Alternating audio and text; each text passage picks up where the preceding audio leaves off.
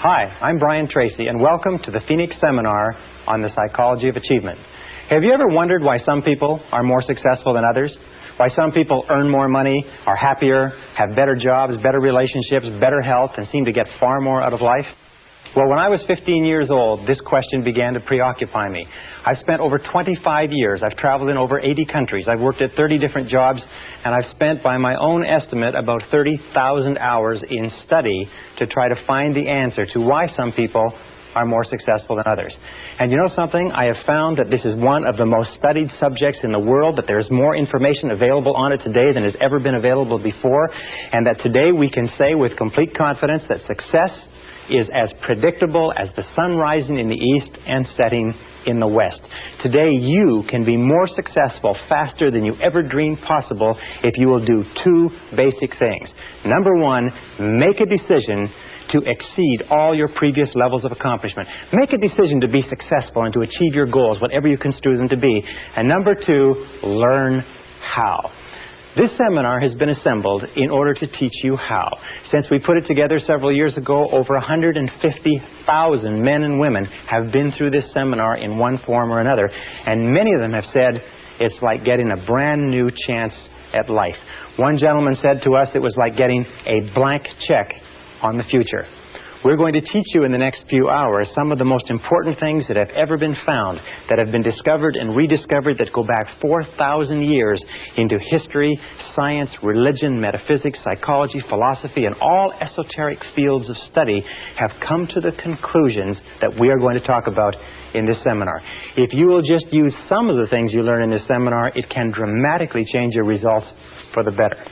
Now, in studying the subject of success, one of the things we have to do is put some preconceptions aside. One of the things that I began thinking was that in order to be successful, you had to be especially intelligent, or you had to have a great education, or you had to be terrific looking, or you had to have contacts, or you had to have luck.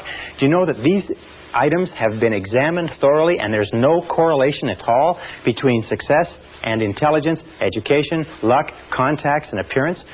They are helpful in some cases, but there's no direct correlation. Success is based on other things. Now, before we go any further, let's talk about what we mean by success. When we look at the difference between animals and human beings, we find that animals have what is called a survival instinct. Animals work to get enough to eat, a place to sleep, to reproduce their species, and then they either hibernate and or die. Human beings have what you might call a success instinct. A success instinct means that human beings are driven internally to succeed. That it is as natural for you to be a success and to want to be a success as it is for you to breathe in and breathe out. That success, the drive to be and have and do and more, to fulfill your potential as a human being, is an absolutely essential part of your being. That we never are satisfied as long as we're alive. We always want to have more. We always want to be more. We always want to do more. The question, of course, is why is it that so few people achieve things in life? Let's talk about what the success instinct embraces. Now, I have looked at this for years and years, and in my estimation, success can be broken down and put under 7 categories. There are 7 ingredients of success, and if you have these 7, everything you could ever want in life can be put under one of these categories. So let's look at what we're talking about. Number 1, starting point of success, top of the hit parade throughout all of human history, is peace of mind. Peace of mind means that you feel content, at peace, relaxed inside. Peace of mind to a great degree means freedom. It means freedom especially from fear.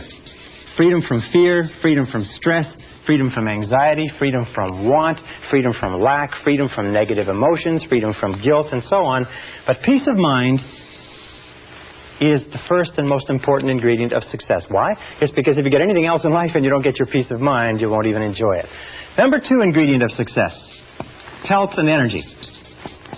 Health and energy. Health means that we have the health, we are freed from sickness, freedom from disease, freedom from pain, freedom from ailments, and so on, but also energy. We mean vitality.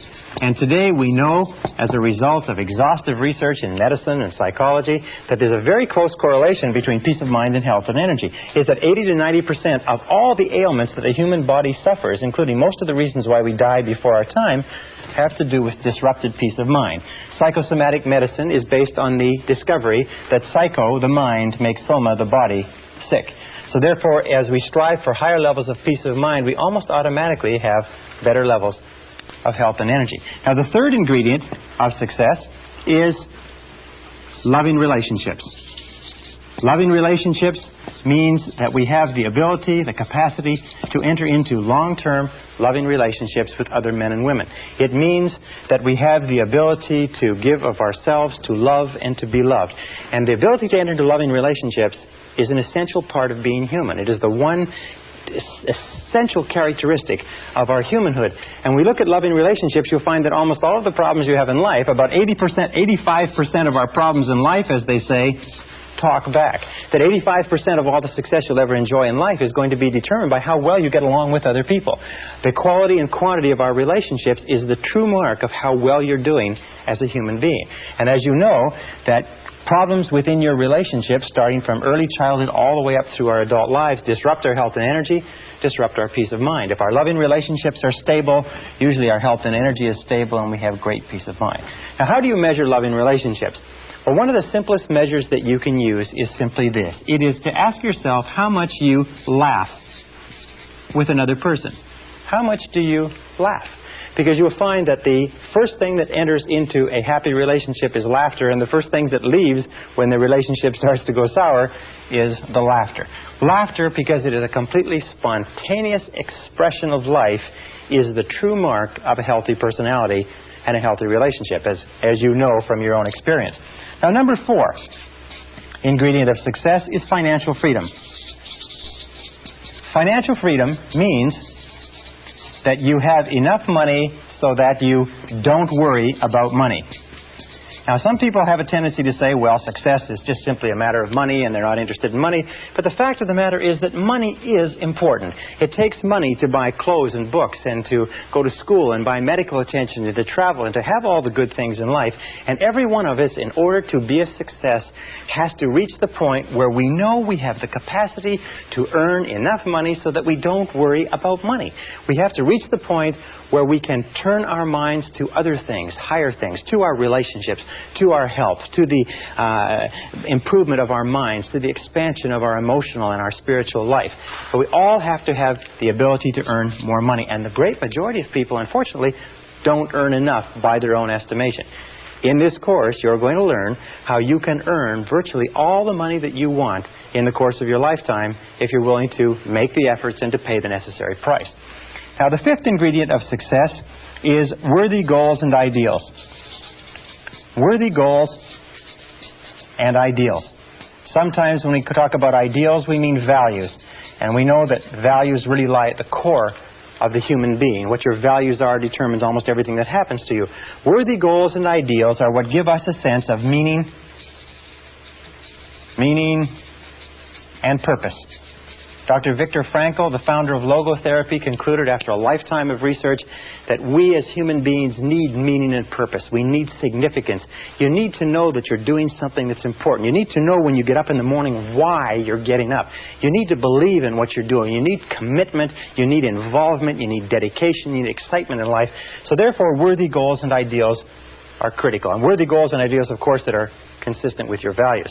What we have found, unfortunately, is probably 80% or more of people have little or no values. They have no sense of direction. They just wander. They do whatever someone else wants them to do.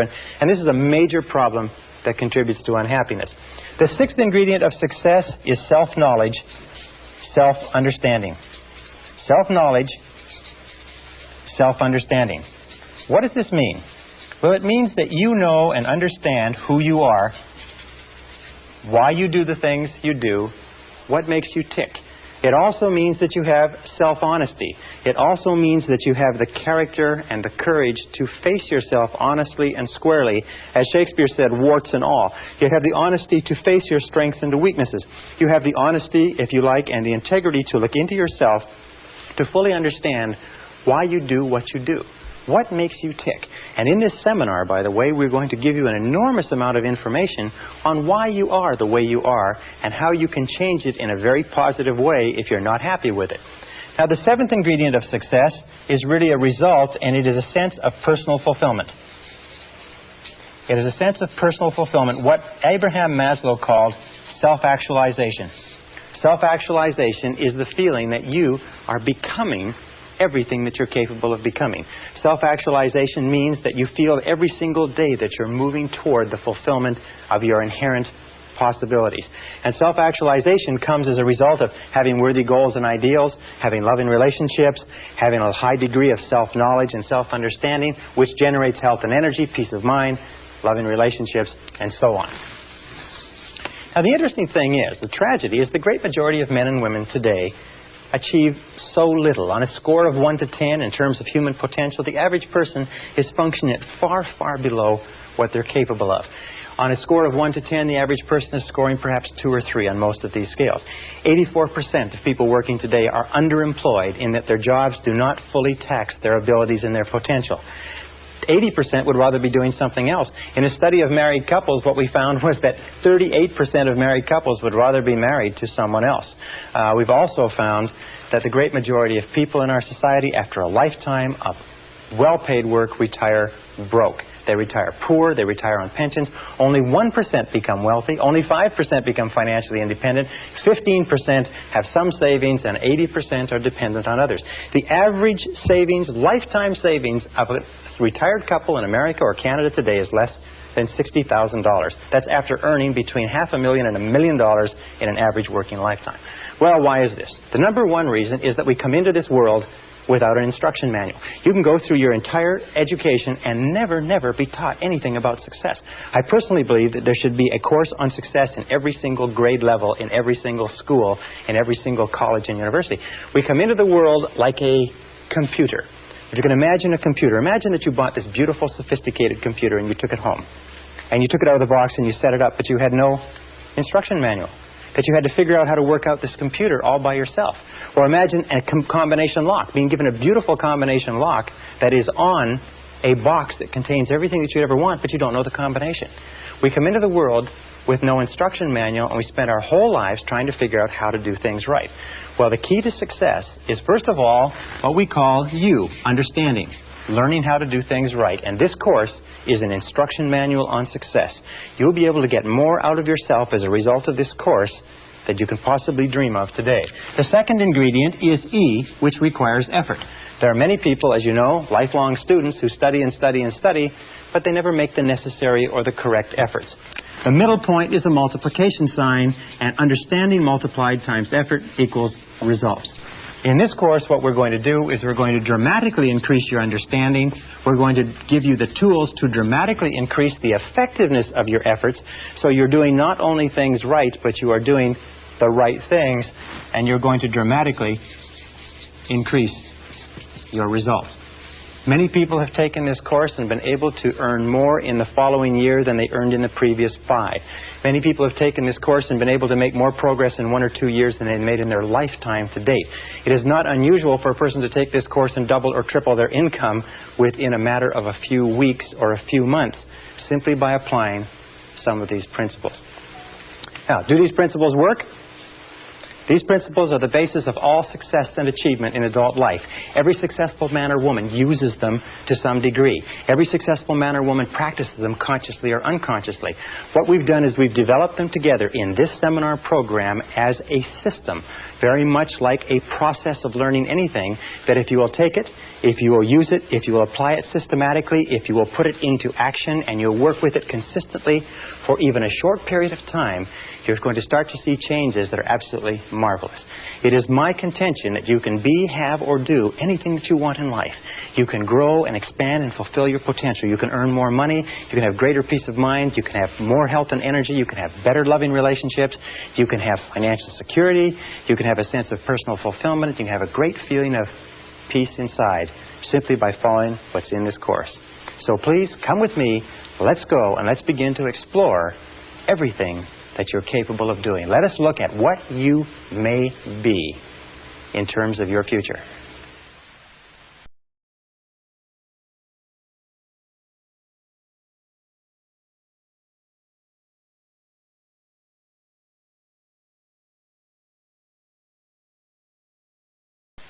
Session 2, 7 Mental Laws. The starting point of self-knowledge is to recognize this wonderful fact is that you are extraordinary. You are unique. The odds against there being someone exactly like you are over 50 billion to 1. That every single part of your body, and anatomists and physiologists and doctors have demonstrated that your blood composition is different from any other person that has ever lived. Your fingerprints are different. Your lip prints are different. Even your ear prints are different. Even your toe prints are different from anybody that has ever lived. You are different from anyone else, and self-knowledge begins with accepting that you are a unique and special individual and that you have the capacity to do something wonderful with your life. Now, that being said, you are also the same as everybody else with respect to certain basic principles. Throughout the history of mankind, the most intelligent men and women who have ever lived have sought answers to the question of the human dilemma. What can people do in order to change the quality of their lives, their relationships, and their results? The great philosophers, the great metaphysicians, the great scholars have pondered over this sometimes for their entire lifetimes. In our century, I know men and women who spent 10, 20, 30, 40, even 50 years studying success and achievement to find out what general rules and principles we can draw upon to be more successful. The first thing that we have to start with, the basis for this entire course, the psychology of achievement, is this, is that you are a mental creature. The only thing that makes you truly unique is your mind. Everything else you have in common, as Eugene O'Neill, the playwright, said, with a horse or a pig. Your mind is what makes you unique. Your body simply carries your mind around. And just as electricity works on laws of electricity, and physics works on laws of physics, and nature works on laws of nature, there are certain mental laws that determine everything that happens to you. And these mental laws are as inexorable as the laws of gravity. They work 100% of the time. And every single success you have in life comes from living your life in harmony with basic mental laws, and every problem or difficulty you ever have in life comes from living your life out of harmony with those basic laws. Now, mental laws work 100% of the time, like gravity works 100% of the time. What it means is that if you step off a 10-story building in the city where you're living, or in London, England, or in Lima, Peru, you're going to go splat on the sidewalk, whether you know about gravity, whether you believe in gravity, whether you agree with gravity, or whether gravity is convenient for you, it's going to work on you nonetheless. The mental laws are exactly the same, and in this course I'm going to introduce you to about 20 mental laws, some of which are more important than others, but all of which it is critical for you to understand. Now let's start with the first of the mental laws.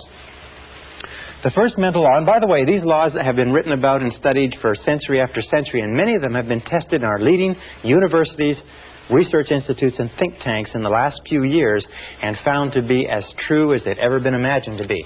The first law is what we call the law of control. Now, the law of control is very simple. It's the basic law, and we'll come back to it over and over again. It says simply this. It says that you feel good about yourself, you feel positive about yourself, to the degree to which you feel you are in control of your own life. Or you feel negative about yourself to the degree to which you feel you are not in control of your own life. All you have to do is look at your life today and ask yourself, what parts of your life do you feel the best at?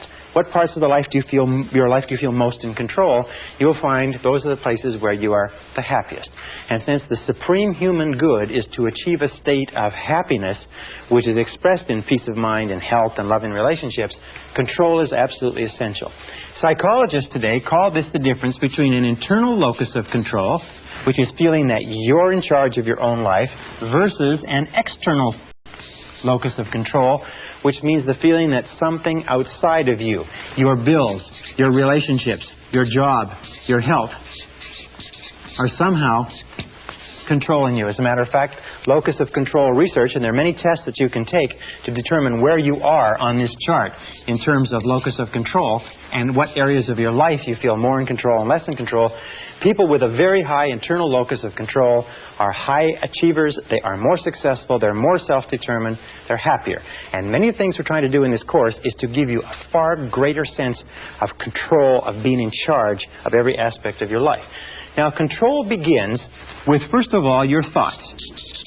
Interestingly enough, your thoughts, what you think about things and how you think, determines your values. It determines what is going on inside you. Once they are stored away, your thoughts determine your feelings. It's how you think about something that determines your feelings, whether you are happy or unhappy, whether you are scared or confident. Your feelings then determine your actions.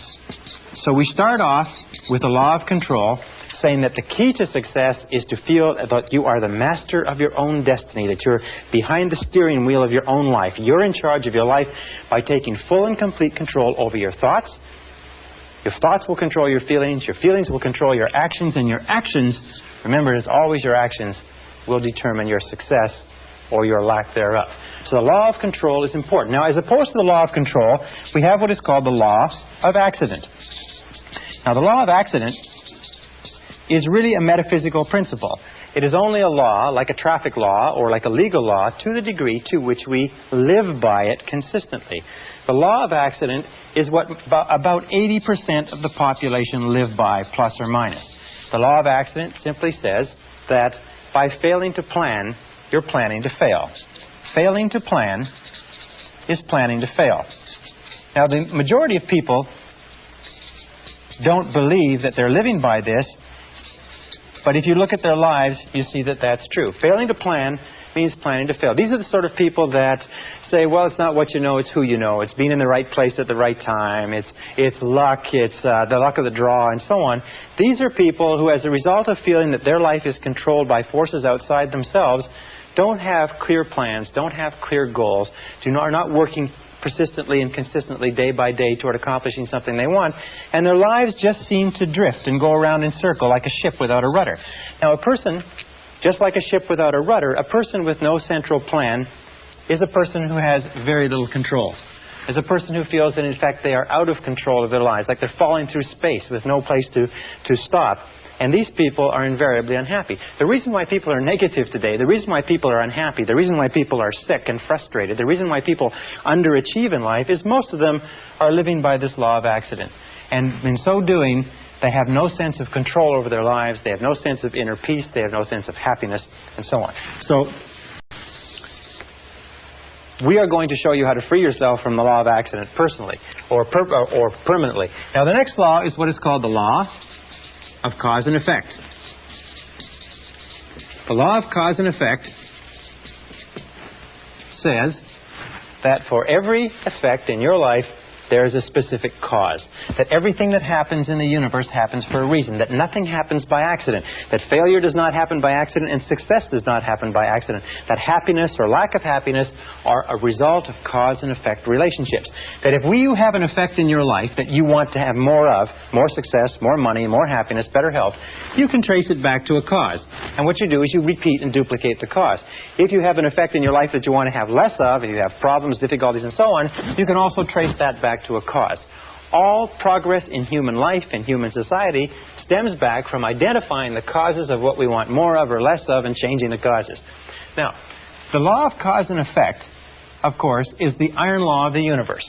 This is the law, if you like, that we can come back to over and over again, and many of our laws are paraphrases of the iron law. It's also called the law of sowing and reaping, that wherever you sow, that also shall you reap. But the iron law, the law of cause and effect, gives us a complete sense of control. If we believe that there's a cause and effect relationship, that everything happens for a reason, then we have a tremendous feeling of control in our lives. We can identify the causes, we can duplicate the causes, we can make our lives anything we want. The most important application of the law of cause and effect is this. It is that thoughts are causes. Thoughts are causes and conditions are effects.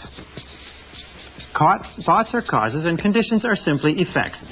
The starting point of everything is your thoughts about something. It's your thoughts about a job, your thoughts about a relationship, your thoughts about your health, your thoughts about your future. Your thoughts become causative agents. The conditions become the effects. That if you wish to change any of the conditions of your life, you have to change the thoughts that precede those conditions. You have to change what is going on in your mind.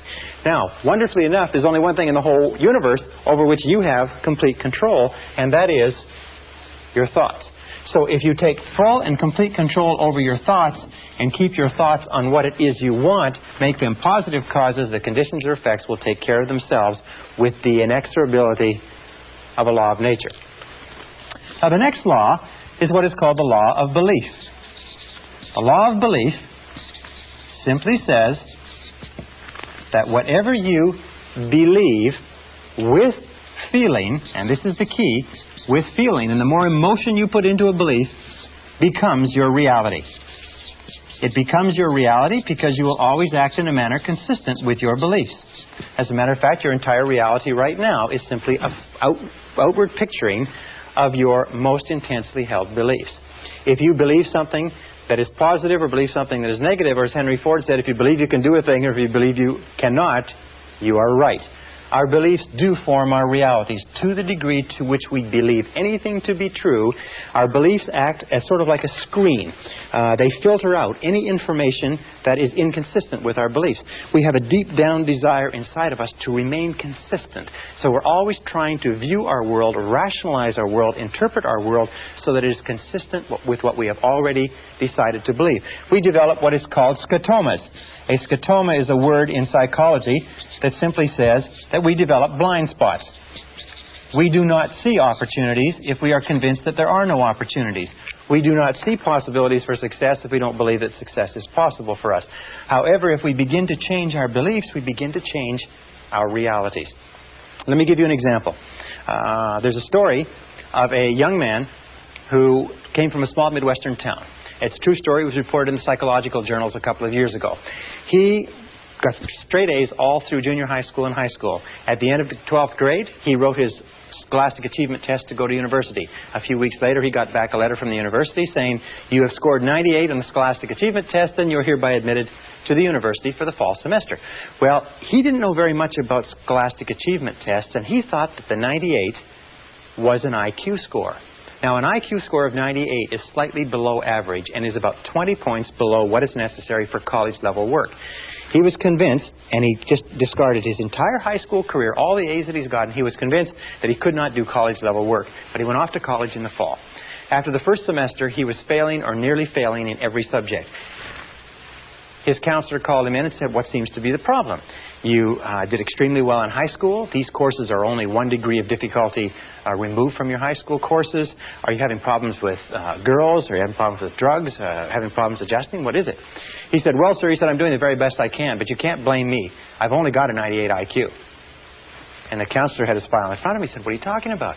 He said, "Well, in my letter of admission to the university, it said that I got a 98 on the Scholastic Achievement test." He said, "Son, that's not an IQ." They said, "That's not an IQ. That is a percentile. What that means is that you scored equal to or higher than 98% of the students in the country who wrote that test. You're one of the brightest kids in this university." Well, this young guy went out. He checked on the Scholastic Achievement test. He found it was true that the 98 was a percentile, not an IQ.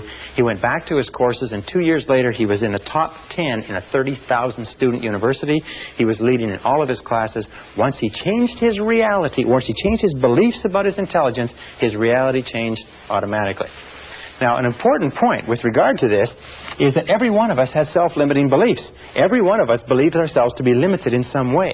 Every one of us believes ourselves to be limited in intelligence, creativity, money-making ability. I can't sell. I can't speak in front of audiences. We tend to think that we are not capable of being on time. We're not mechanically inclined, and so on and so forth. But exhaustive research demonstrates that talents are pretty evenly spread throughout the population. That most of the limitations we have do not exist in reality. They exist only in your own mind. And one of the starting points of great achievement is to start questioning those self-limiting beliefs and throw them off and act as if they did not exist. And when you act as if they didn't exist, lo and behold, they simply disappear. Okay, the next law is what is called the law of expectations. Now, the law of expectations is a law that has been talked about throughout all of human history. Just like in the law of belief, William James of Harvard said, "Belief creates the actual fact. As a man thinketh in his heart, or as he believeth, so is he." The law of expectations over and over says, what you expect, you get. You get not what you want, but what you expect. That your expectations, especially your expectations about outcomes, how you think things are going to turn out, become your own self-fulfilling prophecies. And Dr. Robert Rosenthal of Harvard University has done something like 300 experiments on expectations theory, on what is called experimenter theory. And he finds that your expectations have an effect on other people and events and circumstances even if your expectations are based on totally false information. Whatever you expect with confidence. In other words, if you confidently expect good things to happen, surprise, surprise, good things happen to you. If you confidently expect negative things to happen, then negative things are going to happen to you. That most successful people have developed an attitude of confidently expecting good things to happen. It's called the attitude of positive self-expectancy. It is the attitude of the winner. The winner looks for good things to happen. The winner expects to win in advance, and lo and behold, whatever you expect with confidence tends to come true, even if the information upon which your expectations is based is totally false. Now, let me give you an example of expectations. Some years ago, Dr. Rosenthal, after conducting a variety of different experiments, came to the conclusion that the expectations that teachers had of students was having a tremendous effect on their ability to learn and their grade level averages.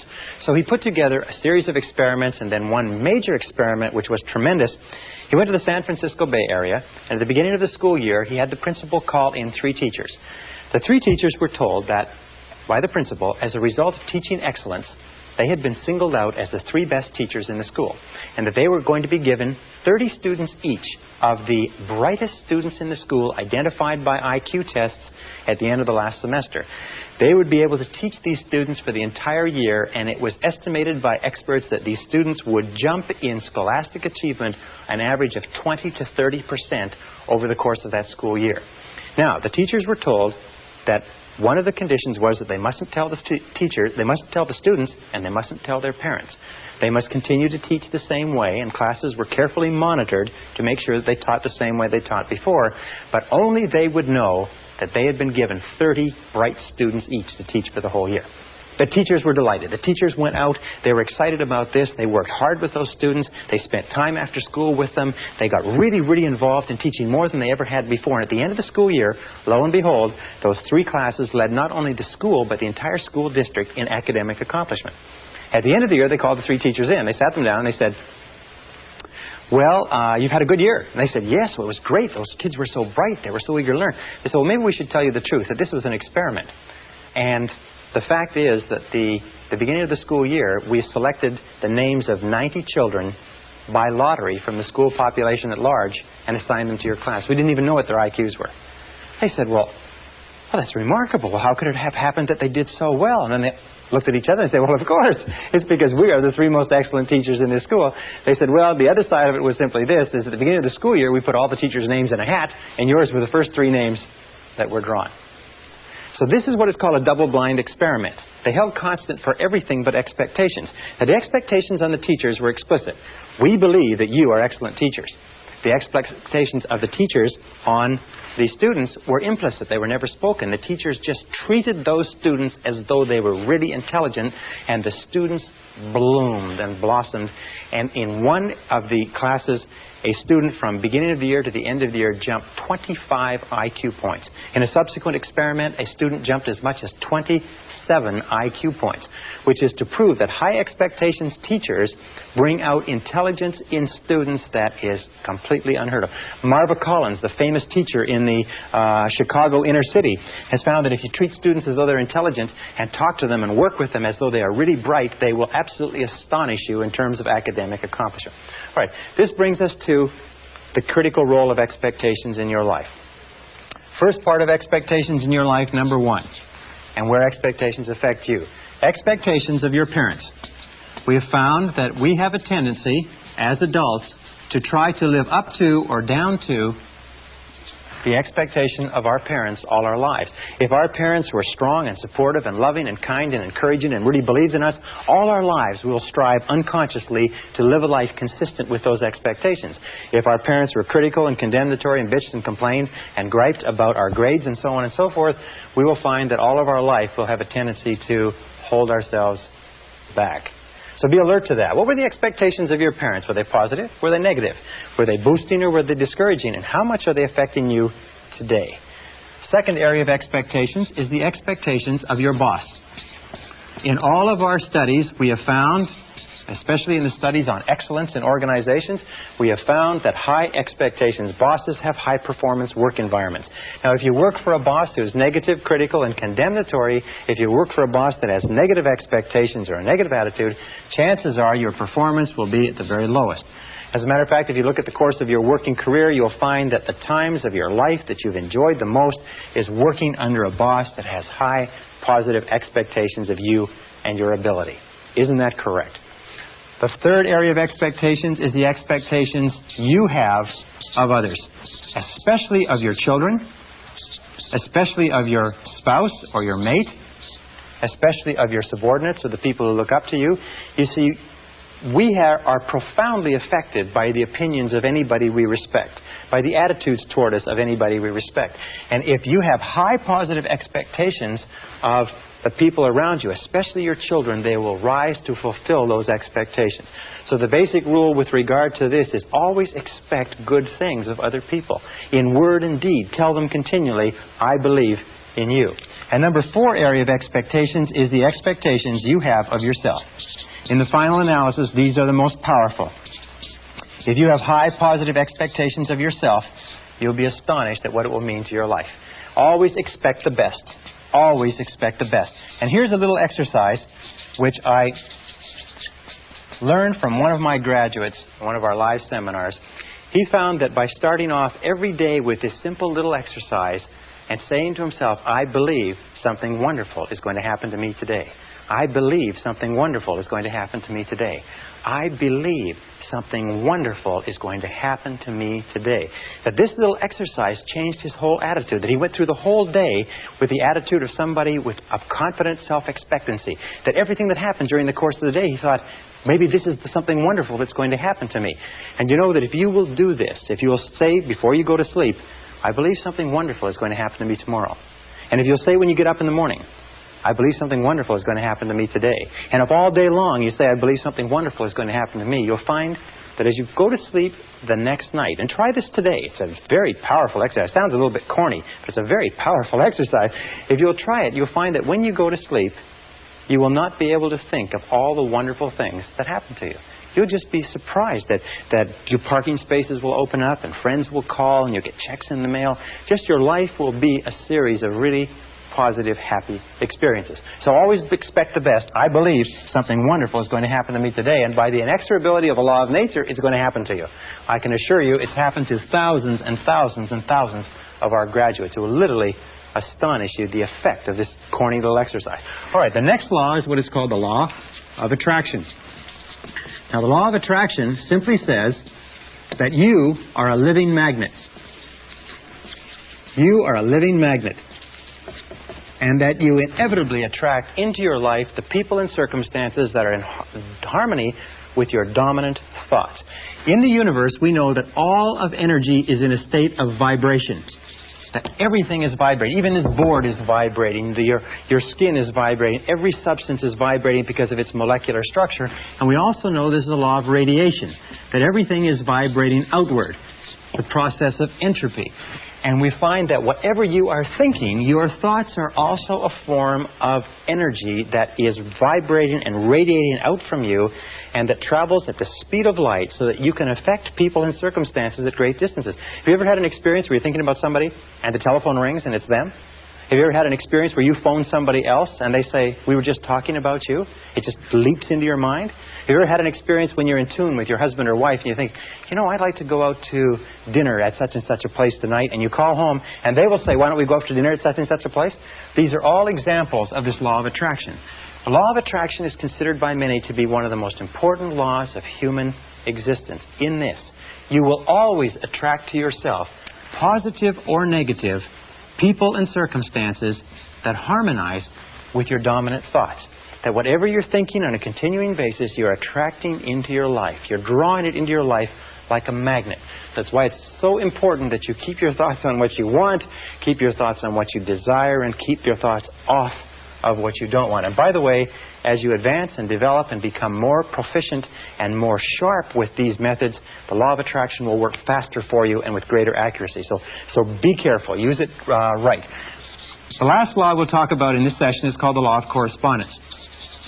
The law of correspondence is a law that says, and it's quoted by Jesus, as within, so without. As within, so without. And what it simply means is this. It means that your outer world is a mirror. And that's probably the best word. Your outer world is a mirror, and it simply reflects back to you what is going on in your inner world. That your outer world is the result of your inner world. That what is going on within determines what is going on without. That if you want to change your outer world, you have to change your inner world. Now that means that you can look at your words, you can look at your level of health. What is going on in terms of your physical health is largely determined by what is going on in your mind. What is going on in your relationships is the most perfect example, because you find that when you are feeling good inside, your relationships go smoothly. When you're feeling negative or stressed inside, your relationships go poorly. Your relationships are the mirror image reflection of the quality of your own personality. You can tell how healthy your personality is by looking at the relationships around you. Your wealth is a very important thing. The level of financial wealth, the level of comfort that you have, is a direct relationship of what you have put into your mind in terms of thought and preparation for achieving wealth and affluence. If you wish to be more successful on the outside, you have to be more successful on the inside. And the more you go to work on the inside, which is the only part of your whole life that you can control, the more you go to work on the inside, the more rapidly your external world changes. The big mistake in life, and the reason why most people are unhappy, is why?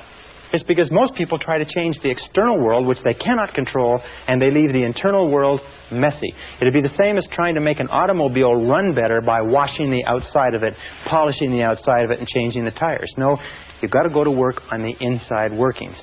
As you change your mind, as you change what is going on inside, you change what is going on outside. Now, many years ago, Earl Nightingale, a great success philosopher, woke up in the middle of the night with a quotation which changed his life and changed the lives of millions of others, which sort of tacks on to all of these laws that we're talking about. And it was simply this, is you become what you think about. You become what you think about. And since the only thing that you can control is your thinking, if you change what you are thinking about, you will begin to change your reality. If you change what you expect, you change what you believe, you change your dominant thoughts, you change your inner workings, you begin to attract into your life people, circumstances, events, opportunities, and everything consistent with your new thoughts. The reason people are unsuccessful is they think thoughts of unsuccess or failure. Another line, which is very, very important, says that all causation is mental. We live in a mental universe. All causation is mental. If you wish to change your universe, you have to change your mentality. And this brings us to the most important line of all, which is simply this. And let me write it over here. If you change your thinking,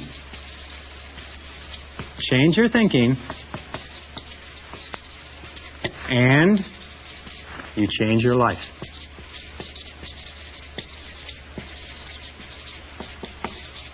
Change your thinking, and you change your life.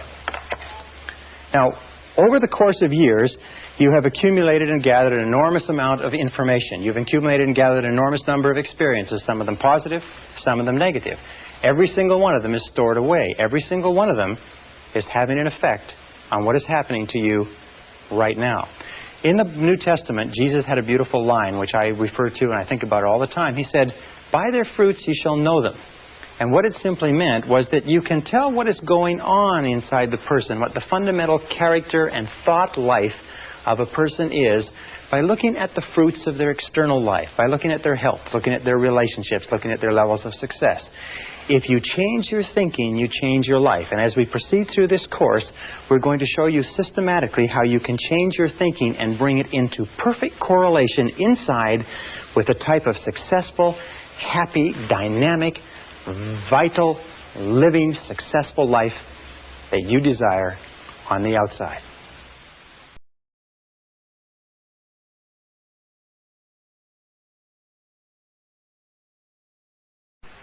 Session 3, Unlocking Your Potential. When we talk about human potential, have you ever wondered what accounts for the huge disparity in results and performance between one person and another?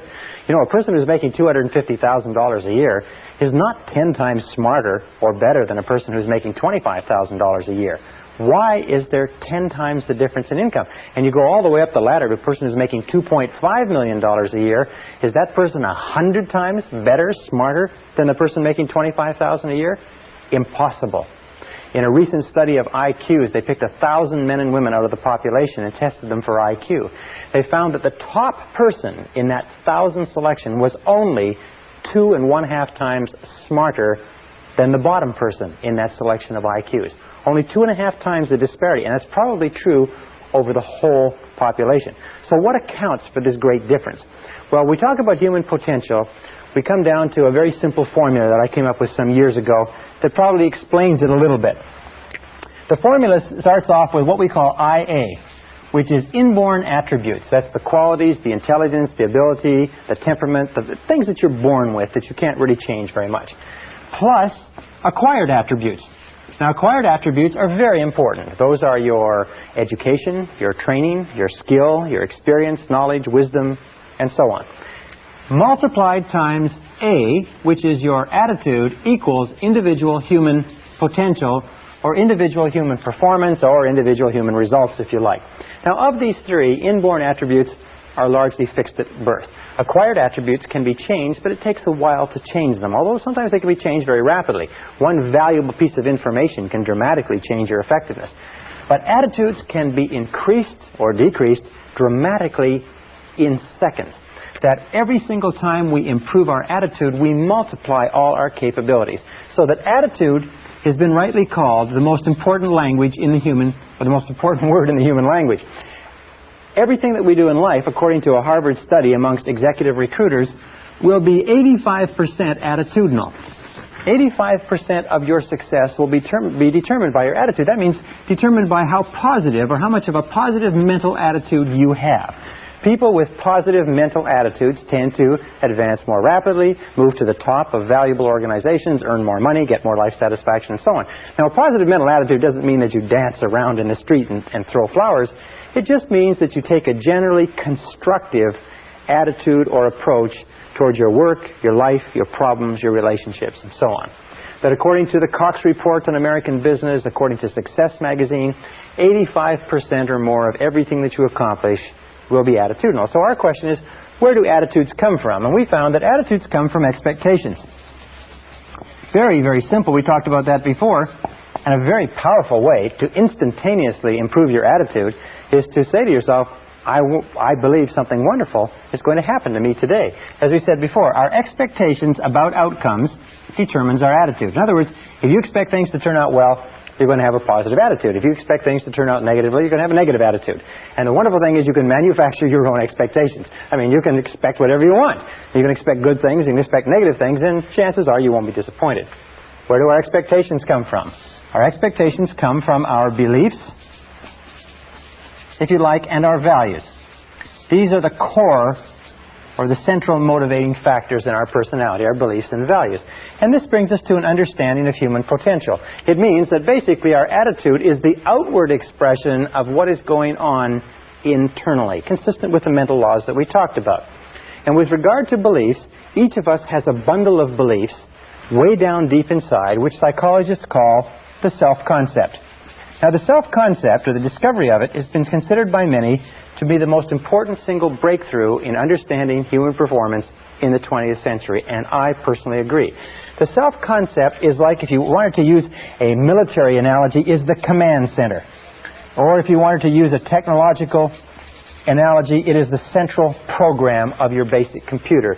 It is a bundle of beliefs, values, attitudes, feelings, ideas, and so on, which are stored away down inside, which are a result of virtually every experience you've ever had in your life. And some researchers say that the self-concept begins to form even before birth. But this self-concept, once it is in place, precedes, predicts, and determines your levels of effectiveness and performance in every area of your life. Your self-concept becomes the command center or the master program. The self-concept, or this bundle of beliefs, then determines what you will say, what you will do, how you will act, how you feel and react, and so on. What does it mean? It means that all improvements in your external life, all changes in your reality begin with a change in the self-concept. Let me give you an understanding of how it means. Here's a very simple graph. We talk about human potential. We say the average person uses 10% or less of their potential. According to the research, it's probably much less. Stanford Brain Institute in Santa Clara, California, estimates that it's probably closer to 2%. But we'll be generous and we'll say the average person is using 10%. It means that in the best of cases, the average person, you and I, have 90% of our potential untapped. One of the great philosophers, Oliver Wendell Holmes, said the great tragedy of the average person is that they go to their grave with their music still in them. They're still functioning on far, far less of their potential. So this is human potential. We find there's a direct relationship between human potential and the self-concept. That since our self-concepts, or our estimates of ourselves, if you like, are usually far lower than they need to be, our level of performance and effectiveness is far lower too. And we know that our self-concept is largely subjective. What does that mean? It means that the self-concept, what we believe to be true about ourselves, is really not based in reality. It's based on information that we've taken in, we accept it as true, and to the degree to which you believe anything about yourself, it becomes true for you because you act in a manner consistent with it. You know, there's some people who read their horoscopes and believe that their horoscopes are predicting their future. There's some people who will take criticism and condemnation from other people that they don't even respect and believe that that is an adequate or accurate reflection of their own abilities. But whatever you believe, whatever you accept as true, becomes true for you. Now, we also know that as an adult, you have a variety of self-concepts. You have a self-concept for how you dress, how much you weigh, how much you eat, how well you speak in public, what kind of a parent you are, what kind of a child you are to your parents, what kind of a husband or wife you are, what kind of a lover, what kind of a driver. Interesting about driving, all men have a very positive self-concept with regard to driving. Women don't understand this, but all men are born with an inherent genius at driving. That men are all great drivers. And if you don't believe it, all you have to do, ladies who are watching this, all you have to do is think about the last time you've tried to correct a man's driving. You'll find that it is not well responded to. How do we respond when somebody challenges our self-concept by suggesting that we are not the person we think we are? We become defensive, we become angry, we become irritable, we become difficult to get along with. We have a self-concept for how creative we are, how intelligent, how fast we read, how good we are at athletics. And if you practice a variety of different sports, you have a self-concept for every one of those sports. We have a self-concept for how well we cook, how well we raise our children, how well we clean our home, what kind of cars we drive, and so on. We also have a self-concept for what it's worth, for how much money we earn. Interestingly enough, you can never earn more than 10% above or below your self-concept level of income. That your self-concept determines your income level. This self-concept level is called your comfort zone. And even if you want more money, you will find that the natural human tendency of all action is to struggle and strive to get into a comfort zone and then to stay there. That if you earn 10% or more above your self-concept level of income, you will have an irresistible urge to get rid of the money. You'll give it away, you'll spend it, you'll blow it, you'll spend it extravagantly, you'll even lose it if you get enough. That's why people who win lotteries are often flat broke 2 or 3 years later. They just burn the money because the money is far beyond their self-concept. If you go 10% or more below your self-concept level of income, you find yourself scrambling. You work harder, you work longer, you think more creatively, you look at different ways to increase your income or second income opportunities. The only way to improve any part of your life, including your income, is to raise your self-concept level of income by beginning to think about yourself continually in terms of earning more money. If you want to lose weight, the only way you can lose weight is what? Is to think thin, by beginning to think of yourself as a thinner person. If you want to become a more popular, a more loving, a happier person, a healthier person, you have to begin to think over and over about those things until they become part of your new self-concept. And we'll talk about that a little bit later. It's an essential part of programming your mind for success. Your overall self-concept is determined by the average of your self-concepts in all the areas that you consider important. Now, your self-concept is made up of 3 critical parts. The first part of the self-concept is the self-ideal. The self-ideal is the person you would most like to be. It is your idea of what constitutes a winner. It is your vision or your mission or your ideal of the very best you that you can be. Now, one of the things that we know about successful people is this. Successful people have very clear self-ideals. They have very clear ideas of who they want to be in the future. Unsuccessful people have very vague ideals. Number 2 is your self-image. Your self-image is a picture of the way you see yourself and the way you think about yourself. Your self-image, the inner mirror, is how you perceive yourself now and determines your current performance on a day-to-day basis. The third part is your self-esteem. Now, your self-esteem is how you feel about yourself. How you feel about yourself is the engine force, it's the motor, it's the power force within your subconscious. It's the power force within the self-concept, and it determines virtually everything that happens to you. The best definition of self-esteem is how much you like yourself. How much you like yourself as a parent, how much you like yourself as an employee, how much you like yourself as a boss, how much you like yourself as a money earner, a professional speaker, an athlete, and so on. How much you like yourself, your level of self-esteem, your overall emotional feeling about any area of your life determines your performance and effectiveness in that area.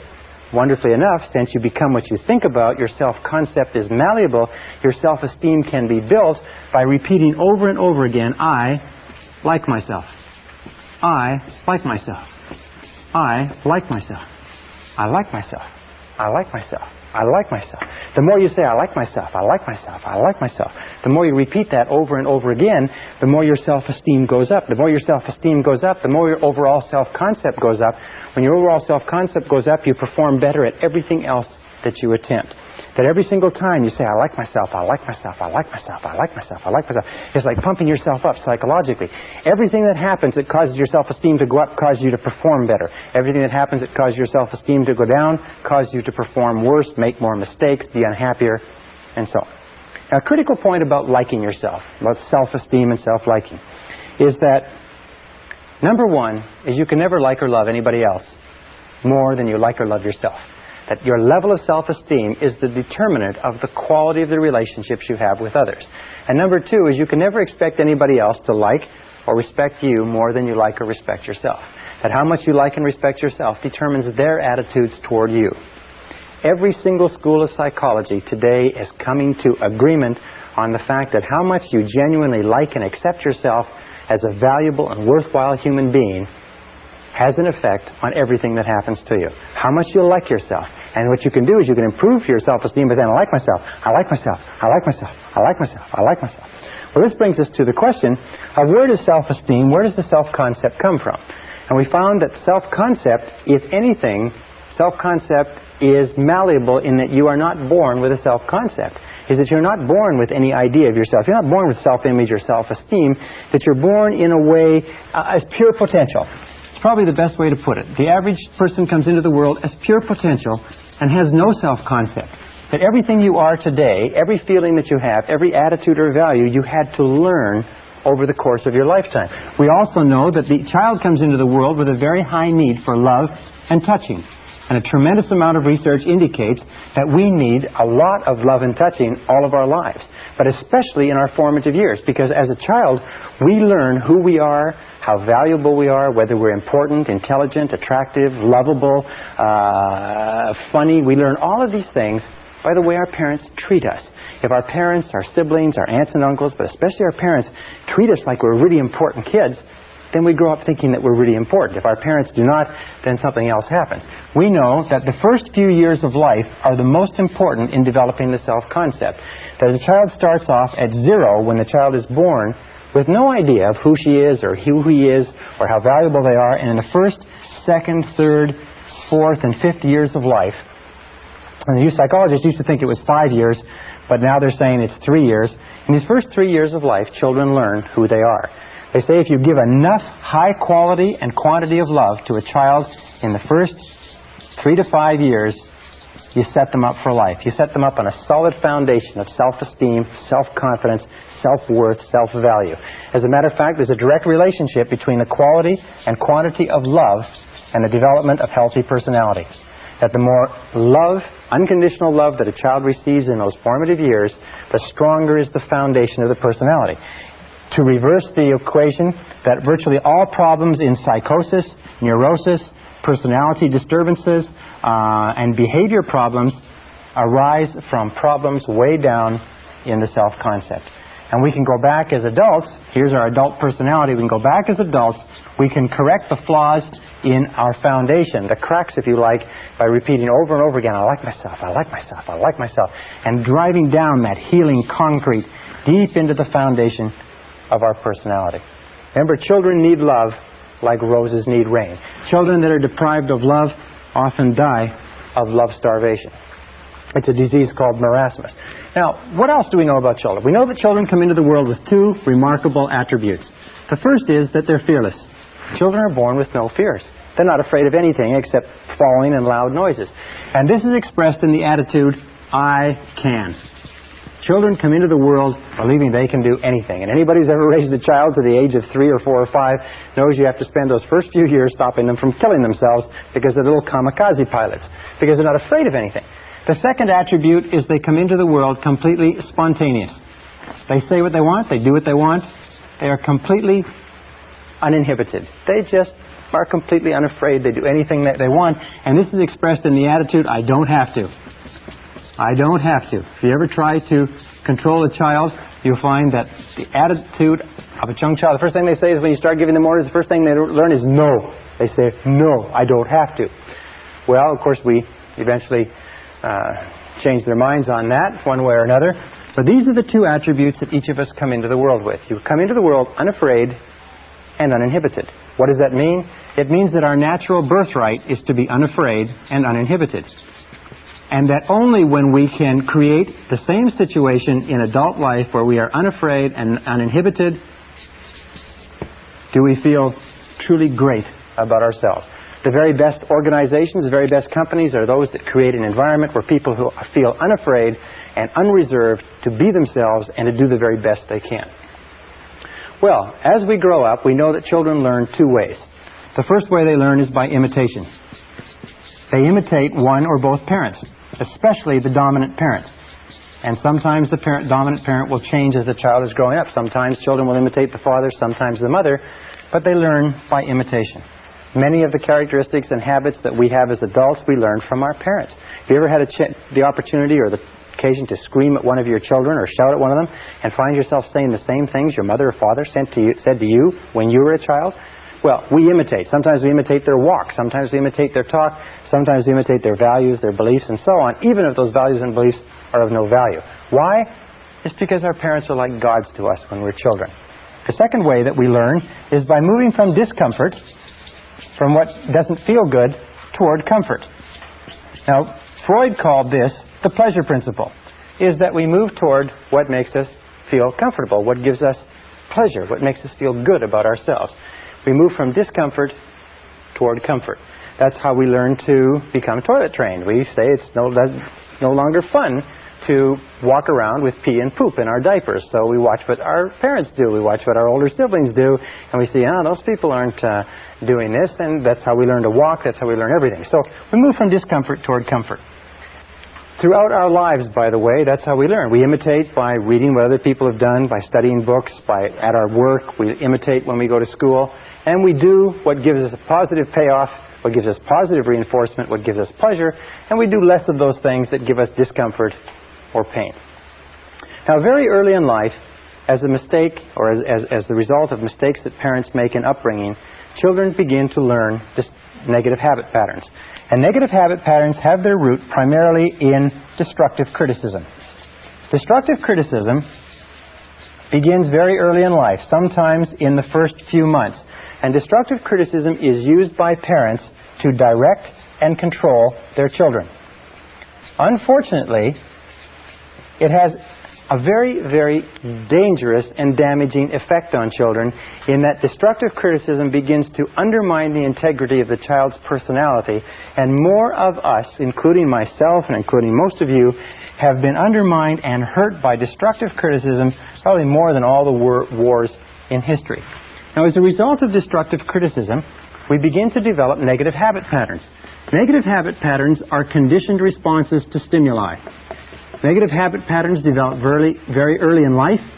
They're developed as a result of a repetition of fear and pain over and over again. They're developed as the result of destructive criticism, physical punishment, and so on. And very early in life, we begin to develop two major manifestations which follow us throughout our lives and, more than anything else, inhibit our potential as adults.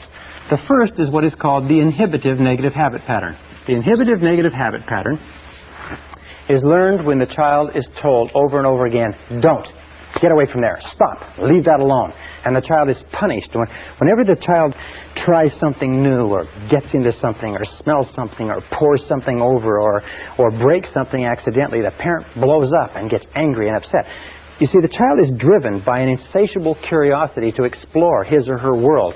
And what happens is when they do explore it and they get into something, they tip something over, if the parent overreacts and spanks the child soon begins to think that every time I try something new, every time I try something different, every time I go beyond my boundaries, every time I move out of my comfort zone, every time I don't play it safe, I get spanked, I get punished, I get hurt, I get sent to my bedroom, and I feel terrible. And pretty soon the child develops the feeling of, I can't. Every time I try something different, I get punished. I can't. This is like the Pavlovian response, where the Pavlov would ring the bell and feed the dog meat, and the dog would salivate, and Pavlov would ring the bell while he fed the dog meat, and the dog would salivate. They would keep doing that. Pretty soon, Pavlov would just ring the bell and the dog would salivate. What happens in adult life is that this creates what we call the fear of failure. The fear of failure is a conditioned response to a process of destructive criticism that occurs in the first 5 or 6 years of life. The fear of failure automatically triggers us. We feel anxious, tense, uneasy. We feel tension and stress in our solar plexus. We feel like withdrawing and getting away from the event. And the fear of failure is the major reason for failure in adult life. It's the major reason why we hold back from fulfilling our potential. As a matter of fact, all negative habit patterns are experienced in the physical body. That you can tell a negative habit pattern because you actually feel it in your physical body. The inhibitive negative habit pattern, the fear of failure, the I can't, is experienced first of all in the solar plexus. You ever have an occasion where you have to speak in front of a group, or you have to go into a performance review, or you have to make a cold call? First of all, the solar plexus tightens up. If the fear situation continues, you start to breathe harder, and your heart starts to beat faster, your respiratory rate. And sometimes you get a headache, like a migraine headache in the front of your head. Sometimes your throat will tighten up and you won't be able to speak. You'll go completely dry. Sometimes you'll get so tense and so frightened that you'll have to run and go to the bathroom. These are all manifestations. There's no physical danger, but there's a psychological danger, a conditioned response. And whenever we feel these things, the natural tendency is to back away from the situation that's causing them, which is the reason why we don't achieve very much if we are held back. The second negative habit pattern is the compulsive. Now, the compulsive negative habit pattern is learned when children are told over and over again, you'd better or else. If you don't, you're in big trouble. Now you're going to get it. It's when children are made the recipients of what is called conditional love. Parents don't mean to do this, but what they do is they suggest to the child that you are not loved, therefore you're not safe, unless and until you do what we want. The child grows up feeling that I have to do what Mommy wants. I have to please Mommy. I have to please Daddy. I have to please other people. I have to please my siblings. Eventually I have to please my peers. I have to please my teachers. I have to please everybody. They grow up with this, I have to.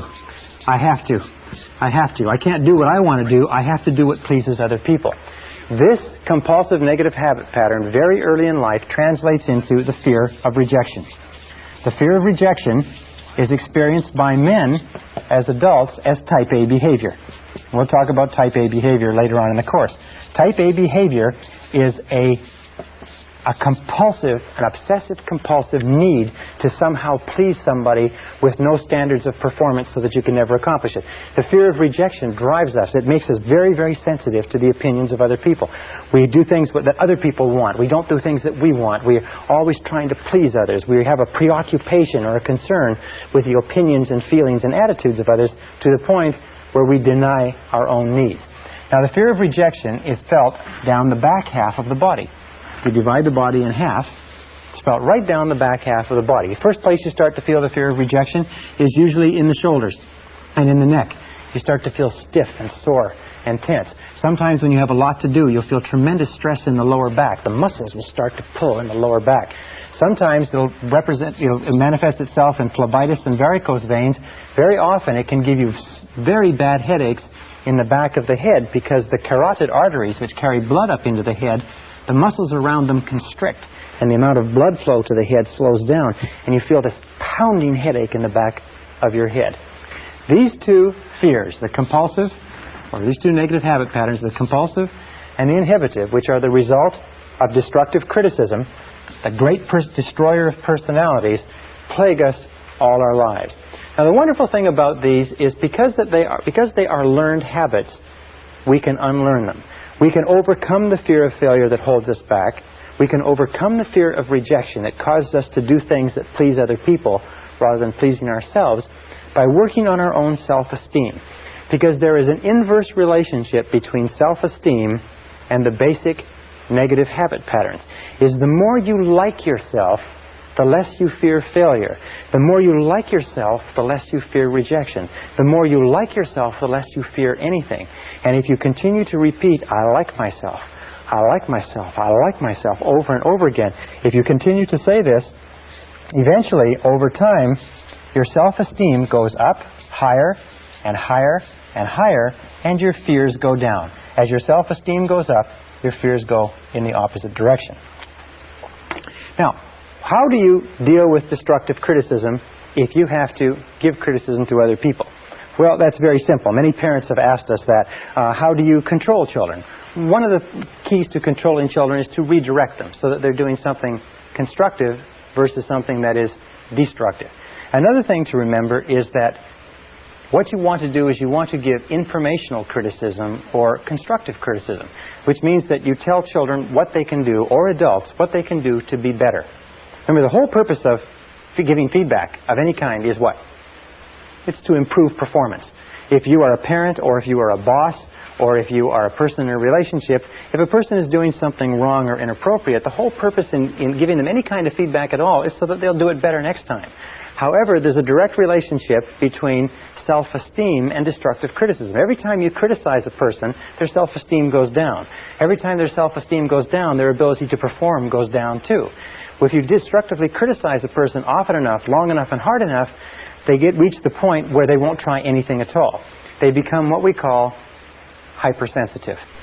And a hypersensitive adult is a person who cannot take criticism from anybody. A hypersensitive adult is a person who is very, very tense and anxious if you even suggest that they're not doing the right thing. If you have to deal with a hypersensitive adult, the key is to sit them down and remember 4 things. Number 1, always begin with praise. Number 2 is protect the person's self-esteem at all costs. Number 3 is discuss the performance, not the person. Talk about the behavior rather than the person. And number 4 is it number 4? Number 4 is to focus on the future versus the past. Focus on what is going to be done differently in the future rather than what has happened in the past. Why is that? A very simple reason is because a person cannot control the past. Not being able to control the past, any criticism over what they've done in the past causes them tremendous stress and frustration. So let me summarize. The key to success in life is a positive mental attitude. A positive mental attitude is based on expectations of success, of a positive set of expectancies.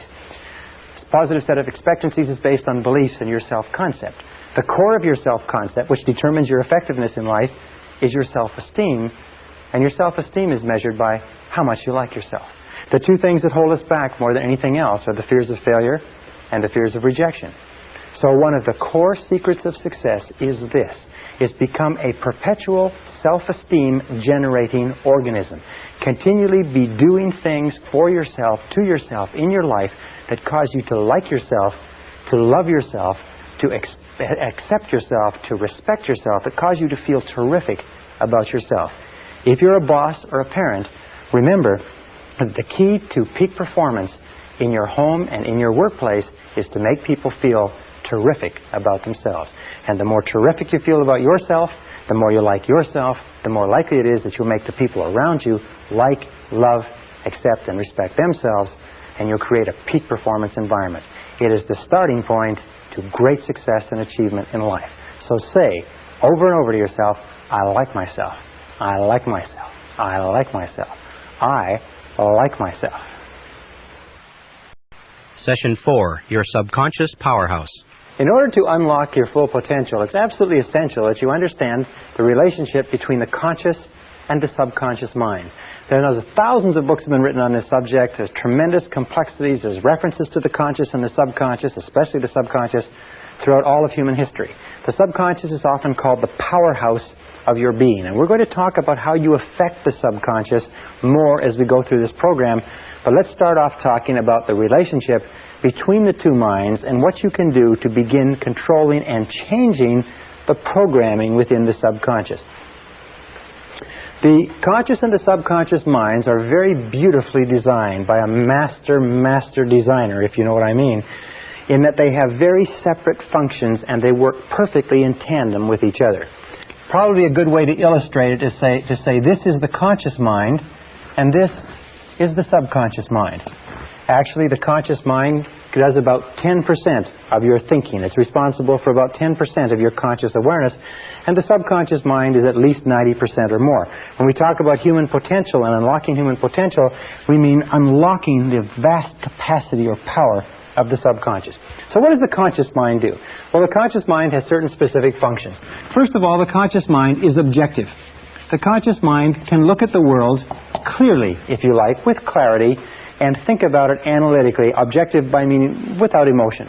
Second of all, the objective mind, or the conscious mind, is rational. And it is also discriminating. These are three of the qualities. In other words, it can discern the differences between truth and falsehood. It can analyze. It is sort of like the mathematical or unemotional part of the brain. The conscious mind has four major functions. The first function is that the conscious mind identifies incoming data. Now, incoming data can come from a variety of different sources. It can be thoughts that you have, or it can be things that are happening to you in the external world. So let us say you're walking across the street. This is your mind. You're walking across the street and you hear the roar of an automobile engine. Your eyes immediately turn to the right to see what the sound is and to identify what is that sound. When you see the automobile, you identify, you attach the sound to the car.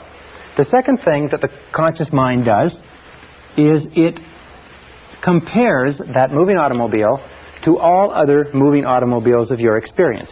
Now, if you live in a big city like New York, when you see a car and you compare that moving automobile with other cars, you've seen 100,000, maybe 1 million cars moving, and your reflexes are very, very sharp. If you live in a country that doesn't have very many automobiles, chances are when you see a moving vehicle, your reflexes will be very, very slow. The comparison is done by, if you like, making a quick inspection into the subconscious and checking every single previous experience that you've had with moving cars. As that is done, as the comparison is done, you instantaneously get a response back. As a matter of fact, it is said that the subconscious functions at about 30,000 times the speed of the conscious mind, in that you can just have one glance, hear one noise, or think one thought in the conscious mind, and you can instantly trigger a reaction that might take an enormous amount, hours and hours of evaluation if you were to do it consciously.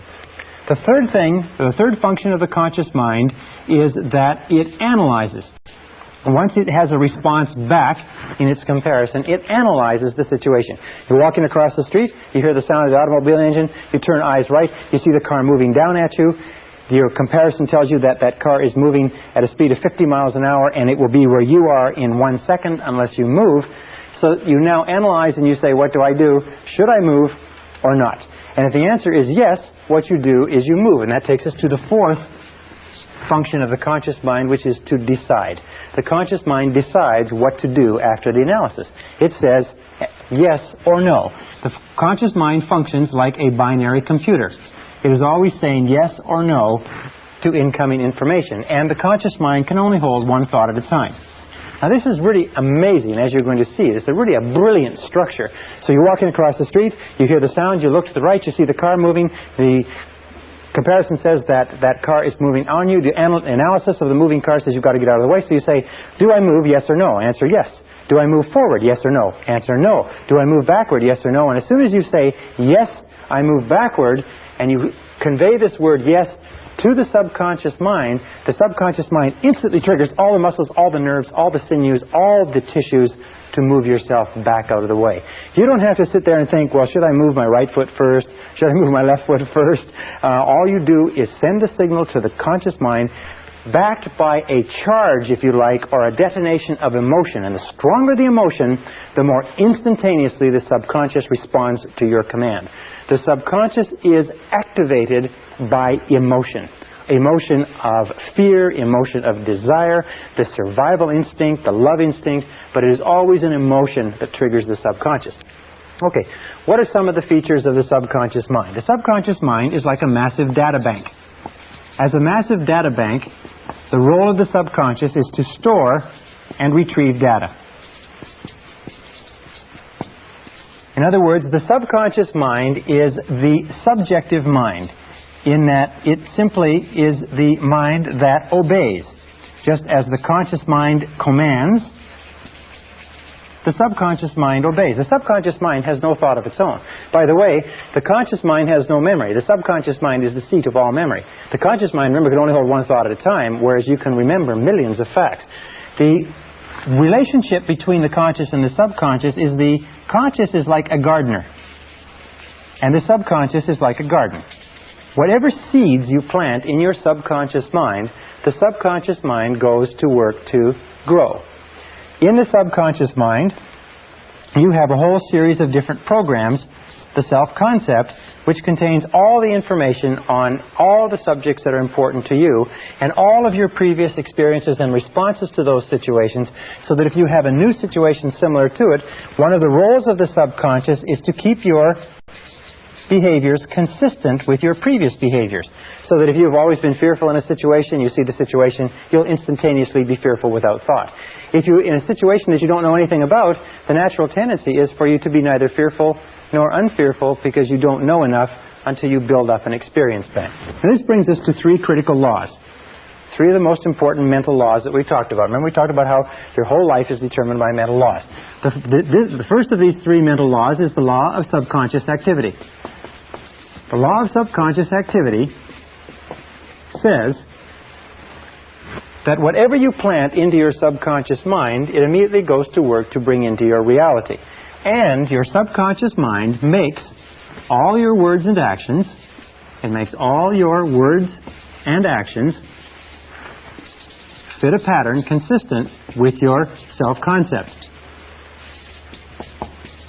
In other words, it keeps all your words and actions in a pattern, fit a pattern consistent with your self-concept, or consistent with all previous information that you have put in. Also, it keeps your words and actions consistent with your dominant goals, which eventually, if you like, become part of your self-concept. So that means that your body language, your attitude, your level of energy, your level of self-confidence, the way you get along with other people, your social skills, everything is consistent with your self-concept. The subconscious, simply without you thinking about it at all, keeps everything consistent with it. So when you feel really good, when your self-concept is positive, you have a bounce in your step. Your body language is confident, it's courageous, it's outgoing, and so on. And when you feel negative, your self-concept is negative, and you will act in the same manner.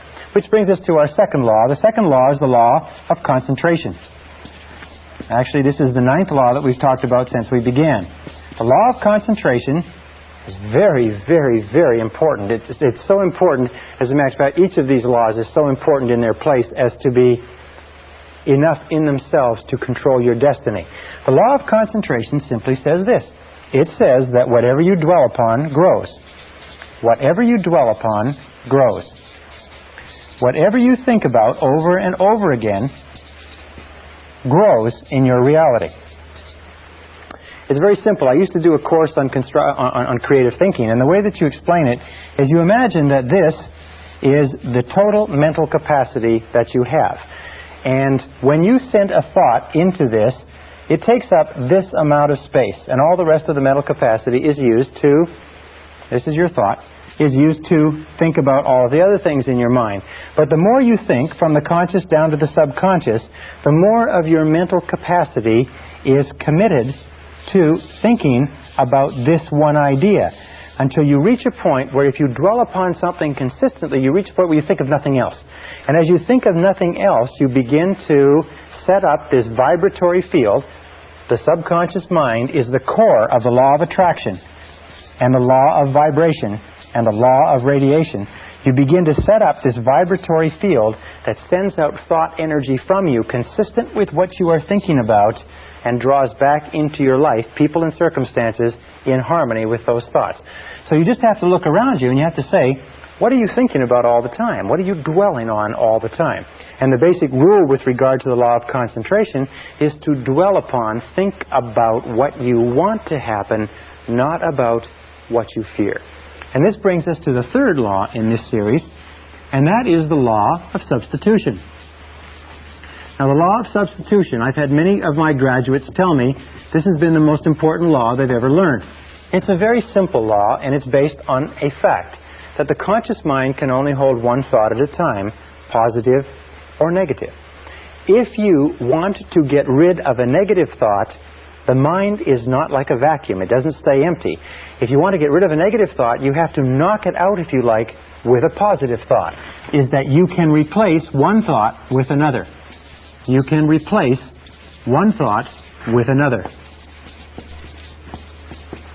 And if you do that consistently, and if you replace any negative thought, any fear thought, any anxiety thought, any self-limiting thought, any negative expectations, anything that's holding you back, any fear of failure, lack, poverty, rejection, loss, or anything else, if you replace it with a desire thought, and this is the key, fear versus desire. If you keep your mind on what you want and keep it off of what you don't want, as you dwell on your desire, your fears diminish and get smaller. As you think about what you want, eventually, because of the law of substitution, you have less and less time, less and less emotion to think about what you don't want. Why is it that people are successful? It's simply this. In the Bible it says, to them that hath shall more be given, and from him who hath not, even that which he hath shall be taken away. What it means is simply this. The rich get richer, the poor get poorer. Why? It's because the rich think about wealth and affluence all the time. And what do the poor think about? The poor think about lack, loss, and limitation, risk, danger, fear, failure all the time. So if you want to unlock your potential, if you want to go straight to the stars, you have to use the law of substitution to keep your mind on what you want. Use the law of concentration to dwell continually on the results you desire. Be solution-centered rather than problem-centered. Be goal-centered rather than loss-centered. And the law of subconscious activity will begin to adjust your words, your actions, your feelings, your emotions, and everything to the point where you will draw into your life the people and circumstances that will harmonize with it. Now, what's the most powerful thing you can do? It's very simply this. Success begins with taking purposeful, systematic control of the content of your conscious mind. Purposeful, systematic control of the content of your conscious mind. Everything comes back to the law of control, as we talked about at the very beginning. Purposeful, systematic control is best taken by saying over and over again, I like myself. I like myself. I like myself. I like myself.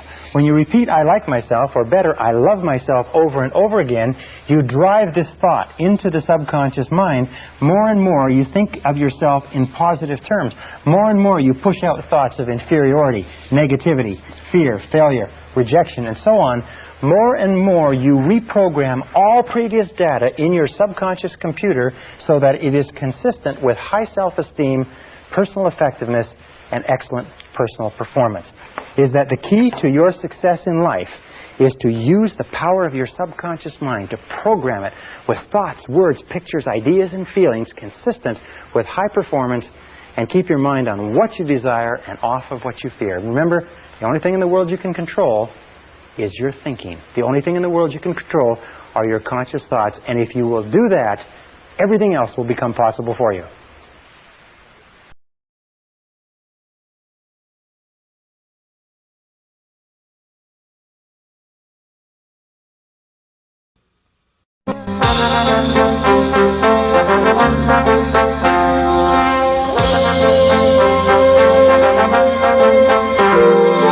Brian Tracy presenta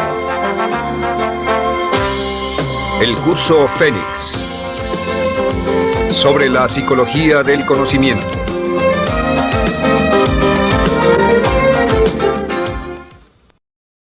Session 5, Taking Charge of Your Life.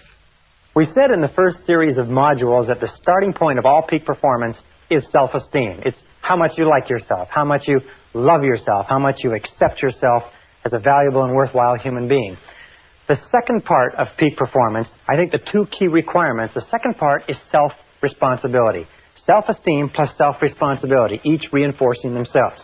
And what self-responsibility says simply is that you are the architect of your own destiny, that you are the master of your own fate, that you are totally self-responsible, that everything that you are or ever will be is up to you and you alone. Now, you can believe in a higher power, as I do, and you can say that the higher power is responsible, but God helps those who help themselves. And for this earthly life, you're in charge of your life. You're in charge of what happens to you. If you don't like the way things are going, it's up to you to change it. But there's no way that you can ever give away responsibility. And this whole subject of responsibility is one that is very controversial. And as you will see as we talk in this session, it's one that you have to understand with crystal clarity if you want to achieve your full potential as a human being. Now, we go over here. One of the things that we know is we start off as infants, if you like, when we're born. I'll just write I for infant. We start off as infants, and as we grow to become adults at the age of 18 years, we start off with zero responsibility. And as we grow toward becoming adults, we gain responsibility more and more, until by the time we become adults at the age of 18 years, if our parents have brought us up properly, if they have prepared us, if they've encouraged us to be self-reliant, if they've encouraged us to make our own decisions and think for ourselves and plan our own lives, at the age of 18 years, legally speaking, psychologically, morally, mentally, physically, and everything else, you are ready to take over your own life. Now, if your parents have not prepared you as an adult for total responsibility, it doesn't matter. At the age of 18, and from 18 onward, you are 100% responsible. For the rest of your life, you can never absolve yourself of responsibility. For the rest of your life, everything that happens to you is up to you, totally and without forgiveness. The slogan of the truly responsible person is, if it's to be, it's up to me. Which means, as Henry Ford said, never complain, never explain. Never complain, never explain. What that means is if you don't like the way things are, then it's up to you to change them. And if you're not willing to take steps to change them, then don't complain about them. Just simply accept them. Men who are men and women who are women don't complain about the difficulties of life. They just accept them as the difficulties of life, and they either do something about them or they don't say anything. So if it's to be, it's up to me. If it's to be, it's up to you. This is one of the hardest things to understand, because when we're children, at this stage, we're totally dependent. And being totally dependent, we develop, if you like, a habit pattern or a conditioned response, and we look for the reason that things happen outside of ourselves. As we become adults, if we're not careful, we will still retain this dependency, and we will long for what is called the pseudo-security of childhood. That time in childhood when someone took care of us. That time in childhood when we were fed and clothed and our home was taken care of and our school and everything. We didn't have to worry about a thing because they took care of it. As we grow up, we go off to school, and the people at school, they take care of things. And if we're not careful, we get into the work world, and then again it's they. It's always someone else outside of ourselves who is ultimately responsible for ourselves. One of the things which I'll talk about later is the whole idea of self-development. Most people, because they've been taken all their education in the public school system, think that it's up to them when they're adults to continue their education. If nobody comes along to continue it, they just simply don't do it. Now there's another point, and that's the difference between maturity and immaturity. And here's a very simple example. Imagine that this is the course of life, again from infancy to adulthood. And everybody reaches the stage, sooner or later, where they come to this great cliff and this great canyon. And this is the side of immaturity. This is the side of childhood. This is the side where we are dependent upon others and where we look to others for our answers and our solutions. We look outside of ourselves. At this point, we come to the edge of this canyon. At the edge of this canyon, we look across into the land of maturity, the land of adulthood. And each one of us has to make a decision to jump in one great leap from being a child to being an adult. Now, sometimes this is forced on us. Sometimes it happens in an evolutionary way. But sooner or later, we have to make the decision to accept the fact that we're in charge of our own lives, we're the architects of our own destinies, and then get on with it. What do most people do? Unfortunately, what most people do is they turn back at this point They slip into marriages where somebody will take care of them. They take jobs where they expect their bosses to take care of them and so on. Or they just simply avoid responsibility by looking for the cause of everything that happens to them in other people and other circumstances. It's their bills, it's their health, it's the way their parents treated them and so on. They're not really responsible. On the other hand, sometimes they decide to take a little responsibility but not too much, which is the equivalent of trying to leap over a canyon in 2 jumps. And where the vast majority of people end up, unfortunately, is in the valley. And this is the valley of excuses. The great majority of people spend their whole life in the valley of excuses, making excuses rather than making progress. There's an old saying that says the disease of excusitis, which is the habit of making excuses to excuse away our failures and our inadequacies, is fatal to success. The habit of making excuses is fatal to your success. So the question you have to ask yourself when we talk about responsibility is, what excuses do you use not to move ahead? There was a very famous story by Tolstoy, where Tolstoy and his brothers would play, and they had a game. And the game was that out in the garden there would be a box. And in the box was the answer to all the riddles of life. And you could find the box under a certain bush as long as you didn't think about a big white rabbit. As long as you kept your mind clear of that big white rabbit and you didn't think about the rabbit, you could find the answer to all the mysteries of life. Well, of course, nobody ever found the box, or nobody ever found the answer to the mysteries of life because they couldn't stop thinking of the big white rabbit. The question you have to ask yourself is, what is your big white rabbit? What is it that you think of? What is the excuse that looms into your mind whenever you think of something that you could do or have or be? A new job, a new challenge, an opportunity, changing something in your life that you're not happy with. What is the white rabbit? What is the excuse that pops into your mind? You say, well, I can't do that because. Or another thing is, yes, but. I'd like to, but. There's always a reason. I'm too young, I'm too old. I'm too tall, I'm too short. I don't have enough education, I've got too much education. It's the wrong time, it's the wrong place, and so on. What is your white rabbit? What is it that sticks in the back of your mind that causes you to make excuses, that causes you to hang back from taking responsibility, that keeps you in the land of childhood, immaturity, and irresponsibility? Very, very important question to ask. Now, when we talk about responsibility, we talk about something else. It's simply this, is that the acceptance of responsibility is not optional. Many of us like to think that, well, I'll take a little responsibility here, I'll take a little responsibility there. No, the acceptance of responsibility is not optional. From the time you become 18 years old, you are 100% responsible. You have no choice in the matter. As a matter of fact, there are very few things in life over which you have no choice, but you have no choice in this. It is mandatory. It is mandatory if you wish to fulfill your potential, if you wish to become everything you're capable of becoming, you must take full responsibility for bringing about the circumstances, for making the changes, for making the hard decisions necessary. If you take the word responsibility, you can break it into 2 words, response and ability. And one of the things which I've learned as I've studied history is that all of life is a series of challenges, difficulties, problems, setbacks, obstacles to face. And the difference between the winners and losers in life is not the difference in problems, because everybody has problems. And most people, and many people, have more and bigger problems than you or I could ever dream of. The difference in life, the difference between winners and losers, is the responses to the problems.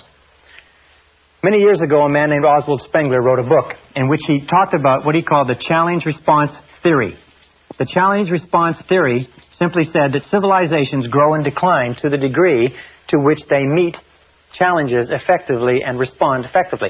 A small society starts out small, and almost invariably it will be challenged by either an external enemy or nature or weather or something else. If the society responds in a positive and constructive way to the challenge, the society grows. As it grows, it triggers additional challenges, difficulties. If it responds to them effectively, it grows some more. Oswald Spengler studied the 21 great empires of human civilization and found that every single one followed this cycle. As long as the civilization continued to rise to the challenge, it continued to grow stronger and stronger. The reason why this analogy is so important is that we as human beings are exactly the same. We grow to the degree to which we respond effectively, to the degree to which we rise to the challenges without making excuses that life throws at us. And when we look at the great men and women of history, whether it's Albert Schweitzer or Winston Churchill or George Washington or Abraham Lincoln or Franklin Delano Roosevelt, we look at those great people, we find that they were always people that rose to the challenges of the time. If ever you wish to be capable of rising to great challenges, what you have to do is you have to start off on a daily basis rising to small challenges, which means no matter what happens, you accept the challenge, you accept the responsibility, you refuse to make excuses, and you go forward. Now, there's three areas in life, in our modern life, which you must be very, very aware of. The first area is the political area. If you look around you, you will find that there is a great drive toward the government doing it, the government being responsible. Make the government responsible. What people are doing is they want the government to be their parent. They want the government to protect them and take care of them. But as the more you vote for politicians to do things for you, the more you give politicians control. You see, you can never give away responsibility. You can only give away control. How do you give away control? You give away control in terms of voting for them to spend more of your money, regulate more of your businesses, tax away more of your income, and so on. The second area, so let me just finish this. The urge towards statism, collectivism, socialism, large government, and so on is all aimed at somehow making the government, that faceless bunch of bureaucrats, responsible for the challenges of our own lives. Now, the second area where this is prevalent is in the criminal justice system. In the criminal justice system, you will find that the one characteristic of all criminals is that they refuse to accept responsibility for their crime. It was always someone else or something else. It was always their childhood or the background or the other guys. That the way that people get out of the criminal justice system is they accept responsibility for the crimes they've committed. And they say, I did this. Nobody made me do it. I am responsible. And they stop going back to jail. The third area is in medicine. Today we know that almost all of our problems in medicine are psychological in origin, or we inflict things on ourselves. The average American or Canadian is about 10 to 20 pounds overweight. In medicine, we expect the doctor to be responsible. Just imagine how we would take, what kind of care you would take of yourself if you were on a desert island for life, with no doctors, no nurses, no hospitals, no medicine, no nothing, where you had nothing to fall back on. Very, very important point. So all around you in society, you're going to notice this clamor, this demand, I am not responsible. Make somebody else responsible. But this is the key. Remember, you are always free to choose. You are free to choose your responses. You are free to choose the quality of your emotional life. Do you know that you decide how you're going to feel by how you are going to respond? You decide when to get angry, when to be happy, when to be unhappy. You decide what your attitude is going to be when you get up in the morning. You decide the quality of your physical life. You're the one who decides what you eat, what you drink, what you don't eat and drink. You determine the quality of your financial life. You're the one who determines the quality and quantity of the work that you contribute. In every case, you're free to choose what you want. If you want things to be different, the starting point is to accept full, unqualified responsibility for your life. I first discovered this whole concept of responsibility when I was 21 years old. I was living in a little apartment. I was working on a construction job. It was 35 degrees below zero outside. I didn't have a car. I didn't have any money in the bank. My clothes were old. I had failed out of high school. And I looked around me in that cold winter in that little apartment with no future and not much of a past. And I said to myself, if ever I want anything to change, it's up to me. That's the time where I really got scared. It suddenly hit me right between the eyes that if I wanted my life to be different, it was up to me to make my life different. And if I can get only one point across to you in this simple segment, this little segment, is that the starting point of flying to the stars, the starting point of taking complete charge of your life, the starting point of great success and great achievement is to accept complete, unconditional responsibility. If it's to be, it's up to me. If it's to be, it's up to you.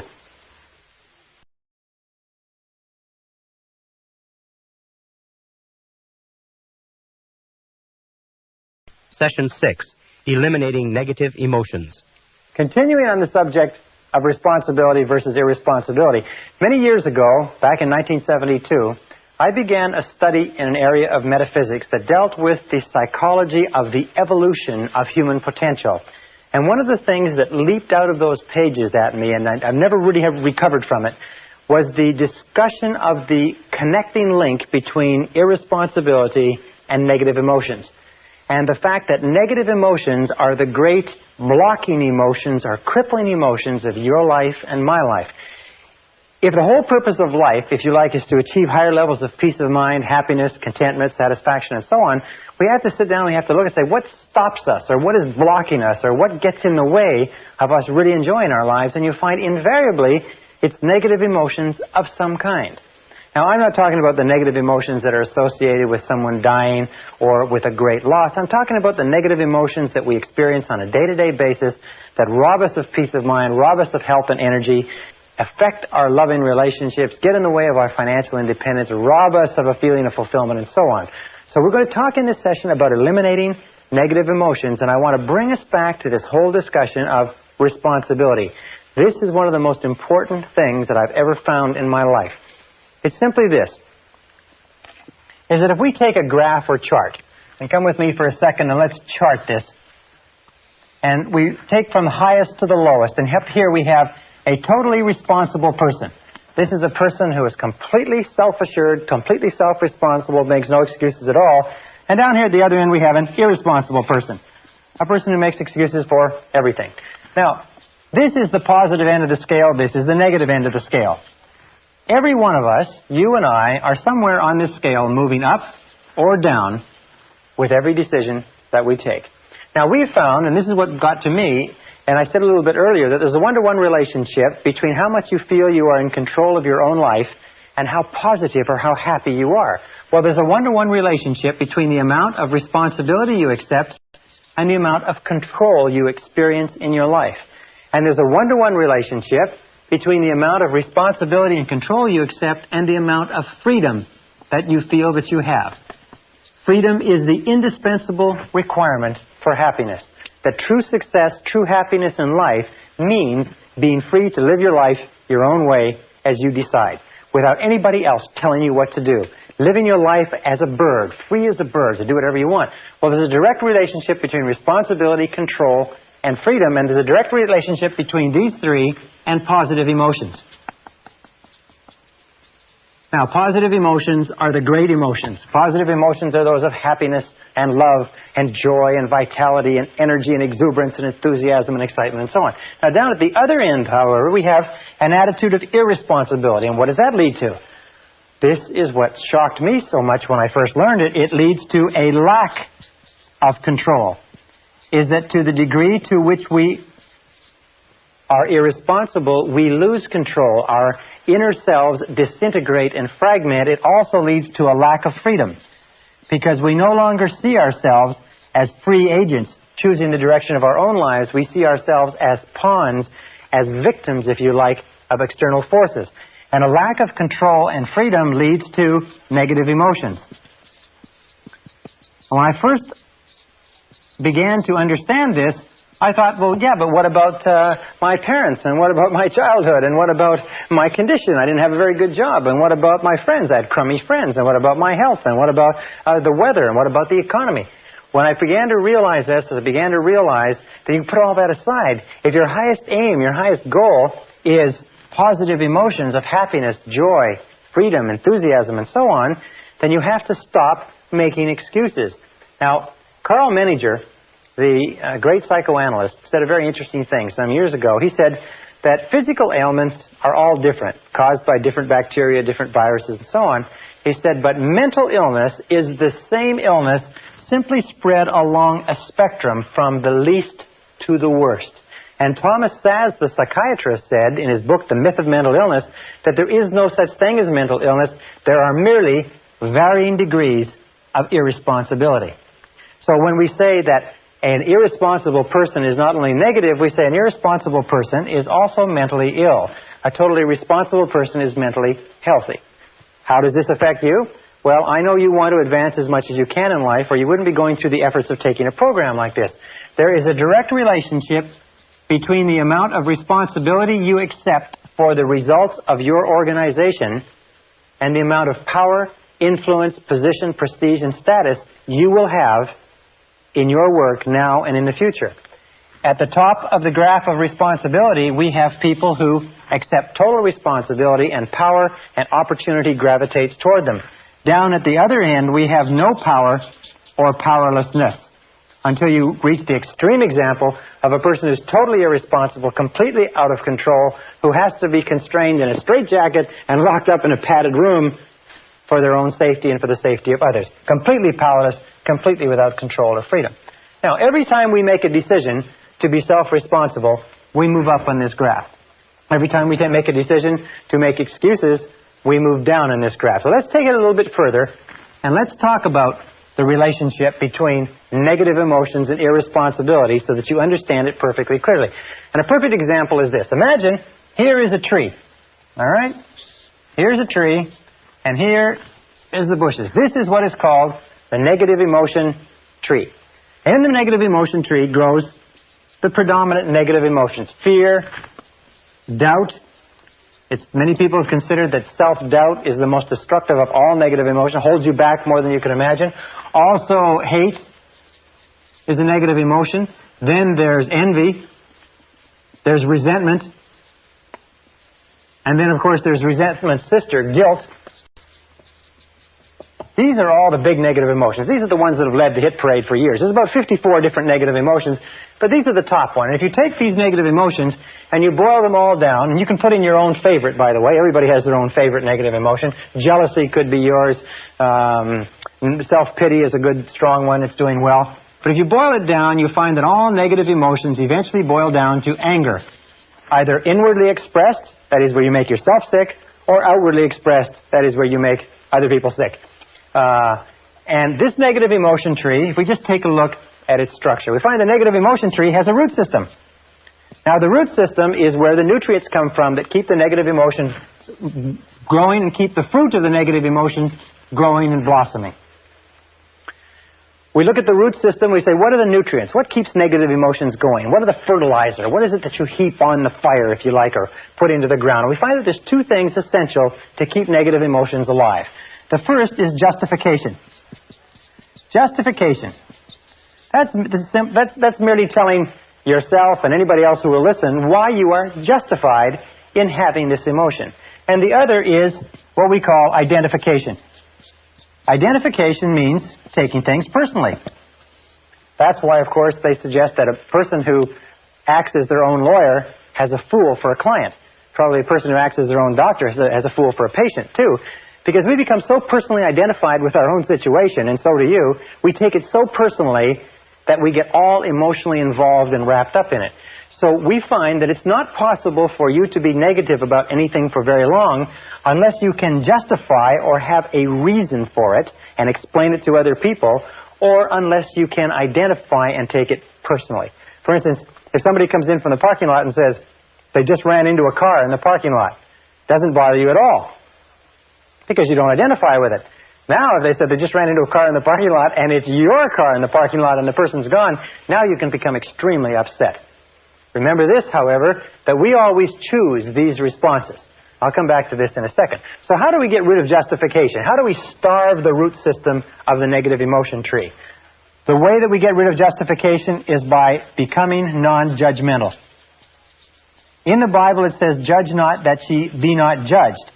And since the Bible is, amongst many other things, a book of philosophy and metaphysics and how to live, being non-judgmental means that you just refrain from judging. Hold back from judging. Instead of casting a judgment that somebody is guilty of something, somebody has done something, just remain open and neutral. Just remaining neutral, and that's the key, stops the negative emotion from getting going. One of the things that we know about negative emotions, and I've studied them for years, is that negative emotions start off like a spark. And as they are fed, as we dwell upon them, as we justify them, as we become judgmental about the situation, they start to grow and grow and grow until they absolutely consume our minds. Now, with regard to identification, which is taking things personally, what we do is what is called, we disidentify. We objectify, or we again remain neutral. We try to keep it at arm's length. We say there is a problem, but I am not the problem. There is a difficulty, but the difficulty is not me, and we keep it at arm's length. So these two, once we begin to stop justifying and stop identifying or taking things personally, stop getting emotionally involved. Have you ever had the situation where somebody comes to you with a problem and you get so emotionally involved with their problem that that you start to feel upset, and they go away and they don't have a problem anymore, and you're still there and you're upset. This is because we've taken it so personally. However, the key to getting rid of negative emotions, and this is the most important part of this, is the trunk. It's cutting down the trunk of the negative emotion tree. And the trunk of the negative emotion tree is blame. Blame is 99% of negative emotions. Now, it's very important to understand where negative emotions come from. Negative emotions come from inside you. Negative emotions are not contained in external situations. Negative emotions are not caused by other people or other situations. Negative emotions are caused by your response to other situations. Perfect example. Two people meet the same situation, a traffic jam, a rude waiter, whatever it happens to be, and one person gets all upset and uptight and angry, the other person lets it go off their back. Another example. The same person, 2 different days. One day they've had an argument or a flat tire or they're late for work, they get into a traffic jam and they're angry and they're uptight. The next day, they leave with plenty of time, they had a lovely breakfast with their family, they got lots of time to get to work, they have a traffic jam, it doesn't bother them at all. In both cases, it's an example of that the negative emotion does not come from the situation. Is that you are always free to choose the quality of your emotional life. Is that you choose to become angry. Now understand this, nobody makes you feel anything. Nobody makes you feel angry. Nobody makes you feel tense. Nobody makes you feel upset. You always decide how you're going to feel, and then if you're not careful, you will fall into a negative habit pattern of blaming the other person. Blame is the core of all negative emotions. When you stop blaming, you cut down the negative emotion tree. You cut it off, you kill it, and all the negative emotions die simultaneously. It's almost exactly as if this negative emotion tree were a Christmas tree and it were plugged into the wall. And the negative emotions were Christmas tree lights. And you took this plug and you jerked it out of the wall, what would happen? Well, what would happen is that all the negative emotions, the lights, would go out simultaneously, just like that. How do you do this? You do this by using the law of substitution. Remember, the law of substitution says that the conscious mind can only hold one thought at a time. It's the thought that the conscious mind holds that determines how the emotions will react, how the subconscious mind will react. Since it can only hold one thought at a time, what you do is you knock out the thought that is causing the negative emotion, the blame thought, and you replace it with this affirmation. I am responsible. I am responsible. I am responsible. This, in conjunction with I like myself, I am responsible, is the most powerful positive affirmation you can use, because the instant that you say I am responsible, you exert complete control over your emotional life. The instant you say I am responsible, suddenly you are back in the driver's seat. You cannot say I am responsible and feel a negative emotion simultaneously. The one knocks the other one out of your conscious mind. And you can start off, for instance, each one of us has a situation that causes us a lot of aggravation. You have a situation, maybe a person, but every time you think about it, you get angry. Every time you think about it, you get cross or you get distracted. What you do is whenever you start to think about that situation, neutralize it by saying, I am responsible. Wait a minute, I am responsible. Is it a relationship? Who got yourself into the relationship? Did somebody put you there at gunpoint, or did you get into it by yourself? Is it a job? Is it an investment? Is it a health problem of some kind? In every case, accept responsibility. Now, there's a big difference between acceptance and responsibility, and let me just write this up. It's responsibility versus blame.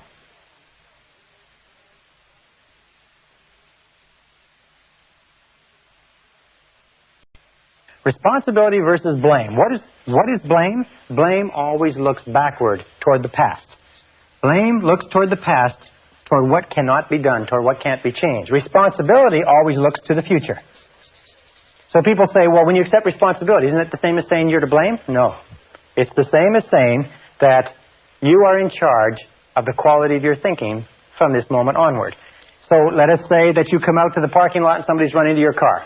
Now, you have two choices. You can become angry and upset and run around and scream and shout, or you can act in a responsible manner. You can do everything possible to trace the culprit, and other than that, you can live with it maturely. So responsibility always looks to the future. Responsibility always asks this question when faced with a problem. What can we do? Not who did it, but what can we do from here? Where do we go from here? What can we do? This is the question of the responsible person. We don't cry over spilt milk. We just say, all right, what's the solution? And we get on with the game. The irresponsible person always says, who did it? And is obsessed with finding out who did it and then taking whatever blame there is and apportioning it so that everybody gets their fair share of the blame, which of course does nothing to resolve the difficulty. So the key to cutting down the negative emotion tree is using the axe and eliminating blaming. The day that you begin to eliminate blaming from your life is the day that your life starts to take off. Because the day that you start to eliminate blaming and negative emotions, suddenly most of the problems, most of the things that stand between you and the happiness you desire vanish. Why am I making such an emphasis on negative emotions? Well, let me make that clear for just a second. What I found, and this is what was staggering to me, because I've always been committed to realizing my potential as a human being, is that you cannot advance in life except to the degree to which you get rid of your negative emotions. You cannot make any progress. You cannot go any further than where you are right this minute except to the degree to which you leave your negative emotions behind. Now, by the way, with regard to the negative emotion that you have that's associated with another person or situation, it's difficult to accept responsibility. It's difficult to say, I am responsible initially, because you've been blaming that person for so long. So sometimes you have to say it with gritted teeth. You have to say, wait a minute, I am responsible. I am responsible. But the more you repeat this, I am responsible, I am responsible, I am responsible, it comes easier and easier. Eventually it gets to the point where as soon as you think of that person or situation, you can neutralize the thought by the law of substitution by saying, wait a minute, I am responsible. I am responsible. There's a beautiful line that you can use also in dealing with difficult people that goes back to self-esteem, and it also has to do with eliminating negative emotions, is say something like this: no matter what you say or do, I'm still a valuable and worthwhile person. Or, no matter what happens, I am still a valuable and worthwhile person. Or, no matter how this situation turns out, I am still a valuable and worthwhile person. The natural course of life is this. Here's the road of life.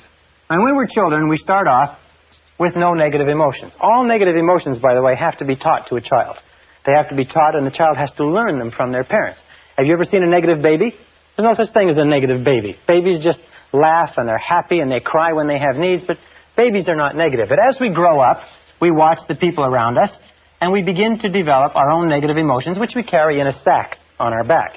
As we become teenagers, this sack grows big enough to the point where we can even go to slumber parties, or we can get together with our buddies, and we can talk about how terrible our childhood has been, how rotten our parents are, how rotten our siblings, teachers, and everything else are. Now, when we become adults, what is the mark of adulthood in our society? The mark of adulthood is that you have a great gunny sack full of negative emotions because you have suffered. And what happens is you spend most of your time when you're with other people letting down your guards and telling them about how much you've suffered. What you do is you use exchanges of negative emotions as the basis for your relationships. You say, look, I'll show you my negative emotions if you'll show me yours. Remember, like we used to do as kids? And what you do is you get together like a couple of traders in an Arab bazaar, and you display your negative emotions. You say, oh, look at this rotten childhood I had, and look at this terrible relationship, and look at how crummy my boss is, and how rotten this is, and so on. And you exchange them back and forth. Now, what happens when you talk about and think about your negative emotions? Remember the law of concentration? Whatever you dwell upon grows. Whatever you dwell upon grows and gains strength and stays alive. Negative emotions, by the way, and this is another thing that I learned in the study, is negative emotions are very fragile and ephemeral things. Is that if you don't keep them alive through constant talking, through constant cultivation, you know what happens? They die on you. Yes. You see, negative emotions just die. It's like a fire. If it falls where there's nothing, or a spark, if it falls where there's nothing to burn, it goes out. Negative emotions, unless you talk about them and keep them going, unless you dwell on them all the time, they die on you. You ever had an experience where you're really worried about something, you're really upset about something, and it's preoccupying all of your time, and then you get to work or you get home and you get so busy doing something else that for about 3 or 4 hours, you don't have time to think of anything else. And about 3 or 4 hours, you stop and say, geez, I haven't worried about that for a long time. I've got to get back to worrying about it, because what's happening is going out. It's like a fire that's going out. So you've got to get back to it. You've got to think about it and talk about it and worry about it and hassle it to get it back up to the point where it's preoccupying your whole mind. How many times does that happen? Well, what the mature adult does is the mature adult leaves their negative emotions by the side of the road and gets on with the rest of their life. They get on with the rest of their life.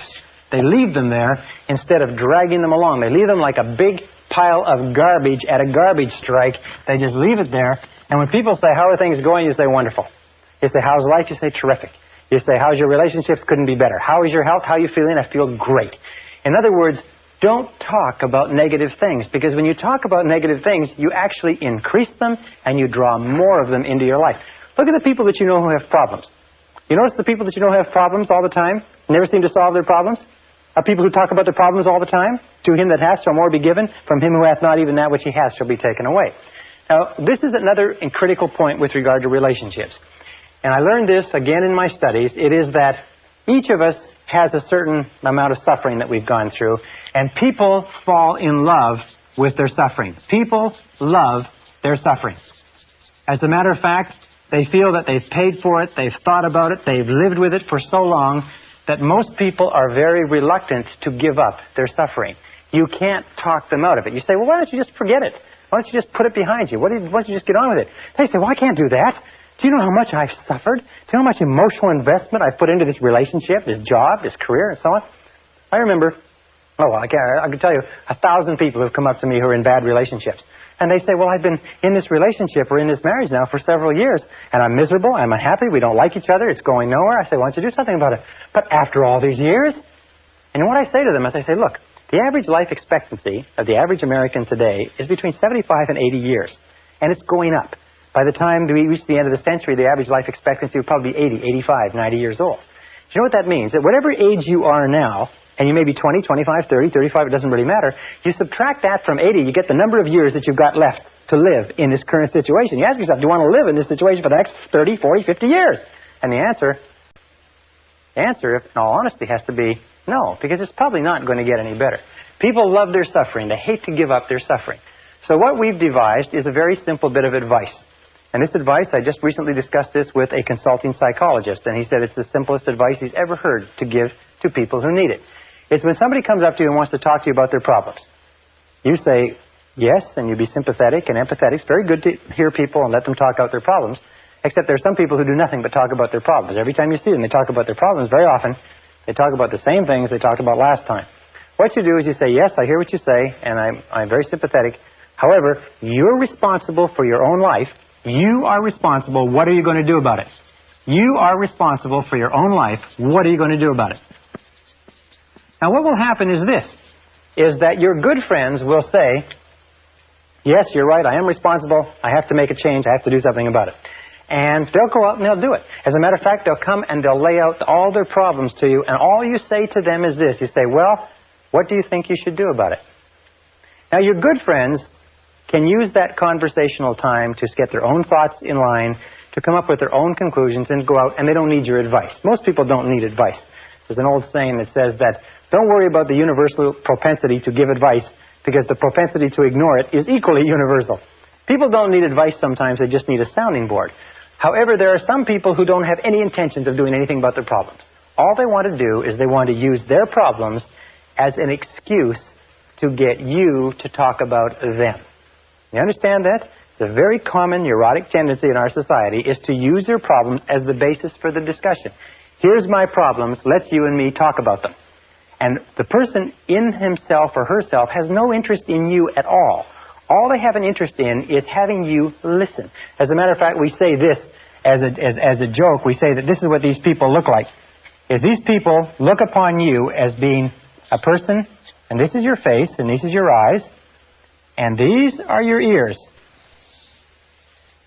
See? And here is your eyes, preferably wide open and sympathetic. Here's your mouth, preferably shut. And here's your ears, preferably wide open. These people don't even look upon you as a person. They don't care about your problems at all. All they care about is you sitting there listening and nodding sympathetically and giving them advice which they have no intention whatever of following. When you run into people like this, it's a very simple way to test the friendship. Just start talking about yourself. Say, well, you know, I'm really glad you brought your problems to me because I've got some problems of my own, and I'd like to discuss my life with you. You will find these people will run for the door. They'll watch their watch. They've got an appointment. They'll take off so fast you can't imagine. All right, now one final point, and this is critical. It's absolutely critical to the whole subject. It's the wrap-up point, if you like. It's this. is that when we start talking about giving up negative emotions, almost everybody says, yes, I agree. What you say is true. It makes sense to me, Brian, and I am going to give up my negative emotions. I am going to accept responsibility. I am going to take charge of my life, and I'm not going to blame anybody else anymore, except for one. Everybody has one that they're not going to part with. Everybody has that favorite negative emotion that they've been paying for and holding on to for years. Now, let me tell you why it's so important that you give it up. Here's a car.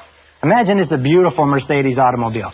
Brand new from the factory. Absolutely spitting 560 SEL, $55,000, beautiful vehicle. Tested in every aspect. Absolutely perfect. It's given to you without a flaw. Except for one. This is the front of the automobile, and there's one small problem. Is that for some mechanical reason, this brake is locked on. Now you get into this beautiful Mercedes, just as you are. Beautiful mind, beautiful body, beautiful potential, incredible capability. You get into this beautiful Mercedes and you start it up and you step on the gas. And what happens? Well, if the front brake is locked on, what will happen to the car? No matter how hard you step on the gas, what will happen to the car? What will happen is that the car will spin. It'll go around in circles. It'll spin and it will go around in circles until you stop stepping on the gas and you give up. As long as that front brake is locked on, you can't go anywhere. What I found was this, is that the existence of just one negative emotion that you will not let go of for whatever reason, and the reason is always an ego reason, the reason is always has to do with your own ego, will cause you to stay in the same place and spin your wheels and go in circles for the rest of your life. That you all know people who are talented, who have opportunities, good educations, and so on and so forth, and their life just goes around in circles. They just seem to be spinning. They've got everything going for them, and they just continually have problems. Why is it? Almost invariably, and this is what all psychoanalysis does, all psychotherapy, is they've got one negative emotion locked on, and the negative emotion they have locked on is blame. There is somebody that they are still blaming for something. There's somebody that they are not going to let off the hook because that son of a gun did something to them. You know what I'm talking about? You know what I'm talking about, because we're all in the same boat. We're all human beings. The reason this makes sense to you and I is because we do have a tendency to fall in love with our suffering. We do have a tendency to gunny sack and to think that part of our humanity is all these negative emotions. We do have a tendency to see that other people are responsible. Other people have hurt us. They did cost us money. They did hurt us in a relationship. But the key to peak performance, the key to happiness, the key to success is to use the law of substitution and knock those negative emotions out of the box. By the very first time you think of anything that causes you any stress, you say, I am responsible. Wait a minute, I am responsible. I am responsible. I am responsible. I like myself and I am responsible. I like myself and I am responsible. And nothing outside of me is going to disrupt my peace of mind. I am in charge of my emotional life. I am responsible. You are responsible.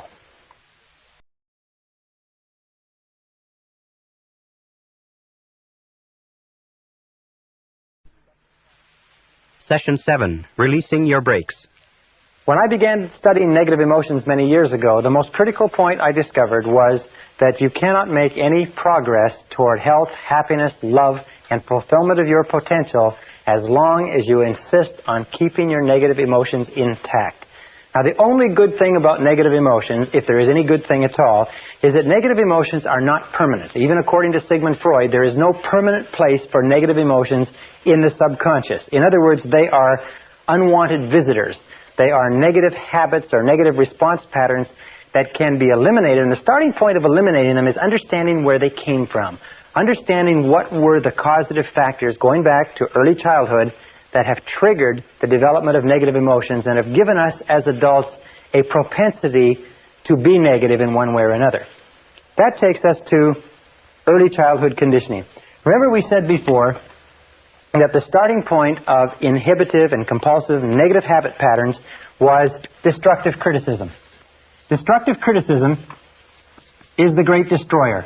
Destructive criticism destroys people on the inside and leaves them walking around on the outside. More personalities have been undermined and destroyed. More self-esteem has been cast aside as a result of destructive criticism than anything else that we can possibly imagine. So destructive criticism is the great killer. Now, why is it so bad? Well, we know that children as infants, children as they're growing up, have a tremendous need for love and approval from their parents. In fact, many psychiatrists and psychologists have said that the number one reason for mental illness in adulthood is withdrawal of love, or love withheld.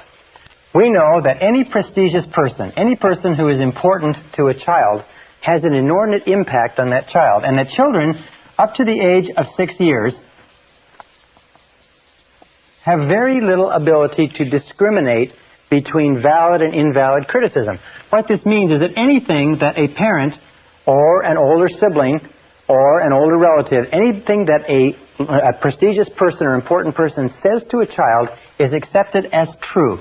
It's accepted as a valid representation of reality. If a mother says you're a bad boy, if daddy says you're lazy, if someone says that you're not dependable, if someone says you're stupid or you're clumsy or you're ugly, the child has no capacity whatever to discriminate between valid and invalid. The child accepts that as a true representation of reality. It bypasses the conscious mind, goes straight into the subconscious, and is stored. Many of us, as adults, are still living on the basis of negative information that was programmed into us when we were children. And then as adults, what do we say? We say, well, that's just the way I am. Or, I've always been that way. Or some people even say, well, it runs in the family. Your father was like that, children are like that. Or your mother was like that, and so on. But where did it come from? None of these things run in the family. For instance, when I was growing up, my parents had gone through the Depression. And the Depression had made an inordinate impact on them. So whenever we talked about buying anything, all the time I was growing up, my parents would become very, very tense, and they said, we can't afford it. We can't afford it. We can't afford it. We can't afford it. They had this lack mentality, this we can't afford it mentality all their lives. And I grew up, so even though I've never experienced the Depression, and you've never experienced the Depression in most cases, 10, 20, 30, 40 years later, we're still saying, I can't afford it. I can't afford it. I can't afford it. We're still going on the basis of those critical remarks, those emotionalized remarks that our parents said. Maybe your parents said, as my father told me over and over again, you never finish anything you start. You never finish anything you start. You never finish anything you start. Or you're lazy. You never finish anything you start. You know, when I was an adult, I had a terrible time finishing things that I started. As I would get close to the end of a task, I would actually begin to seize up and look for every single excuse to procrastinate and delay. Now, the second factor that predisposes us to negative emotions is lack of love. We know that children's personalities develop to the degree to which they receive a high quality and a high quantity of love from their parents. There's a one-to-one relationship between the amount of love, the quality and quantity of love, and healthy personality. That love withdrawn or deprivation of love is the key cause of unhappiness, negativity, and mental illness in adulthood. Now, in order for a child to feel truly loved, the child must have high self-concept parents, and most of us, unfortunately, had parents that were the victims of their parents and the victims of their parents. What one of the writers says, everybody is a victim of a victim. We are all victims of victims. In other words, parents meant to raise us the best way they could, but they were victims of victims themselves. Now, in order for a child to feel fully loved, three conditions have to exist. Number one condition is that parents must love themselves. Parents must love themselves. Remember, you can never give any more love to others than you have for yourself. If you don't love yourself, you can't love your children. If you have a little bit of love for yourself, you have to spread it over your children. If you have a little bit of love for yourself and that's all taken up by your husband or your wife, then sometimes, even though you want to love your children, you don't have the love. Even if your parents wanted to love you, in many cases, they didn't have the love to give. Why? It's because they never got it when they were growing up. The second requirement is that parents must love each other. In order for a child to grow up feeling self-confident, to grow up feeling loved, to grow up feeling safe and secure, he or she must grow up in an environment where the parents love each other. There is nothing that is more frightening to a child than to grow up in a household where the parents are fighting with each other, where the parents don't love each other, where there's difficulty, because the child always has a tendency, first of all, to be a victim, in that the child is shouted at and screamed at, and the child believes that the reason my mommy and daddy are fighting is it's my fault. Now, interesting research. Since there are so many single-parent families today, interesting research shows that when one of the parents leaves as a result of a separation or a divorce, the remaining child or children are invariably convinced that the reason the other parent left was because of something they did. And it's critical, if a marriage or a relationship is going to end and one is going to leave, that the remaining parent tell the children over and over again that the reason the relationship didn't work out has nothing to do with you. It has only to do with me and Daddy or me and Mommy. It has nothing to do with the child. The child needs to hear it many, many times before the child feels confident and secure. And of course, it's always better that a child be raised in a home with one parent that loves them rather than two parents that don't love each other.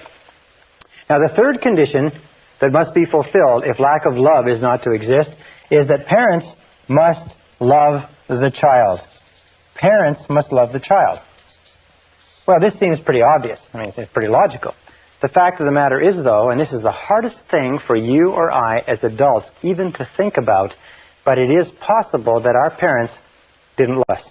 Not that they didn't intend to. I mean, they meant to love us, and they wanted to love us, and they had us intending to love us, and so on, but simply because they had conflicts with each other, and they had unresolved problems with their parents, and they had the war and the depression, and they had their careers, and they had other responsibilities, they just never got around to it.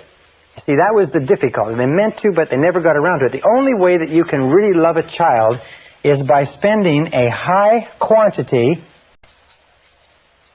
and high quality of time with the child. High quantity, high quality with the child.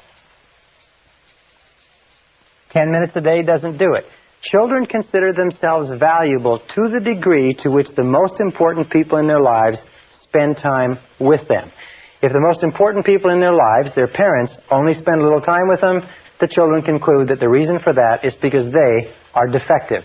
There is something essentially wrong with them, and that's why their parents don't spend time with them. The children don't think rationally, they think purely emotionally. They only think if the parent is here, he loves me or she loves me. If the parent doesn't spend time with me, he or she doesn't love me. So if any one of those three conditions or more existed when you were growing up, the parents didn't love themselves, the parents didn't love each other, or maybe the parents didn't love you because they never got around to it, although they meant to, then you will have grown up in conjunction with destructive criticism with what is called guilt. Now, what is guilt? Well, guilt is a feeling of not being worth very much. Where do we get this feeling? Well, when we're continually criticized by the important people in our lives, and simultaneously we are not given the amount of love that we need, we feel that we're not worth very much. We feel that we are worth less. And a feeling of guilt leads to a feeling of worthlessness. Worthlessness. And guilt, the feeling of worthlessness, is the underlying fundamental problem of the 20th century. It is the main source of mental illness. It is the main source of problems in relationships. It's the main source of psychosomatic illness. It is the main source of most of the problems that beset our society, is this deep down feeling of guilt and worthlessness, which is expressed or unexpressed in the thought or the attitude, I'm not good enough. I'm not good enough. I'm not good enough. You know, we talked about self-esteem and how important it was. Self-esteem means I like myself. I like myself. I like myself. I like myself. People who've been raised with destructive criticism and lack of life not only don't like themselves, they don't feel that they're good enough for anybody or anything, and in many cases, they are plagued by self-hatred. They hate themselves. Self-hatred or self-condemnation. And you will see this will come out in their conversation, and it will come out in their relationships with other people. People who hate themselves, even though they want to have good relationships with other people, are simply not capable of it. People who don't feel that they're good enough for anything will always bring it to the surface. It will always be a problem. Now, what are the main reasons for guilt? Actually, where does guilt come from? Guilt comes from three negative sources. Negative parents, negative influences, or negative religion. One of the three. Any one of the three uses guilt, and guilt is used or practiced, especially by parents and by some religious denominations, for two reasons. One is punishment. Guilt is used to punish us. When we're growing up, it's the easiest way to punish a person is to make them feel bad. So our parents make us feel bad by physically punishing us or by verbally abusing us. And punishment is a very good way to gain conformance. Punishment is a very good way to get people to do what you want. The second reason why guilt is used when it's consciously practiced, and some organizations practice it consciously, is for control. Emotional control especially, because if you can emotionally control a person with guilt, you can manipulate their behavior. And there are many organizations that use guilt as a tool of control and manipulation. If you can control people strongly enough, especially emotionally, you can get their money, you can get their time, you can get their commitment, you can demand their resources, and so on. And many organizations use punishment, use guilt as a tool for doing this. Many of the charities that advertise on television, especially charities for very needy causes involving children or disabled people, use the feeling of guilt. You're doing so well, you should feel guilty for these people who are suffering, therefore send us some money, and that will take care of your guilt for a little while, until we get you on our mailing list, and so on. So guilt is a standard. Why is it that guilt is so commonly used? Well, first of all, because almost all of us have it to a greater or lesser degree, and number two, it's easy. Guilt is the easiest. Why do our parents use guilt on us? Why do our mothers use guilt on us? Because a mother can control us with guilt across a crowded room. She can control us over 1,000 miles of telephone line. Parents can use guilt on their children because their parents use guilt on them, when their parents use guilt on them, because it's the easiest. There's no physical effort. You can do it with a look, a glance, and a word. And people always do the easiest thing, as you know. So be alert to it. Now, if you've been brought up in an environment where you've been made to feel guilty, and almost all of us have, you must understand that guilt is like a cesspool of negative emotional bacteria that sits at the core or the root of your psyche or your subconscious, and it springs forth all other negative emotions: anger, hatred, envy, resentment, frustration, and doubt and fear, and so on and so forth. It controls, it creates them all. And the way to really, really get rid of that core is to excise it and cut it out completely. So that's what we're going to do in the rest of this session. First of all, how can you tell if you have been brought up with feelings of guilt? All right, we'll call this the adult manifestations of guilt. Adult manifestations of guilt. You can tell, and you can just test yourself, how many of these do you have? Number one, adult manifestation of guilt, is you have feelings of inferiority. Feelings of inferiority, feelings of inadequacy, and feelings of undeservingness. In other words, you don't feel that you deserve good things to happen to you. If a person has been brought up with destructive criticism, made to feel guilty, then when they do succeed, even with tremendous effort later on in life, they have a terrible tendency to feel that they don't deserve it. This is called, by the way, fear of success. Fear of success is just another way of saying that a person who has been conditioned to believe themselves to be unworthy or not good enough feels very, very uncomfortable when they experience success. They feel very, very tense and uneasy.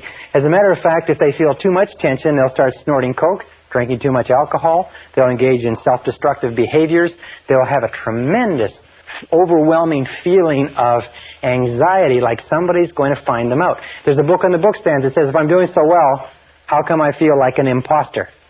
They have what is called the imposter syndrome. Have you ever been successful at something and people come up to you and say, boy, you did a great job at that, or that's wonderful, even if you had worked hard at it, and you felt like they were going to find you out? You felt like, they would find out that you weren't really that good, that it was just a fluke, it was just an accident. And of course, that's what people say. They say it was just a fluke. It was just an accident. I don't know how it happened. I'll blow it next time. They do everything possible to get away from this feeling of inferiority and undeservingness. So be alert to that. Now, the second adult manifestation of guilt is destructive self-criticism. There is a line from one of the poets that says, those to whom evil is done do evil in return. Children at a very early age, sometimes at the age of 2 or 3, begin to run themselves down, tear themselves down, even to hit themselves and physically punish themselves if they're criticized enough. They're always saying the equivalent of, I'm not good enough, or I'm not very good. And they punish themselves. So destructive self-criticism is a real symptom of an underlying feeling of guilt and inadequacy. Number 3 is easily manipulated by guilt. People can pull your guilt strings. Very simple. As a matter of fact, we find that there are two types of people in the world. There's guilt throwers and there's guilt catchers. And these people are invariably attracted to each other. And of course, the guilt thrower is the person who identified with a parent who threw the guilt. The guilt catcher is the person who identified with a parent who caught the guilt. But the guilt throwers and the guilt catchers then get together. They balance nicely. They settle down. They raise new generations of little guilt throwers and guilt catchers. But you can tell that you're easily manipulated by guilt because you've been conditioned to be responded to. Your boss can pull your guilt string. A person on a bus can pull your guilt string. The airline flight attendant can pull your guilt string. Be very, very alert to this. The third manifestation, or the fourth manifestation of guilt, is that you use it. You use guilt and blame generously. Why? Well, it's been worked on you, you work it on them. I mean, if exchange is a fair deal. You use guilt and blame generously. It becomes the basis of your relationships with other people. Is when something goes wrong, you pin the rap on them. Something goes wrong, you blame someone. Instantly there's a problem, you look around to see who's to blame. They did an interesting experiment in Candid Camera a few years ago where they took and they put a patch of ice on a sidewalk where it shouldn't be. It wasn't that cold, but they froze the ice. And then they watched how people would react as they walked along. And they'd be walking along, and they'd hit this patch of ice in it, and they'd grab their balance, and they'd turn around. The first thing they'd do is they'd look at the person closest to them, and they'd glare at them, as if they're furious. In other words, they looked at somebody to blame. Now, if there wasn't anybody within 10 or 15 feet, they would get their balance back again. They'd look around. There'd be nobody around them, and they'd kick the ground and stomp on the ground and walk away. See, our natural tendency whenever anything goes wrong is to look for someone or something to blame, especially if we've been brought up being blamed continuously. And the fifth manifestation is what is called victim language. Now, remember we talked about the law of concentration. It says whatever you dwell upon grows. It also says that if you use victim language, you keep the guilt alive. You reinforce it, you build it, you grow it, you fertilize it. Victim language is language like I can't, I can't, I can't. Whenever you say I can't, I can't, I can't, you're sending a message to the subconscious mind. The subconscious mind picks up that you are helpless, that you're not in control, that you're a victim. And so when you actually come to want to do something, the subconscious mind just feeds back your own command and says, you can't, you can't. The second thing is you say, I have to, I have to. Again, I have no control, I'm not in charge. But here's two other expressions of victim language that you've got to be careful of. And it's this one, I'll try. I'll try. Whatever it is, I'll try. What does the words I'll try mean? Well, let me tell you what they mean. They mean I'm going to fail, and I'm telling you in advance so that you can't come back on me. In other words, you say, well, I'll try to be there on time, but what you're saying is I'll probably be late, and there's no point. You can't come back on me because I said I'd try. Whenever a person says I'll try, they are excusing failure in advance. If you went to the doctor and the doctor did an examination and checked you all over and looked at you and came back and said, well, geez, you're in terrible condition. We're going to have to do triple bypass surgery and get you over to the hospital right now. I'm surprised you even made it in. And you say, well, geez, doctor, I sure hope you'll do a good job. And he says, I'll try. And he says, I'll try. He said, wait a second. Maybe I got to get a second opinion. You go to a lawyer. You're charged with something. You go to a lawyer and you present your case to the lawyer and say, look, will you defend me? He says, I'll try. What is he saying? He's saying, look, I've looked at the case, and from what I see, there's not much hope, but I'll take it on anyway. I'll try. And they're the ones that try to get you to pay in advance, too. Another set of words that you mustn't use. By the way, with regard to I'll try, what you do is you say, I'll do it or I won't do it. Not I'll try. If ever, in our business, we run a very, very active business. Whenever we call somebody up and we ask them, can we get this or that? And they say, well, I'll try to have it to you by Friday, or I'll try to get it done on time. We instantly know that they're telling us that they want off the hook, they're not going to do it. And so we never let anybody get away with I'll try. We say it has to be done or not, and we want a guarantee. And if necessary, we'll go and pick it up. But whenever they say I'll try, what they're doing is they're sloughing you off. So be alert to that. And the other words are I wish. A wish, as they say, is a desire or a goal with no energy behind it. I wish. What does I wish mean? I wish means that I would like to have something, but I know I never can. When you say, I wish I could lose weight, what does it mean? The unspoken words are, but I know I can't. Why can't you? Because of the excuses that you have and the metabolism that you have and the problems and so on. There's always reasons because you have to go out and so on. I wish I could quit smoking. I wish I could get fit. I wish, I wish, I wish. Whenever you use the words I wish, you signal to the subconscious that this is something that you do not believe it's possible for you to achieve or acquire. The subconscious then completely discards it as a goal and gives you no energy, no motivation, no drive, no desire to accomplish it. So be very, very alert to victim language. Be alert to the expression, yes, but. Oh, I do it, yes, but. Oh, someone says, why don't you do this? You say, yes, but. The word but, by the way, is the great eraser. When a person says, you could certainly increase your income or increase your output or be a better person or happier or lose weight or whatever else it happened to be, and you say yes, but, what you're saying is you're erasing the whole statement that has gone before. You send a message to your subconscious that says, no possibility, make no effort, focus no energy, commit no capacity to the accomplishment of this goal. So people who've been brought up feeling guilty have 5 qualities or 5 adult manifestations. One is they feel inferior, they feel inadequate, they feel like they don't deserve good things to happen to them. You're very alert to that. Number 2 is they run themselves down continually. They use destructive self-criticism. Number 3 is they use guilt and blame on themselves and on others. Number 4 is they're easily manipulated by guilt. Number 5, they use victim language. So let's go and say, how do we get rid of guilt? Isn't it amazing how this board just clears? Isn't that amazing? It's absolutely vanishing. We have a sort of a magic wand thing that we wave when I go over and sit on that desk. Okay, how do we rid ourselves of guilt? Ridding yourself of guilt. Here's the process. It's got a few really critical steps. Number 1, top of the list, eliminate destructive self-criticism. Eliminate destructive self-criticism. In other words, never say anything destructively critical about yourself. Just don't say it. Here's the basic rule. Since your subconscious accepts whatever you say as true, as being a command, what you do is you don't say anything about yourself that you do not sincerely desire to be true. Don't say, I'm fat, I'm tired. Don't say, I can't, or I have to. Don't say anything unless you want it to be true. Remember, the words that come after the word I are the words that your subconscious records as commands, except for when you say, I wish or I'll try. So eliminate destructive self-criticism. Only speak in positive terms about yourself. I like myself. I like myself. I can do it. I will do it. I choose to do it. But not I can't or so on. Number 2 is refuse to be manipulated by guilt. Refuse to be manipulated by guilt. Because every time you allow somebody to manipulate you by guilt, you know what happens? You reinforce and make stronger the effect or the influence of guilt in your life. Now, when I grew up in a family that was greatly influenced by negative religion. As a matter of fact, my mother, God bless her, had a black belt in guilt, and she did a superb job on it. And it took me years to get over it. When I got married to Barbara, she'd also come from the same sort of family. So we have to come back, and we have a beautiful response. Whenever the other of us falls back into old patterns, we say, you're not trying to make me feel guilty, are you? You're not trying to make me feel guilty, are you?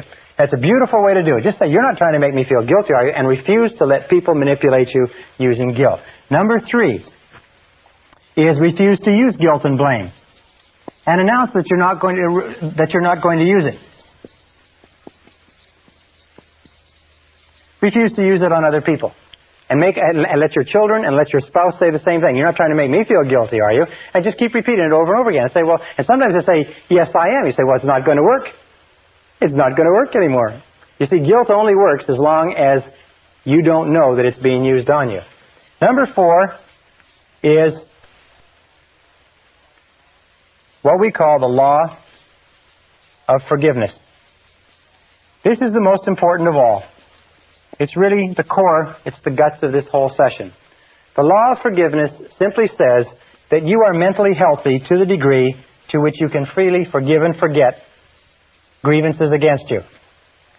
That your ability to forgive others is the key determinant of your happiness and success in life. Your ability to forgive others is the key way to eliminate guilt. Your willingness to forgive others and to let go past grievances is the single most important determinant of whether or not you are a fully integrated, fully functioning adult human being. Because the tendency to blame and to hold grudges is a childlike, pathological tendency that is possessed by all people who are mentally ill. The ability to let go of grudges, to forgive freely, is the mark of the truly enlightened human being. Now, if you accept that as true, there's 4 people that you have to forgive. Number 1 is forgive your parents. Forgive your parents for everything that they've ever done that hurt you. Most of our research shows that almost all of our adult problems trace back to being unwilling or unable to forgive our parents for something that they did that hurt us. Forgive them 100%. Write to them, telephone them, tell them, or at the very least, forgive them in your heart, but forgive your parents. Number 2 is forgive others. Forgive everyone else. Forgive everyone who has ever hurt you in any way for anything. Just let it go. Now, some people say, well, I can't forgive that person because what a terrible thing they did to me. Remember this, that forgiveness is perfectly selfish. Forgiveness has nothing whatever to do with the other person. It has only to do with your peace of mind and with your assuring your own mental integrity. Number 3, forgive yourself. Forgive yourself for every wicked, senseless, brainless, foolish, stupid thing you ever did. Because every single person has done wicked, senseless, brainless, foolish, ridiculous things. But forgive yourself 100%. And finally, the last part of this is if you have done something to hurt someone else, go and apologize. It's amazing how many lives are ruined year after year by people who do not have the intestinal fortitude, the guts, the courage to go and say, I'm sorry. One of the most important things in life is to develop character. We develop character to the degree to which we do things which are hard for us, the degree to which we do things which we know are right, even though they're difficult, and especially when they're difficult emotionally. And the key to getting rid of guilt, the key to being a totally, fully functioning person, is to forgive others. Forgive people that you've been in relationships with. Forgive previous employers. Forgive friends who've hurt you. Forgive investments that went wrong. Forgive bosses that fired you. Forgive your parents. Forgive everybody. Develop an attitude toward life that you refuse to hold a grudge against anybody. Just repeat over and over again, I forgive him or her for everything. I forgive him or her for everything. I forgive them for everything. And let it go. The key to freeing yourself from negative emotions is to absolutely refuse to carry any negativity forward. Remember, it's a perfectly selfish act. You can be as selfish as you want. The act of forgiveness frees you and liberates the other person and guarantees that you will move rapidly toward the fulfillment of your potential.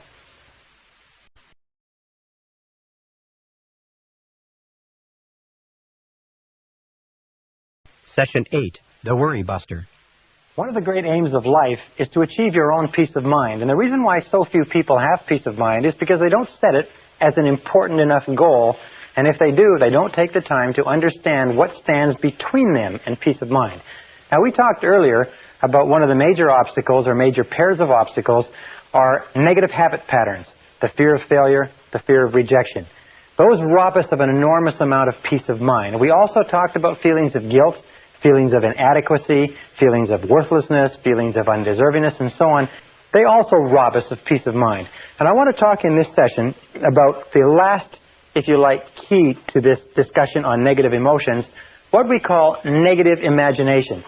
Now, the word negative imagination comes from an extensive body of literature that was written at the beginning of the century, but they found that negative imagination is something that we create in ourselves that causes us an enormous amount of stress and distress, if you like. Negative imagination creates fear. And one of the best definitions of fear that I've seen lately is what is called fantasized experiences appearing real. Fantasized experiences appearing real. In other words, these are experiences which we create in our minds and our imaginations, and we dwell upon them, and the more we dwell upon them, the more real they become to us. It's like I have 3 little children, and if I let them watch a scary movie, even if they insist upon it, they begin to feel that there are scary creatures under their beds and in their cupboards and so on. Is these fantasized experiences become real, and at one time, with little Michael, we couldn't get him to sleep in his bedroom at all because he was convinced that there were monsters in there. What do we call negative imagination? Well, another word for it is worry. Worry is a sustained form of fear caused by indecision. Worry is a sustained form of fear caused by indecision. Now, what does that mean? It means that when we make decisions, we do away with worry. A study was done some years ago where many thousands of people were surveyed and asked what were they worrying about at the current time. And they accumulated it all up and they found this is what people worry about. 40% of the worries that people had were things that never happened. When they went back later, they found that the things they were worried about would never happen. They were going to be late, or they'd lose a job, or they wouldn't work out on a date or a relationship. The next figure, 30%, were things that were in the past, that had already happened and nothing could be done about. There were 12% of worries were worries about health. In most cases, needless worries. The thought that they had a pain or an illness or an ailment or something else that didn't turn out to be true. 10% of the things people worried about were petty worries. They were worried about whether or not they had enough change in the parking meter, whether or not someone would phone them. Really irrelevant worries. Only 8% of the worries were about anything substantial at all, and of those 8%, half, or 4%, were totally outside the control of the person. They were worried about whether Red China would invade northern Vietnam and things like that. I think things that the person could have nothing to do about anyway. So basically the research shows that as much as 96% of everything that we worry about or more is irrelevant. It never happens. It's not worth worrying about at all. But where does worry come from? Well, worry comes from a worry mentality. As a matter of fact, if you were brought up in a family where your mother or father was a worrier, they worried all the time, then you're probably a worrier too. It's a conditioned response. You saw them worrying, you want to be like your mommy and daddy because they're the most important people in your world, so you worry too. And I've seen little kids 4 and 5 years old that are really good, accomplished worriers, and they and their parents will sit together and worry, even though there's nothing involved. But it's fantasized experiences appearing real. Our job is to eliminate worry, and I'd like to give you 2 or 3 simple ideas that you can use. Number 1, which is one of the most popular of all, is just simply this. It's live one day at a time. Live one day at a time. Is don't worry about what might happen tomorrow. Don't worry about what may happen a year from now or 6 months from now. Just do the very best you can right now. There's a beautiful line from Teddy Roosevelt. He said something to the effect that do what you can where you are with what you have and don't worry about the rest. Do what you can where you are with what you have and don't worry about the rest. Live one day at a time. Just worry about getting through today and taking care of today. And as the Bible says, let the morrow take care of itself. Sufficient unto the day are the cares thereof. Number 2 key to dealing with worry, and I have an enormous number of challenges that I face in my business life, is get the facts. This is so important. Get the facts. Not the apparent facts, not the quick facts, not the facts that seem obvious, but get the real facts. Take the time to look into a situation and find out what the real truth of the matter is. I have found that most worry situations evaporate if you get enough facts. You hear that somebody has done something or not done something. You hear about a change in your business or your personal life or change in one of your relationships. Find out. Call the person. Find from the right information source the answer, and you'll often find that the facts eliminate the worry. Most people who worry are people who would much rather worry than take the time to ask and find out what exactly is going on. Ask people, do your research, do your reading, do your homework, get the facts. One of the most important requirements, by the way, for your success in business or any other thing, any other field of endeavor, is to get the facts that you need so that your answers are accurate and up to date. Now, the third method is what I call the worry buster. The worry buster is a word or an expression that came from one of our graduates. He said this expression literally saved his business and saved his mental health. It's one of the simplest of all techniques, and it is just dynamite. It consists of 4 steps. All right, step number 1 is when you have something on your mind, define it clearly in writing. Define it clearly in writing. Sit down, take the time to write it out. and say, what exactly is it that I'm worried about? And sit down and write it out. I am worried about this, and describe the situation exactly the way you see it. In medicine, they say that accurate diagnosis is 50% of the cure. Accurate diagnosis, defining it clearly in writing, is 50% of the cure. Now, an important point here is sometimes when you have what seems to be an overwhelming problem, you have more than one problem. You have what is called a cluster situation, where you have 2 or 3 or 4 problems all together. If you define it clearly in writing, sometimes you can write it out, 1, 2, 3, 4, that there are several little problems that are all together that are worrying you, and sometimes if you eliminate one of those difficulties, the rest of them evaporate. Sometimes one problem in a cluster of problems is the key, and all the others become irrelevant. So be alert to that, but define it clearly in writing. Number 2 is, once you define it clearly, this is the key. Determine the worst possible outcome. Determine the worst possible outcome. In other words, ask yourself, what is the worst possible thing that could happen as a result of this situation? Left to itself, if the worst happened, what would it be? Determine the worst possible outcome. Now, an interesting thing happens here. We find that in worry, we are not worried or stressed by the event. An event does not trouble us.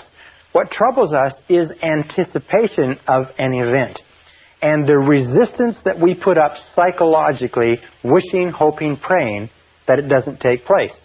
If psychologically we determine the worst possible outcome in writing, and you say the worst possible thing that can happen is this, and we make it concrete and we put it down on paper, you will find a remarkable thing. Your worries disappear.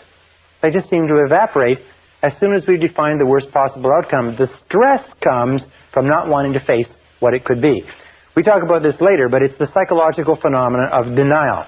We deny, we don't want to put off. For instance, you have an investment, and the investment is getting worse and worse. So you have to say to yourself, what's the worst thing that can happen with this investment? And the worst thing is that you lose it all. Once you say, I lose it all, suddenly you're not so worried about it anymore, because, it just may happen. The third step, or let me go back a second, with regard to a relationship. Sometimes we're in a relationship that's very unhappy, and we say, well, what's the worst thing that can happen here? The worst thing that can happen here is that you lose the relationship. The relationship disappears.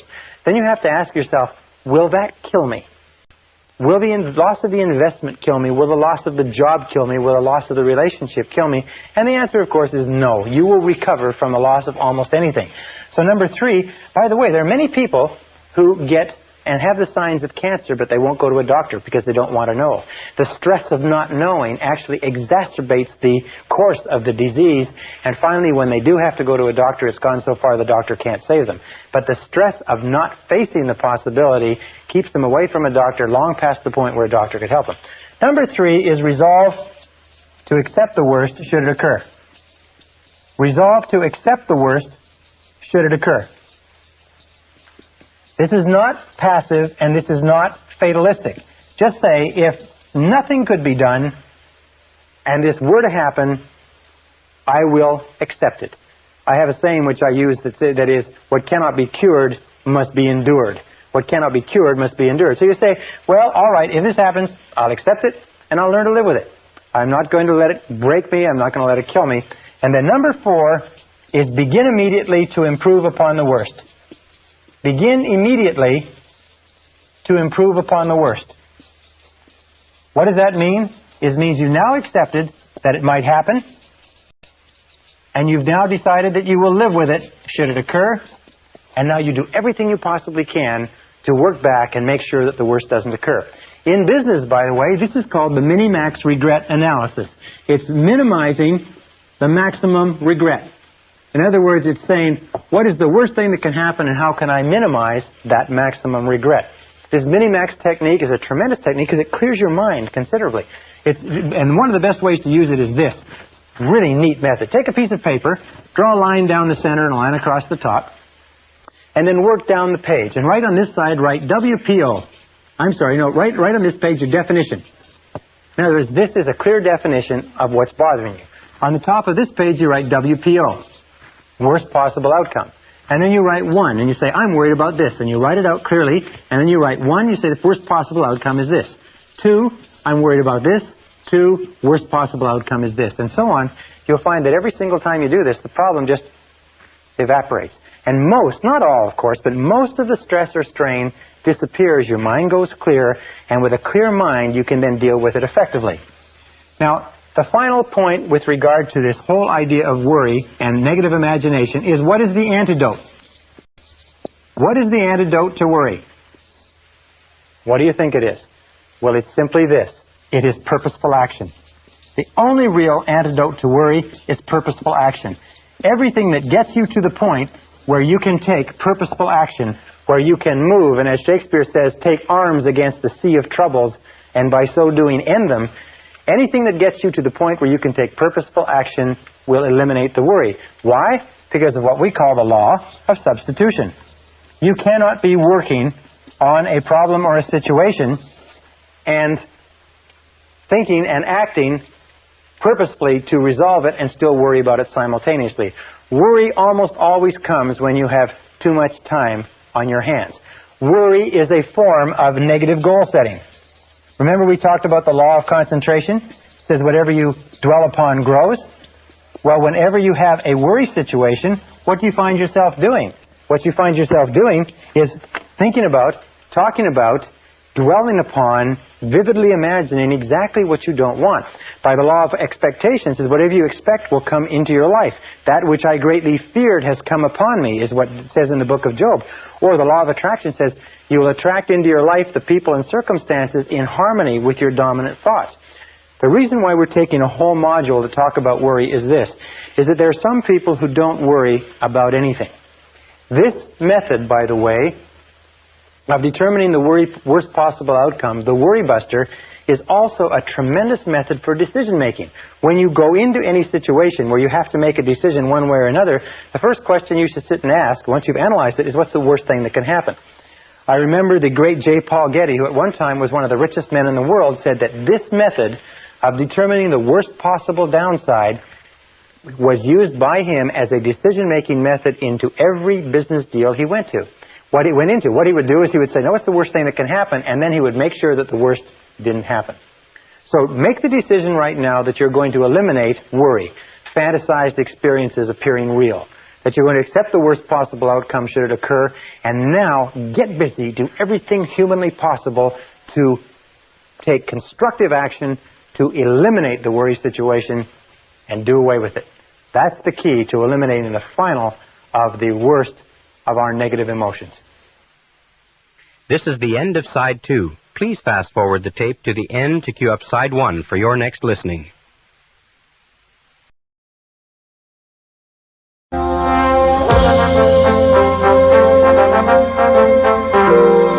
Brian Tracy presenta el programa Fénix. La psicología del logro.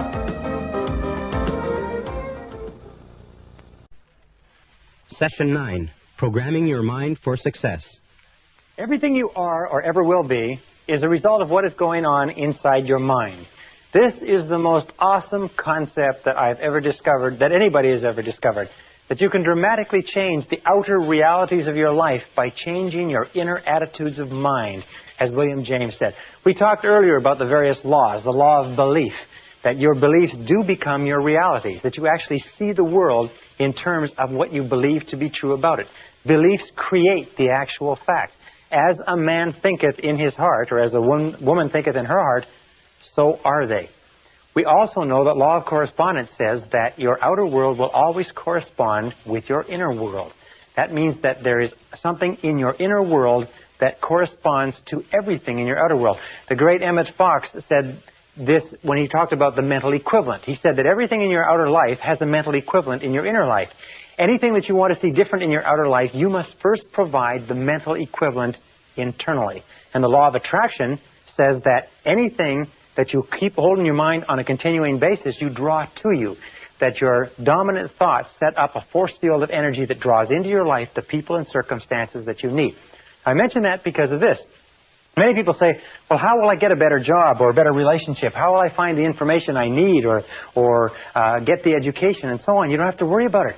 All you have to do is get it crystal clear in your mind, and you trigger into and get into the flow of these universal mental laws, and everything that you need will be brought to you exactly as you need it, exactly when you need it, and exactly in the form that you need it. Now, we're going to talk in this session. We talked about self-concept before. We said that your self-concept is that bundle of beliefs inside that determines everything that happens to you. Your self-concept is the sum total result of every single piece of information that you've ever taken in about yourself or your world, accepted as true. It becomes part of your self-concept, and your self-concept is the corresponding inner mechanism that determines what happens to you. What does this mean? It means that all change begins with a change in the self-concept. All change begins by you taking in new information that changes your beliefs.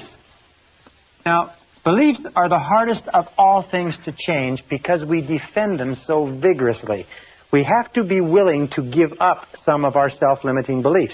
We have to be willing to look at our beliefs honestly. Remember, we talked about self-knowledge. You have to be willing to look at our beliefs honestly and say, do these beliefs serve me?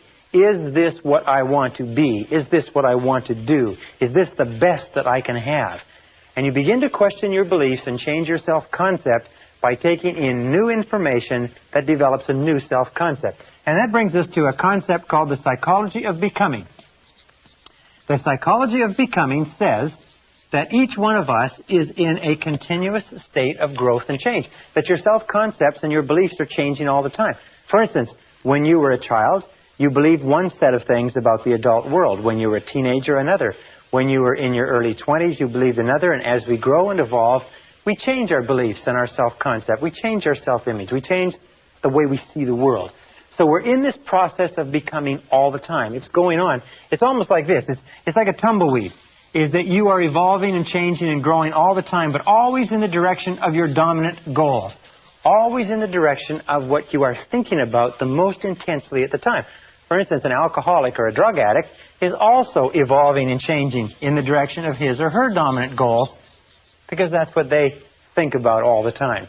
And if you want to evolve and grow rapidly, you have to make those goals clear, you have to make them sharp, you have to make them intense, and you have to dwell on them all the time. Sometimes you see people who are very successful at an early age, but you'll find that those people had an obsession, a total preoccupation with a particular area or field for a long time, whereas other people who may be much older have never had an intense feeling or have never dwelled on anything they want to accomplish. Now, there's two obstacles to this psychology of becoming. Number one is called homeostasis. Now, homeostasis is the desire for consistency. It is a natural desire within the human mind to stay constant with what has happened in the past. If you like, we like to maintain the status quo. These are the people who say that's the way we've always done it, this is the way we do it around here, etc., etc. You must watch out for homeostasis because what it does is it causes your thinking to become rigid and inflexible. And the other is called psychosclerosis. Psychosclerosis is simply a hardening of the attitudes. A hardening of the attitudes. People with psychosclerosis develop what is called fixed ideas. Fixed ideas lead to rigidity and an unwillingness to change. Both of these lead to getting stuck in the comfort zone. Remember, the natural tendency of all human behavior is for you to start doing something in a certain way and then get stuck in a comfort zone. You get stuck in a comfort zone in a relationship, even if you're not happy, in a job, even if you're not satisfied, with a particular level of income, even if it's not enough. You have to fight the comfort zone because the comfort zone very soon becomes a rut. And they say that a rut becomes a grave. And the only difference between a rut and a grave is the depth. Or another way that it's been put is that a grave is simply a rut, or a rut is simply a grave with the ends kicked out. So be very alert to that because the great majority of people in our society tend and evolve naturally to get into a comfort zone, to become very rigid defenders of the status quo, to become very hardened in their attitudes. They get into this comfort zone, they fall into this rut, and even if it would be good for them, they don't change. Now, this leads us to the two great powers that control everything that happens to you. And the first power is the power of love. The power of love is the power that shapes your personality and shapes your destiny. The power of love simply says that everything that we do is either to get love or to compensate for the lack of love. We said earlier that children's entire personality is formed by the quality and quantity of love that they get, and that all adult problems are as the result of love withheld. Love withheld from our parents, and perhaps love withheld from people when we grow up. The other power is the power of suggestion. Now, the power of suggestion works on us all of our lives. The power of suggestion is extremely strong. What it does is it begins working on us almost from the time that we're born, sometimes from before birth, and the power of suggestion shapes us. It means that every single thought you think, everything you hear, everything that you see, touch, taste, or smell, everything that affects you in any way has an effect on your personality. We say it this way. We say everything counts. Everything counts, and especially when you become an adult, remember that everything counts. Now, the average adult in America watches 20 to 25 hours of television every week. The average senior citizen watches about 7 hours of television. Average child watches 3 or 4 hours of television per day. Do you know that the average chief executive officer of major American corporations watches less than 5 hours per week? Now, let me ask you a very simple question. Do you think there's a correlation between the number of hours that a person watches television and how successful they are in life? Do you think that the suggestive influences, books, magazines, tapes, courses, seminars, people, television programs, and so on, that you watch, listen to, read, associate with on an ongoing basis, do you think these suggestive influences are having any effect on your future? Let me just put it this way. Everything does count. And you have to ask yourself this question. I learned this many years ago. Is ask yourself this question: what is it that you want in life? Once you've asked yourself what it is you want in life, then you can look around your world and you can determine what is right for you and what is wrong for you. What does that mean? It means that everything that moves you toward what you want is right, and everything that moves you away from what you want is wrong, but everything counts. Well, I have a good friend who goes on a diet on a regular basis. And every so often, I catch him eating cheesecake. And sometimes he's eating 2 pieces of cheesecake with lunch. And I say to him, I said, I thought you were on a diet. I said, I thought you only eat fresh fruits and vegetables and natural foods. And he says, sure. He said, well, I said, what about the cheesecake? He said, well, I don't count that. Do you know how many people sit at home and watch television 3 or 4 hours a night, who want to be successful, who read the comic strips and the sports pages, who read junky magazines or nothing at all, listen to the radio, don't do anything with their time or their minds, and they say, but I want to be successful, I want to be more successful. I said, well, what about all these things that you're doing to waste your time? They said, well, I don't count that. But unfortunately, nature counts everything. So this brings us to some laws that I want to share with you. The first law is the law of habit. Now, these are also mental laws. The law of habit is very similar to the law of inertia. The law of inertia says that a body at rest tends to remain at rest unless acted upon by an outside force. It also says that a body in motion tends to remain in motion unless acted upon by an outside force. The law of habit says that in the absence of a specific decision on your part to change some aspect of your life, the natural tendency will be to go on the same way indefinitely. As a time management specialist once said, the more you do of what you're doing, the more you'll get of what you've got. So you have to look at what you've got and look at what you're doing and say, is this what you want? You will go on indefinitely in the same direction unless you make a very concrete, specific decision to change. Also, there's another law. It's called the law of emotion. And by the way, before I get into the law of emotion, let me say this. That about 95% of everything that we do is by habit. That the only major difference between successful people and failures is that successful people have success habits and failures have failure habits. For example, you've heard the old saying, early to bed and early to rise? They say, makes a man healthy, wealthy, and wise. Well, why is that? Why is it that so many successful people get up early in the morning? It's because they get a jump on the day. It's also because it forces them to go to bed earlier at night so they don't waste the evenings when they're the tiredest and least productive. So you find that over and over again, successful men and women are early to bed and early to rise. They have a success habit. Why is it that people don't go to bed early or don't get up early? Because they're too lazy, they're too undisciplined, they don't have goals that they want badly enough, they do not have success habits. 95% of your success is going to be determined by the type of habits you develop. And if you have good habits, you're going to be successful in spite of anything else. The law of emotion says simply this.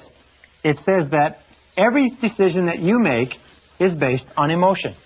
Is that we used to say over and over again that people are 90% emotional and 10% logical. Well, one of the great discoveries that I've made in the course of my research is the discovery that we are 100% emotional, that we're not even 99% emotional. Every single decision we make is an emotional decision. If somebody says, well, it's the logical thing to do, what it simply means is they have more emotion invested in that, even though it sounds logical. The law of emotion says that every decision that we make is emotional, and it says this. It says that stronger emotion will dominate a weaker emotion. Stronger emotion dominates a weaker emotion. So whichever emotion is stronger will be the dominant emotion and will determine what you do. All action is determined by the emotion that is predominant at the time. And with whatever the stronger emotion, if it is fear, fear will determine what you do. If it is desire, desire will determine what you do. The two major emotions that wrestle within us all the time are fear versus desire. World Championship goes on over and over again. Your fears that hold you back, your desires that propel you forward. Now, how do you turn this equation so that your desires win? It's very simple. You use the law of concentration, and you think about what you want all the time. You dwell on what you want all the time. You keep your mind fixed on your desires. You become totally preoccupied with what you want, and as we've said before, your fears have a tendency to dwindle. But whichever thing you think about, if you think about your fears or you think about your desires, whichever one you think about, by the law of emotion is going to determine your actions, and your actions will determine your outcomes. This brings us to another law, which is called the law of expression. And this law of expression is very interesting. This law of expression goes back many, many years, and it predates even a quote from Aristotle, which says, whatever is impressed is expressed. Whatever is impressed is expressed.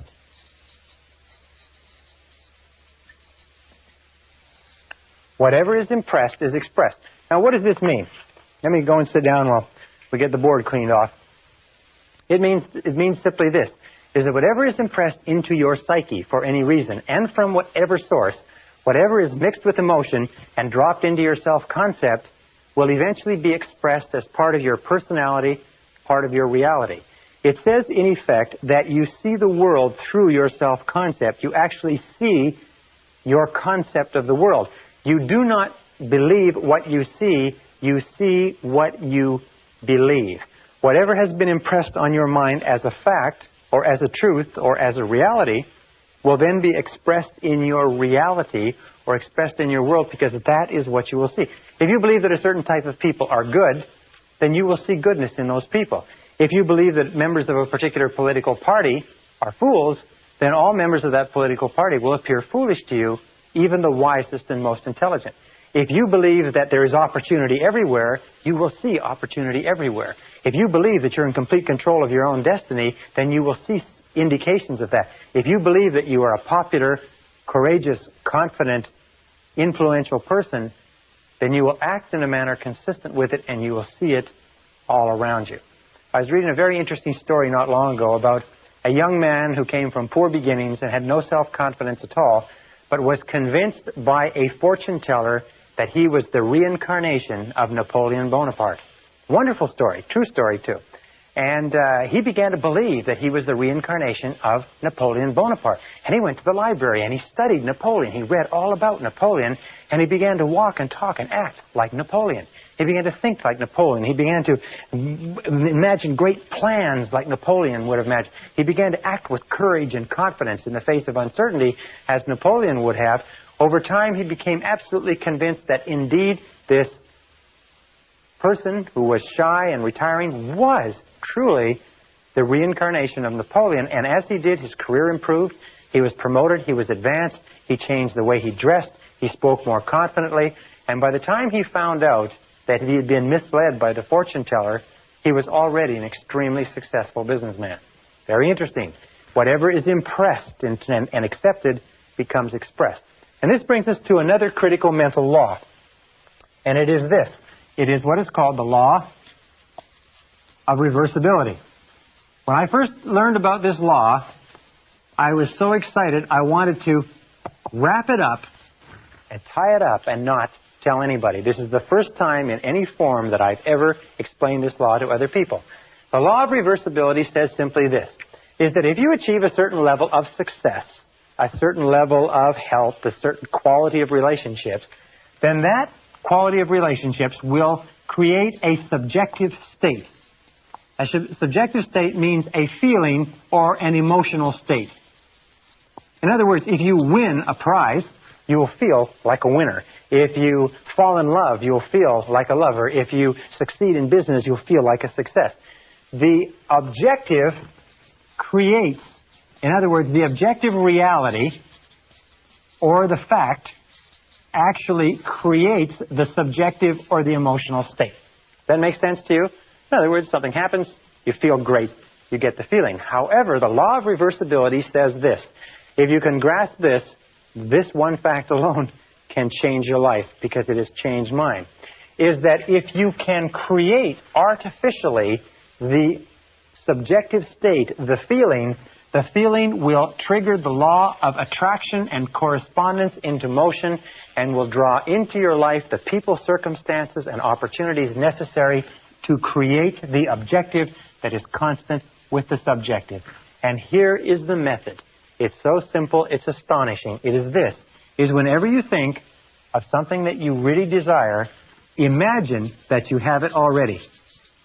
Imagine that you have it already. It sounds like a game, like children would play. But it is so powerful that it is awe-inspiring, and all I suggest you do is try it for a little while. Just imagine, close your eyes, driving along, think about it if necessary, stand, relax, do whatever you want, but just imagine that you've already accomplished it and try to get the feeling.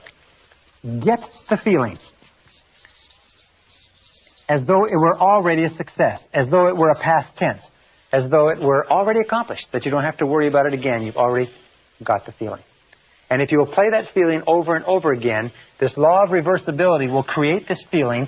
As you dwell upon the feeling more and more, the feeling will actually begin to change things inside you and outside of you, draw you toward your goal and draw your goal toward you, and the objective will come into reality exactly at the right time and place. You don't even really have to worry about the process between the two or what the steps are. All you have to do is hold that feeling very, very intensely. And we'll talk about this a little bit more when we talk about mental programming methods. Now, the next law is the law of practice. The law of practice is also called the law of repetition, but it says that whatever you do over and over again, often enough, becomes a new habit. Do you want to be a positive, exciting, enthusiastic person? Do you want to become wealthy and successful? What is it that you want in life? Whatever you want in life, if you will practice it over and over again, it eventually becomes a new habit. If you practice it by thinking about it, you see, a new habit takes about 21 days to develop. It takes about 21 days to develop a new habit. 21 days of repeating it over and over again. Now, what we're going to ask you to do as a result of this course and as a result of what we've talked about is we're going to ask you or suggest that you go on what we call a 21-day PMA diet. That means that for 21 days, we're going to ask you to do a very difficult thing. One of the most difficult things you'll ever do in your life is for 21 days, we want you to keep your mind on what you want and keep it off of what you don't want. Keep your conversation on what you want. Keep your conversation off of what you don't want. Keep your dreams, your imagination, your thoughts, your feelings, everything in your environment consistent with what you desire, and keep it off of what you don't want. It's very simple. It's not very complicated. It's one of the most difficult things that you'll ever do. Now, why do we pick 21 days? Well, a very good reason. You see, it takes 21 days for a chicken that has a brain the size of a pea to sit patiently, calmly, faithfully on an egg to hatch the egg. Now, we feel that if a chicken with a little brain like that can sit on an egg for 21 days without seeing any change, just in faith, for 21 days it can sit there on that egg, then we could probably ask adults who have brains that are the size of 3 pounds, that have 12 to 20 billion cells, and have the capacity to remember and retain all the knowledge known to man, if their brain could be tapped, we ask them to keep at it for 21 days. If you will go on a positive mental attitude diet for 21 days, keep your mind on it, the goal is to become what we call a purely positive person. A purely positive person. Because we know that if you're a purely positive person, if your conversations, your acts, and your relationships are purely positive, what we call a PPP person, and you practice that for 21 days, you will find that your life will change. That everything around you will change. Your health, your relationships, your work, your opportunities, and everything else. It's simple, but it's not easy. If you can do it, if you can practice it, it will become a new habit. The very law of reversibility, the very law of emotion, the very law of habit that we talked about will actually begin to be changed. Now, what are the 4 things you need in order to make this great change? Number 1 is you need desire. Desire is the starting point of all change. The most important question that you have to ask yourself in life is, how badly do you want what you want? How badly do you want it? Or do you want it at all? You see, there's an awful lot of people who want an awful lot of things. But how badly do they want it? If you want it so badly, if you want it with tremendous intensity of desire, there's really nothing in the world that can stop you from getting it. There's an interesting story was told about Socrates, and Socrates was talking to one of his students, and the student said, I am hungry for knowledge. What can I do to increase my knowledge? And Socrates said, knowledge is something that is readily available and easy to get if you want it bad enough. He said, I'm sure I want it badly enough. And Socrates said, come with me. And he walked him offshore into the ocean, and walked him offshore into the Aegean Sea. And they got about 3 or 4 feet, and Socrates, a very, very strong man, grabbed the young man and put his head under the water. And the young man began to struggle and struggle and struggle, and finally became incredibly frantic, and finally brought him up. And he said, now what did you want while you were under the water? And he said, all I wanted was air. He said, all I could think of in the whole world was air. He said, when you want knowledge with the same intensity that you wanted that oxygen, you will get all the knowledge that you could desire.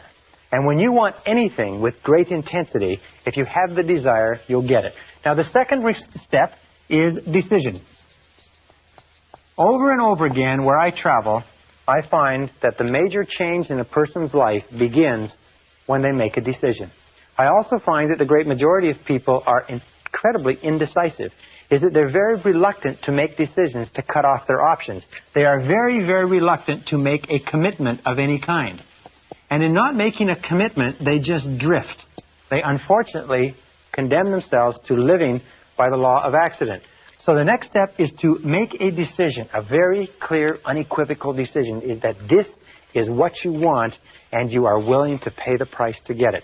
There's a very interesting little book called The Ultimate Secret by Michael Hernacki, and he said that the key to success, after he's studied many, many successful people, says the key to success is simply this, is be willing to do whatever is necessary. Be willing to do whatever is necessary. Be willing to do whatever is necessary. That means once you've made the decision, be willing to go the extra mile. Be willing to do whatever is necessary. And the interesting thing is that you won't ever have to do everything that's necessary, but you must be willing to do it. And it's that unequivocal decision, that do or die, that complete, total, 100% commitment that makes all the difference in your success.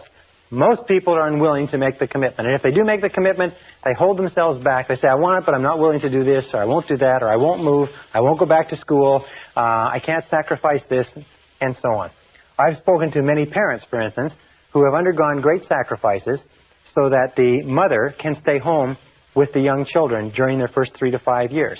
And people say, well, you're crazy, you need the money, you can't take trips, you don't have enough money to pay bills when you're not one or two people working. They say yes, but our decision is to give our children the finest grounding and the finest emotional basis possible. And we feel that the way to do it is for the mother to be home with the children. So they are willing to make the sacrifices.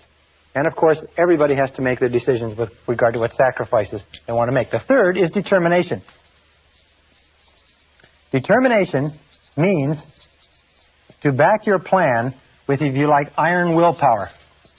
Again, every single study that I've looked at, and I spent, in the course of my lifetime, I spent almost 30,000 hours studying the subject of personal and corporate success, is that iron willpower is absolutely critical. Determination, the willingness to stick in when the going gets tough, the willingness to persist in the face of adversity. That kind of determination is absolutely critical to developing the new habit patterns of thought that will guarantee your success. And finally, discipline. This is my big favorite. It's usually the only place in this course where I mention this, but discipline is the master key to riches.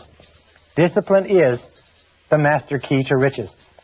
Discipline, the willingness to do what you know you should do, when you should do it, whether you like it or not, is the critical key to your success. Why is it that people fail in life? It's no miracle. It's no mystery. The reason people fail in life is that they're not willing to do whatever is necessary. They're not willing to pay the price.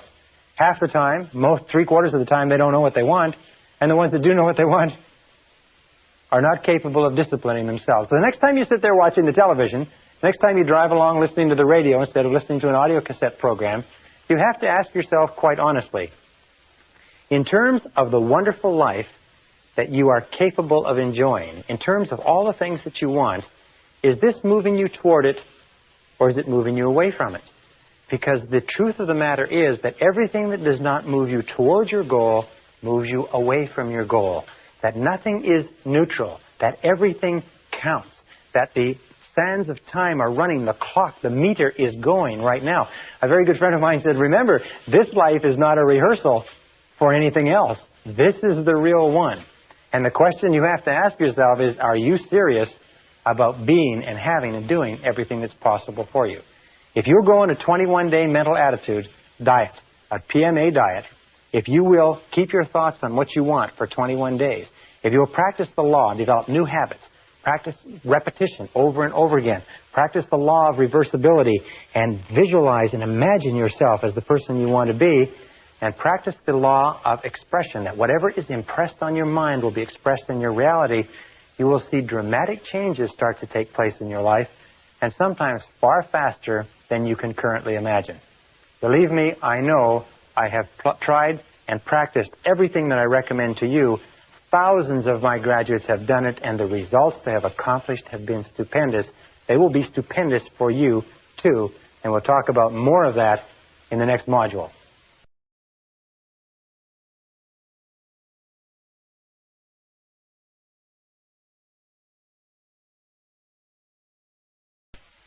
Session 10, Changing Your Self-Concept. To repeat, all change in your life begins with a change in your self-concept. And that brings us back to what we talked about when we talked about the three ingredients of self-concept at the very beginning. We said that there were three parts: the self-ideal, the self-image, and the self-esteem, or how much you like yourself. And what I'd like to do now is I'd like to talk a little bit about what we call the self-ideal. Because the self-ideal is the person that you would most like to be. When you start thinking about changing your personality, improving the quality of your life, your inner and your outer life, you have to start off with a target. You have to start off with something to shoot for, something to aim at. So let's talk about this. The self-ideal is a fundamental part of your personality. The self-ideal is a combination of all of the qualities of men and women that you have read about, studied about, associated with, or admired throughout your entire life. Your self-ideal is sort of like a role model for you, an internal role model. And this internal role model acts as a directional mechanism within your psyche that determines your words, actions, thoughts, behaviors, and so on. As a matter of fact, you are today, in many respects, the sum total composite of all the different men and women whose qualities and characteristics that you've ever admired. If you read a biography, an autobiography, a story about a person who has done something that you think is admirable, displayed qualities of intelligence or character or compassion or perseverance or persistence or courage and so on, if someone has done those things and you have a tendency to admire them, if you admire them, what happens is you have a tendency unconsciously, even without your knowing it, to try to be more like them. Now, there is a difference between the self-image, which is where you see yourself now, and your self-esteem. which is how much you like yourself. And there's a difference between your self-image and your self-ideal. The distance between these two, the way you see yourself now and the way you would ideally like to be, has a major impact on your self-esteem. People who see themselves working progressively toward becoming more and more like the people they want to be have high self-esteem. People who see themselves as having an enormous, almost unbridgeable distance between the person they see themselves as now and the person they know they should or could be usually have low self-esteem. So the starting point of change in the self-concept, to repeat, comes with defining clearly what it is you want to look like. Now, when I was about 17, 18 years old, I sat down with a notebook and I wrote out a description of the person that I wanted to be when I grew up. I wrote several pages. I described my personality and my height and my weight and how I would get along with people and so on. And many years later, 10, 15, 20 years later, after I had traveled around the world twice, after I'd been in 80 countries, after I had done a great variety of things, I came across those notes in an old suitcase. And I looked and I read them.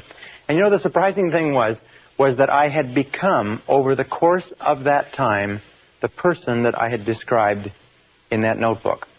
So I suggest to you this, is you start off by saying, who is it and what is it that you would like to look like 1 year, 3 years, 5 years from now? Or let's put it this way, and here's a really good question. Name 3 men or women, living or dead, that you really admire, that you really feel are wonderful, fine, upstanding role models.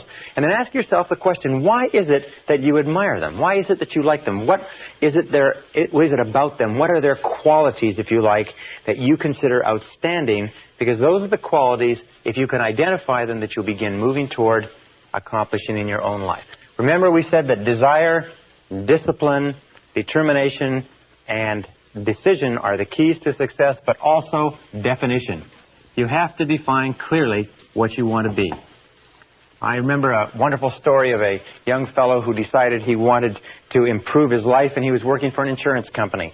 And he sat and looked around him, and he was number 28 or 29 out of 30 people in an insurance company selling insurance, and he'd been there for several years, and his career was going nowhere. And he began looking about him, looking at this, and he said, now, who do I admire? Who would I like to be like? Who would my ideal be?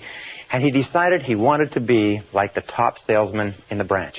And he started to look at the top salesmen and the top 1 or 2 salespeople in the branch, and he started to think about them and think about what they did. And he began to talk to them and get advice from them.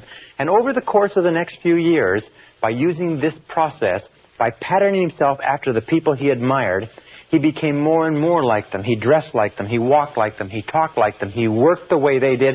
He studied the way they did. And in time, he became not only the top salesman in the branch, the top salesman in the region, the top salesman in the division, eventually the top salesman in the country, and he became a marketing vice president for one of the biggest insurance companies in the nation, simply by establishing a self-ideal and then working progressively toward it.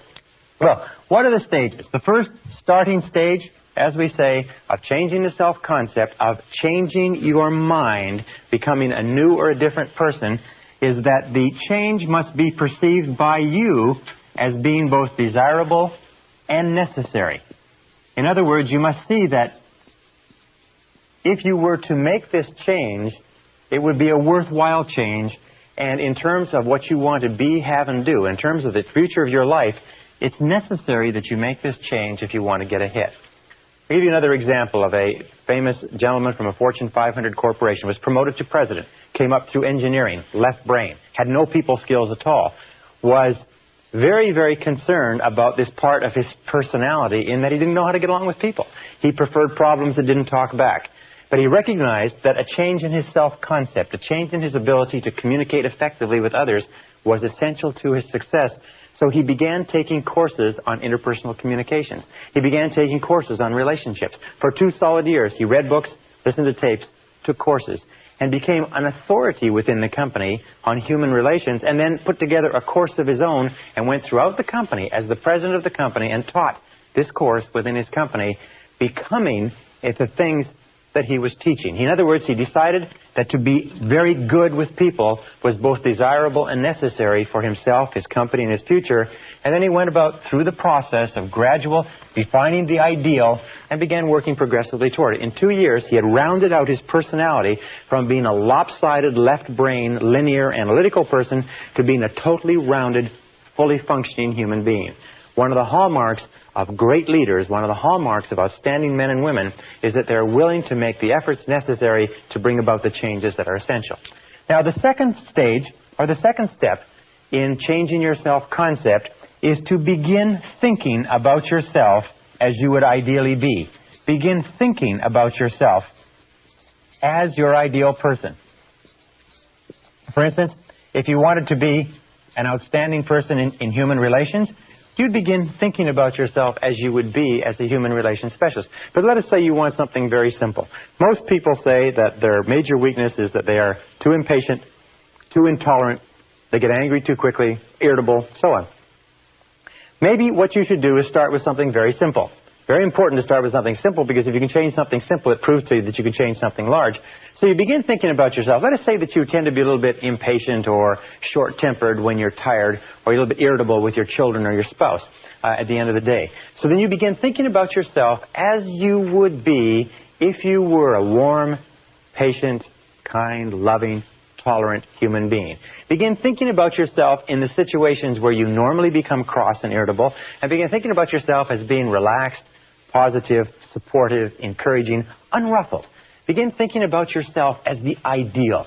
Think now, who do you know who has the type of personality? Now, it can be a television personality. It can be Bill Cosby, if you like. It can be somebody that you admire in sports. It can be somebody whose biographies or stories you've read. It doesn't really matter, but keep thinking about how would that person act in this situation. One thing that many people do, many Christians do, is whenever they get into a difficult or stressful situation, they say to themselves, I wonder how Jesus would act in this situation. I wonder how Jesus would act if they were dealing with a difficult person. Or I wonder how Jesus would act if he were put in the same position I'm in. And what it does is, irrespective of your belief, what it does is it gives you a role model to pattern yourself after. The great tragedy of many young people growing up in the inner cities today is that the role models that they have are not positive role models. The people who are the most successful sometimes in the ghettos in the inner cities are not admirable people who are working hard and building families and businesses. What they are is they're criminals who are engaging in criminal activities. So the role models that you choose have a critical effect on who you become. So begin thinking about yourself as you would like to be. As you would like to be. Now that's the starting point. Because of the law of expression, whatever is impressed is expressed. If you begin thinking about yourself, you begin finding it's almost like turning the wheel of your personality. You begin to become a different person. Now the third stage, the third step, is you begin to visualize. Now what does visualize mean? Well, there are thousands of books written on visualization. One of the most powerful of all human abilities is the ability to create clear mental pictures. You see, your subconscious, which is where all of your programming takes place, is activated by mental pictures combined with emotion. So when you create clear mental pictures, when you begin to dwell on a clear mental picture of the person that you would like to be, you begin to close your eyes or think about the person that you would like to be, the subconscious cannot tell the difference between a real experience, one that is actually happening to you, and one that you vividly imagine on the screen of your mind. And this method of visualization, of creating a clear mental picture, and then remember we talked about the law of practice, which is the law of repetition. By practicing it over and over and over again. Imagine, for instance, that you wanted to become a proficient public speaker. Simple as that. And let us say this is you, and this is your eyes, and here is your conscious mind, and here is your unconscious mind.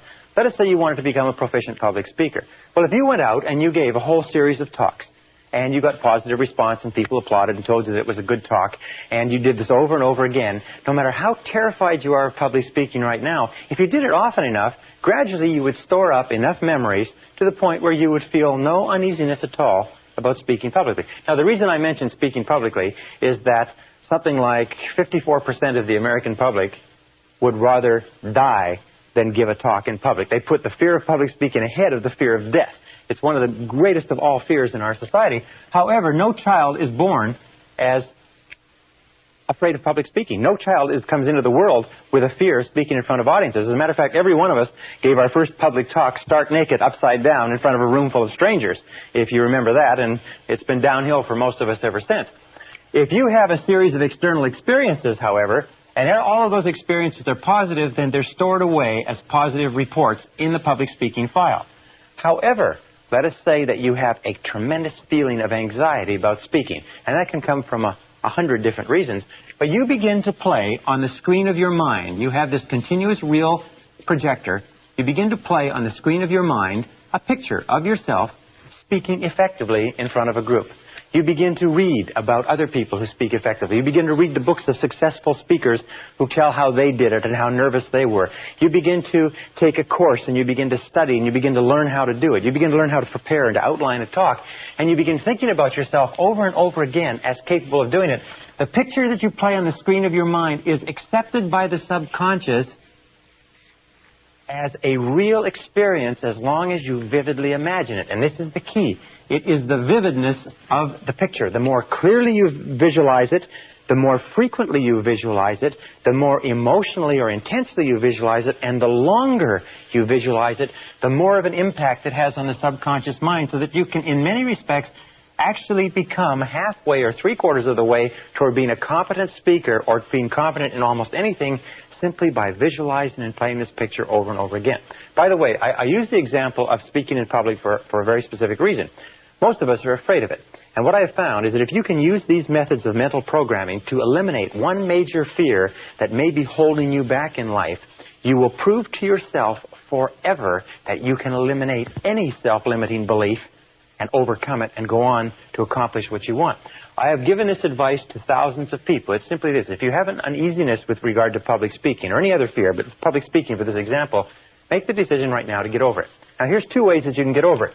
Toastmasters. Does this method work? Well, I'll guarantee you that it works. Toastmasters was set up in 1923 as an organization, a voluntary organization. Groups of men and women come together, small groups. They meet once a week, and they have breakfast, lunch, and or dinner meetings. And at each meeting, each person has a chance to talk. People who are so terrified of public speaking they could not lead silent prayer in a phone booth, after 10 or 15 weeks in Toastmasters are capable of standing up with 1 minute's notice and giving an extemporaneous talk in front of an audience of strangers. Toastmasters works. Why? It's because every single time a person stands up, they get positive feedback, they get correction, they get advice, they get applause, they get support. Eventually, what you do is you build up a whole series of positive reports in your subconscious mind that says, when it comes to public speaking, it's easy. If you want to be effective at selling, if you want to be effective at leading, if you want to be effective as a parent, if you want to be effective with other human beings, all you have to do is practice over and over again, and practice in your mind over and over until eventually you will find that when you think about whatever it is, the fear level will go down, confidence level will go up. By the way, one other area that you can go to if you want to learn to be more capable speaking is Dale Carnegie. Dale Carnegie has a wonderful course, which is just called the Dale Carnegie course, which really helps people become proficient in public speaking. Over 10 to 14 weeks, you get an opportunity every single week to get up and speak in front of your peers. The next is affirmations. Now, with affirmations, your potential is unlimited. Affirmations are the most powerful words that you can possibly say. Affirmations are based on what we would call the 3 Ps. In that with affirmations, we reprogram ourselves unconsciously. Affirmations are strong, positive, assertive statements that you say about yourself, to yourself, and believe. And they're based on the 3 Ps. And the Ps are, first of all, personal.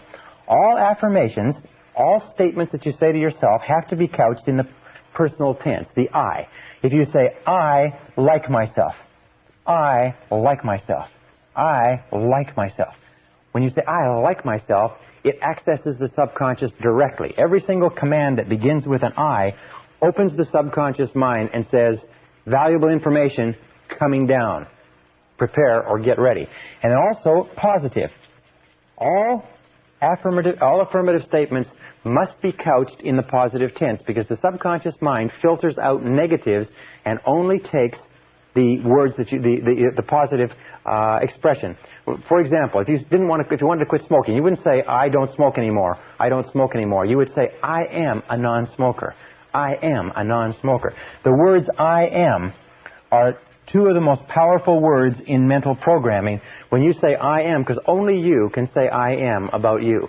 In the whole world, nobody else can use those two words with regard to you. And your subconscious recognizes it. When you say I am responsible, I am responsible, you can actually feel the impact of these words on your unconscious mind. You can feel the words I am responsible and feel their effect on your emotions. Now the third is that they must be in the present tense. Not I will lose weight, or I will quit smoking, or I will get a better job, but I have a better job. I weigh X number of pounds. I earn X number of dollars. I earn X number of dollars. Whatever it happens to be, you always place it in the present tense, because the subconscious mind can only take language that is couched in the now. This is very, very important, that when we are reprogramming the subconscious mind, when you visualize, it's in the now. When you affirm, it's in the now. When you think about yourself as you would like to be, it is always in the now. The subconscious mind is, by the way, it's very literal. So when you create affirmations, and you can recreate affirmations for every goal that you can imagine. I earn X number of dollars. I weigh X number of pounds. I am a kind, loving human being. I am disciplined and industrious and fastidious. I am a good driver. I am punctual. I like myself. I am responsible. I feel great. I feel happy. I have health. I have energy. Interesting affirmation. If you repeat the affirmation over and over again, I have health. I have energy. I have health. I have energy. You can actually build up your body's resistance to things like colds and flus. We'll talk about this a little bit later, but very often we get sick because we decide to get sick, or we get sick because we let our minds and bodies coast, and we can actually drive a cold out of our systems by repeating the affirmation over and over again. I have health. I am healthy. I am strong. I feel great. I feel wonderful. So couch your affirmations and your visualizations. When you close your eyes, see yourself as though you had the characteristic or quality right now.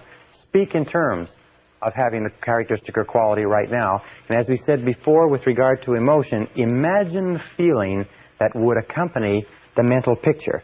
Imagine the feeling that would accompany the words. When you say, I like myself, you don't say, I like myself. You say, I like myself. I like myself. I like myself. Imagine when you say, I am responsible, you don't say, I am responsible. You say, I am responsible. I am responsible. In other words, emotionalize it. Wrap it up with emotion. Drive it into the subconscious mind like a detonator, and the effect that it will have on your personality and on your feelings will be tremendous. Now, again, with regard to affirmations, what I use is a series of index cards. And you can put your affirmations, your positive, present tense, personal statements on affirmations, and review those affirmations over and over again. Every time you review them, every time you think about them, every time you repeat them and drive them into the subconscious mind, every time you impress them, you increase the potential for them to be expressed externally. Now, one final thing is when you use affirmations, try to keep your daily words and actions consistent with your affirmations. Try to keep the things that you say when you're walking around and the things that you do consistent with the words that you say to yourself in private. All right, the next thing that we do is what is called verbalization. Verbalization is speaking aloud, speaking your affirmations aloud. Now, there's two ways that you can do this. Best to do it in private, but basically you increase the impact of an affirmation by as much as 80% and even more when you say it out loud. If you say to yourself, I like myself, but if you say, I like myself, or I feel terrific, or I feel wonderful, or I am responsible. I earn $50,000 a year. When I first learned about this process, my goal was to earn $50,000 a year, and I realized that the only way I could ever earn $50,000 a year was by repeating this over and over again. And surprisingly enough, when I began doing it, I was not making anywhere near $50,000, and I was very, very skeptical of whether or not it would work. I can only tell you from the bottom of my heart that it does work. So verbalize it. Another thing that you can do is in front of a mirror. If you verbalize in front of a mirror, you have two impacts working simultaneously.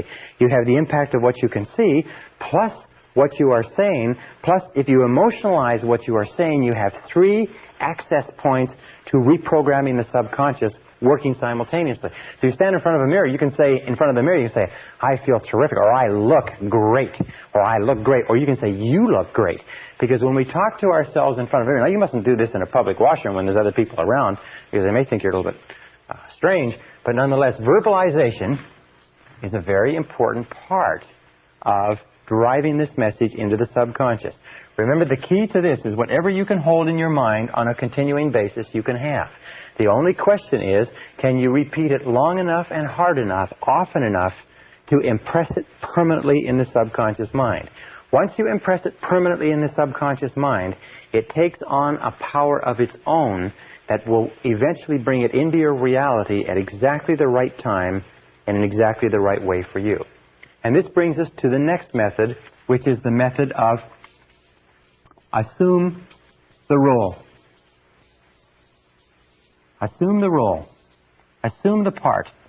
You see, one of the most important discoveries that we have made in behavioral psychology is this, is that if you feel a particular way, if you have particular emotions, the feelings will lead to actions. We've talked about this before, that we act in a way consistent with our feelings. However, what we've found is that most of us do not start off feeling motivated. Most of us do not start off feeling positive. Most of us do not start off feeling confident and capable of accomplishing our goals. Most of us start off feeling average to negative. However, if you will act exactly as if you had the feeling, the action will generate the emotion just as the emotion generates the feeling. In other words, you can act your way into feeling. This is very important. You can act your way into feeling. Have you ever had the occasion where you are sitting comfortably, relaxed, and somebody says, come on, let's go and do this, or let's get up and do that, and you say, no, I'm comfortable. Remember, you're into your comfort zone. Comfort is a great killer of human potential. You say, no. They say, oh, come on, just get up and do a little bit. So you get up just a little bit, and you move just a little bit, and as you begin to move, you start to get into the swing of it, and pretty soon you get into it completely, and you totally forget about going back to the couch or the chair that you were in. Well, you can act your way into feeling. You can act your way into feeling almost anything. We call this, if you like, pretending. Pretend that you have the quality already. For instance, if you want to be courageous and unafraid, pretend that you're courageous and unafraid already. If you want to be confident, pretend that you have the confidence. There's an old saying that says, fake it until you make it. Fake it until you make it. Remember we talked about the gentleman who was told that he was the reincarnation of Napoleon?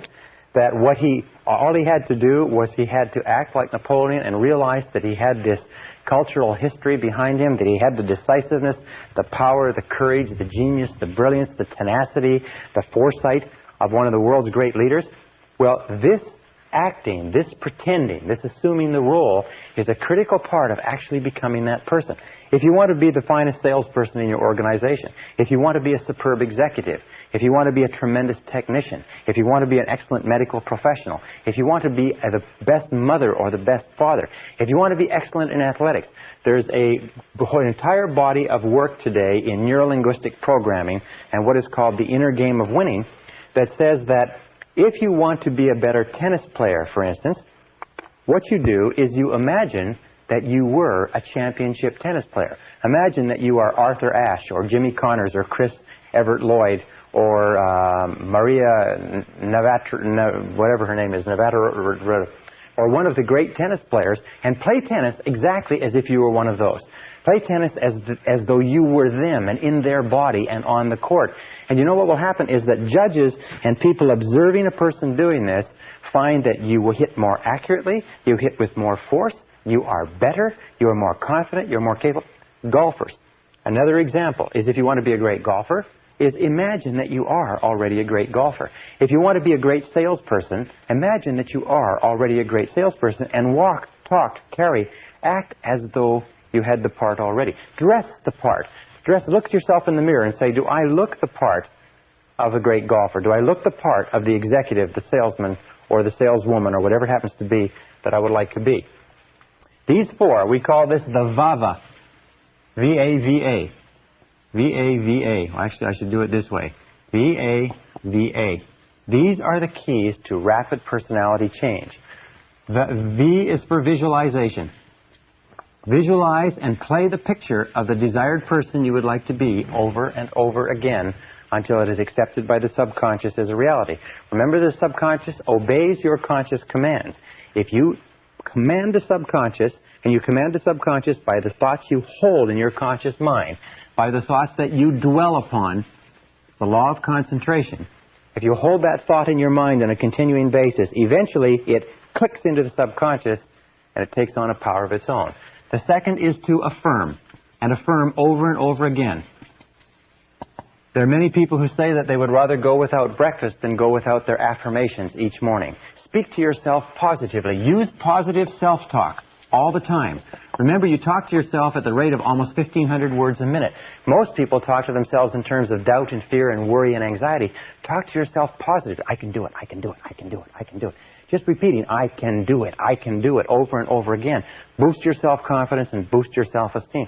When you have nothing else to do, say, I like myself, I like myself, I like myself, I like myself. Because saying I like myself or I love myself expands your ability and your capacity in every area of your life. Also, verbalize. Speak out loud. Make sure the things that you say out loud are consistent with the person that you want to be and the things that you want to do. Verbalize and say, I like myself. Don't say aloud things that, like, I'm never on time, I can't lose weight, I can't quit smoking, I wish I could, and so on. But always speak in positive terms. Remember that you can almost double the force of an affirmation by speaking it aloud. And if you speak it really loud, I like myself, I like myself, I like myself. If you speak it really loud and really strong, it has double, triple, sometimes several times the impact. And finally, assume the role. Pretend as though you already had the part. Assume the role. Imagine you have been hired to play the role of an extremely successful person in a Broadway play. And in this role, what you are going to do is you're going to walk, talk, and act as though you were the success, as though you were the role model, as though you were the ideal image of the perfect person that you want to become. And if you walk it, talk it, pretend it, visualize it, think it, and affirm it over and over again, that is the person that you become as inevitably as the sun rising in the east and setting in the west. And in the next session, I'll tell you more about how to incorporate these personality attributes into your character.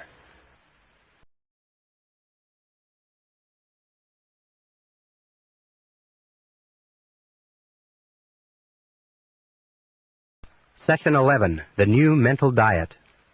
Back in the 1930s, a man named Gaylord Hauser shocked the medical world by coming out with a series of claims and statements that said that everything that we ate in some way affected our body. He said that everything that you eat is translated into something and has a positive or negative effect. And he wrote a book called The New Diet Does It. Now, in this session and in the previous sessions, we've been talking about the new mental diet. And just as everything that you eat has an effect on your physical body, everything that you take into your mind has an effect on your mental body, on what's going on inside you, which determines what happens around you. When we were talking a little bit earlier, we said that the power of suggestion is one of the most important powers in your life. The power of suggestion says that everything that you take in, everything that you think about, everything that you read, everything that you listen to, all of your conversations, radio, television, newspaper, books, papers, magazines, everything that you allow to influence your thinking affects your subconscious mind, affects your attitudes, your expectations, your values, your beliefs, and ultimately your potential as a human being. In fact, the great difference between human beings is not intelligence and not education and not opportunity. It is what they are feeding into their minds on a regular basis. Now, we also said And it's the same thing. If you were to say, well, yes, I eat good food a lot of the time, but some of the time, or 50% of the time, I eat junk food. I eat food that's high in salt, high in sugar, low in nutrition, inert foods, dead foods, white flour, French fries, grease, and so on. But it doesn't bother me. It doesn't have any effect on my body. You would know that that is nonsense because everything counts. Everything counts. One of the marks of a truly honest person is that they accept reality. And reality is that everything that you do, mentally or physically, counts. And it's either positive, it's either helping you, moving you toward what you want to be and have and do, or it's negative, it's moving you away, but nothing is neutral. Everything counts. So with regard to the power of suggestion, let's go on and talk about how we complete this process of reprogramming ourselves so that inside we are totally successful human beings, so that outside we will be totally positive, enthusiastic, successful human beings. Feed your mind the same way you would feed your body. Feed your mind carefully. If you were concerned about physical health and longevity, you would measure and calculate and look into the foods you eat. Look carefully into the mental foods that you eat too. Because these mental foods, by a process what we call the law of accumulation. Now, the law of accumulation is both a mental law as well as a physical law. And what it says is that every single thing that you do, positive or negative, accumulates. That every single great achievement in life is the result of thousands of ordinary achievements, struggles, fallbacks, failures, minor disappointments. Every single big accomplishment is preceded by thousands of tiny little accomplishments. Every overnight success is preceded by years and years and years of working off-Broadway. Every single great fortune. By the way, in studying self-made millionaires in America, do you know what we found? Is the average time that it takes to become a millionaire in America is over 20 years of hard work. In other words, we see a person who is wealthy, got a beautiful home, beautiful car, financially independent, but we don't realize that there are years and years and years of hard work, struggle, and sacrifice that preceded it. We see the person, we see the end result, and we say, isn't that person lucky? Well, the fact of the matter is that there's no luck. There's just this long process of accumulation, and everything counts. Every single honest effort that you make toward becoming a better person accumulates like a snowball and has an effect. Every single time you do something that takes you away, that wastes your time, wastes your mind, wastes your thought, and so on, that has an effect too, and that accumulates. Now, the great mistake that many people make is they go a little bit forward and a little bit backward. They do a few things that are good for their mind and a few things that are crummy for their mind, and a few things that are good and a few things that are crummy. And you know where they end up? Exactly where they started. The good offsets the bad. What you have to do is you have to put yourself on the side of the angels so that your predominant intakes of mental food are positive and constructive and moving you in the direction that you want to go in. So, we say feed your mind. Number one is read. Only reading is reading. Many people today don't like to read, but all leaders are readers. All leaders are readers. Read, and try to read an average of 1 hour per day. We know that if you read 1 hour per day, over the course of the day, in something that builds your mind, something positive and constructive that builds your mind, not newspapers, not wasted things that just preoccupy your mind, but something that builds you and develops you. 1 hour per day can change your life. Research shows that 1 hour per day, in 2 to 3 years, you will be an authority on your subject, on studying any subject, from time management to nuclear physics. 1 hour per day will make you an authority. 3 to 5 years will make you an expert, and 5 to 7 years will make you an international authority, make you one of the most knowledgeable people in that field in the world, in just 1 hour a day in any subject. And you can pick anything from medicine to molecular biology. So read an hour per day. Recent study shows that the average adult in North America reads less than 1 book a year. That 58% of adults in the United States and Canada never finish a non-fiction book after they leave high school.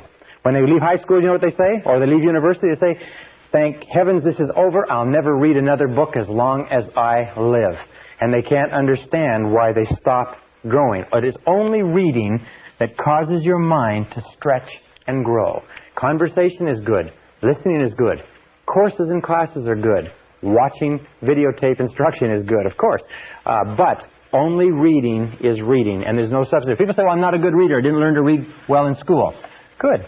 Then set that as one of your goals, to become an excellent reader. In 1 year of remedial reading at an evening course, you can be reading 300, 400, 500 words a minute, and it will change your life.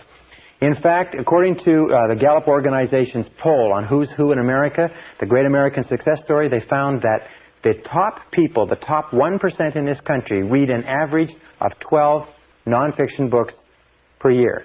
That means that you can join the top 1% in the nation by simply reading one book per month. One nonfiction book that develops your mind and expands your ability to think in a subject that interests you. One book a month will put you in the top 1% in a very short period of time.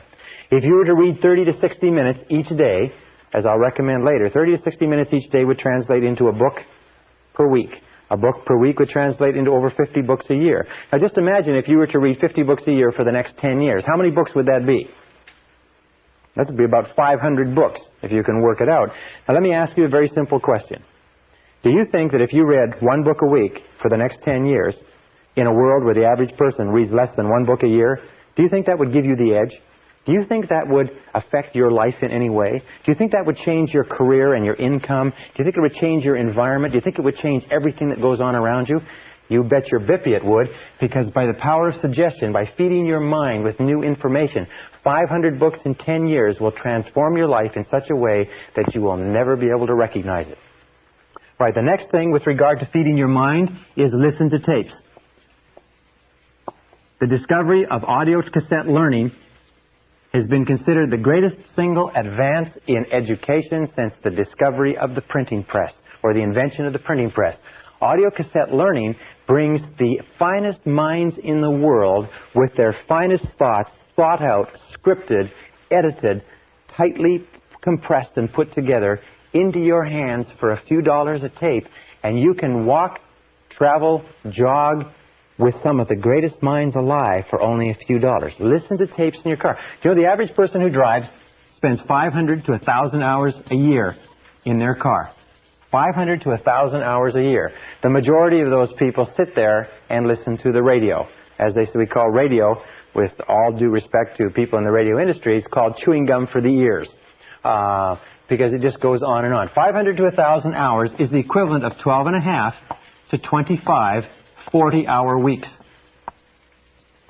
Do you know what that means? It means that you are getting the benefit of, or could be getting the benefit of, as much as 12 and a half to 25 40-hour work weeks. Imagine if your company would send you away for 25 weeks to study every single year at no extra charge. Do you think that would affect your career and your earning capacity?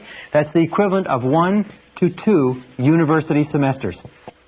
Imagine if you were taking the equivalent of 1 or 2 university semesters of additional education every single year. Do you think that would affect your life? Yes, it would. So, listen to tapes and finally take additional courses. Become a lifelong student. And when I say take additional courses, the very best place to take courses is from people who are experts in their field. Try to avoid taking courses from people who've only got their education out of a textbook. Take courses from people who are experts. Take seminars. Seminars, for instance, like this seminar that you're attending, you can get more information in a 1 or 2 day seminar taught by people who spent 10, 20, 30 years gathering and compressing the information than you can in an entire university course. So take additional courses. I recommend a minimum of 4 per annum. 1 every 3 months. In a world where the average person never takes an additional course, 80 to 90% of people never take a course after they leave high school or university. If you take 4 per year, listen to tapes in your car and read on a regular basis. And by the way, where do you get the time for reading? Just don't read so much newspaper. Simple as that. Just cut back on the newspaper a little bit and expand the amount of self-development reading that you do. Where do you get time to listen to tapes? Just don't listen to so much radio. I'm not saying don't listen to the radio at all, but just don't listen to so much of it. Where do you get time to take additional courses? Instead of sitting around on the weekends, take a course. Instead of watching television in the evenings, go and take a course. But remember, the clock is running. If you want to get to the top of your field, if you want to be a leader, if you want to be a star in your field, knowledge is power. Knowledge today is more important than anything else. Knowledge is the great power in our society, and the more knowledge you have, the more practical knowledge that can be put to purposes that can help other people and benefit yourself and the people around you, the more knowledge you have, the more power you will have, the more self-esteem you will have, the more status, the more position, the more security, everything. The most insecure person in our society is the person who has stopped learning and growing, and they know it. All right. By the way, one other thing. According to the Harvard studies, one of the keys to self-motivation is perpetual growth. As long as you're growing and learning and feeding your mind with new material, you will be continuously motivated exactly as if you were taking psychological vitamins. As soon as you stop growing, you start stagnating. When you start stagnating, your self-esteem goes down, your energy level goes down, your health level goes down, you become prone to more diseases, and so on and so forth. So as long as you're learning and growing, you'll be vital physically and mentally. The next part of feeding your mind is what we call the reference group. Or put it another way, get around the right people. Get around the right people. Now, getting around the right people simply means this, is that when we talked about the power of suggestion, we said that about 85 to 95% of all of the influences in your life, all the reasons you do anything, is because of suggestive influences around you. Not only physical suggestions, the weather, the heat, the cold, and so on, but also the emotional suggestions, the impact of the people you associate with. And the more you associate with people, especially people in your family, people in your close social circle, people that you work with, the more you associate with these people, the more of an impact they have on your thinking and on your future. David McClelland found at Harvard University, after 25 years, he found that the choice of a reference group was one of the key determinants of success or failure in life. Now, a reference group are the people that you identify with. Remember we talked about identification? The people that you consider yourself to be one of. It's as simple as that. Who do you identify with? Well, let me give you an example. I was reading the story of a self-made millionaire not long ago, and he had started off as a young man when other kids were collecting baseball cards or football cards or hockey cards. He became fascinated with executives of Fortune 500 corporations. So he began reading his father's Business Week, Newsweek, Fortune magazine, Wall Street Journal, and he began keeping files on executives who were in the news.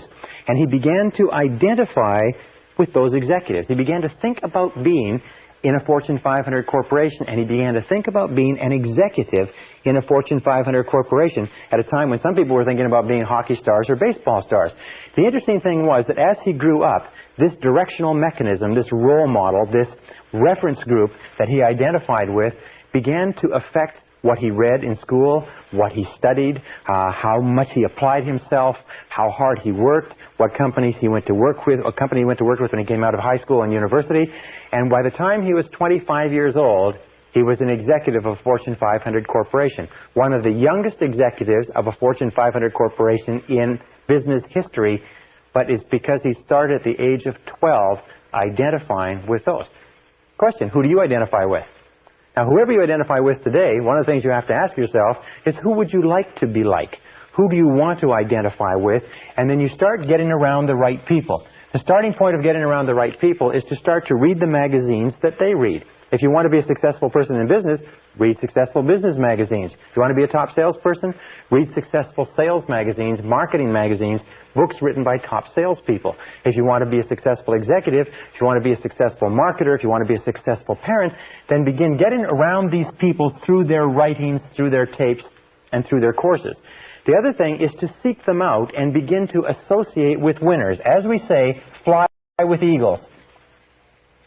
Now, let me make one point here that's absolutely critical. It is simply this, is that if you scratch with the turkeys, you can't fly with the eagles.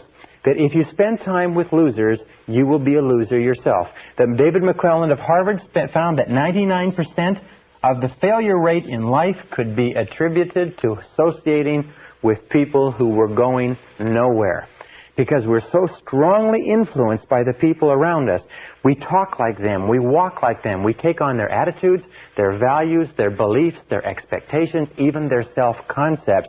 If we associate with negative people, critical people, cynical people, lazy people, people who waste their time, we will become exactly like them. Every one of us has the tendency to be like a chameleon. We take on the colorings and the behaviors of the people around us. So it's very important that you make a decision what you want to be like, and you begin to associate with people who are like that. And especially get away from the losers. Get away from the no-hopers. Get away from the negative people, because these people will drag you down as surely as an anchor would drag you down if it was tied to your leg. Many people come to me and say, well, I'm working for a negative boss, or I'm in a negative relationship. And I say this: if you're working for a negative boss, you'll never realize your potential working for that boss. You'll never be happy, and you'll never accomplish everything you're capable of accomplishing. They say, well, if I'm in a negative relationship, what do I do? I say, you have to ask yourself this question: do you want to fulfill your potential as a human being or not? If you want to fulfill your potential as a human being, here's the facts. I'm not making the facts up. I'm just telling you, here's the facts. But if you associate with losers, you'll be a loser. And it's been worked out for 25 years, and they can't find any exceptions to it. And I've spoken to thousands of people who've told me that coming to terms with this is one of the hardest things that they ever did. Because sometimes it means that you have to say goodbye to family, say goodbye to friends, say goodbye to relatives, say goodbye to relationships.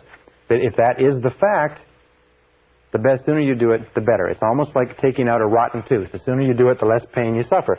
Now, with the next part with regard to reference group is this. It's what is called the Mastermind Alliance. And that is to pick one or two or more people in your environment whom you admire, who are positive, who are going places, who are ambitious, and start to get together with them at least once per week for breakfast or lunch just to talk. Get around them. Something about the fertilization and the synergy of positive minds coming together, talking about your problems, talking about your challenges, talking about the future, talking about what's going on.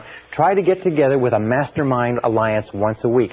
We have found in the research that I've done, the research that Napoleon Hill has done, that associating with other positive people is one of the triggering influences to peak performance.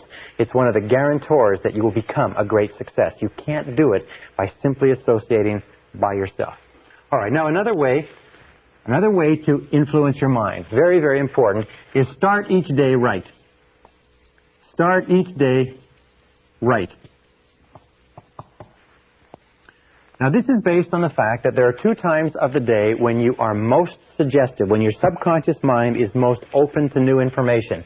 And that is nighttime, before you go to sleep, just when you fall off to sleep, and morning.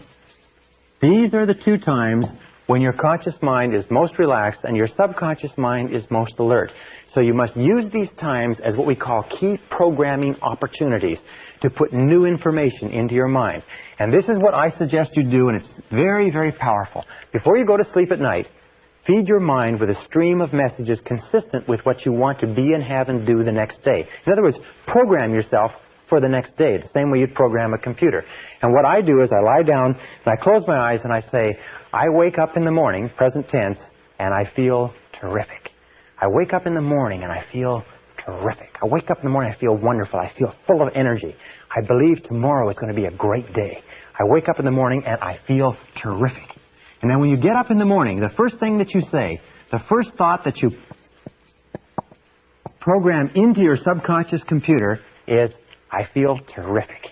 I feel terrific. I feel terrific. I feel terrific. I feel terrific. What you do is you get up and you say it 1, 2, 3, 4, 5 times, and you repeat it over. I feel terrific. I feel terrific. You don't get up in the morning and say, geez, I'm tired. Geez, I'm tired. Geez, I'm tired. Oh, God, I'm tired. You get up in the morning and say, I feel terrific. Somebody says, how you feel? You say, I feel terrific. Even when you feel terrible, say, I feel terrific. You see, your subconscious mind can't tell the difference between a real fact and one that you vividly imagine. And if you repeat, I feel terrific, very loud, I feel terrific. Try it yourself. I feel terrific. I feel terrific. I feel terrific. What happens is the subconscious mind believes that maybe you do feel terrific, and it will actually give you a surge of energy that will wake you up and clear your mind even before you have coffee. Now, the second thing that you do in the morning, this is number 1.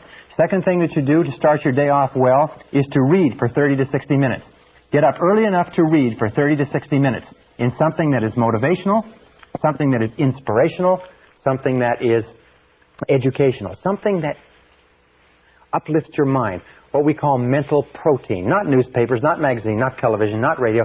Get up in the morning, sit down, and read something really good for yourself. Read something that makes you feel really good about yourself and your day. I read spiritually oriented material every single morning. And this is called, by the way, the golden hour.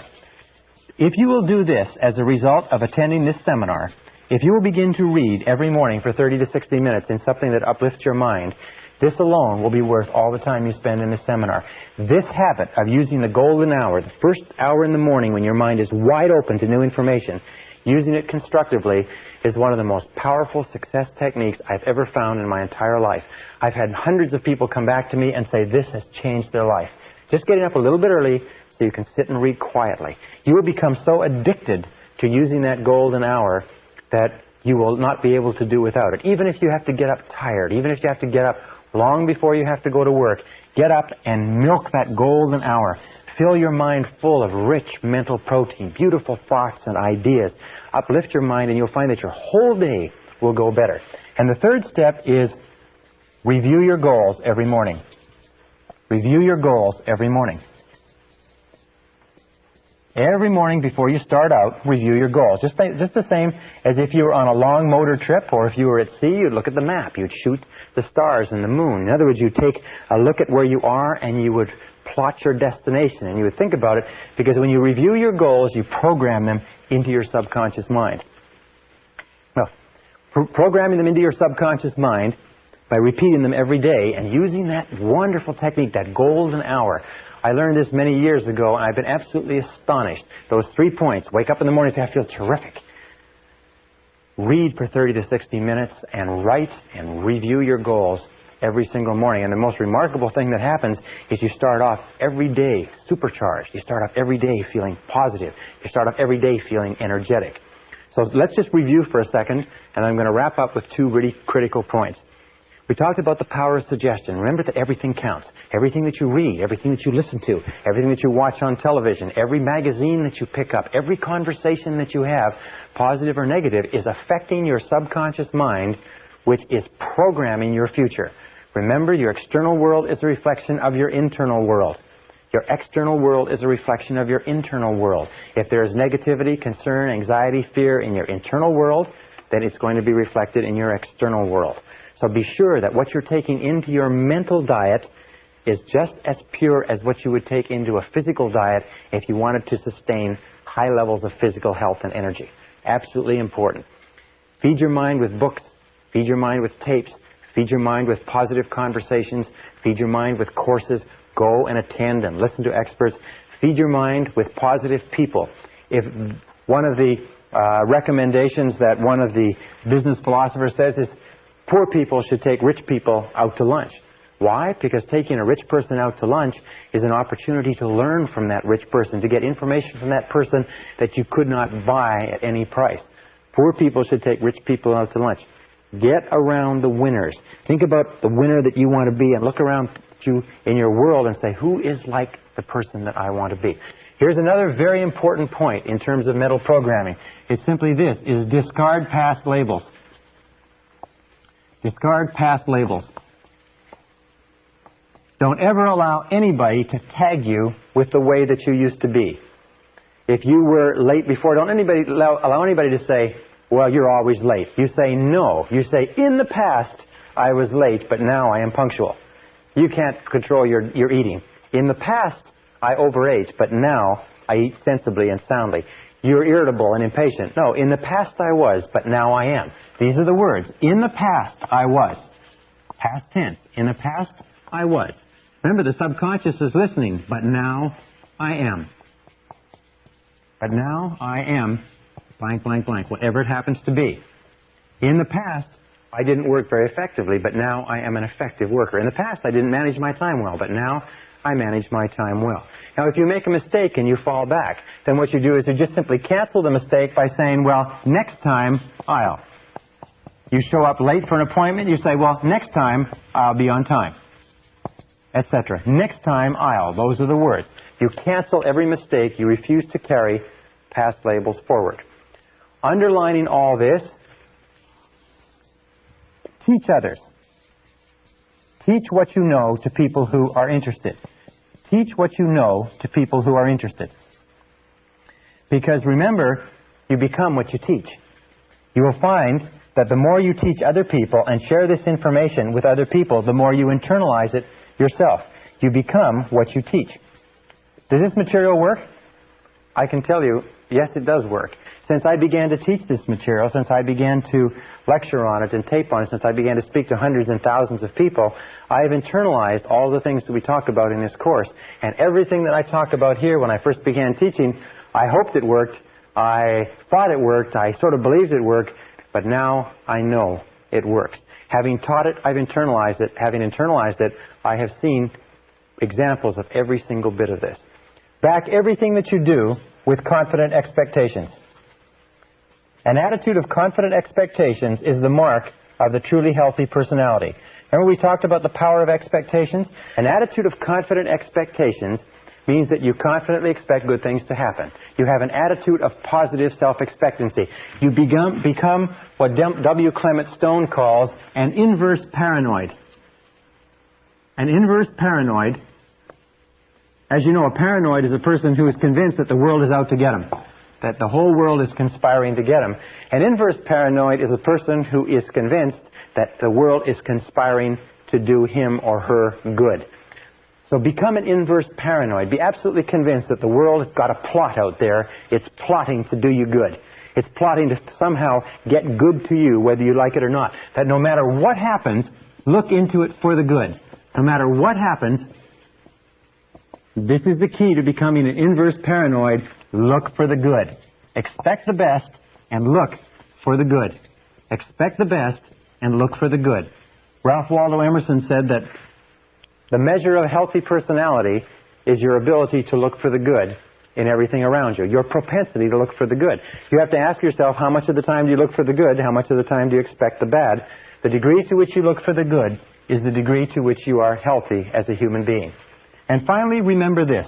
The process of changing from where you are now, here's where you are, to here's your goal. This is where you want to go. The process of getting from here to here is progressive, but this is what happens.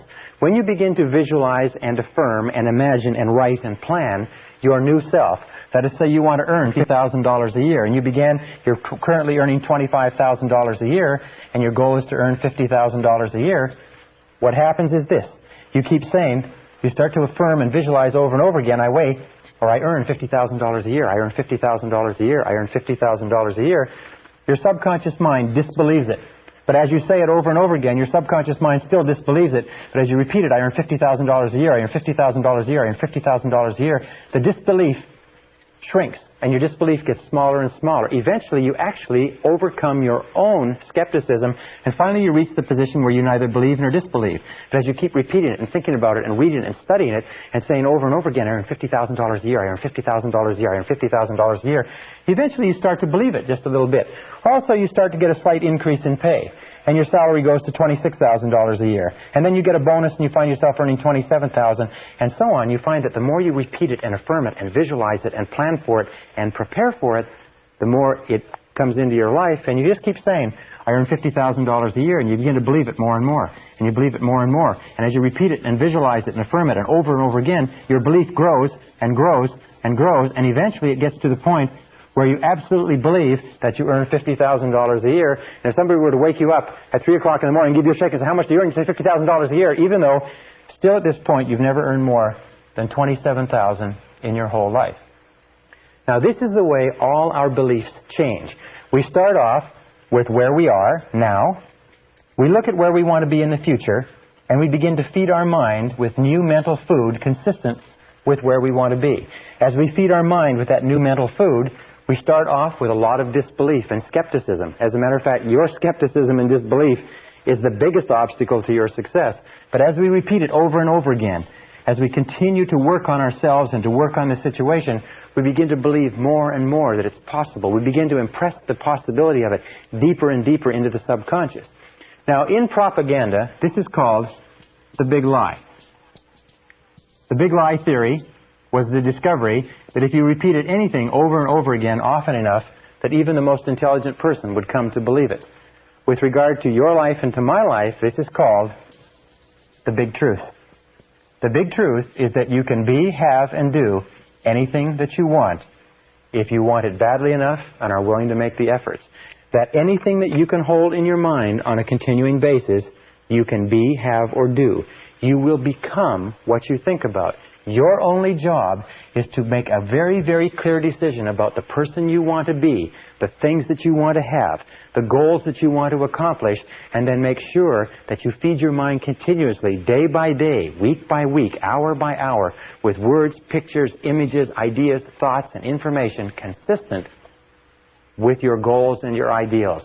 Keep your mind on what you want, keep it off of what you don't want, and everything is possible for you.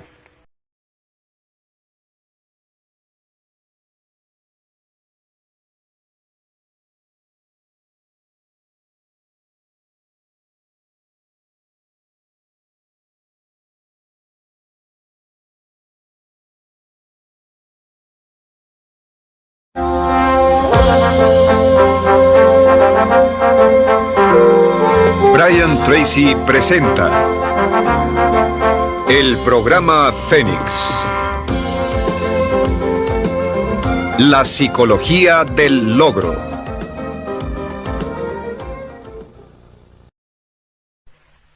Session 12, Software for the Brain. What is the most precious resource in your life? Well, if you're like I am, your most precious resource is time.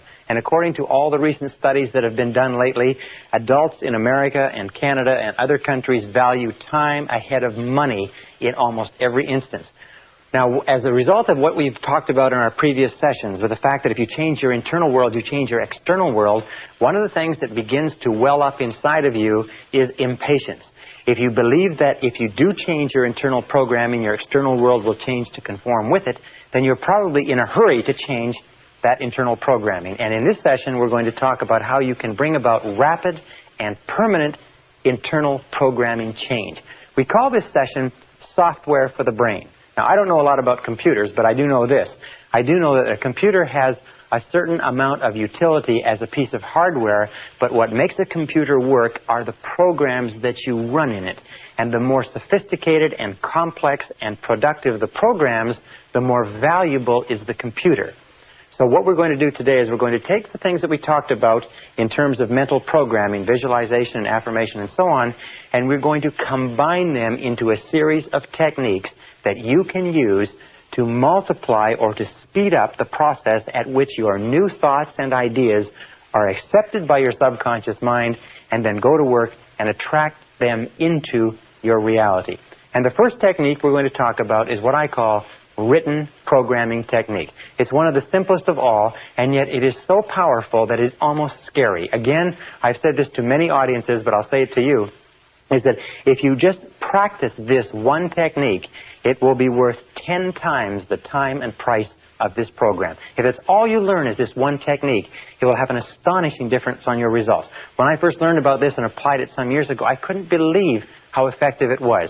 And all it requires to use is discipline plus one of these. Now, this is what I use. It's a spiral notebook. It costs here $1.99, Walgreens Drugs. All it has is lined pages. And what you do is you use this to write and rewrite your goals. It's very simple. You buy one for $1.99, and you use this as the basis of written programming technique. Let me explain to you how it works. Written programming technique is based on the fact that we learn or take in information three ways. We take in information auditorily. In other words, we hear the information or we speak the information. We take it in visually. We see the information. And we take it in kinesthetically as we feel the information. Now, any one of these is a good way of learning, or if you like, bringing in information to the unconscious mind. However, the more of them you can combine simultaneously, along with some of the other mental principles and programming techniques that we've talked about, the more rapidly the information is accepted. Sometimes, if you combine information in the right way, it's accepted instantaneously as a permanent change in your unconscious programming. Written programming technique is based on this, as are some of the other programming techniques which we'll talk about in the next few minutes. Written programming technique is based on the fact that when you write something down, it requires total concentration, law of concentration. You cannot write accurately and correctly and think of anything else at the same time. So writing requires concentration. It also requires intensity, it also requires visual, because you can't write without looking. And when you do write, you have a tendency to what is called sub-vocalize. In other words, you say the words to yourself as you're writing. So even though you can't hear them with a conscious ear, you hear them internally. And kinesthetically, you move and you feel. It requires tremendous mental, emotional, and physical energy to write. So written programming technique simply says this, is that every single morning, without fail, you rewrite your major goals. After you've done your reading, you rewrite your major goals. Now, this whole process, by the way, can take about 2 minutes, maybe 5. You may get to the point, as I do, where you'll write 10, 20, 30, sometimes even an hour. But you just rewrite your major goals as positive, present tense, personal affirmations.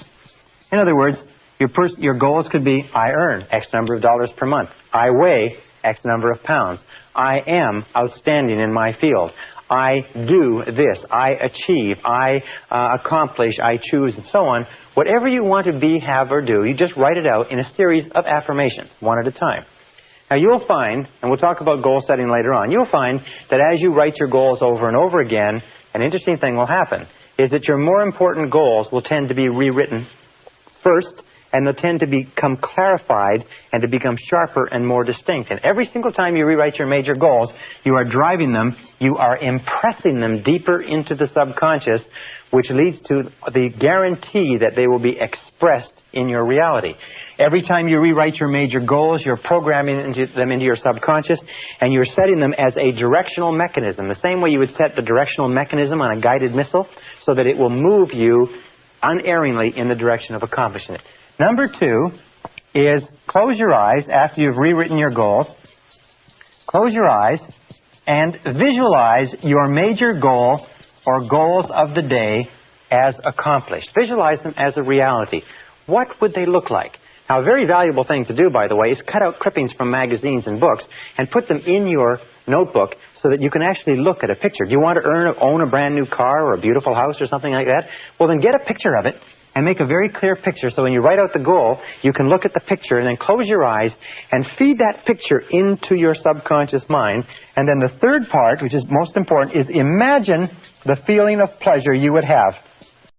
Imagine the feeling of pleasure you would have if you already owned it.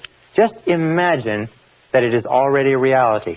The way that you imagine that it's a reality is imagine that you are on a path toward your goal, and your goal is on a path toward you, and that there is a predestined time when you are ready and it's ready, when everything is ready, that you and the goal will meet. And that you cannot speed up the time. You can't make it go faster and you can't make it go slower, but what you can do is continually repeat the picture and the feeling and the description over and over again, and at exactly the right time and place, it will meet. Someday you'll probably write me a letter and you'll tell me how remarkably this has worked in your life, because it's worked remarkably in my life and the life of many other people. Now, the second point, and before we go on with this, let me give you a key point. It's called the law of relaxation. The law of relaxation is one of the most important mental laws. The law of relaxation simply says this, that in the physical world, if you want to drive a nail, the harder you hit it, the more physical effort or energy you put behind it, the faster you accomplish something in the physical world. If you want to drive a car faster, you step on the gas, which causes the engine to work harder and propels it forward. However, in the mental realm, it's exactly the opposite. The law of relaxation says that in all mental working, effort defeats itself. In all mental working, effort defeats itself. What does this mean? It means that the harder you don't try, the better it works. Now, it's interesting. I'll give you a perfect example. Relationships. You will notice that in any relationship of yours that works, the harder you try to make a relationship work, the more difficult it is. Because a relationship is basically a meeting of minds. And whenever you just relax and let the relationship flow, the relationship unfolds exactly the way it should. If ever you try to speed something up or slow it down out of its own time, you create a crisis. You create tension, stress, and anxiety. So anything that has to do with mental working, anything that has to do with minds, and all interactions between people have to do with minds, anything that has to do with goals and dreams and plans requires that you just relax and let it unfold. That's why we say, close your eyes, visualize, imagine the feeling, and just relax. without making any effort. And the more relaxed you are, the more rapidly the idea is accepted by the subconscious mind. Now, the next technique is what is called the quick affirmation technique, or quick programming technique. Quick programming technique is used specifically before any non-recurring event of importance. Before any non-recurring. That means an event that happens only once. For instance, if you're going to be in a sports event, or if you're going to go into an interview for a job or a raise, or if you're going to make a sales presentation. By the way, all top salespeople use this quick programming technique. Very, very powerful. What it does is it has a temporary effect, but it sets you up psychologically, physically, mentally. It programs your self-concept and your subconscious to give you the words and actions and behaviors that are perfectly appropriate to the situation. All athletes use this, as we'll talk about in a second. Now, how do you use quick programming technique? Well, let us say that you have a talk coming up. A good friend of mine just gave a very important talk to 2,500 people. And he was very tense and worried about it. I said, look, this is all you have to do is each time you think about this talk that's coming up, just close your eyes and use this technique and just think like this. First of all, visualize the perfect outcome. Visualize the perfect outcome. In other words, visualize if you could script what was coming up, the interview with your boss, the sales presentation, so visualize the perfect outcome. In other words, the perfect outcome for a discussion about a raise would be the boss giving you the raise. The perfect outcome of a sales conversation is the person signing the sales order. The perfect outcome of a job application is getting the job. In this case, my friend's situation, his perfect outcome was a standing ovation. So he visualized a standing ovation. That's what he programmed into his mind. He saw the entire audience rising to their feet in a standing ovation at the end of the talk. Then affirm the visualization. In other words, it could be as simple as, this talk goes beautifully, or this talk is extremely successful, or I feel absolutely perfect going into this talk, or this talk is a complete success. In other words, give an affirmation that is consistent with it, and affirm the visualization, and then emotionalize it, or imagine how you would feel if you experienced it, and release. And this is the key word. And then just release it as though it had already happened. Just let it go. As though it had already happened, as though you were already past the event and the perfect outcome of the event has already occurred. As you release it and let it go, it drops like a computer card into the computer, and the subconscious computer goes to work on it. Powerful, powerful technique. And this technique is based on what is called mental rehearsal. Now, mental rehearsal is a technique that is used by all peak-performing men and women. It's used by all self-made millionaires, all outstanding salespeople, all top executives, all Olympic athletes, all world champions in any field use mental rehearsal. And mental rehearsal is the process of living the experience inside before you have it on the outside. That means before any event of importance, long, short-term, or short-term, what top performers do is they recall and relive excellence. They recall and relive excellence. In other words, they think of the last time that they engaged in a performance like this, and the satisfaction that they had, the pleasure that they had, the feeling of an excellent performance, and they take that feeling. It's almost like you have a screen here, and here's the screen. You take a split screen, and on this side of the screen, you recall the last time you did this in an excellent fashion. And on this side of the screen, you imagine the upcoming event. And then when you get this perfectly clearly in your mind, and you can see it with perfect clarity, that last triumph, that last success, the last sale that you closed, the last interview that went well, the last successful party or meeting or social engagement, then you transfer this into the new situation that's upcoming, and you transfer the feeling and the experience, and you overlay the two, so that as you anticipate the upcoming experience, you combine it with the feelings of success and pleasure and joy of the previous excellent experience.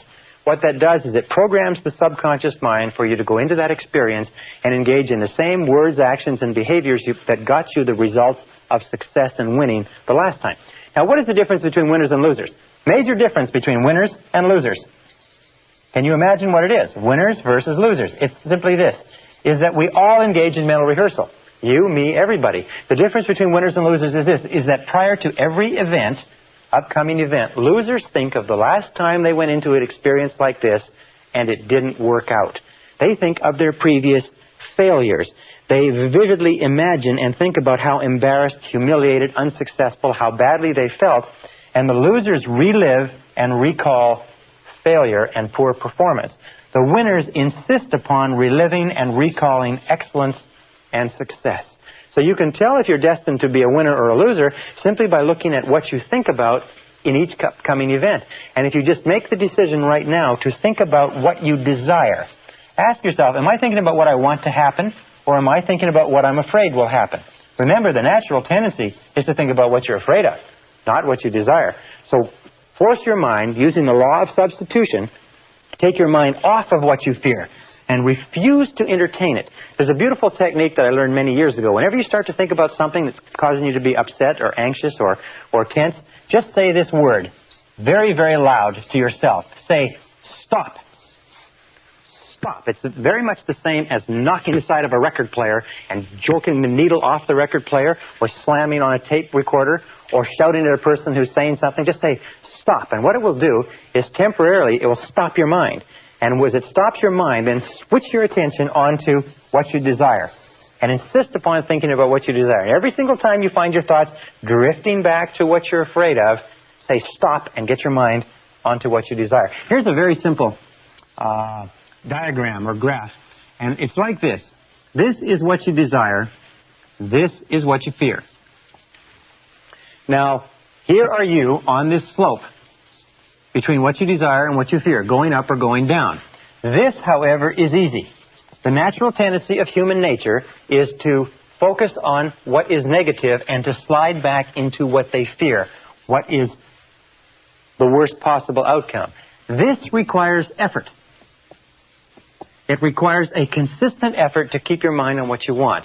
Now, most people are lazy. Most people are undisciplined. Most people are not willing to make the effort. So what they do is they have a tendency to slide into thinking about what is the worst thing that can possibly happen.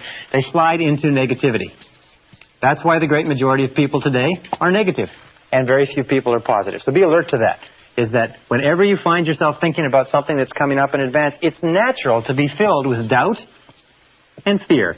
Are natural human tendencies for a variety of reasons that we've talked about before. But the superior human being keeps their mind on what they want. The superior human being stops the negative thoughts. The superior human being concentrates on excellent performance. Now, somebody will say, well, I've never done it before. How can I concentrate, or how can I recall and relive excellence? Easy, in your imagination. You can pretend and imagine that you've done this before. Pretend that you've already succeeded at this. Think about how you would act if you were a superb success in this area. Walk as though you were a success. In neurolinguistic programming, they find that there is a physiological state or way of walking, talking, and acting that is consistent with every emotional state. And that if you walk and talk and act the same way you would if you felt confident, as we said earlier, you'll actually feel the feelings of confidence that go with the behavior. Very important. Now, here's another technique. It's called standard programming technique or standard affirmation technique. And this technique is done with cards, index cards. Or you can use just a series of goals on a piece of paper. Very powerful technique. What you do with this is that, and here's the steps to standard affirmation techniques. You set your goals. You can set 10 to 15 goals. Your subconscious mind can work on 10 to 15 goals at a time. Of course, you have to have your goals in priority, but you don't have to worry about that. About 10 to 15 goals. Number 2 is you take twice daily, morning and evening. Twice daily, morning and evening. You take some time off, where number 3, you can be with no interruptions. And then you write out your goals, again in the form of positive present tense personal affirmations. Okay? Goals as positive present tense personal affirmations on cards. Now, many people advise that you use index cards so that you can slide the cards back and forth like this. And just put one on top of the other and write your goal in very, very large, clear letters so that the subconscious mind can see the goal with crystal clarity. And then you sit down with the goals, and you read the goal to yourself. You read the goal or the affirmation to yourself. Read, repeat, and then close your eyes. So let us say the goal is I earn $50,000 a year. So we'll say on the card, I earn $50,000. I earn $50,000 a year. You read it, you repeat it, I earn $50,000 a year. Close your eyes and repeat it 3 to 5 times. Repeat the goal 3 to 5 times. And then step number 6 is visualize the outcome. In other words, if you earned $50,000 a year, what would be the outcome? Would it be a bigger car? Would it be a bigger house? Would it be a trip to Tahiti? Would it be a different wardrobe? Would it be a Rolex watch? In other words, visualize the outcome, not the process so much as what the result would be. Or another thing that you can do, by the way, is you can visualize the work. Let us say that you are going to earn $50,000 a year and you imagine you will earn it in your existing profession. Then visualize yourself doing the work in such an excellent fashion that it will actually generate the income. And then step number 7 is imagine the feeling. Imagine the feeling that would accompany the accomplishment of your goal. Imagine the feeling. Close your eyes, and as you sit there with your cards, looking at your cards, imagine the feeling of satisfaction as though the goal is already accomplished. Imagine the feeling of pleasure. Imagine the feeling of accomplishment. Let us say that what you're going to do is you're going to give yourself a trip to Tahiti. You're going to go to the South Seas. You're going to lay on the beach. You're going to swim in the beautiful surf. You're going to soak up the sun and get this beautiful tan. Then start thinking about that. Another thing that you can do, by the way, is get brochures on Tahiti.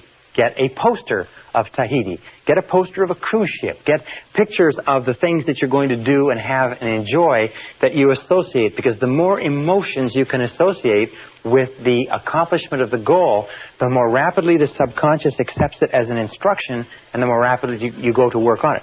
Now here's what I use, by the way. Here's what you can use. You can use cards like this, which are just index cards. These ones don't have any lines, but you can use cards with lines, and you just sit there and you just write out your goal, and as you read the goal, repeat it 3 to 5 times, imagine it, visualize it, see yourself doing whatever is necessary, visualize the outcome, and then just change the card and go on to the next one.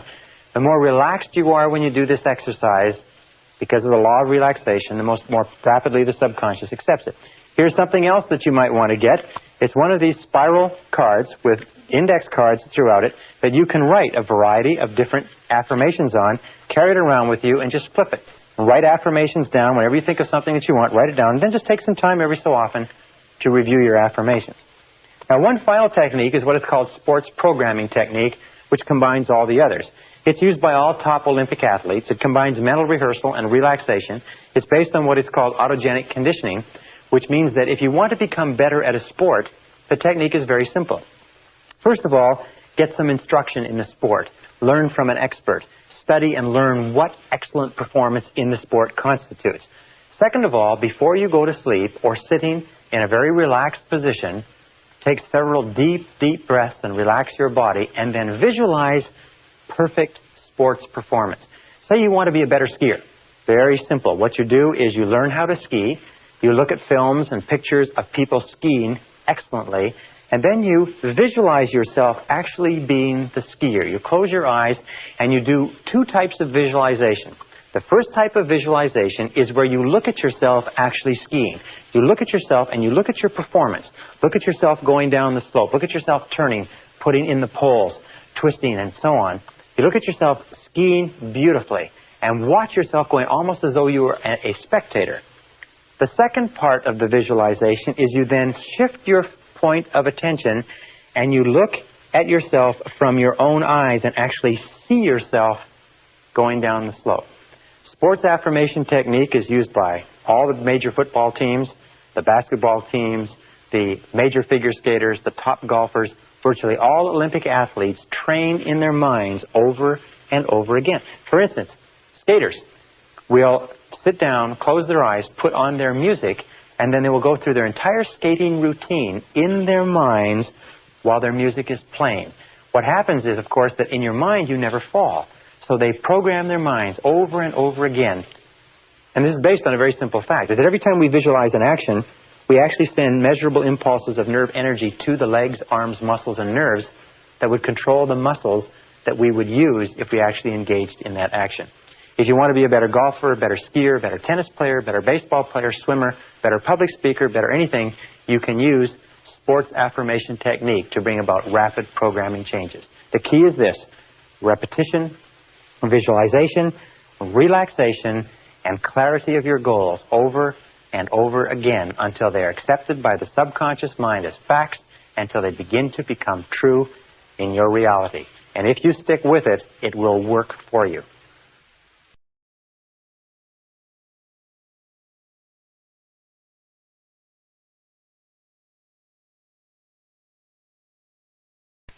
Session 13, Rapid Learning Techniques. At the beginning of this seminar, we talked about human potential and about how the average person uses less than 10% of their potential, how Albert Einstein's brain was removed from his cranium when he died, and it was studied at Cornell University, and they found that he never used more than 15% of his mental potential in his entire lifetime, one of the great geniuses of this century. What does this mean, mental potential? Well, it means the ability to use our thinking capacity. It means the ability to activate the brain cells in what is called the neocortex, or the thinking brain of mankind. And one of the things we're going to talk about in this session is how you can use your brain more effectively, and some of the things that have been done to help people develop and learn rapid learning techniques, or what we call whole brain learning, accelerated learning, or even super learning. One of the things that we know is that the average person really uses not much more than 1 or 2% of their thinking capacity.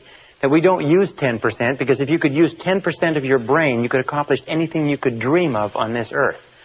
Our role in this session is to show you how to use more of it. We know some things about the brain.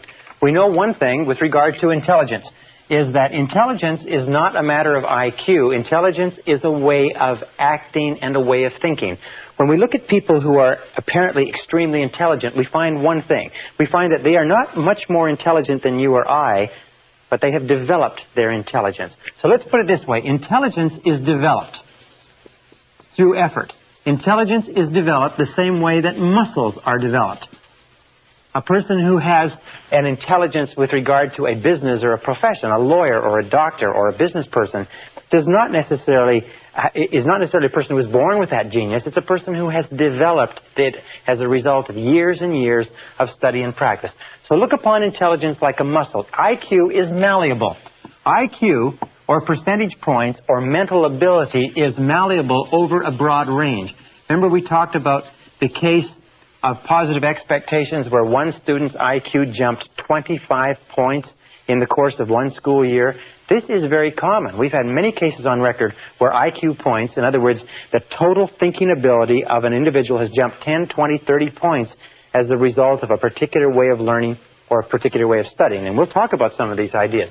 So IQ is malleable over a broad range. What I'm saying is that you are far smarter than you know. You are far more intelligent than you've ever given yourself credit for. We also know that IQ is a matter of self-concept.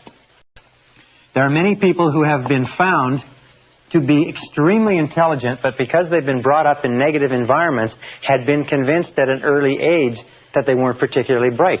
One gentleman who was encouraged to leave school in the 10th grade because they felt he was a complete academic failure was turned out later to have an IQ of 175 when he tried to enlist in the Army. After he got out of the Army, he started 6 businesses and became a multi-millionaire by the age of 28 because they proved to him that he was brilliant. The reason he didn't pay attention in school was not because he didn't have the intelligence, but because he learned everything the first time it was mentioned and he was totally bored. You find that many people are far smarter than they realized but as a result of previous experiences, their self-concept has them functioning at levels far below their intelligence, and that is true for you in almost every single case. Now, another important point is learning ability is malleable. Learning ability is malleable. What does that mean? Well, malleable means it can be shaped. It can be bent. It's like a metal that can be bent and pounded. Learning ability is malleable in that you can learn to learn. Wonderful thing is that human beings are learning creatures. You can learn whatever you want. And the more you learn, the more we have found, the greater capacity you have to learn.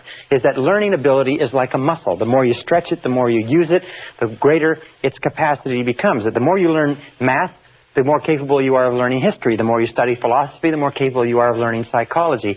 That your capacity to learn expands as you learn any subject. Now, there's another important point, too, with regard to learning, is that if you want to earn more, you have to learn more.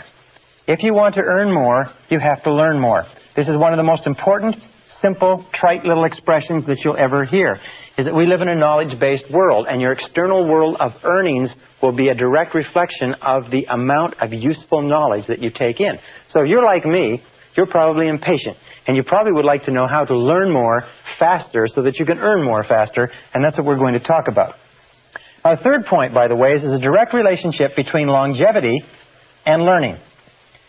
Is that we find that the more active your mind is, the longer you live. That whenever you see cases of people beginning to develop senility in their early 60s, you see an example of a person who stopped reading a long time ago and started watching a lot of television. Senior citizens in America watch an average of 7 hours of television per day. And what it does is it makes their mind very, very passive. Their brain begins to atrophy. Their reflexes, their intelligence, their ability to respond and to be alert to their environment begins to deteriorate.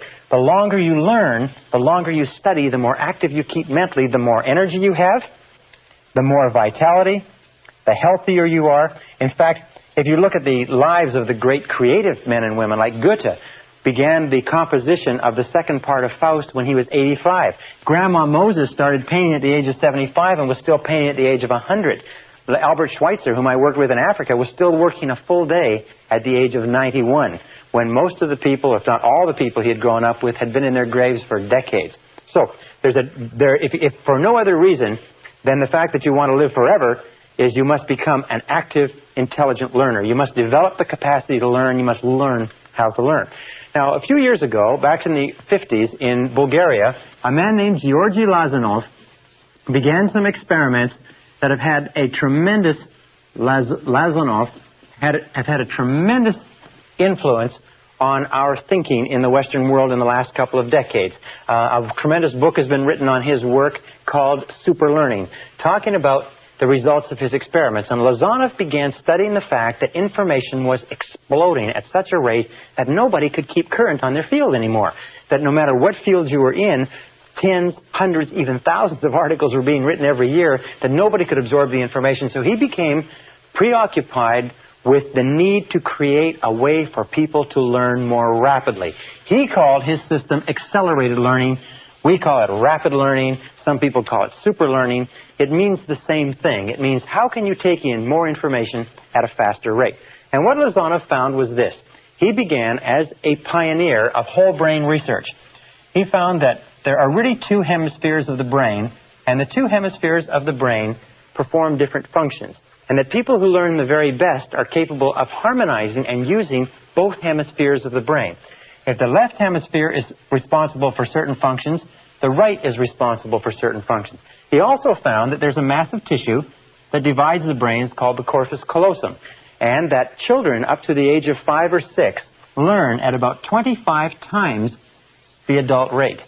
And his thoughts were, would it be possible to recreate the conditions that exist in early childhood that enable children to learn at a fantastic rate of speed in adult life? And so he found that in looking at the functions of the brains, he found that the left hemisphere and the right hemisphere were responsible for very different ways of thinking. Let me give you some examples. For instance, the left hemisphere is verbal. It thinks in terms of words. The right hemisphere is pictorial or artistic. It thinks in terms of pictures. The left hemisphere is analytical,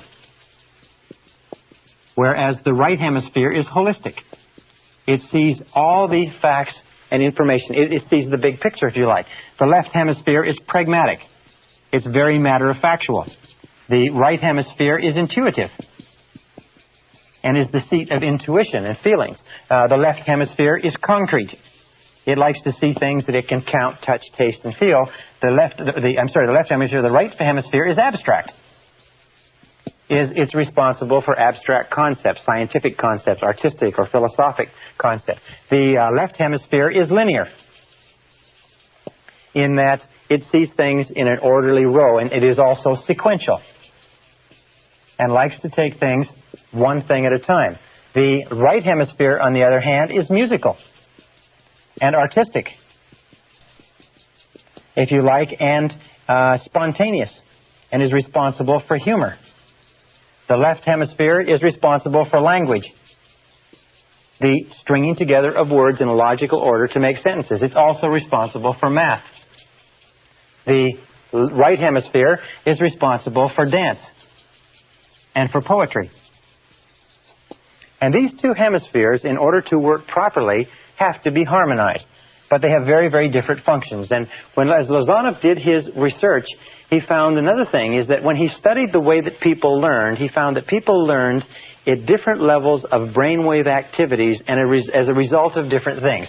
For instance, he found that the brain functions at 4 different levels. And the first level is what is called the beta level. The beta level is 14 waves per second or above. The beta level is normal waking. This is where you and I are. Whenever our mind is very active, very intense, our brainwave activity, or what is called cycles, our brainwave activity is very frantic. This is where most of us spend most of our time. It's also the time where we learn the least efficiently. He said he found that below that beta was the alpha level.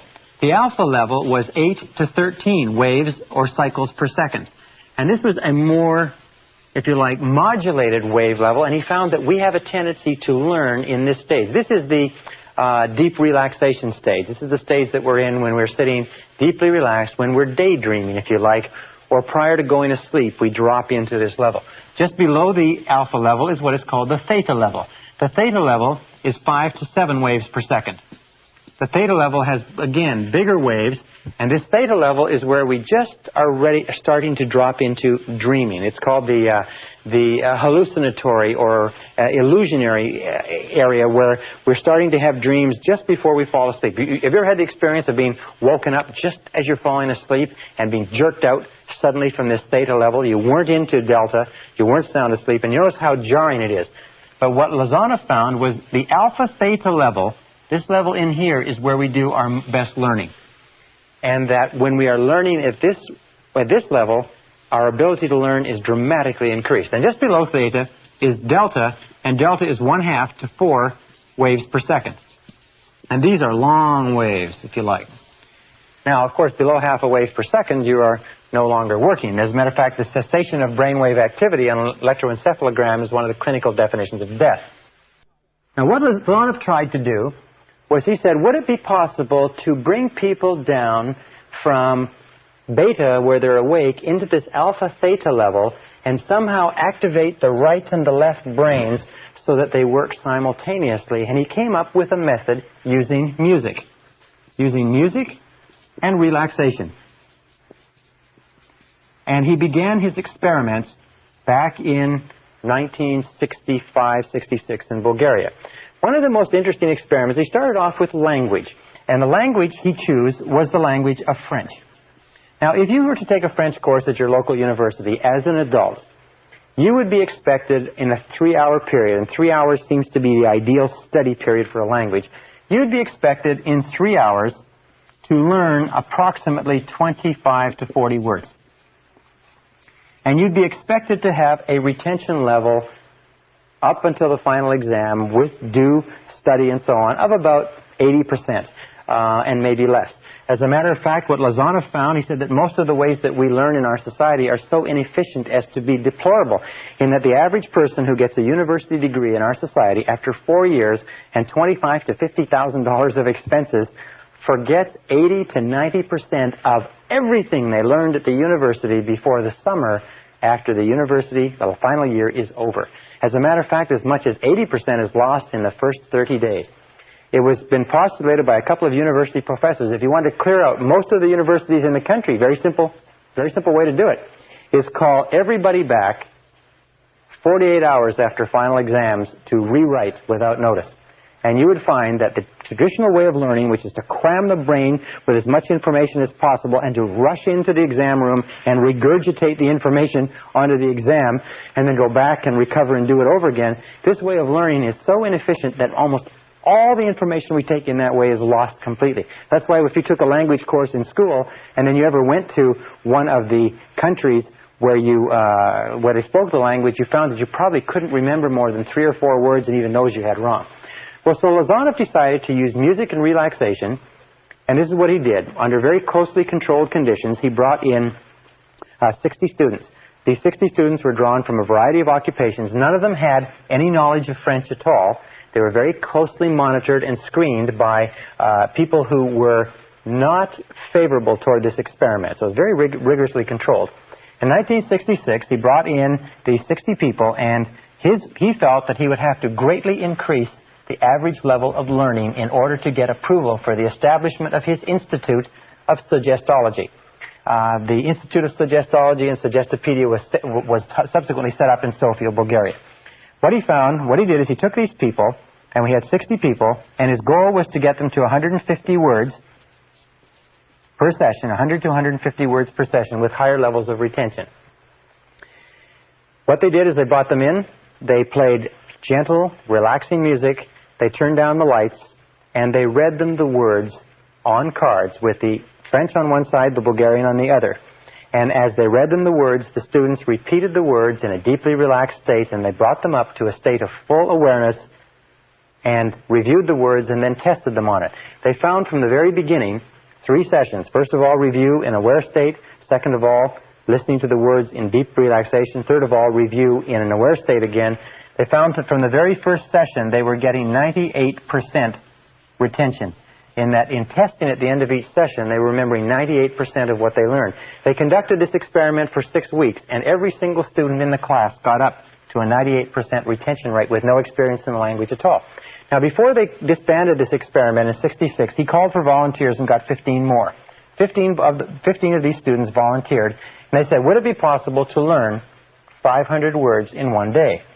Well, they came in on a Saturday. They worked all day because nobody in recorded history had ever learned 500 words in a day. And at the end of the day, they tested out at 98% retention of 500 words. Now, an interesting point is that many of these people were suffering nervous disorders. As a matter of fact, 40% of them were drawn from the registers of psychologists and psychiatrists. And after this 6-week learning period, learning 150 words a day, almost every one of them was completely better. That there was no stress in this type of learning, that it was very, very relaxing, that they found that it cleared their minds and they felt wonderful afterwards, as opposed to our current way of learning, which is so stressful and so tense and so competitive. They found that after this 500 words, at the end of the day, everybody felt great. There was no stress, no fatigue, nothing. Well, he said, let's see if it's possible to increase this before we disband the experiment. And he called back 12 of the students, the best learners. 2 weeks later, they got together to see if they could learn 1,000 words in one day. 1,000 brand new words in one day. The result of it was that at the end of the day, they were able to learn the 1,000 words and test out at 98%. Interesting, later on, about 6 months later, they brought these students all back to see how much of the language they had retained with no opportunity to read in it, no opportunity to speak it. They found that they tested out at 69% recall without any review, and with one review, the entire class was back up to 98%. In other words, this method of music with deep relaxation, dropping into alpha theta and activating both brains had led to a dramatic increase in learning ability. Now, in 1974, Lazanov, under a controlled experiment, got the rate up to 1,800 words in one day with 98% retention. In 1979, in a special experiment with selected students, Lazanov got the rate up to 3,000 words in one day. In other words, by activating the brain and with still 98% retention. Now, this is a phenomenal thing. It's almost an unheard of thing to believe. But what Lazanov has found is that the learning capacity of the brain is infinite. That the capacity of your brain to learn and to take in information. For example, if you speak English well, you probably speak and use about 1,200 to 2,000 words in the course of your day-to-day life. All you need is 2,000 words to be functionally fluent in any language. The average English-speaking person uses less than 1,200 words. As a matter of fact, some people, and especially as you go down the educational ladder, use sometimes less than 500 words in their entire language. But 2,000 words will enable you to read any newspaper, any magazine, watch any program, radio, television, except something of a technical nature. What Lazanov proved was that it's possible for a person to learn one language per day, permanently. Now, this learning technology is beginning to change the way that we learn. It's beginning to revolutionize all of our understandings about language. Lazanov has also developed many other techniques and understandings. He found that gentle classical music is a critical part of this learning. That Baroque music, with 60-beat Baroque that slows down the heart rate and slows down the brainwave activity rate so that the body and the mind get into sync with the music and the incoming information, is critical. That you can learn technical subjects, you can learn medicine, philosophy, psychology. I have taken extended courses now in accelerated or optimal learning to learn these methodologies, and what I have found is that you can learn, even without any of the science or technology, you can learn things very, very rapidly if you'll do 2 or 3 things. Here are the keys to speeding up the way that you learn. Number 1 is define what it is you want to learn and need to learn in order to be more successful and more effective. You cannot learn something that you're not interested in. You cannot learn something that does not hold your attention. You cannot learn something that is boring. So make sure that what you're studying is important to you. So number 1 is to define it. And when you begin to study, define your purpose. Why are you learning this subject? Think it through, read it through, study it, and only study things with an aim in mind. Remember, you have to have a goal. Number 2 is you must have an intense desire to learn. You must have a desire. In other words, you cannot learn because somebody else wants you to learn. Number 3 is always study, when you can, with classical music.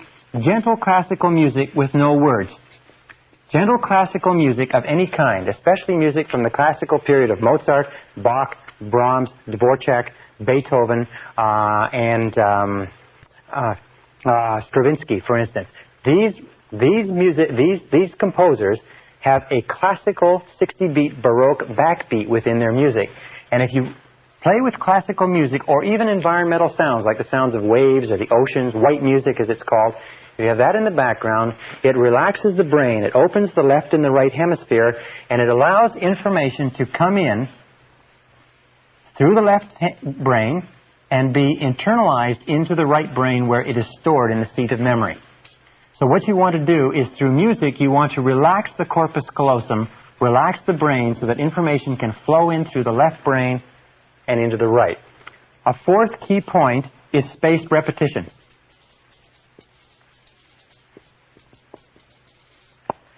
Spaced repetition is important. Now, some people say, why is it, or how is it that I can give a seminar like this all day without notes? And I sometimes do day after day after day of seminars without notes. I must have a great memory. I don't have a great memory. I just study all the time, and I use spaced repetition, and I review it over and over again.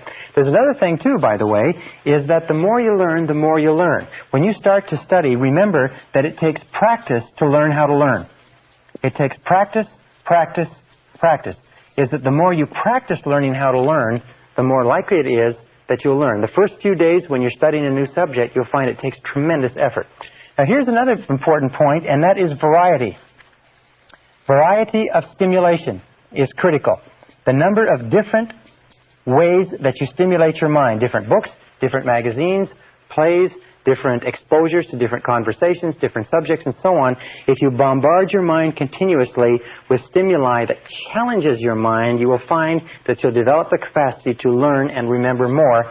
And number 7 is, remember this, it's called attention span, is the time when you learn the most is at the beginning of a period of study and at the end of a period of study.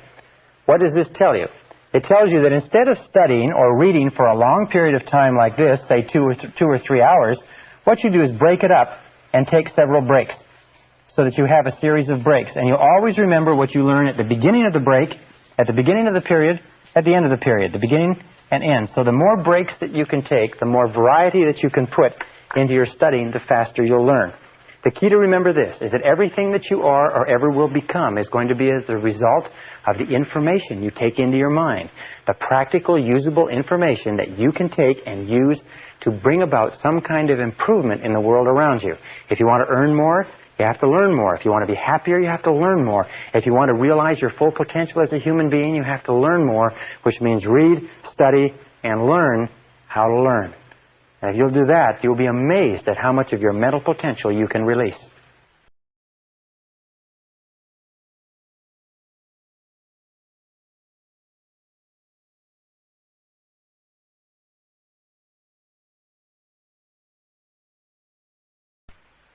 Session 14, Progressive Relaxation with Music. The work of Georgi Lazanov in establishing the sciences of suggestology and suggestopedia, which is the application of the power of suggestion to the process of learning, also have applications with regard to you and I in terms of reprogramming our subconscious mind. You see, if we can learn a subject like French or English, if we can learn history or mathematics, if we can learn something very, very fast as a result of deep relaxation with music in a systematic, organized process, can't we also learn new belief systems?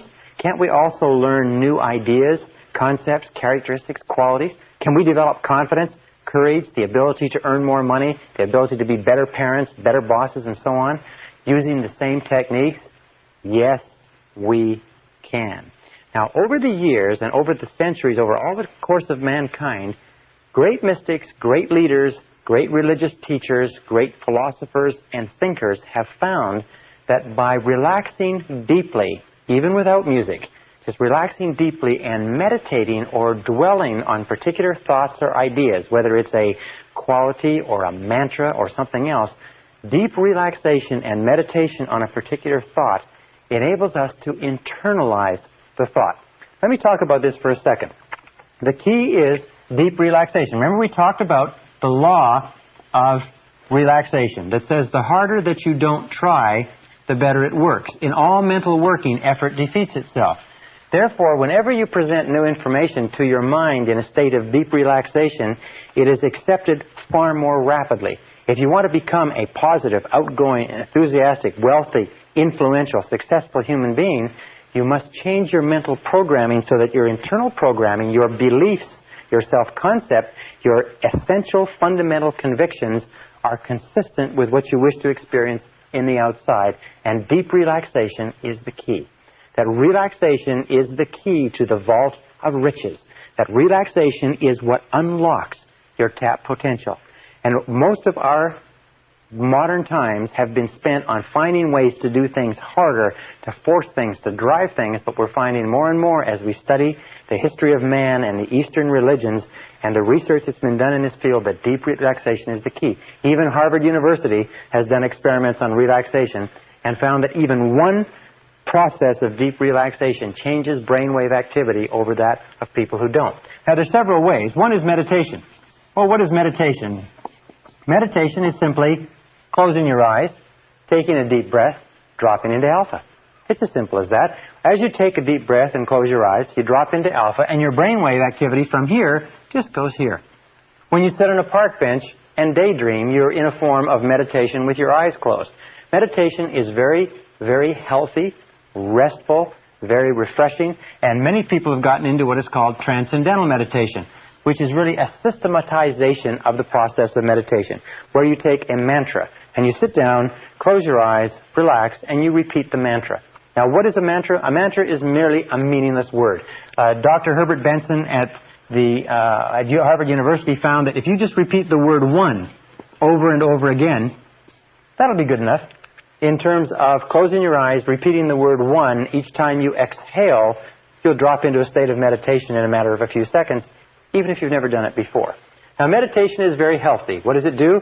It relaxes the whole body. It relaxes the mind. It integrates the personality. It causes you to feel more calm and more assured. It lowers your flashpoint in that it causes you to be more self-assured and less likely to get angry, to get tense. It causes you to sleep better at night, causes you to digest better, it causes you to achieve your goals better, and so on. So meditation or deep relaxation is an essential part of you achieving your potential. Sometimes people say, I don't have the time to do this. Whenever you don't have the time, that's the time when you have to do it the most. anything that takes you into a state of deep relaxation brings you down to the point where your mind can function in the levels of alpha and can integrate your personality. There's a whole science called the science of psychosynthesis that says that meditation on any subject actually synthesizes and integrates and brings together the mind. Well, what Lazanov also found, that if you combine relaxation with music, and this is the second part, you can accelerate the process. That when you play gentle music, when you are in a state of deep relaxation, you actually go deeper into relaxation, your mind relaxes even deeper, and as a result you function better. And if you combine relaxation plus music plus informational input, or the input of words or ideas, that you can learn at an accelerated rate. You can bring about rapid and permanent behavioral changes. On the market today, there's a great number of subliminal tapes where they play words hidden beneath the sounds of music or ocean waves or something like that. Now, there's a tremendous amount of research that shows that subliminal tapes work. Many of the subliminal tapes that are sold are not based on that research. They're based on other principles, and I suggest you look at it very carefully before you buy them, because some of them are completely useless, overpriced and useless. Some of them are excellent. But music plus informational input causes the conscious mind, which is the mind that says, wait a second, I'm not taking in that information, causes the conscious mind, the guard at the door of the subconscious, it causes it to relax and fall asleep. And when the conscious mind falls asleep, the words with the music combined flow straight into the subconscious mind, change and revise all previous programming, and bring about permanent behavioral change. We call this the process of taped affirmation, which I'm going to explain in a second. But let me give you just a brief explanation with regard to Muzak. There are many systems now that have been developed, Muzak systems, which play sort of neutral music as background music in offices, warehouses, and stores. In a Montreal experiment, in a Dominion stores experiment some years ago, they put under the Muzak system a series of messages that said, do not shoplift. Shoplifting is bad. If you shoplift, you'll be caught and you'll be prosecuted. If you shoplift, when you're prosecuted, you'll get a criminal record. So shoplifting is something that you shouldn't do. And they repeated these messages over and over again, but they were inaudible to the human ear. The only thing that shoppers could hear was music. Now, this was a store that was in an area where there was a lot of shoplifting. They found that they played this for a period of 2 months. For 2 months, they played this message under the Muzak system, and in 2 months, the level of shoplifting dropped 50% in that store. They left it on for 2 months, and it stayed at that level, and then they put back the regular music. Over the course of the next 2 months, the level of shoplifting went right back up to normal. They are now using this same process, by the way, where they will put Muzak, there's sales messages, for instance, in sales organizations, they will put a whole series of messages behind the Muzak system. They'll tell everybody that they're there, because they'll say, you love to sell, you're a great salesperson, you love this product, you eagerly make calls, you are a good closer, you're a good prospector, you manage your time well, a whole series of messages like that, which will be played behind the Muzak system, and they will find that sales will go up 10, 20, 30, 40, 50%. In some warehouse operations, they have systems where they'll have a Muzak system that says, do not steal from your employer, do not pilfer from the warehouse, and so on. They'll find that theft and pilferage will drop 20, 30, 40% in a matter of a very short period of time. Now, this brings us to what we call taped affirmation, which is progressive relaxation with music. Taped affirmation is absolutely wonderful. Taped affirmation is a way of putting your goals onto a tape with music and playing them over and over to yourself in a relaxed state so that they bypass the conscious mind, drop into the subconscious, and begin to come true in your reality. I began using taped affirmation several years ago. I have now thousands of graduates who use taped affirmation. I'll just tell you this, is that every single goal I have ever put on a musical tape and played to myself over and over again has materialized in my reality. Every single one of them has come true, and some of them in a surprisingly short period of time. This is one of the most astonishing discoveries. Like taped learning is one of the most astonishing discoveries in education. Taped affirmation is one of the most astonishing discoveries in the whole process of goal setting and goal achieving. You can change your personality, achieve goals, increase your income, lose weight, quit smoking. You can do remarkable things with your life, and you can do it rapidly and permanently using this method. Now, here's some of the keys to taped affirmation that you should understand. Number one is a form of progressive relaxation with music. Progressive relaxation is a method of going through the body with words and relaxing each muscle group. So when you play the tape, you will hear a voice that will count you down and be more and more relaxed, and each part of your body relaxes deeper and deeper and deeper, and you get more and more and more deeply relaxed. You'll find that all the tension is let out of your whole body. And as your body completely relaxes, you'll find your conscious mind relaxes and you drop into alpha. Now, a second is that this is a form of what is called heterogenic conditioning. Now, heterogenic conditioning hetero means other, and genic means mind.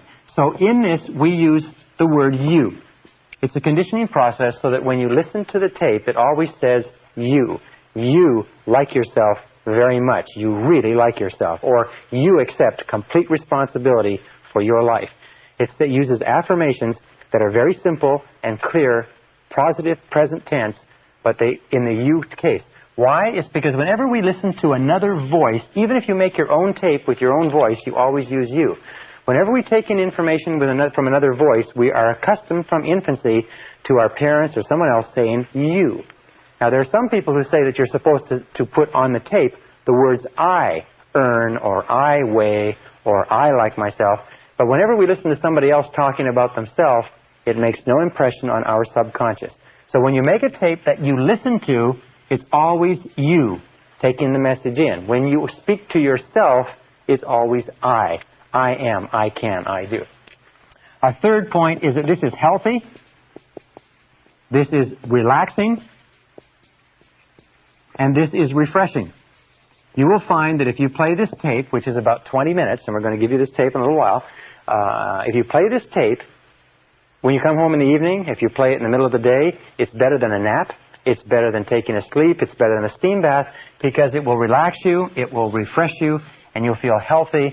And even if it does nothing else, it makes you feel great. Now, a third or fourth requirement is that you do it twice daily. Optimum is to do it twice daily, morning and evening, and do it on an empty stomach. The very best time to play this tape is in the morning before you have breakfast, and the evening after you come home but before you have dinner. If you can only do it once a day, do it in the evening. It's better than a drink. It's better than a Valium. It's better than a Librium. It will refresh you, pick you up, smooth your personality, make you feel just great about yourself. So do it twice daily. Number 5 is that we use relaxing, gentle music. Now, you can use almost any music you like. The slower, the more relaxing, the more classical music that you use. You can use Baroque. You can use the sound of the ocean. You can use gentle classical music from any piece that you like. But relaxing, gentle music in the background is what causes the mind to relax and relax and relax. You can use flute music. You can use guitar. You can use violin. You can use anything that is relaxing to cause you to calm and settle down. But not music or anything that has words to it. Now, another characteristic of this is that the position that you use, and we call this assuming the position, is to sit erect, relaxed, eyes closed. We call this assuming the position. And basically the position is you sit in a chair, you sit completely erect, you put your hands on your lap, not touching, close your eyes, take a deep breath, and just listen to the tape.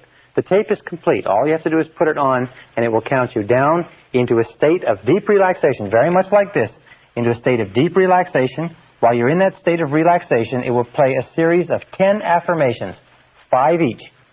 And at the end of the 10 affirmations, it will then count you back out to a state of full awareness. The entire process takes 21 minutes, maximum. Very simple. It's completely harmless. You don't have to worry about it. Now, it's very important with regard to this position that you be sitting erect. Some people say, well, can I do it before I go to sleep? Well, what happens if you try to do it in bed or laying down is one of two things. Either you'll fall asleep, and when you fall asleep, the message stops going into the subconscious mind, or number 2 is you will become so relaxed and refreshed that you'll wake up and you'll be unable to sleep. The best time to do this is not before you go to bed, unless, of course, you're having difficulty sleeping. We've had many people who've been going through stressful periods in their life who have found that by playing this, sometimes 5, 6, 7 times a day, they've been able to completely calm down get over their insomnia, and sleep deeply for the first time. So number 7 is do it with no interruptions. Go somewhere where you can play it where there's no interruptions. If you're near a telephone, disconnect the phone or go away from the phone. There's nothing worse than playing this tape and having a telephone go off in the middle or having somebody walk in on you. Sometimes people say, well, can I play it in my car? I say, yes, you can play it in your car as long as you drive your car with your eyes closed. People say, well, can I do it when I'm jogging? Yes, if you jog with your eyes closed. Because if your eyes are open, this is critical, if your eyes are open, your eyes are bombarded with so much stimulation that you do not drop into alpha. So it's important to remember that. Remember, no interruptions. Do it twice a day. Do it on an empty stomach. Don't do it after drinking anything. Don't do it after eating anything. And don't do it after smoking anything stronger than a cigarette. Now, what will happen as a result of this? This process takes just 2 things. It takes discipline, which is what most people lack, which is why most people fail, and it takes repetition. It's very simple. Repetition. What will happen? Well, the first time that you use this, you will notice a deep relaxation. As a matter of fact, many people have said they've relaxed more deeply with this tape than with any other process they've ever tried. And these are people who've tried meditation and tried a lot of other things. Second of all, you will find that in a very short period of time, about 2 or 3 days, you will find yourself feeling far calmer. You feel far more relaxed. You feel sort of good about yourself. And you find that your flashpoint, your levels of tension have dropped. Within a week, the people around you will know the difference. They'll say, you're doing something different. Within a month, people who only know you marginally will notice that there is a difference in your personality. A good friend of mine, who's a psychologist, pointed out to me that the way that he first noticed the effect of this tape was that he used to get very, very tense in traffic. He'd be driving along in traffic and somebody would cut him off, or he'd be stuck in traffic. He'd get very, very angry. What he would do is, he found when he played the tape, is that he didn't get tense anymore. He would just relax and found that he might get angry, but he would be only angry for a few seconds, then he'd be calm again. So it's very, very healthy. By the way, you cannot play this tape and be a stressful type of person. Now, how many goals can you work on? Well, you make your own tape, and you can work on 10 to 15 goals on your tape. When you write out the goals, what you do is you repeat at the beginning of each goal, which is a positive present tense affirmation, you repeat, yes, I agree, or yes, that's true. What this does is it reinforces the affirmation and drives it deeper into the subconscious. For instance, you're listening to the tape, you close your eyes, the tape says, you like yourself unconditionally, you really like yourself, and you say, yes, that's true. Yes, I agree. So when you say that to your mind, you're acknowledging to your subconscious that this is a true statement. Remember, in affirmations, the most powerful effect on your subconscious is what you say to yourself and believe. If a person were to say to you, you sure look good today, and you say, yes, I do. Notice how much better you would feel about that than if you say, no, I don't. I look a little bit ragged. So always agree and accept it. Repeat it. The number 11 important point on this is to do it over and over again until it becomes a habit. Put your own affirmations. Take your own affirmations with regard to your goals. For instance, if you want to lose weight, put your ideal weight on there. If you want to increase your income, put your ideal income on there. If you want to change your temperament, put your temperament. If you want to be a better time manager, put better time management. If you want to be more creative, then put creativity on there. Do you want to have more energy? Then put energy on there. Do you want to sleep at night? Then put sleep at night on there. Anything that you desire in life, you can accomplish using this method and using the instructions that we've given you. If you want to make your own tape, it's very simple. Pick a piece of relaxing music, play it on your record player, put a cassette on a separate cassette recorder, and with the music in the background, read the script onto the cassette program, and then read your own affirmations and repeat each of them 5 times. If you'll do that and then read the whole script, then you have your own tape, and as you achieve your goals, what you can do is make a new tape and make a 2 tape. The tape that we supply you with this program is good enough to last you for a long time because it's been developed over years of experimenting with other people, and we find that the 10 goals on this tape are the 10 most important.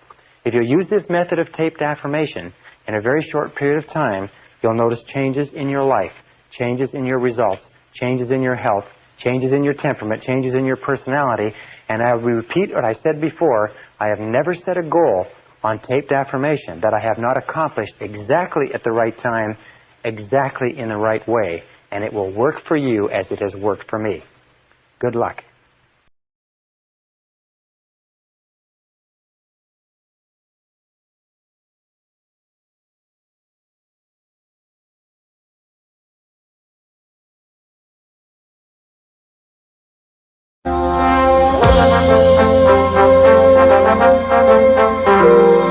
Brian Tracy presenta el programa Fénix.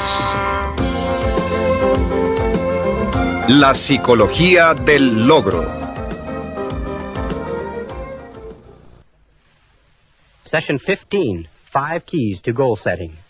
We started this seminar asking the question, why is it that some people are more successful than others? And a friend of mine who's been working in this industry for many years told me a story that I think you'll enjoy and which I found very relevant. He said that he invited, as the deacon of his church, he invited a Jewish gentleman to come to his church, a Christian church, and speak to the congregation on comparative religion, how the Jewish religion compared with the Christian religion. Well, the Jewish gentleman came after several weeks, and he stood up, and he began his talk. And he said, ladies and gentlemen, he said, I've examined your books, and I've examined our books. He said, I've examined your basic teachings, and I've examined our basic teachings, and I've come to this conclusion. He said, the Bible and the Talmud and all of our books say that the two great rules of life are to love God and to love your neighbor as yourself. He said, ladies and gentlemen, all else is commentary. All else is commentary. He said, we've been working in the field of success for 25 years, and we sat down around the table not too long ago, and we said, what is success? What are the determinants of success? And the unanimous conclusion was simply this. Ladies and gentlemen, success is goals, and all else is commentary. Success is goals, and all else is commentary. And I don't think there's anything that you'll ever learn that is truer than that.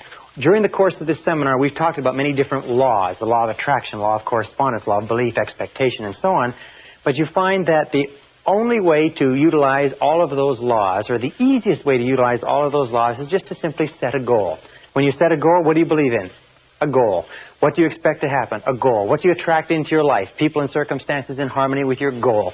What does the law of correspondence affect? Your outer world will harmonize with your inner world with your goal. What do you concentrate on? Your goal. What do you plant in your subconscious? Your goal. What do you use for the law of substitution? A goal. A goal makes it possible for you to bring to bear all the laws of the universe to help to make you successful, without even thinking about any of the laws. That's why in every single study of successful men and women, you find intense goal orientation. And yet even knowing that success is dependent upon goals, crucially dependent upon goals, we find that less than 5% of the population have goals at all.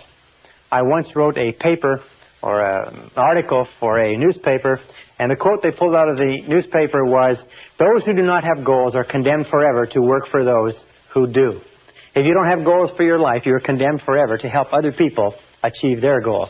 In fact, in 1953, one of the famous studies, in 1953 at Yale University, they did a survey amongst the graduating class of seniors, and they asked them, amongst other questions, do you have goals and have you made plans for their accomplishment? They found that only 3% of the graduating seniors of one of the most favored classes that ever graduated from an Ivy League college in America had goals.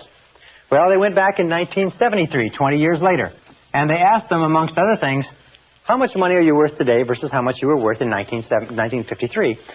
And they found that the 3% who had set goals at the beginning of their careers were worth more in financial terms than the entire other 97% put together. Now, this is a phenomenal accomplishment, but it is not unusual. As a matter of fact, every statistic that I've looked at in studying goal setting, and I have been a fanatic on the subject of goal setting for years, shows that only 3%, 1 in 30, has clear, specific, written goals with action plans for their accomplishment. Now, let me say this, is that the ability to set goals and the ability to make action plans for their accomplishment is the master skill of success. It is the master skill. It is the most important single skill that you can ever learn. And through the course of what we're going to talk about now, if you can learn to set and accomplish one major goal, it can be the most important thing that you ever discover. More important than math, more important than science, more important than computer technology, more important than sales skills is the ability to set goals. Because once you have set goals, you trigger into force what is called the cybernetic goal-seeking mechanism of the brain. The cybernetic goal-seeking mechanism is this mechanism that once you've programmed the brain or impressed the brain into your subconscious, you tend to move automatically and unerringly toward the goal, and the goal tends to move toward you. It's almost as if you've set into motion a whole series of cosmic forces that cause you to move unerringly even though you do not know where the goal is. And we'll talk about that and why that works a little bit later. It is to say that within you is a mechanism that will lead you unerringly toward what you want to accomplish as long as you know what it is. The great H.L. Hunt, the oil billionaire, was asked his secrets of success on a television program some years ago, and he said there's only two things you need to know to be successful. He said, number one, he said, decide exactly what you want. He said, number two, determine the price you're going to have to pay, and then resolve to pay that price. But the problem is that most people don't know what they want. In our civilization, in our society, you can have anything that you want in life, but 95% of the population has either a vague idea of what they want or no idea at all. And by the time this session is over, I'm sure that will be changed a little bit for you. Setting goals is the master skill of success. I think that goal setting should be taught in kindergarten and first grade and second grade, right up to every single year of school. There should be some module and some process of teaching young people to set goals. It would guarantee greater success, faster and easier in life than any other single skill that a person can develop. No matter how old you are, no matter where you are today, the sooner you learn to develop the master skill of success by practice and repetition over and over again until you become completely focused as a goal-achieving human being, the sooner you learn it, the faster you will accomplish great things in your life. Now, an interesting point. Each of us has what we call a failure mechanism in life. The failure mechanism goes off automatically. The vast majority of people fail to live up to their potential. They fail to become everything they're capable of becoming, over 80%.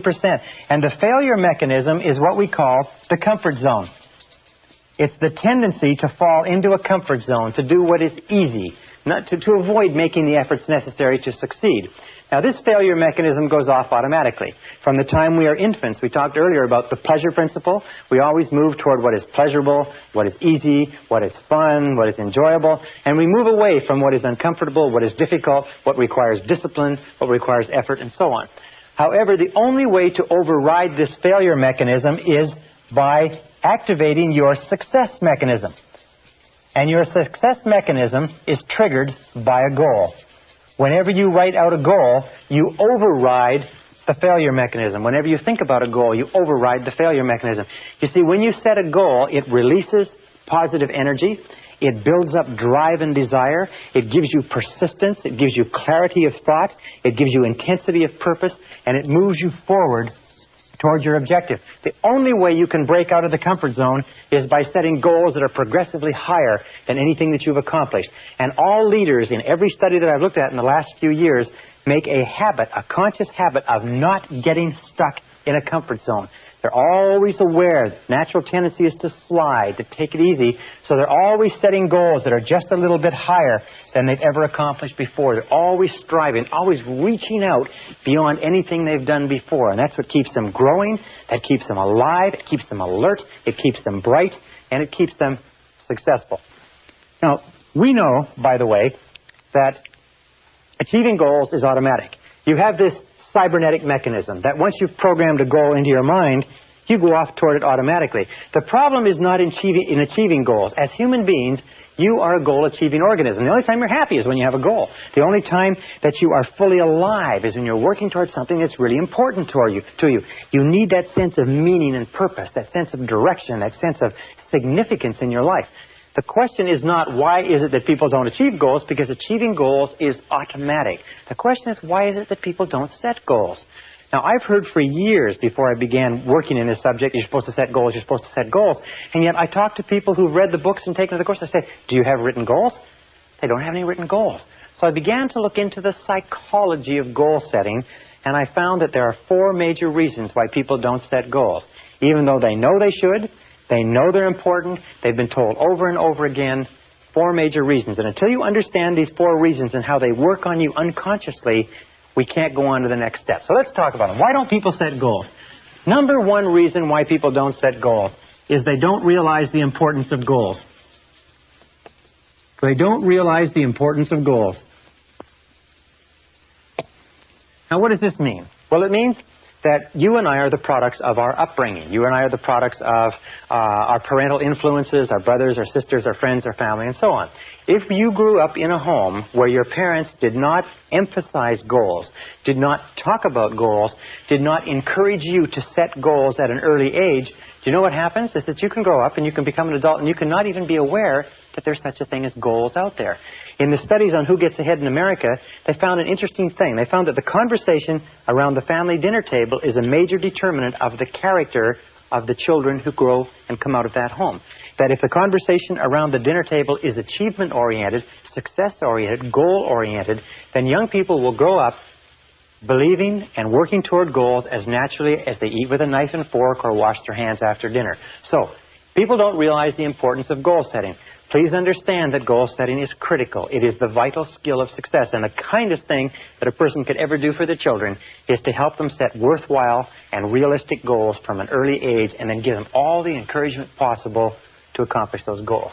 Second reason why people don't set goals, see if this applies to you, is they don't know how.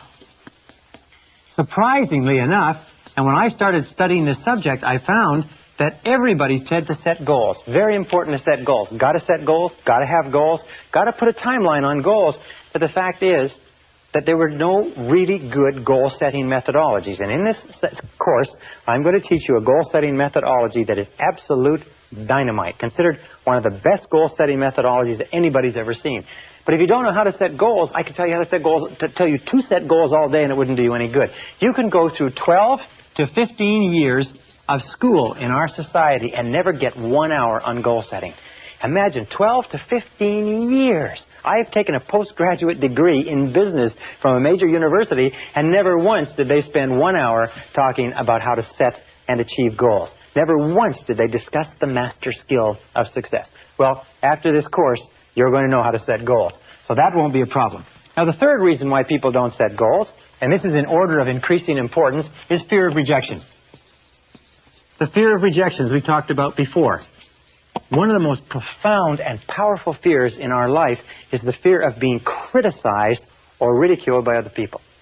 And every one of us, as children, when we were young, we said, I want to do this, I want to be a fireman, I want to go here, I want to go there. And we had somebody saying, that's stupid, or you can't accomplish that, or don't be silly, or you're too small, and so on. And what we learned at a very early age is that if we talked about a goal or something that we wanted that was bigger than we were, the most important people in our lives would ridicule us and would criticize us and make us feel bad and small. So unconsciously we made a decision, if you want to get along, you've got to go along, so we don't talk about our goals. That way nobody criticizes us.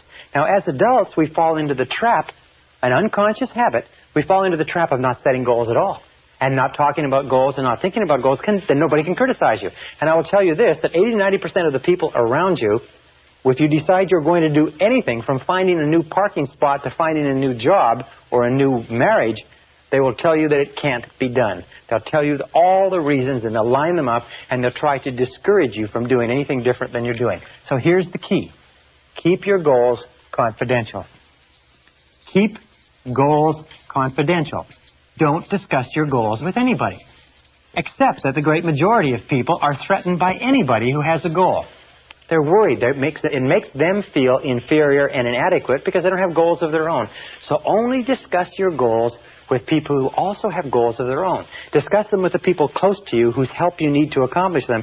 But just don't discuss your goals with people at random, and don't give them a chance to shoot the goals down. Now, the fourth reason why people don't set goals. This is the top of the list. This is the worst of all. It's our old friend, our old enemy, if you like, fear of failure. The fear of failure is the number one reason why people fail in adult life. The fear of failure, the fear that I can't. I might lose my money. I might lose my time. I might lose my investment. I can't. It causes us to become tense and stressed. It causes our heart to pound and our stomach to churn. This fear of failure is the number one reason why people underachieve and fail in life. It's because the fear of failure holds them back from ever trying. And the reason why people fear failure is they don't understand failure. They don't understand this critical point. If you can understand this point, it can turn your whole attitude around. It's simply this, is that it's impossible to succeed without failing. That failure is an indispensable part of success. Failure is essential to success. That if you avoid failing, you cannot succeed. That every single great success in human history has been a failure up until the moment of their success. That the key to success is to fail and fail in a forward direction, is to continue to learn from everything that goes wrong. To every setback, every obstacle, every disappointment, step back and say, what can I learn from this situation? Use the law of substitution and derive a valuable lesson from every single failure. Remember we talked about the becoming an inverse paranoid, confident expectations? Every time something goes wrong, look into it and say, now I wonder why this is happening to help me. And you'll find that in every single setback or disadvantage, as Napoleon Hill said in his book, there's a valuable lesson, an opportunity, or a benefit that you can find if you look for it. That successful people, leaders, are people who never use the word failure. They never think of the word failure. Thomas J. Watson, the founder of IBM, was once asked by a young man, he said, Mr. Watson, what can I do to be more successful? And Watson said without hesitating, he said, double your failure rate. Double your failure rate. Why? It's because, let me put this down. It's because if you look at the life stories of successful men and women, if you look at the life story of a person like Thomas Edison, one of the greatest failures in history. Thomas Edison, in the course of his lifetime, patented 1,052 devices at the U.S. Patent Office. Over 1,000 of those devices were actually turned into commercial products that made enormous amounts of money. Watson, or Edison, was also the greatest failure in the history of invention. He failed 17,000 times to come up with a plant that from which natural latex could be drawn. He failed thousands of times in other experiments. He failed over 11,000 times in his attempt to come up with a filament for the electric light bulb. After he had failed 5,000 times, and it was in the newspaper, it was called Edison's Folly, this attempt to somehow light the world with an incandescent light bulb. Everybody knew the world, people were supposed to light their way through the world with a kerosene lantern. A reporter came to him, young reporter, said, Mr. Edison, why do you persist in spending all of this time and money after you failed 5,000 times? And Edison said, young man, he said, you don't understand how the world works. He said, I haven't failed at all. He said, I've just successfully discovered 5,000 ways that will not work. He said, that puts me just 5,000 ways closer to the way that will work. It was over 11,000 experiments before he found the tungsten or the carbon impregnated filament that lit the first electric light bulb and changed the world. Colonel Sanders went to over 1,000 restaurants. A 66-year-old man went to over 1,000 restaurants to try to sell his recipe initially before he found one restaurant that would pay him a 5-cent a chicken royalty. But he kept on. Would you keep on after 100, 200, 500, 1,000 people had told you no? Sanders did, and became one of the richest and most well-known and most respected men in America. So you have to understand that success and failure go hand in hand, that wherever there is a possibility for success, there's also the possibility for failure.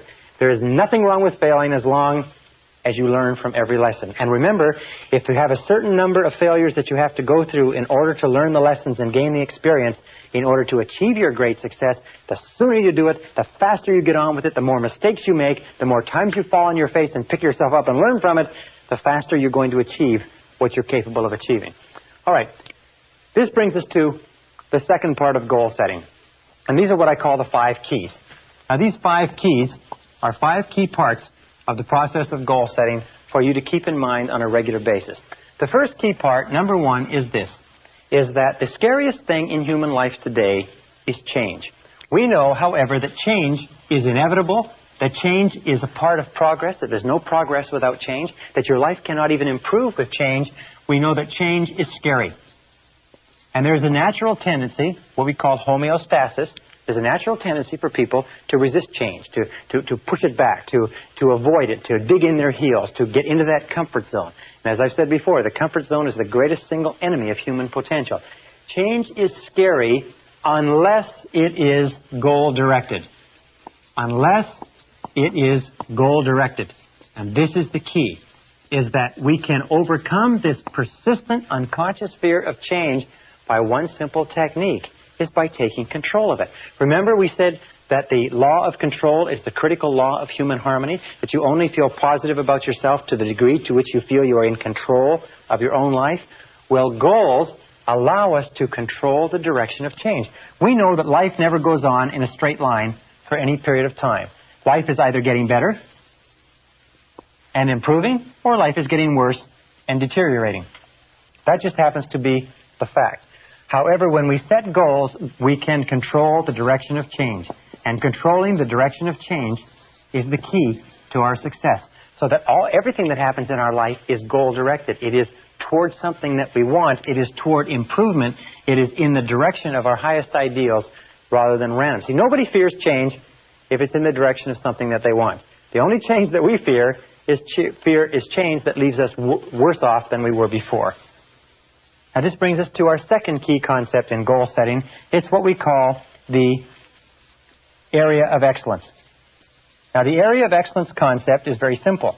What it says is that everybody has talents that rotate around the average. These are average talents.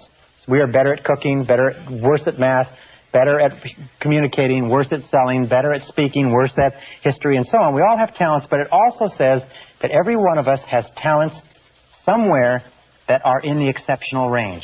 That every single human being has an area of excellence in which they are extremely capable if they can find it. That every single person, we'll talk about this earlier, has genius in some area. And one of the great jobs of adult life is to find your area of excellence and to throw your whole heart and soul into that area of excellence and into becoming very good in the area where you have unique gifts and abilities. For instance, 3 keys to your area of excellence. 3 critical keys. Number 1 is attention. Attention, the things that hold your attention are a very, very good indicator of where your area of excellence might be. What do you like to read about? What do you like to talk about? What do you like to think about? What do you like to study? What do you like to learn more about? Also, interest. What are you interested in? What has held you or been a fascinating subject for you throughout your life? Sometimes we are programmed internally to be interested and drawn towards things that are the very best for us. And finally, absorption. What could you become totally absorbed in? What absorbs your attention completely? When you're working at it, when you're thinking about it, when you're reading about it, it absorbs your attention completely. Attention, interest, and absorption are the 3 keys to finding your area of excellence. And one of the most important responsibilities of adult life is to find your area of excellence. Because until you do that and commit yourself to it, you will never achieve your full potential. And everybody has an area of excellence. Now the next key, number 3, area of excellence is number 2. Next key is what we call the acres of diamonds.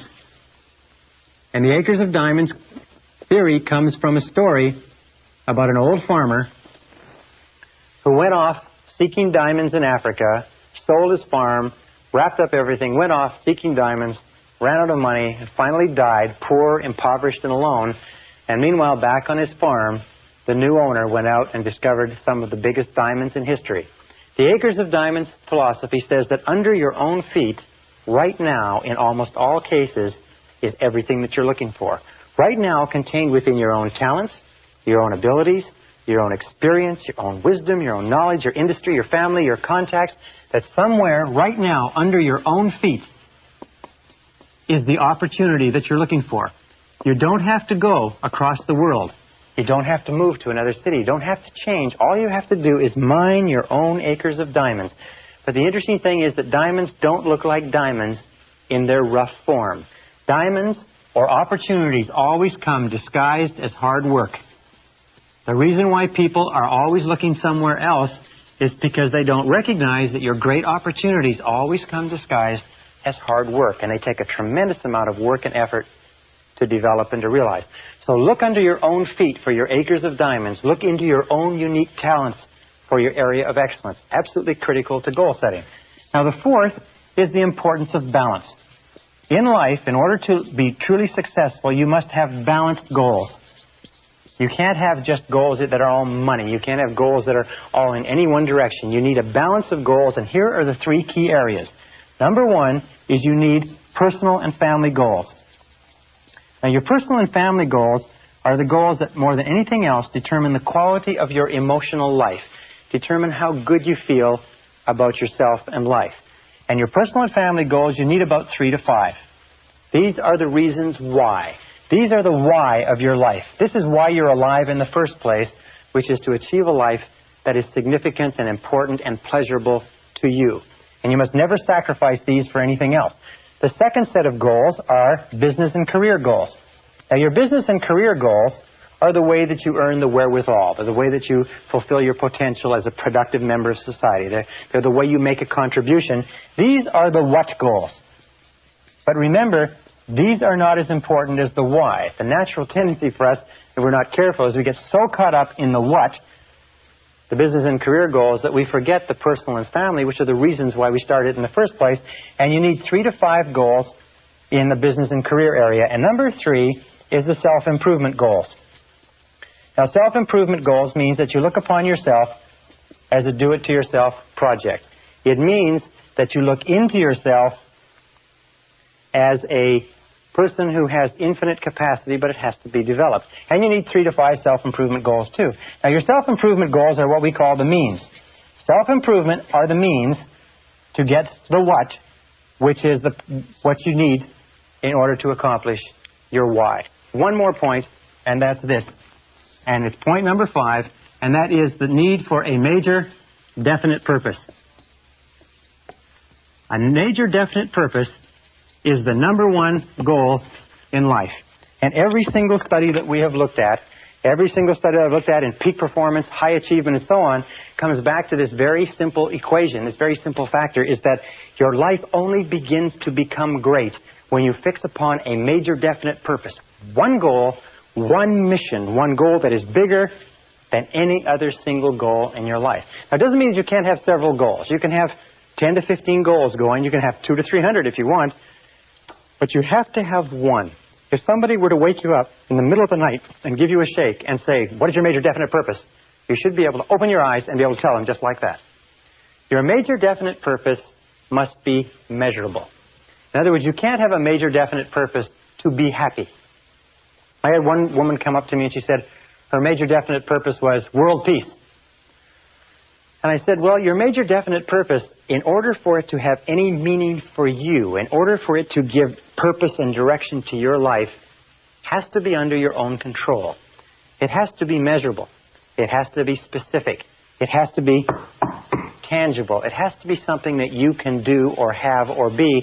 It has to be something that when you've accomplished it, you can look at it and say, here it is, it's achieved. It can't be something nebulous, because setting a big, broad, unbounded goal is a way that we trick ourselves into setting no goals at all. Now, with regard to your major definite purpose and your other goals, 2 points. You can have tangible and intangible goals. In other words, you can have qualitative goals that have to do with the quality of your life, and you can have quantitative goals or tangible goals that have to do with your income, weight loss, bigger car, bigger house, and so on. And you need a balance of those. And finally, you need short-term and long-term goals. Now, your short-term goals, ideally, are about 90 days for maximum motivation. Your long-term goals should be about 2 to 3 years for maximum motivation. And your major definite purpose or your major goals should be 2 to 3 year goals, maybe shorter, maybe longer, broken down into 90-day periods. That having been said, I'm going to give you a brief goal-setting exercise. I'm going to ask you 7 quick questions. I'm going to give you between 30 and 60 seconds to answer these questions. And what I want you to do is write as quickly as you possibly can the very first things that come to your mind. Now, the first question is this. Are you ready? Get out a pencil of paper, pencil, clean sheet of paper, goal-setting exercise. Here it is. Question number 1 is, what are your 5 basic values in life? What 5 things do you value most in life? Number 1 question. You have 60 seconds to answer this question. It's counting right now. What things do you value most in life? Your home, your car, your family, your income, your job, your career, your spiritual development, your health, your wealth, your stereo set, your new hubcaps, your intelligence, your intellectual growth. What 5 things do you value most in life? 30 seconds. Write the first 5 things that come to mind. And once you've written the answer to this question, your 5 basic values, organize them in order of priority. What is the first one? What would be number 1 if you had to throw away the other 4? What would be number 2 if you had to throw away the other 3? What would be number 3, and so on? Organize them in order of priority, number 1 through number 5. All right? 5 seconds. 4, 3, 2, 1. Question number 2 is write your 3 most important goals in life right now. You have 30 seconds. What's your 3 most important goals in life right now? Counting. 25 seconds left. Write the first 3 goals that pop into your mind. If you can't think of anything else, write money, money, money. But write the first 3 goals that pop into mind, quickly. Okay, 10 seconds. This is an easy question. 5, 4, 3, 2, 1. Question number 3. You have 1 minute. What would you do, how would you spend your time if you found today that you only had 6 months to live? How would you spend the last 6 months of your life if you only had 6 months to live? Write everything that you do in the last 6 months. Time is counting now. Write it as though everything you put on this list you can do in that last 6 months, but if you don't write it down, you can't do it. How would you spend your time? Who would you spend your time with? Where would you go? What would you do? What would you want to finish up? What would you want to start? Who would you want to see? What phone calls would you make? What bills would you run up on your charge cards? Okay. In other words, what would you do if you had 6 months to live?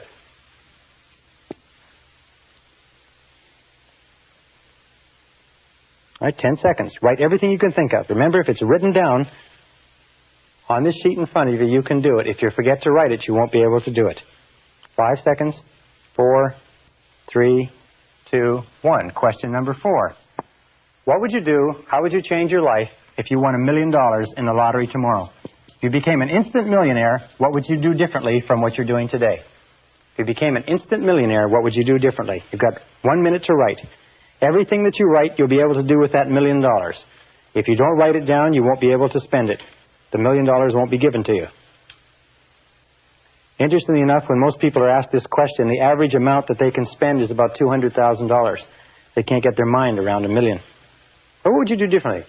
Good question. Would you continue working at the job you're working at if you won $1 million? If the answer is no, it means you're in the wrong job for you and you are wasting your life. Would you stay in the relationship that you're in? Would you continue spending your time the way you spend it? What would you do if you won $1 million? All right, 5 seconds left. Write down everything you can think of. I had a farmer in one of my courses once. He said he'd just keep on farming until it was all gone. Anyway, number 5. You have to be a farmer to appreciate that. Number 5 is, what have you always wanted to do but been afraid to attempt? You've got 30 seconds. What have you always wanted to do in life but been afraid to attempt? 30 seconds. Right? The first thing that pops into mind. Run for public office, give a professional talk, start a new relationship, start your own business. Half the population would like to start their own business. Did you know that? Over half the population. But they don't do it because they're afraid of failure or rejection or something else. 10 seconds left. What have you always wanted to do but been afraid to attempt? This is a very revealing question. Write whatever comes down on the page. All right? Question number 6. What sort of activities in life give you your greatest feeling of importance? What sort of activities give you the greatest feeling of pleasure, self-esteem, happiness, joy, and fulfillment? What do you really like to do? Look back over your life and ask yourself, when have you been the happiest? 30 seconds left. 30 seconds to go in this question. When have you been the happiest in life? When have you been the most fulfilled? When have you felt the very best about yourself? When have you had the greatest amount of peace and personal satisfaction? What sort of circumstances? What were you doing at the time? Who were you doing it with? Where were you going? What were your goals? What were the circumstances? And so on. Very, very important question. All right, 5 more seconds. And then here is the key question in determining your major definite purpose is this. Imagine that I could give you a pill that was a magic pill, and if you took this magic pill, you could accomplish any one thing in the whole world. And the question is simply this. What one great thing would you dare to dream if you knew you could not fail? What one great thing would you dare to dream if you knew you could not fail? All right, 45 seconds. What one great thing, what one goal would you dare to dream if you knew beyond a shadow of a doubt that you could not fail? You're absolutely guaranteed of success. What would it be?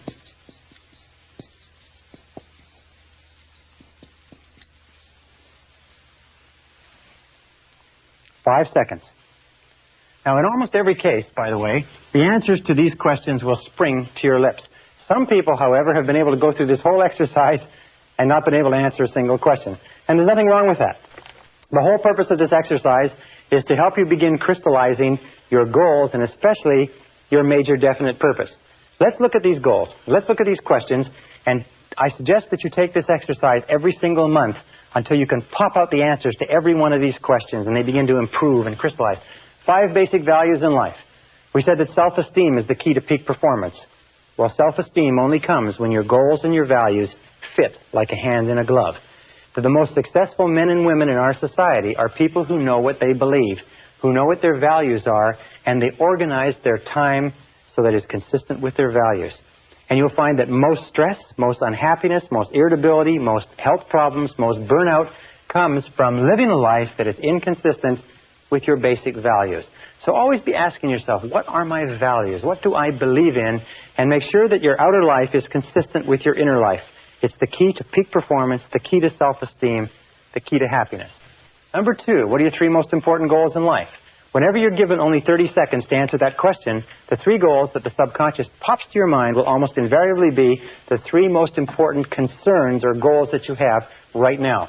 This is a very revealing question, and you can give it to yourself and give it to other people. What would you do if you had 6 months to live? If you only have 6 months to live, it refers you back to your basic values. It tells you what you really value in life. And an important question is this, is that how much of your current life is consistent with what you would do if you only had 6 months to live? Would you spend more time with your family? If you would, are you spending more time with your family now? Remember, you never know when you only have 6 months to live. What would you do if you became an instant millionaire? Perfect question. That simply asks you, what would you do if you had all the time and money in the world? What would you do if you had no fear of failure and no fear of rejection? What would you do if you were free to choose? If you had complete freedom to choose, the fact is that anything that you could write down as an answer to question number 4, you can accomplish. You don't need $1 million. All you need to do is set it as a goal and make a plan and start working toward it. You may not get it as fast as if you were a millionaire, but you'll get it nonetheless. Asking the question simply frees your mind. Question number 5, what are you afraid to attempt? That may tell you what the self-limiting belief or block is that's holding you back from achieving your full potential. Question number 6, what gives you your greatest feeling of importance? This is simply asks you what gives you a feeling of self-esteem, and this will lead you unerringly to your area of excellence, because you will always and only become excellence doing what gives you a tremendous feeling of importance. And question number 7, what one great thing would you dare to dream if you knew you could not fail? Let me just say this as we close, that whatever you wrote as an answer to that question, whatever you wrote as an answer to the question, what one great thing would you dare to dream if you knew you could not fail, you can be, have, or do. The only question is, how badly do you want it, and are you willing to pay the price? Because if you are, and you're willing to pay the price and work toward it, you can accomplish everything on that list, and sometimes far faster than you can possibly imagine. The question is, how badly do you want it?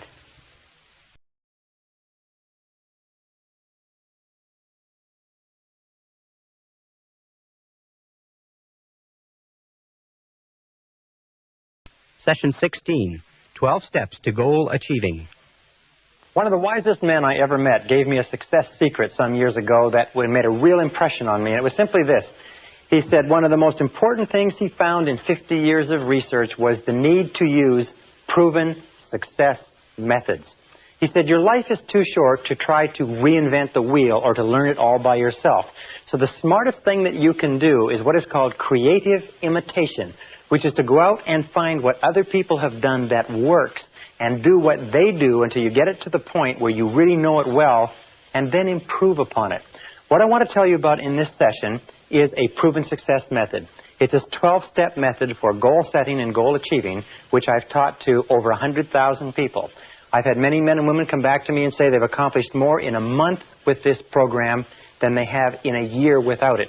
I've had people who've accomplished more than 2 or 3 years than they'd accomplished in 10 or 20 years using this very simple methodology. It is a proven success method.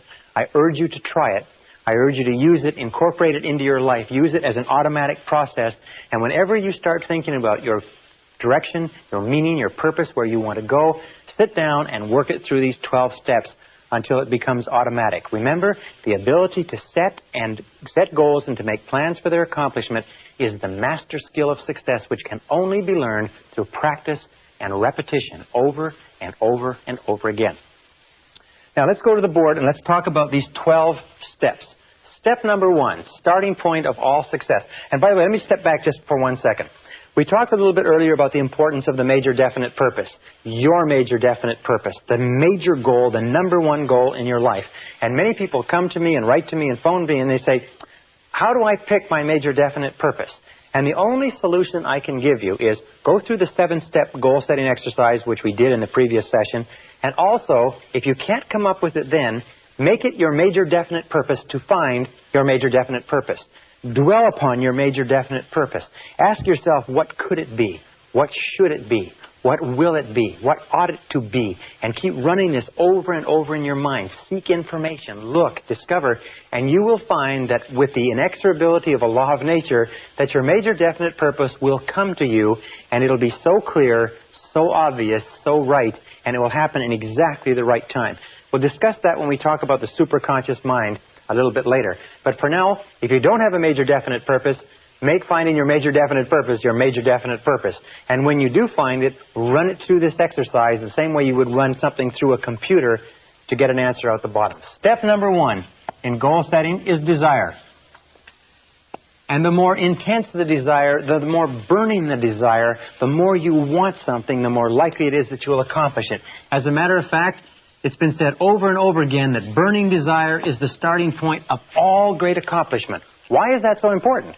Well, burning desire is the desire that drives you ahead over all the difficulties, disappointments, temporary failures, obstacles, because if your goal is worthy of you, you're going to fall on your face over and over and over again. You're going to make mistakes. It's going to cost you money. It's going to cost you time. It's going to cost you anxiety. As a matter of fact, if you're not laying in bed at night staring at the ceiling with your heart pounding at least 3 nights a week, you're probably not trying hard enough. So, burning desire is the starting point of all great goal attainment. Now, burning desire is always personal. Always personal, which means that when it comes to setting goals, whatever the goal is, it has to be your goal. You cannot want a goal for someone else, and someone else cannot want a goal for you. When we talk about desire, make it personal. Somebody says, I want to get a raise at my job. That's my goal. That's setting a desire for your boss. I had a young man say to me, I want to marry this particular girl. That's setting a goal for the girl. Only you can set goals for yourself.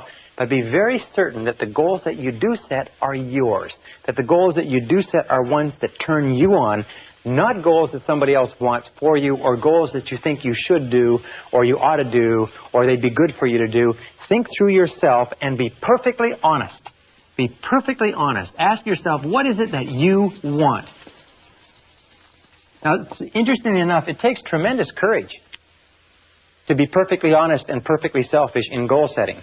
But if you are not perfectly honest at this stage and asking yourself what you really want, what is it deep in your heart you really want to be, have, or do, if you're not honest at this stage, the whole rest of the process falls apart. If you are honest at this stage, it's like a rocket launch. You can go there, from there you can go anywhere. Step number 2 is belief. Remember we said before that your external world will always be a representation of your internal world, and that your internal world is made up of your beliefs, your convictions, if you like. Another word is faith. It's what you believe or what you have faith in deep down inside. There's a great talk by Reverend Ike where he talks about fascination, and he says that what you are fascinated by becomes your reality because you are drawn toward it and it is drawn toward you. What you believe in, what you have faith in, what interests you, what draws you, what fascinates you is critical. And another word is conviction. You have to believe that it is possible for you to accomplish the goal. You have to believe that it is possible for you to achieve it. For that reason, it's very important that you make your goal believable. Many people, when they learn these new ideas about goal setting, they make a mistake. They think, wow, I'm going to go out and I'm going to make $1 million in a year. And the fact of the matter is that $1 million, if you're making whatever you're making now, to jump to $1 million in most cases is so big that your conscious mind rejects it as being illogical, not acceptable, impossible. And if your conscious mind rejects it, it never gets to the subconscious mind. Remember, your subconscious mind can only accept as a command something that you totally believe in the conscious mind. So make it believable and make it achievable. It's better to set a smaller goal at first and accomplish that, and then a larger goal and accomplish that, and then a larger goal and accomplish that. For instance, 2 examples. If you want to lose weight, don't say I'm going to lose 20 pounds or 30 pounds. Lose 5 pounds. You see, 5 pounds you can believe. You can get your mind around 5 pounds. If you want to increase your income by 50%.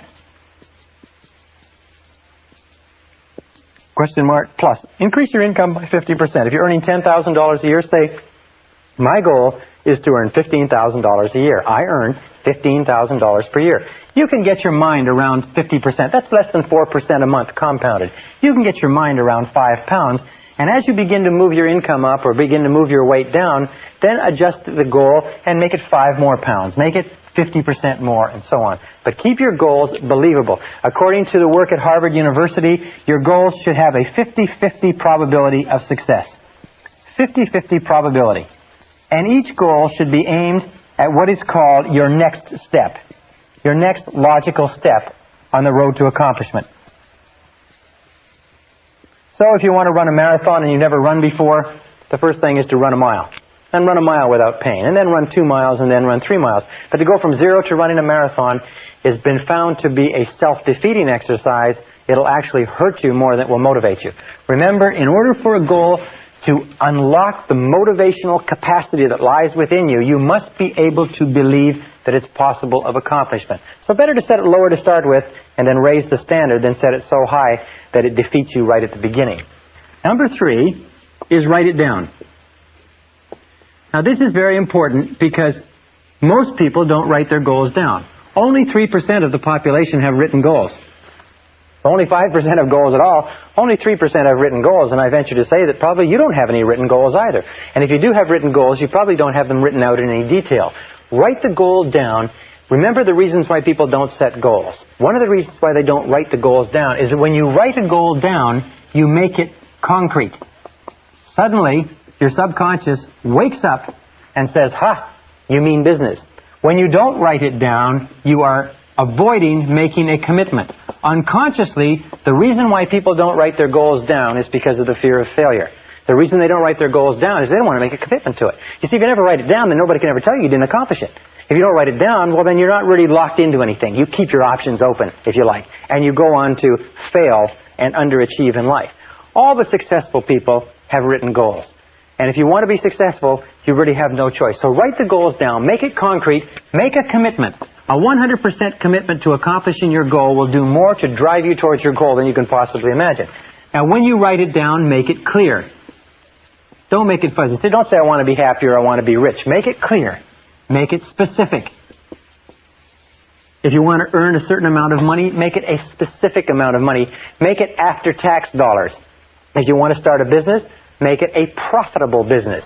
If you want to get into a relationship, make it a happy relationship.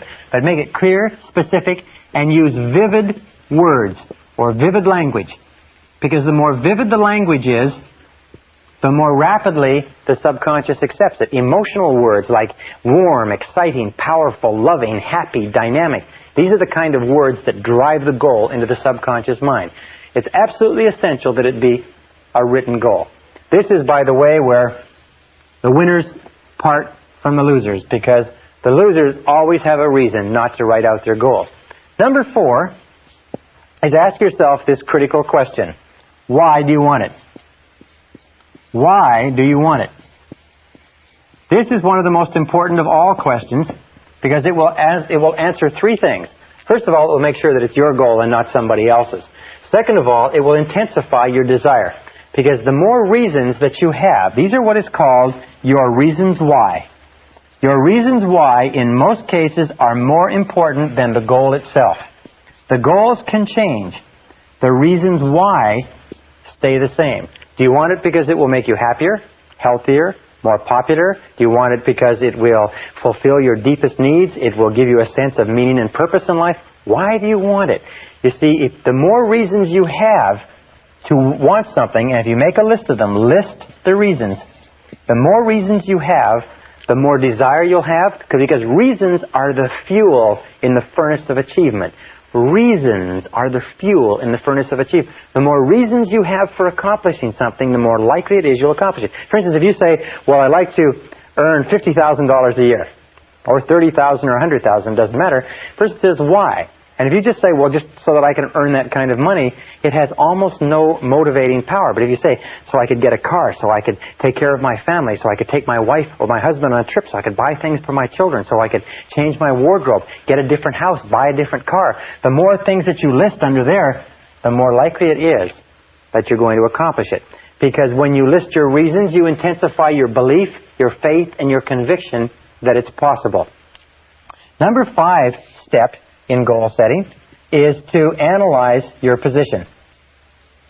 Analyze your starting point. Now this is important because in analyzing your starting point, you know what your next step is. When we say analyzing our starting point, what do we mean? Well, let me give you a couple of examples. In analyzing your starting point, you have to ask yourself, what are your strengths? What are your basic strengths and what are your basic weaknesses? What is it that you need to learn? What is it that you need to improve? You see, before you accomplish any big goals, major efforts are necessary. Before you bring about any major change in your life, you're going to have to bring about major changes in you. Before you accomplish anything extraordinary, you're going to have to do a lot of ordinary things. So you have to ask this question. If you want to lose weight, what's the first thing you do? Is you weigh yourself. If you want to increase your income, the first thing you do is you figure out how much did you make last year? How much are you making right now? And then if you want to increase your income and you're in the business of sales, then you say, how many calls am I making on a daily basis? How many closes am I making? What is my average sales volume? What is my average sale? How many of those do I have to have? How much do I have to increase it, and so on? If you want to build a bigger business, you analyze your starting point and you say, where am I in the marketplace? How am I fixed with regard to capital resources? How am I fixed with regard to manpower? How am I fixed with regard to market opportunities and credit? And you sit down and you do a very, very clear analysis, exactly the way a military commander would do a strategic analysis of his or her position before launching a major battle campaign. One of the big mistakes that people make in goal setting is they launch without taking the time to think through what their launching pad is. And when they find themselves driven back, if you like, or falling on their face, they don't have a foundation underneath it. So those are the 6 starting points. Determine what it is that you desire. The 5 starting points. Determine what it is that you desire. Believe that you can accomplish it. Write it down. Determine the reasons why. Analyze your starting point. And number 6, set a deadline. Set a deadline.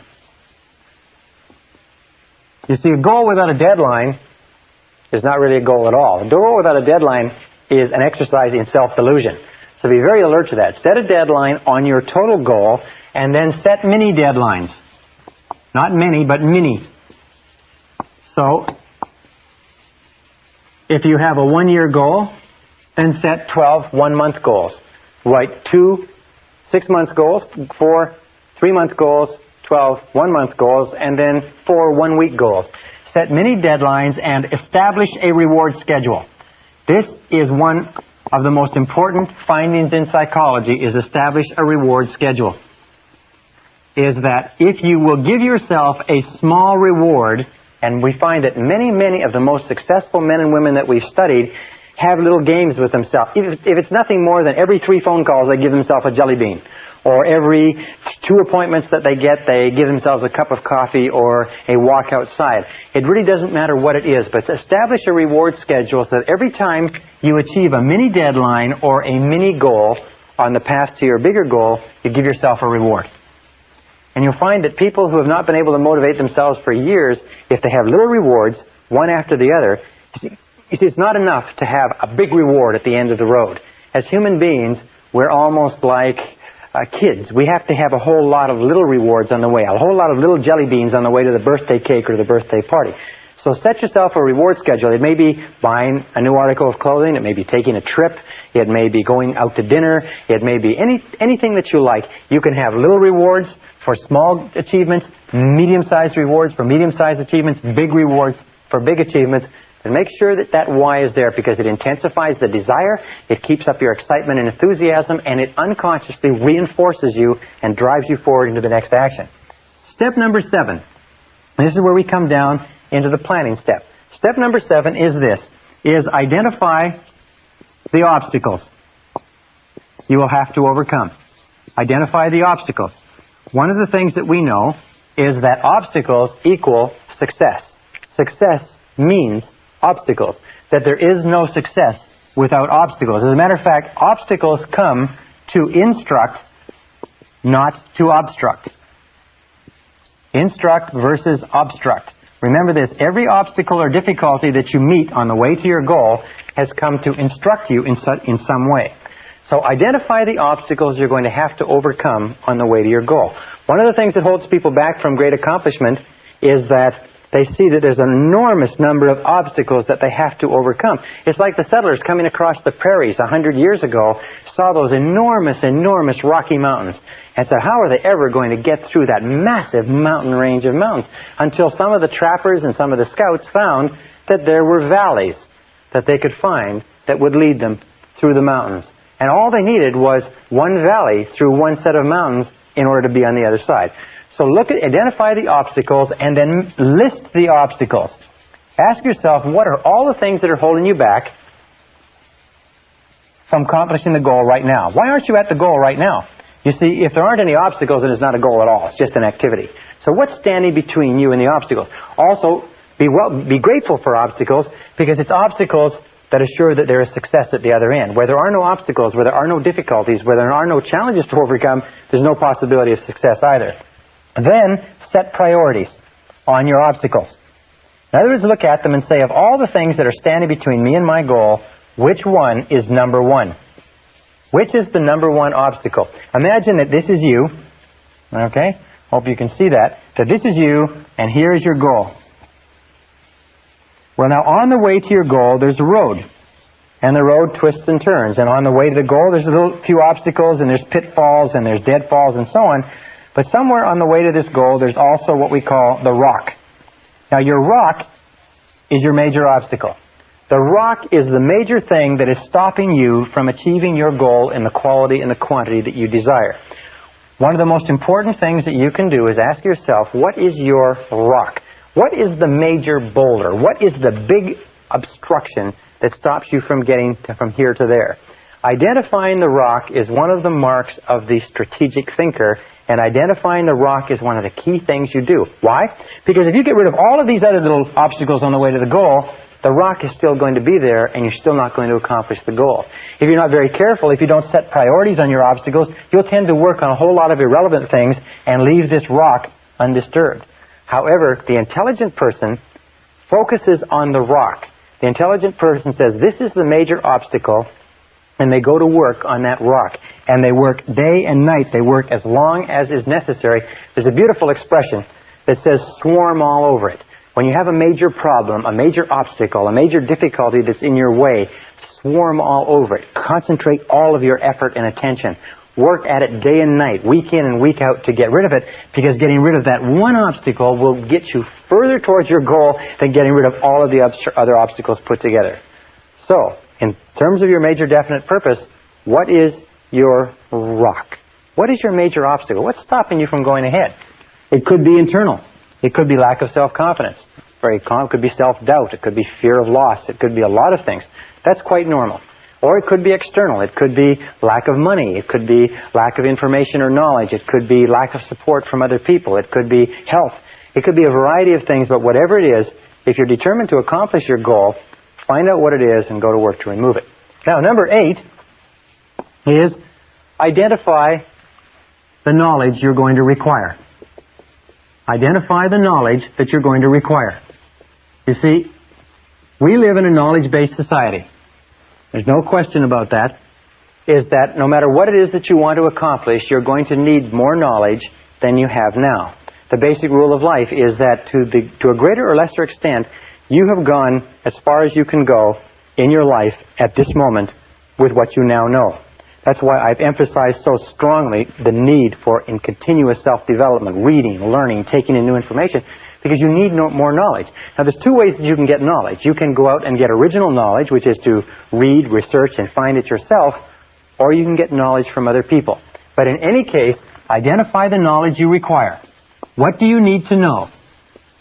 For instance, if you want to be successful in business, one of the things that you have to know is marketing and sales. If you want to be successful in your own business, the critical skill in entrepreneurial success is salesmanship. The critical skill in executive success is the ability to sell your ideas to others and to persuade others. So maybe what you need, maybe the critical knowledge you need is persuasion skills. Or it could be the knowledge that you need has to do with the law, has to do with accounting, has to do with technology. 2 points is set priorities on your knowledge. You see, when you set priorities and you determine what's the number 1 piece of knowledge that you need, what's the number 1 piece of knowledge that more than anything else can hold you back from accomplishing your goal? And you'll find that if you concentrate on the number 1 piece of knowledge, it's like the rock in terms of obstacles. The number 1 piece of knowledge, once acquired, will catapult you toward your goal. Whereas if you accomplish a whole lot of other knowledge, it won't help you at all. Now, finally, and this is the last part with regard to knowledge, is ask your way to success. Ask your way to success. This is one of the pieces of advice by a great success counselor is ask, ask, ask. What he said, and what every person who's ever studied this has said, is that this 3-letter word, ASK, is the key to your success in life. Ask the people who have the knowledge. If you need, hire the lawyers, hire the consultants, hire the specialists, hire the accountants. Ask your way to success. Find other people who are in your field. Find people who have the success. Find people who are experienced and go to them and ask. Why is it that people don't ask? Very simple reason. Most people are afraid of rejection. But the key to getting the things that you want in life is, first of all, you're going to have to learn it all yourself. Or second, is you can ask other people. And surprisingly enough, if you ask other people, they'll tell you. If you ask successful people what they did right, they'll tell you. If you ask successful people for their advice, they'll tell you. As a matter of fact, I was studying the life of a self-made millionaire, and he said, one of the keys to success in business is to become a negative thinker. And I thought that was astonishing, because I teach that you should be a positive thinker. And as I read on, what he said is, by that I mean is that once you come up with a great idea, take it to experts who can tear your idea apart, who can point out holes and weaknesses and flaws. Now, if you cannot plug the holes, weaknesses, and flaws, it probably means the idea isn't good enough. But if you are not willing to subject your idea to the scrutiny of critical people whose job is to find fatal flaws in something, then the idea is probably not good enough. So seeking out negative people, asking people their opinion, ask your way to success. Remember, in order to succeed, you need knowledge. You need more knowledge than you've got. You don't have very much time. You've got to get the knowledge the fastest, cheapest way possible. If necessary, buy the knowledge you require. Don't be cheap when it comes to knowledge. Number 9 step in goal setting is identify and ask yourself, who is your customer? Who is your customer? This means that you have to identify the people, the groups, and the organizations whose cooperation you require in order to be successful. Who are the people? Who are the groups? Who are the organizations? You see, in life we have a very simple equation, is that everybody makes their living by satisfying or serving somebody.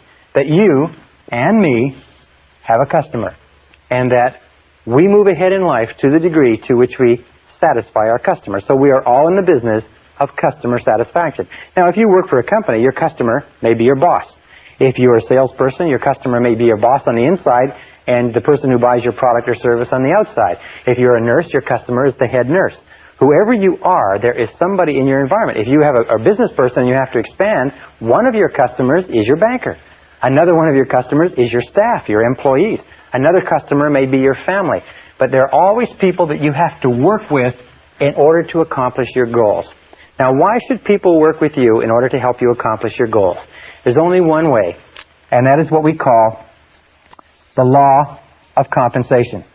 The law of compensation, which comes from Ralph Waldo Emerson's wonderful essay called Compensation, simply says that for every force in life, there's an equal and opposite force. We call it the law of sowing and reaping. But it says this. It says that you are always compensated in equal measure for what you do. In fact, it always says that you are compensated in more than equal measure. So if you sow good, you reap more good than you sowed. If you sow bad, you reap more bad than you sowed. The law of compensation says that as long as you are doing good things for other people will do good things for you. So you ask this question, and this is everybody's favorite radio station. It's called WIIFM. What's in it for me? WIIFM. What's in it for me? If you want to be successful in life, the most successful people are what are called go-givers, as opposed to go-getters. Go-givers are people who are always asking, what can I do to please my customers? What can I do to give value? What can I do to earn their cooperation and their help to accomplish my goals? They're always trying to put themselves on the side of this law of compensation, knowing that if they put in, they'll get out.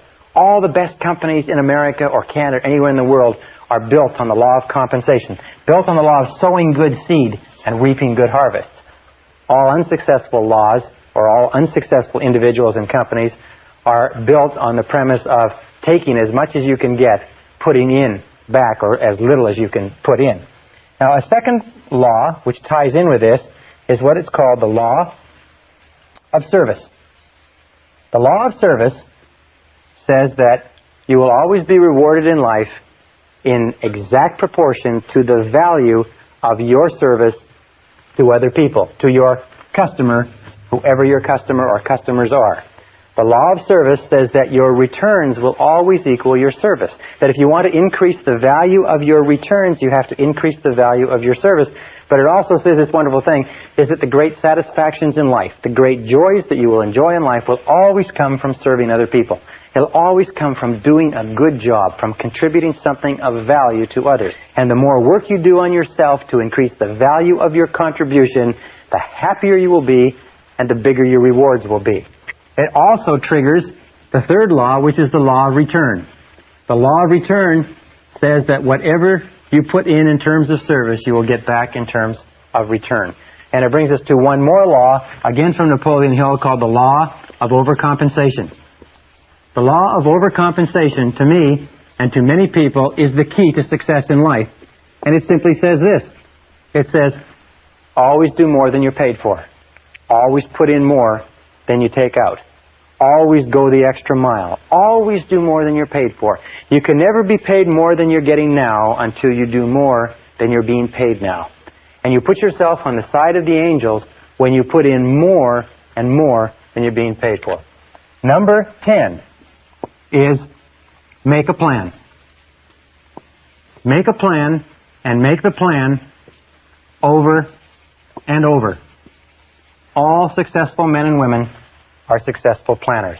And how do you make a plan? Simple. A plan is a list of activities.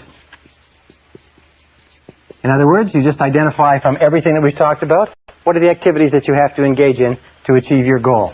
And then you organize the list, just like a ladder.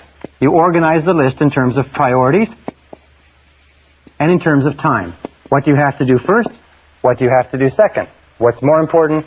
What's less important? And then you take action and get going on your plan and continually revise the plan. Number 11 is visualization. Visualization is worth all of the other 10. Visualization is create a clear mental picture of the goal that you desire. Create a clear mental picture and then imagine or image the results. Get a clear mental picture and see your goal as already realized. See it as a reality and play that picture over and over again on the screen of your mind. Play that picture on the screen of your mind until you can see it with perfect clarity. Design it, draw it out, do whatever is necessary in order to create that mental picture, and then think about that mental picture. Think about your goal as a reality over and over again. Repeat it until you impress it deeper and deeper and deeper into your subconscious. Number 12 is back your plan with determination and persistence. Back your plan with determination and persistence. In the final analysis, the key to your success is your ability to hang in longer than anybody else. In all the studies that we've looked at of winners, of peak performance, we find that the quality of persistence is to the character of a man or woman as carbon is to steel.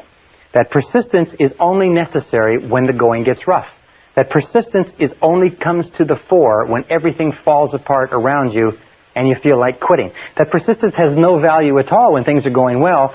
Persistence only has value when you are willing to press on in the face of obstacles, difficulties, disappointments, falling on your face, losing your money, and so on. In the studies of self-made millionaires, we find that the average self-made millionaire in America has been broke or nearly broke 3.2 times. But irrespective of anything that they faced, male or female, they kept on struggling. And that's one of the reasons why they became successful. We also know this, by the way, that in order for you to achieve great success, you have no choice but to be willing to face temporary setbacks, temporary defeats, temporary obstacles. Winston Churchill, in one of the great stories of human history, was asked, in speaking to a boys' school, if he could summarize the lessons of his life in a few words. And he stood up and he said, I could summarize the major lesson of my life in 7 words, he said. And he stood there leaning on his cane and he said, they are these words, young man. He said, never give up. Never, never give up. And I think that more than anything else, from every study I've read, that's critical. If you resolve in advance that once you have set off to achieve your goal, that you will never give up, that you will never quit, that nothing can stop you, that every single difficulty will just be a spur to drive you on, that you will become an inverse paranoid and you'll look into every problem and you look for the good in the problem, you look for the lesson that you can learn, you look for the way you can turn the situation to your advantage. If you keep on doing that, if you keep optimistic, if you keep this attitude of confident expectation going, you will be successful. And finally, with regard to persistence, the iron quality that determines all your success, let me just say this, is that your persistence is your measure of your belief in yourself. Your persistence is your measure of your belief in yourself. And every time you persist in the face of adversity, your belief in yourself increases until it reaches the point where you become unstoppable on the road and on the pathway to your goals.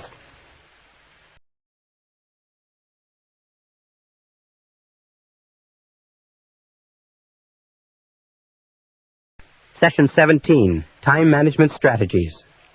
At the beginning of the seminar, we talked about mental laws and we talked about the law of control. We said that you feel positive about yourself to the degree to which you feel you are in control of your life, and you feel negative about yourself to the degree to which you feel you are not in control, or the degree to which you feel you are controlled by external events. Now, there is no place where this is more important as part of the discussion than in the subject of time management. Charles Hobbs, the time management specialist, has come up with a great definition of time management. He says, time management is the control of the sequence of events. That most of your stress in life comes from a feeling that you are out of control of the sequence of events. Now, all successful people practice good time management skills. All unsuccessful people do not. Period. That each one of us has 24 hours a day. You have 24 hours a day, and I have 24 hours a day. Yet the top 20% of every graduating class, the top 20% of every industry, the top 20% of every social grouping accomplish and achieve 80% of the rewards. Not because they have more talent, not because they have more skill, not because they have more ability or intelligence or education or opportunity or anything else. It's because they use their time better. We've talked throughout this course about keys to success. We said over and over again that one of the most important keys to success is self-discipline. Self-discipline. And we know that none of us have enough self-discipline. But self-discipline has a specific application. It means self-mastery. It means many things. It means keeping your mind on what you want and off of what you don't want. But it also means self-control. It means self-control in terms of time, in terms of controlling the sequence of events. If you cannot master your time, then the seeds of greatness are not in you. If you cannot master your time, then it's not likely that you'll ever accomplish what you are capable of accomplishing in life. In this session, I want to give you 7 keys to time management. Now, I do entire 1- and 2-day time management programs. I can speak for hours on time management without referring to a note. I have studied countless books. I've listened to all the tapes. I've been to the courses. I'm going to give you 7 keys. If you will follow these 7 keys until they become automatic, you can double your time efficiency in almost no time at all. So without further ado, let's go on. But remember, time management is essential. We all have the same time. The only question is, what do we do with the time? And in that and out of that comes the stuff of life. Starting point of time management, number 1, which I've been repeating over and over again, is clear, specific goals.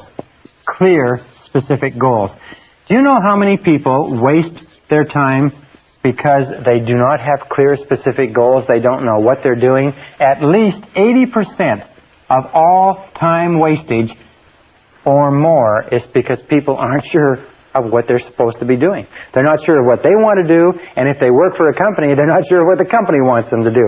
As a matter of fact, the first thing I do when I go into a company is I say, what you have to do is you have to clearly define the expectations of each person in each position. And you know, in most cases, they are not sure how to do that. Clear, specific goals. If you work for a company, if you work for a boss, the first thing that you should do is go to your boss and ask your boss exactly what he expects you to do. What are the most important things that you have been hired to accomplish? Clear, specific goals defined in terms of outputs, in terms of results. What results do you want? In fact, when you set your goals, you should always ask yourself, what outcomes do you desire? Rather than goals, ask yourself, what outcomes? Now, what do I mean by outcomes? Well, here's a perfect example. A person says, I want to be successful in my job. What does that mean? Well, what it means, the outcome that they desire is they want interesting, challenging work that pays well. And sometimes we find ourselves working at a job where it's not interesting or challenging, and we can't understand why we can't get any satisfaction out of it. Or a person says, I want my relationship to work. However, what are they saying? What they're saying is, the outcome I desire is I want to be happy in my relationship. And it doesn't matter who you're happy with, if the outcome is clear that you want to be happy in a relationship, that's very different from insisting upon being happy in this relationship. Another thing, a person says, I want to be rich. Well, you say, what does rich mean? What would rich look like? What would your outcome be if you were rich? How much would it take to accomplish that outcome? And then you start looking, you say, well, if I had a certain amount of money, I'd be able to do this, I'd be able to do this, I'd be able to do this. And sometimes you find that it's possible to achieve that outcome without accomplishing that kind of financial acquisition. Sometimes you find you cannot achieve the outcome you desire in life from the work that you're in. So be alert to outcomes. Clear, specific goals written down. Step number 2 is clear, written plans. As we talked about before, clear, written plans. And organize your plans, if you like, in a list of activities so that you know all the things that you have to do. These 2 alone, taking the time to plan, they say every minute spent in planning will save you 5 to 15 minutes in execution. And action without planning is the cause of almost every failure. Action without planning is the cause of almost every failure. So clear written plans and clear list of activities to work on, as we talked about in previous sessions. Step number 3 is make a list. All successful time managers work from lists. All unsuccessful people don't bother to write lists. Make a list for every day. Make a list for every week. Make a list for every month. Be a chronic list maker. When you have a series of things to do, the first thing you do is grab a piece of paper and write a list. Think on paper. All good time managers think on paper. They make a list of everything that has to be done. They don't try to carry it around in their minds. Consolidate all of your thinking. If you have to accomplish something, write down every single thing that you're going to have to do in order to accomplish it, and then begin working on your list. Call it a to-do list. By the way, the best time to make a daily list is the night before. Because if you make a list the night before, the subconscious goes to work on it while you're asleep, and in the morning, sometimes the subconscious has organized it, processed it, and gives it back to you and solves problems for you while you're asleep. Step number 4, once you've made a list, and this is the key to time management, is set priorities. You see, there's never enough time to do everything if you're living a busy life. But there's always enough time to do the important things if you can decide what they are. Setting priorities means using the 80-20 rule. The 80-20 rule says that 80% of the value of what you do comes from 20% of what you do. If you have a list of 10 things to do, that 2 of those things will be worth all the rest put together. Setting priorities means always looking at what is called the vital few versus the trivial many. The vital few versus the trivial many. The 1 or 2 things that you can do that make a real difference.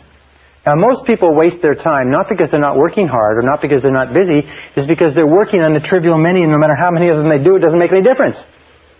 The truly successful people do a few things, they do the right things, they do things 1 at a time, and they stay with them until they're complete. So set priorities. A very simple time management system is what is called the ABCDE system. The ABCDE is very simple. A stands for top priority tasks. Number 1 must be done.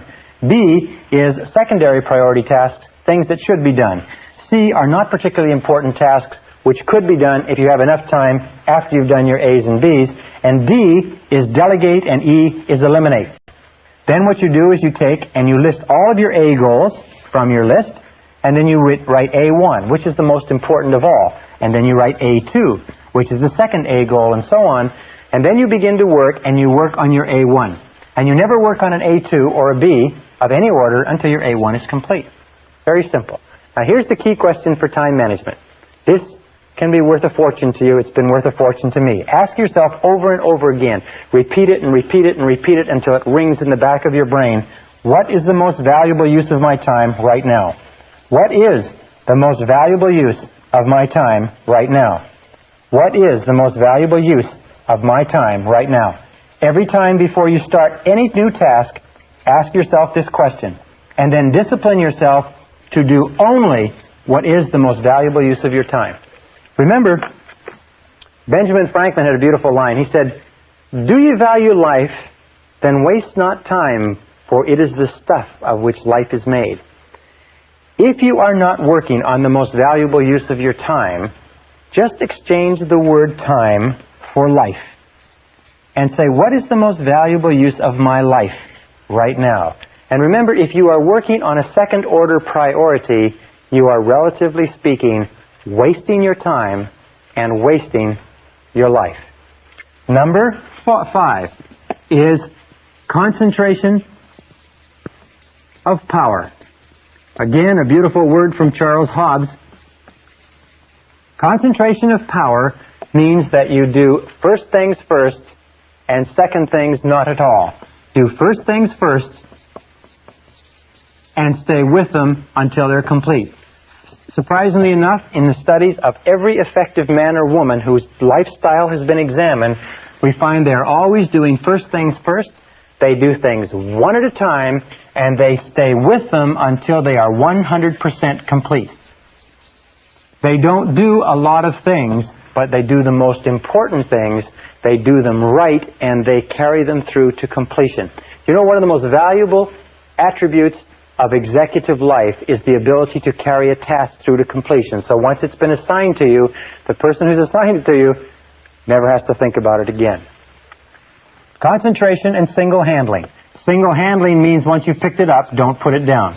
Most of our time wastage comes from picking up things and putting them down, and starting them over and putting them down, and starting them over and putting them down. So concentrate single-mindedly, 100%, stay with it until it's finished.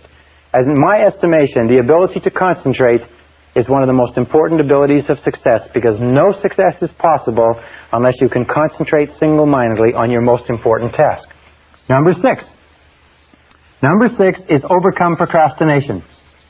Overcome procrastination. It's not the thief of time, it's the thief of life. And the way that you overcome procrastination is by using affirmations.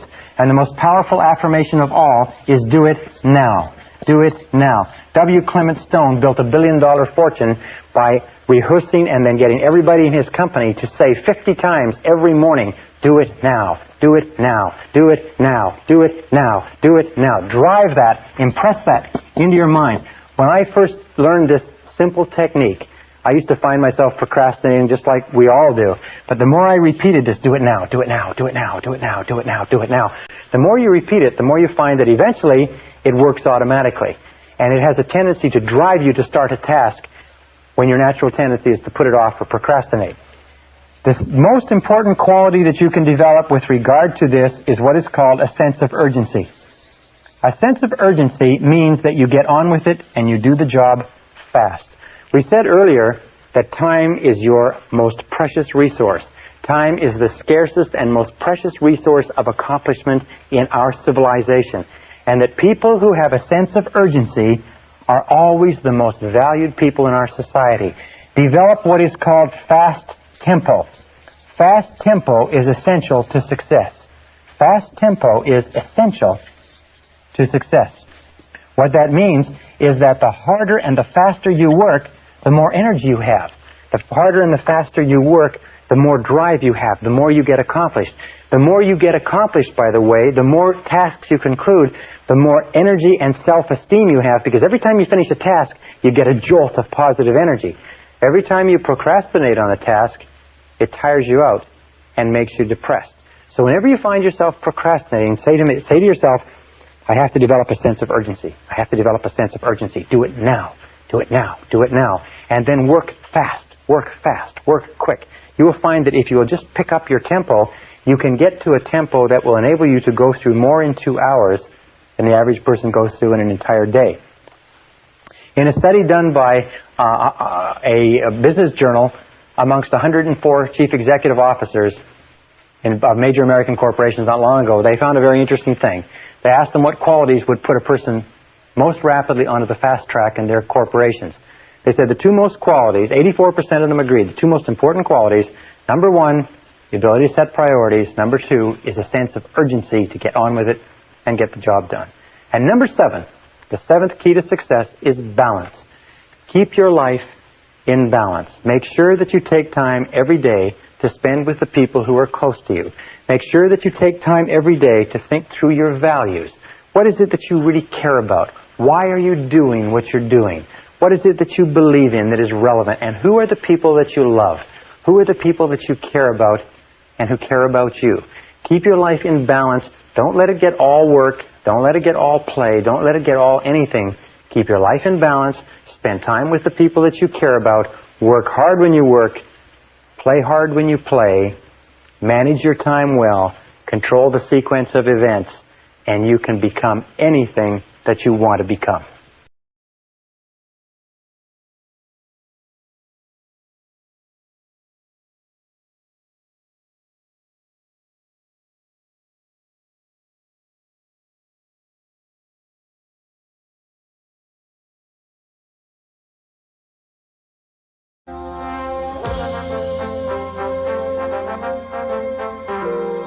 Brian Tracy presenta el programa Fénix.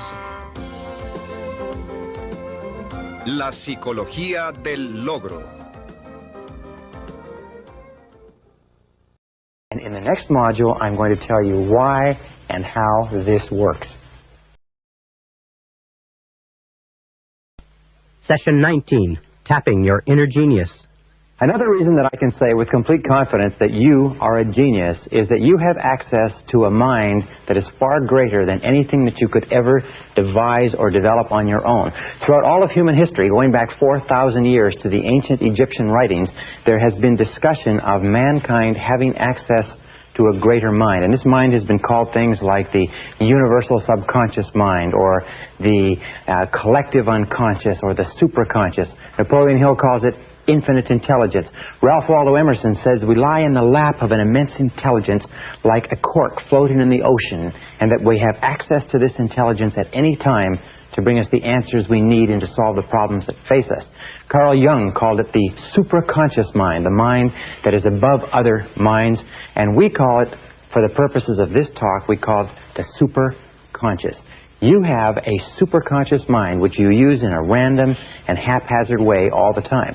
As a matter of fact, your superconscious mind is the source of all inspiration, it's the source of motivation, it's the source of enthusiasm, it's the source of excitement, it's the source of hunches, it's the source of insights, it's the source of flashes of intuition, it's the source of creativity and innovation, it's the source of all brand new ideas or thoughts or information that come into the world. For instance, Mozart was able to hear in a single second, he was able to hear an entire concerto, an entire symphony would come into his mind complete in one instant, and all he would do is sit and transcribe it and write it out of his mind onto paper. They said that he used to write his music note perfect the first time. Beethoven came up with one of his great concerts or his great symphonies in a single instant, although it took him 6 weeks to write it down. The entire concert was perfect, complete in his mind in a second. Many of the great inventions, many of the great discoveries, many of the great breakthroughs in history, in literature, in art, in music have been the result of a flash that has come in a moment of daydreaming, while asleep, while in the middle of a conversation, and you have access to this mind as well. Now let me tell you some of the characteristics of the superconscious mind. As I said, imagine you have your intelligence, which is your IQ, your knowledge, your experience, your wisdom, and so on. But in addition to that, you are a genius because you have access to this incredible mind that has every idea and every bit of intelligence ever known or available to the universe is available to you at virtually every instant of time. The discovery of the superconscious and your understanding of the superconscious can and will change your life. The superconscious mind or superconscious capacity makes your capacities unlimited. You are no longer restricted to what you know, what you can access, what you can do physically and mentally. You have an external source that you can draw on, like an energy source, to bring you answers to your questions and to move you towards your goal. Now, one of the characteristics of the superconscious mind, for instance, that when it computes on a problem or a difficulty that you have, it has access to all data stored in your subconscious mind. It has access to all data stored in the subconscious. That means everything that you've ever learned in your life, every bit of information you've ever read, every experience you've had, every conversation, every movie, television, radio, magazine, it's all stored in your subconscious mind permanently. As they say, we have permanent memory, but we have lousy recall. Every experience you've ever had in your life has been permanently stored. However, when the superconscious mind calculates or computes, it has access to everything you've ever learned. However, it can discriminate between valid and invalid data. In other words, when the superconscious mind computes on a problem that you are working with, it will give you an answer that is based only on valid information. There are many things that you have in your mind which you can think to be true, but they're not true at all. You may have read them, you may have heard them, you may have surmised them or concluded that a certain thing was true, but the superconscious, in bringing you an answer, knows the difference between what is true and what is not true. Sometimes you'll come up with an idea or a solution that will seem to be inconsistent with what you thought was the truth or what you thought was reality, but when you pursue it a little bit, you'll find that what you thought was true was not true, and your answer is correct. Now, a second characteristic of the superconscious mind is it has access to data outside your experience. It has access to data outside your experience. That means that you can get answers outside your own experience. You don't have to know everything or have everything in your mind. That it has access to data, it can bring you ideas, information, and insights. For instance, with regard to this, we reckon in calculating that every single person has, on the way to and from work, about 4 ideas per year is the estimate done by one researcher. 4 ideas per year, any one of which could make you a millionaire. You'd be driving along. How many times have you had the experience where you're driving along or you're going about your day-to-day business and you see the need for a product or a service and you say, now why doesn't somebody do that? Or why doesn't somebody make that or sell that? And you say, well, Must be a good reason, and you forget all about it. Then a year or two later, somebody comes out with that same product or service and makes $1 million, and you say, I thought of that. I thought of that a couple of years ago. The difference was that the person who came up with the idea may have come up with it at the same time you did. Maybe you tapped into this energy source simultaneously, but that person had confidence or faith in their ideas, and you did not.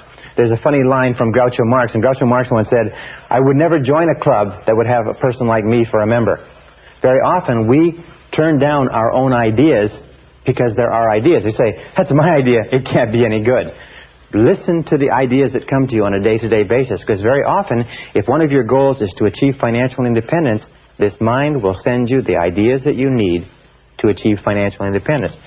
Here's a third characteristic of the superconscious mind, is it functions on a non-conscious basis 24 hours a day. It functions 24 hours per day when you are going about your normal business. That means that once you have programmed a goal or a problem or a difficulty or any question at all into the superconscious by thinking about it, dwelling upon it, getting it clearly defined in your mind, you can put it aside and go on with the rest of your work. And what will happen is that it will compute and work, and then it will bring you exactly the answer you need. We'll come to that in a second. The superconscious mind automatically and continuously solves every problem on the way to your goal. Automatically and continuously solves every problem. All right, put a line here. Solves every problem. That's why you don't have to be able to see your goal. You only have to take the first step. And as you take each step and resolve the difficulty that is immediately facing you, in the Bible there's a beautiful line that says, this one thing I do, forsaking all others. If you just do one thing, the superconscious will resolve the next and the next and the next.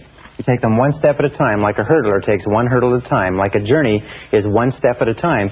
The superconscious mind will automatically and continuously solve every problem on the path to your goal, exactly as you meet it and exactly in the way you require. Now, a fifth quality of the superconscious mind is that it is capable of goal-oriented motivation.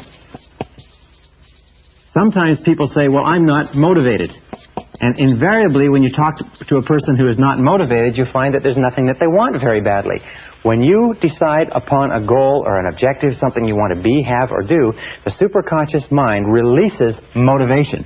It is the superconscious mind that gives you the energy and the enthusiasm and the excitement that moves you toward it, but it requires a goal that you intensely desire. That's why we talk so much about goals in this course. Goal-oriented motivation, it releases ideas and energy for goal attainment. The superconscious mind is a source of what is called free energy. In other words, you can actually tap into this energy, and when you're excited about a goal, it doesn't matter how physically fatigued you are, you seem to be able to tap into a source of energy outside yourself that can run you and propel you, sometimes day after day, week after week, on only a few hours sleep a night. Everybody's had the experience of being caught up and involved in something that's really important, really exciting, really driving, requiring tremendous commitment, and you just have energy flowing continuously. Nikola Tesla, the great electrical genius, was actually able to tap this free energy to run the electric lights and the electric appliances in his home in a way that we still don't understand. But in order for goal-oriented motivation to be released by the superconscious, you must have clear, specific goals. This is the key. The goals must be clear. Clear, specific goals are what release this motivation. There's an old saying, which is a little bit trite. It says, feeling listless, make a list.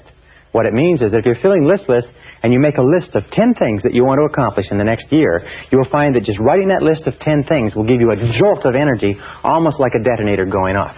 Now, a sixth characteristic of the superconscious mind is that it responds to clear, authoritative commands. Responds to clear, authoritative commands. Now, what are clear authoritative commands? Well, one example of clear authoritative commands is positive affirmations. Whenever you use a positive affirmation, whenever you say, I earn X number of dollars, I weigh X number of pounds, I like myself, I am responsible, I feel terrific. Whenever you use these commands and you emotionalize the commands, that's why they must be authoritative and they must be emotionalized. You drive this message from the conscious into the subconscious, and the subconscious accesses the superconscious. So emotionalize your words. Use clear authoritative commands, and every time you use a clear authoritative command, it drives the idea deeper, it activates your superconscious abilities. It also responds to decisiveness. It's very interesting. There's an expression which I like to share with you, and it's simply this. It is, get serious. I have met men and women all over the country over the last few years, and I noticed there's an interesting thing that successful people say. When I ask them, how did you come to become so successful? I mean, what was the turning point? Where did it change? You know, the words they use over and over again are these. They say, well, I finally decided to get serious. I finally decided to get serious. You see, we talked earlier about desire and decision. That there's a lot of people have desires. A lot of people want things, and they want to be things, and they want things to change for them, and they want things to be better. But they never make the decision to do something. They are going to make the decision, and they hope to make the decision, and they plan to make the decision, but they just haven't quite gotten around to it yet. And an important part of this is commitment. If I can put this down here, is that nothing great in life happens until you make a commitment. And a commitment means you decide to do one thing to the exclusion of almost everything else. You get serious. You make a total commitment, and when you make that total commitment, when you become decisive, when you start using clear, positive words, I will do it, I do it, I can, I shall, I choose, I want, I earn, I am. When you start using commands like this, you trigger the superconscious mind, and sometimes more can happen for you in a matter of a few weeks than it's happened for you in a few years. And many of you know exactly what I'm talking about. Number 7. The superconscious mind, in a way, is like a muscle. It grows in capability as it is used and believed in. It grows in capability as it is used and believed in. That means that you can actually get it to the point, as I have in my own life, as many of my graduates have, you can get it to the point where you're plugged into this superconscious mind continuously, and you just go with the flow of life. That all the things that you require, the answers that you need, the solutions, the people, the circumstances, will be drawn into your life in exactly the order, exactly the sequence that you require. And the people that you don't need, the circumstances that are old, the circumstances that have nothing to do with where you're going, they fall off as exactly as they're no longer needed. And the more you use it, the more you believe in it, the more you trust to it, the more rapidly and dependably and predictably it works. Now let me tell you this. In all my studying of the biographies and autobiographies of great men and women, I found one thing, is that you only begin to become great as a human being to the degree to which you tap into and go with the flow of this superconscious energy. Other than that, life is always a struggle. But once you get into the flow of this energy, life seems to be on the downhill side. You seem to be going with the current. An 8th characteristic is that the superconscious mind functions best or operates best with an attitude of confident expectations. Operates best with an attitude of confident expectations. You see, confident expectations is an attitude of positive emotion. Remember we talked about before becoming an inverse paranoid, always looking for the good, always expecting the best, always believing, trusting, being absolutely convinced that something good is going to come out of everything that happens to you.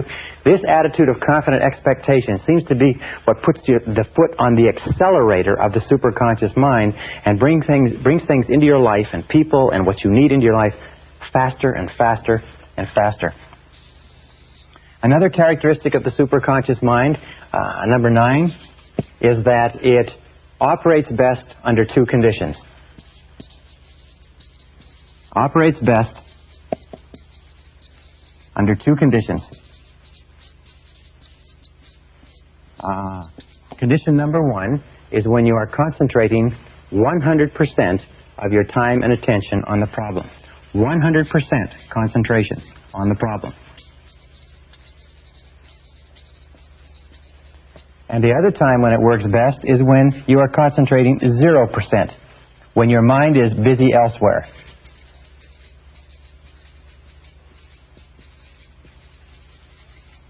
Those are the two things, but somehow the superconscious mind does not function in between. So the key, or the solution to activating the superconscious mind, is to try consciously to solve the problem. Now here is a very simple way to do it. You start to solve the problem by, number one, defining clearly what it is. Define your problem or define your goal.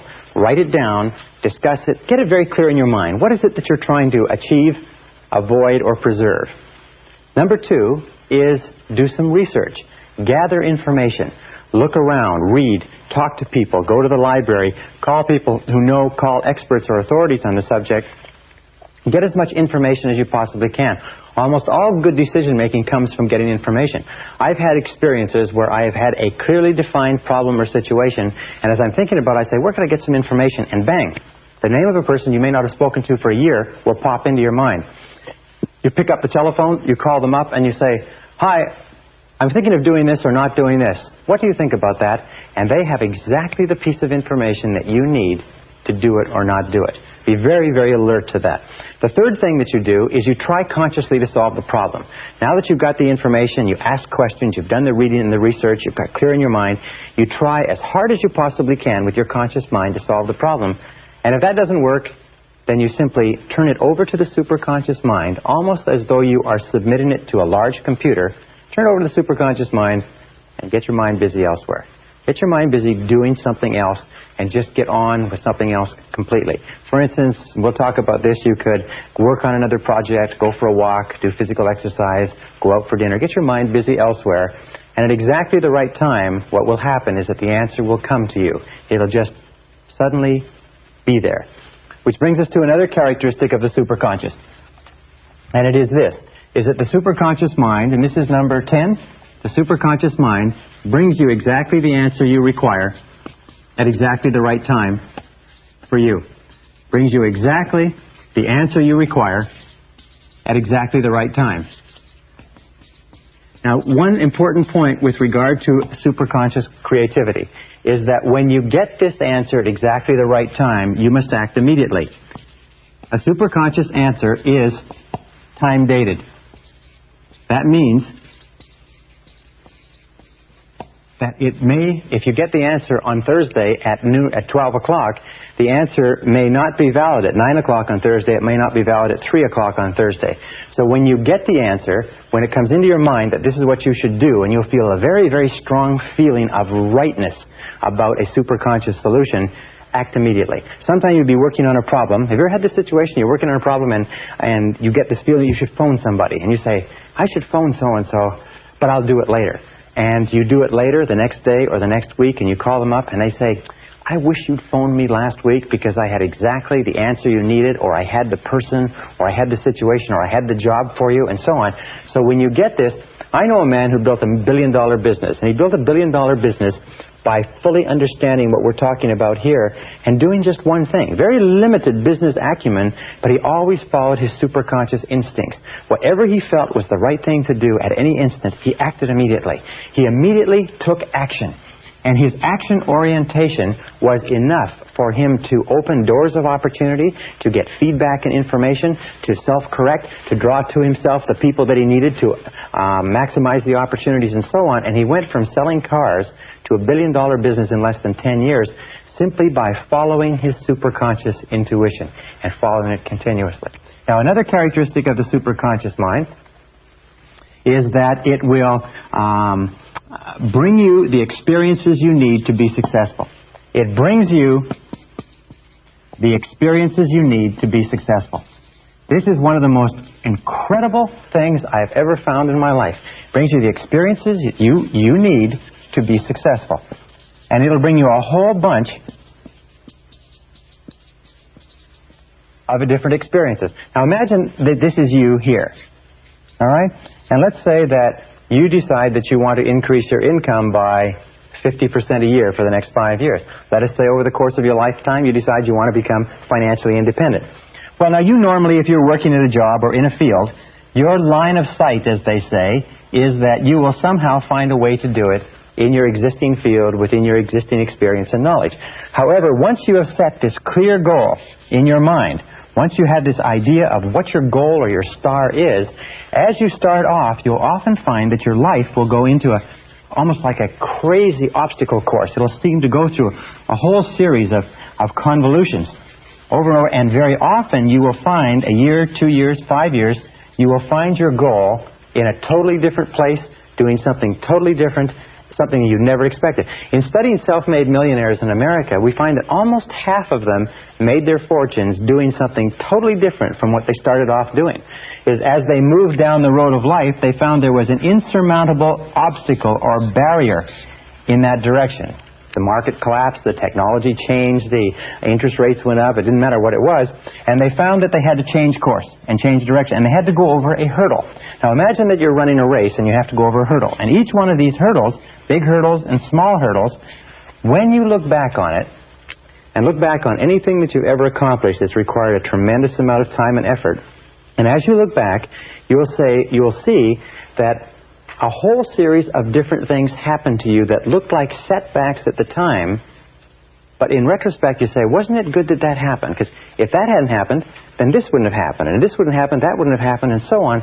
And you'll find that your whole life is a series of remarkable coincidences that initially looked like difficulties or setbacks, but in retrospect they contained within them valuable lessons that you needed to learn in order to achieve the goals that you've achieved. Perfect example. In relationships, when we start going out with members of the opposite sex when we're growing up, we have a lot of relationships that don't work out. Trial and error, we experiment, we learn what it's like to get along with other people and not to get along. And we think at the time that the relationships are not working out that this is a terrible situation. It's very emotionally stressful. But then when we finally find the relationship that's right for us, we look back and we say, boy, wasn't it good that we had all those difficult problems, because if we hadn't, we'd have never reached the point where I am now, which is being in the relationship that you wanted. I think the way they say it is you have to kiss a lot of horny toads before you meet the handsome prince or princess. So each time we go over one of these lessons, we learn a valuable, each time we go over one of these hurdles, we learn a valuable lesson. Now let me tell you this too, is that very often your greatest success comes just before, or just after, your greatest failure. In Napoleon Hill's study of over 500 successful men and women, he found that almost every one of them had faced their greatest failure, the point where they felt they should have quit, there was no point in going on, everybody else told them it was ridiculous. At that point, they persisted a little bit further, and wham, they made their greatest success. You notice Thomas Edison, one of the greatest inventors of the century, was broke or nearly broke many times. And Henry Ford went bankrupt almost 3 times in the course of building his fortune. Many of the most successful men and women have fallen on their faces over and over and over again until they have finally arrived where they wanted to arrive. Now what does this mean? It means that you have to adopt the attitude that every single time you run into a roadblock, every single time you fall down, single time you lose some money, you lose some emotion, you lose some time as a result of a temporary setback, you have to believe that this has been sent to you as a valuable experience that is moving you toward accomplishing your good. And here is a very simple technique that you can use. And I call it the movie technique. All right? Now imagine that you go to the movie. And you get there and it's very, very late. All right? And you get in, and they let you get in even though it's toward the end of the picture, and the new picture is going to be starting in a little while. And you go in, and you watch the last 10 minutes. So we call this the last 10-minute technique. All right? You watch the last 10 minutes. You see how the movie ends. You see how everything comes together. You see how the hero advances. You see how everybody achieves. You see how it all falls together, and everybody ends up happy, and so on. Now, having seen the last 10 minutes, you then sit through the whole movie. However, now you sit through the whole movie and you see the danger, the drama, the tragedy, the unhappiness, you see the misunderstandings and so on. However, you see, as you watch the movie, you know how it ends. You know that there's a happy ending because you've seen the last 10 minutes. Now, this is the critical attitude. As you look at the difficulties that you face on a day-to-day basis, have this attitude that these are just what happens, but in the last 10 minutes, everything comes out right and you achieve your goal. So take a look and take this philosophic attitude toward every difficulty as this is part of the movie, but I know that in the last 10 minutes, it's all resolved. Just pretend that you already know the end of the picture, and that pretending will make the movie come out exactly as you desire, and probably better for you. Number 12, the superconscious mind makes all your words and actions, makes your words, what you say, and your actions, and their effects. And this is the critical word, the and their effects. In other words, the result of your words and actions fit a pattern consistent with your self-concept and your dominant goals. Fit a pattern consistent with your self-concept and your dominant goals. What does that mean?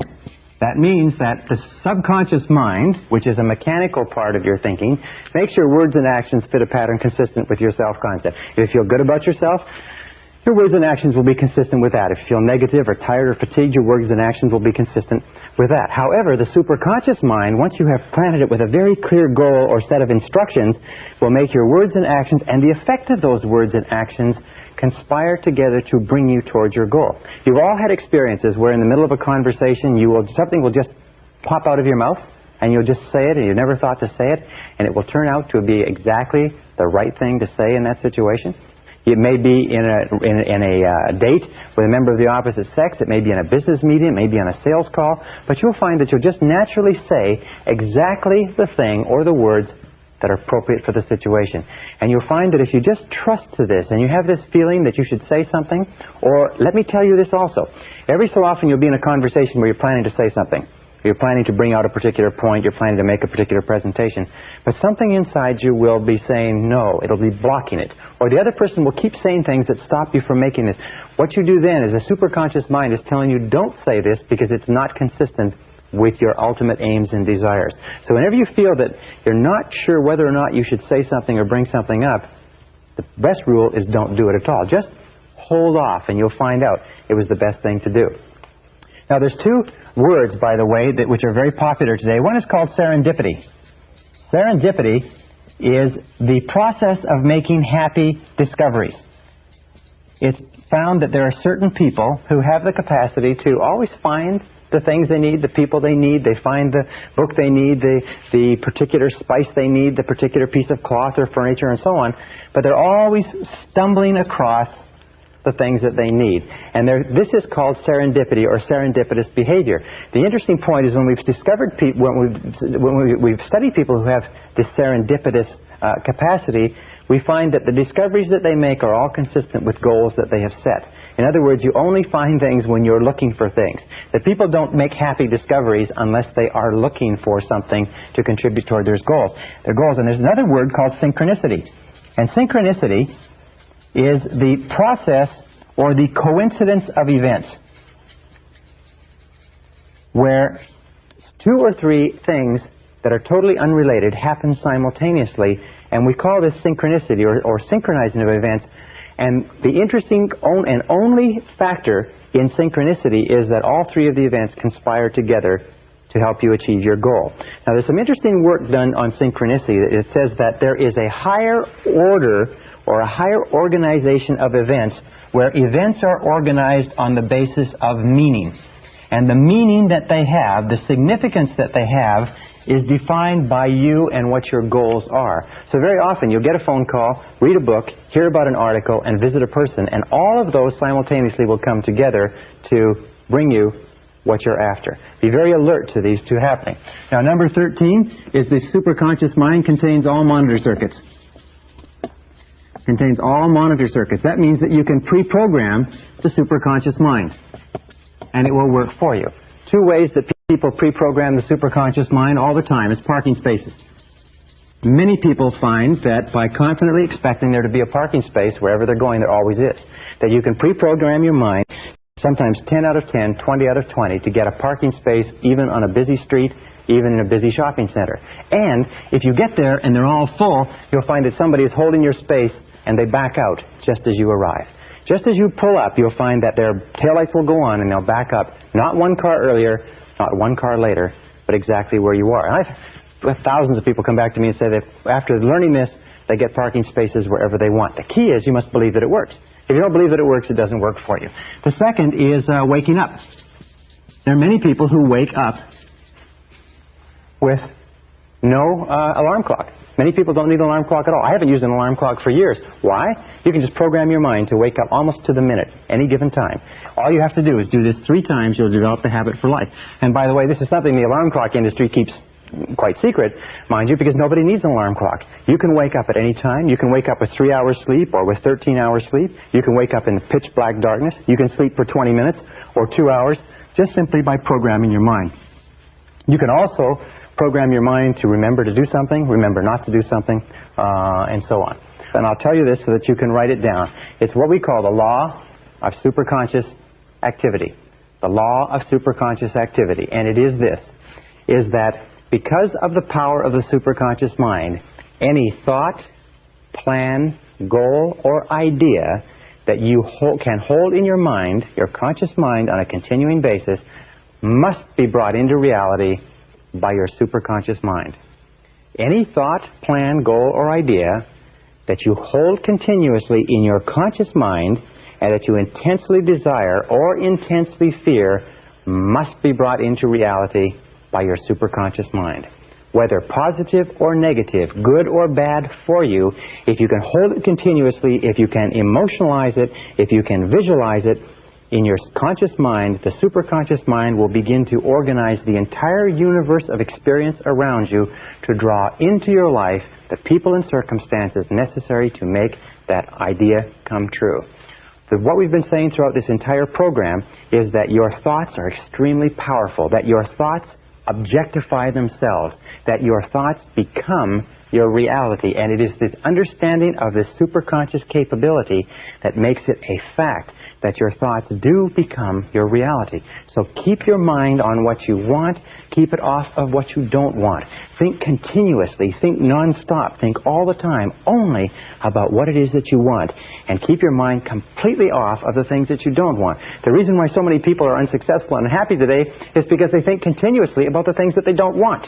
The reason that a very few people, the elite, are successful, happy, prosperous, growing, and so on, is because they keep their mind on what they desire. In the Bible it says the rich get richer and the poor get poor.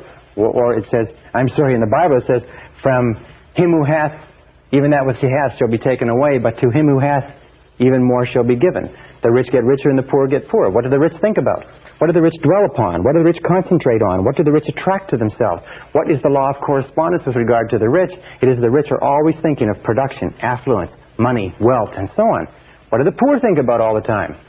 Yes, the poor think about poverty, lack, loss, limitation, ill health, how little money they have, and whatever you think about on a continuing basis, you draw into your life and you make into your reality because of this superconscious capability. No matter how big your goals are, no matter how far away they are, if you can hold them in your mind on a continuing basis, you can make them your reality. Well, how do you activate the superconscious mind? Here is the most powerful of all. We call this the master method of activation. It is called solitude. You activate the superconscious mind with solitude. Now, how do you use solitude? We call this go into the silence. Go and sit down quietly by yourself for 30 to 60 minutes. 30 to 60 minutes. Most people in our society have never sat quietly for 30 to 60 minutes in their entire lives. Yet I will tell you this method works 100% of the time. That any problem that you have, any difficulty, any challenge, any goal that you want to accomplish, if you'll go into the silence and sit quietly and then listen to the still small voice within. Listen to the still small voice within. The still small voice within. This is the key. You will find that at a certain point, probably at about 25 to 30 minutes, your mind will go completely clear. And then a flow of ideas will start to flow into your mind. You'll feel energy welling up inside you. And at a precise moment, as you sit there in complete silence, no cigarettes, no coffee, no music, nothing, just complete silence, at a particular moment, your mind will go clear and wham, exactly the answer you need will come at exactly the right time. And if you will get up and go and carry out that answer, it will turn out to be exactly perfect. There's a lot of things that you can do to stimulate the superconscious mind aside from solitude. Visualization, affirmation, daydreaming, relaxing, classical music, natural environments, meditation, taped affirmation, all activate the superconscious mind.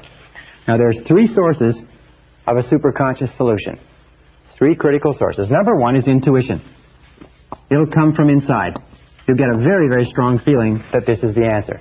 Number two is chance encounters. You will meet people, or you will meet books, information, material, ideas that will give you the critical answers that you require. And number three is unexpected events. Unexpected events. Things will happen that are totally unexpected, either within your life or in your external environment. And if you look into them very closely, you find that very often they contain exactly the answer, exactly the insight that you're looking for. So be very alert to intuition. Be very alert to chance encounters. Be very alert to unexpected events. Now, how do you tell a superconscious solution? This is how you tell it. Number one is that when the answer comes, it will be 100% complete. It will answer every aspect of the problem. It will be, that's it. That's the answer. It'll be so clear, and it will be simple. This is a wonderful thing. It'll be very, very simple. Number two, it'll be a blinding flash of the obvious. You will say to yourself, why didn't I think of that? Why didn't I think of that? That's so obvious. It's so logical. A blinding flash of the obvious. Now, one other key is the emotional component. Is that when you get a superconscious solution, that means exactly the right answer for you, it is always accompanied by a burst of joy and energy. Your self-esteem goes up, you feel positive, you feel happy, you have what is called a feeling of elation. You feel great that you say, wow, this is perfect, this is the answer. You get so excited sometimes you have to run and go to the bathroom, but you want to call and tell somebody, you want to do something.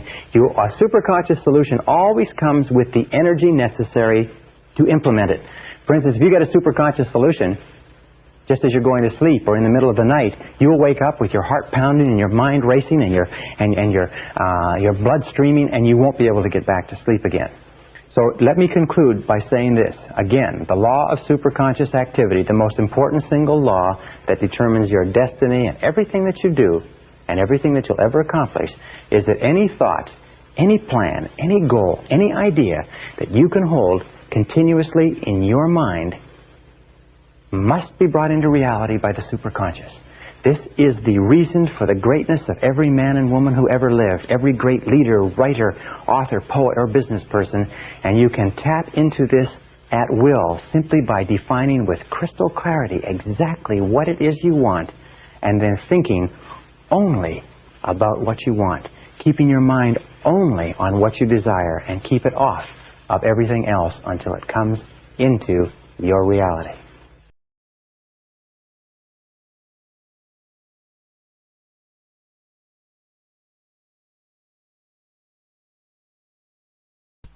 Session 20, Creative Problem-Solving Techniques. Remember when we talked about that survey that was done where they checked the IQ of 1,000 people at random, and they found the difference in IQ between the least intelligent and the most intelligent was only 2.5 times? And we talked about, with regard to income, how people earning $250,000 a year are not 10 times smarter than people earning $25,000 a year. Well, this subject has fascinated me for years, and I've put together courses which I've taught to major Fortune 500 executives and administrators, and I've come up with some pretty interesting ideas with regard to intelligence and IQ, and I'd like to just sort of impress upon you one thought, which is this, is that intelligence is a way of acting. Intelligence is not a matter of IQ. It's not a matter of education. It's not a matter of background, contacts, grades, or anything else. There are many extremely intelligent people who can't make a living. There are many people with extended university degrees who are unemployed. But there are also people who didn't finish high school who are running major corporations, because intelligence is a way of acting. What I found was that if you study the way intelligent people, by which I mean people who can get the results they want, act, and you act or you use your mind the way they use their mind, you will actually start to function with the same level of intelligence that they function at, irrespective of your IQ or anything else. So let's start off with this basic sentence. Intelligence is a way of acting. In other words, if you act intelligently, then you are intelligent. If you do not act intelligently, then you are not intelligent, irrespective of how smart you are or how well educated you are. With regard to this, one of the studies that I conducted a couple of years ago was looking at some research on geniuses. What are the characteristics of geniuses? People who perform by the judgment of their peers at exceptional levels of intelligence. People who are over 140 IQ and going up right to 150, 160, 170, 180, and so on. And I found that there are 4 keys to genius. And all 4 of these keys are learnable behaviors. If you learn the 4 keys, you can function at a level of intelligence that is double your level today. So what are the 4 keys? Number 1 key to genius is clarity. Clarity is absolutely essential. As a matter of fact, I find over and over again the reason people fail in life is because they don't know what they want. They're unclear about where they're going. Their goals are vague. Their values are vague. Their alternatives and their options are kind of fuzzy, whereas all successful people have tremendous clarity. Imagine that you have a camera, and every single time you bring your camera into focus so that the subject is perfectly clear, you're on the beam. That means every single time somebody asks you or you think about your goals should be particularly clear. That's what we've talked about. Write them down, clearly describe them, make them time-bounded, make them measurable, make them specific. Use vivid language to accomplish them. Because the more clear your goals are, the sharper your mind is in accomplishing or achieving those goals. Another thing that you have to be clear about is what are your problems. Remember I said identifying the obstacles that stand between you and your goals and finding out what are the big obstacles, what are the small obstacles, and being crystal clear. In medicine, what do you do in medicine? In medicine, you just simply go through a process of diagnosis until you find specifically the problem that's causing the ailment. And the more clear you are about the problem, the easier the solution is. The people who are unhappy and unsuccessful today are not people who are not intelligent or not capable, but they're very fuzzy about their goals and they're equally fuzzy about their problems. And finally, more important than anything else is your outcomes. This requires more thought than either of the other 2. What is the outcome you desire? Where do you want to be at the end of this process? In other words, what will it look like? What will it feel like? Not the process of getting there, but what is the outcome that you're after? And the focus on outcomes is often a superior focus than that of focusing on goals. Because believe it or not, sometimes your goals may be wrong. Sometimes the problems may not be the right problems, but if you know what the outcome is, if you know what you want it to look like, if you know that you want a 3,500 square foot home that's modern, has all the amenities, and has a study for yourself and a family room for the children and a double garage and so on, if that's the outcome you desire, then the neighborhood that you live in, the terms upon which you get the house, rental, lease, purchase, and so on, those can take care of themselves as long as you're clear about the outcome. So the second key to functioning as a genius is concentration. Concentration. All geniuses, all highly intelligent people, are people who have the ability to concentrate 100% on one thing at a time and concentrate on the most important thing. All non-geniuses, all people of limited intelligence, are people who try to do a whole lot of different things. They're all focused on a whole lot of different things, and because they can't bring their intelligence to bear like a fist on a single problem, they never seem to get anything really resolved. So the ability to concentrate, and we talked about that in time management, making a list of all your goals or all the problems standing in your way, picking the 1 or 2 that are the most important, picking number 1, and then going to work on number 1 and staying with it single-mindedly till it's finished. Absolute key to genius, because the more you concentrate, like a laser beam, the more you concentrate, the more of your intelligence is directed, like that beam, that particle beam, more of your intelligence is directed on blasting the problem out of the way or moving you towards your goal. Now, the third quality of genius, which you can develop, is the ability to keep an open mind. You see, we find that people who are very intelligent tend to be open-minded in that they are willing to look at a variety of different approaches. They're willing to stand back from the situation. They're willing to ask a lot of questions. They're willing to ask questions like why, and questions like why not, and questions like what are our assumptions? We're having this problem. What are our assumptions? Could it be that our assumptions are wrong? What if our assumptions were wrong? You know that errant assumptions lie at the root of most failures. Assumptions. What are your assumptions? We find when I go in and do research or consulting for large companies or even small companies, you find that wherever they're having a problem in the market, there's an assumption is wrong. Assumption is wrong with regard to the product, with regard to the service, with regard to the competition, with regard to the customer, and so on. So what are your assumptions?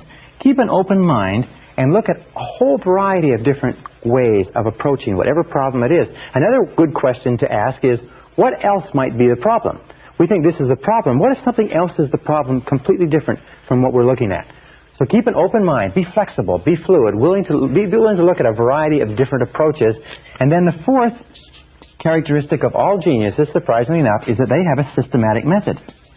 They have systematic methodology, if you like, or systematic methods of problem solving.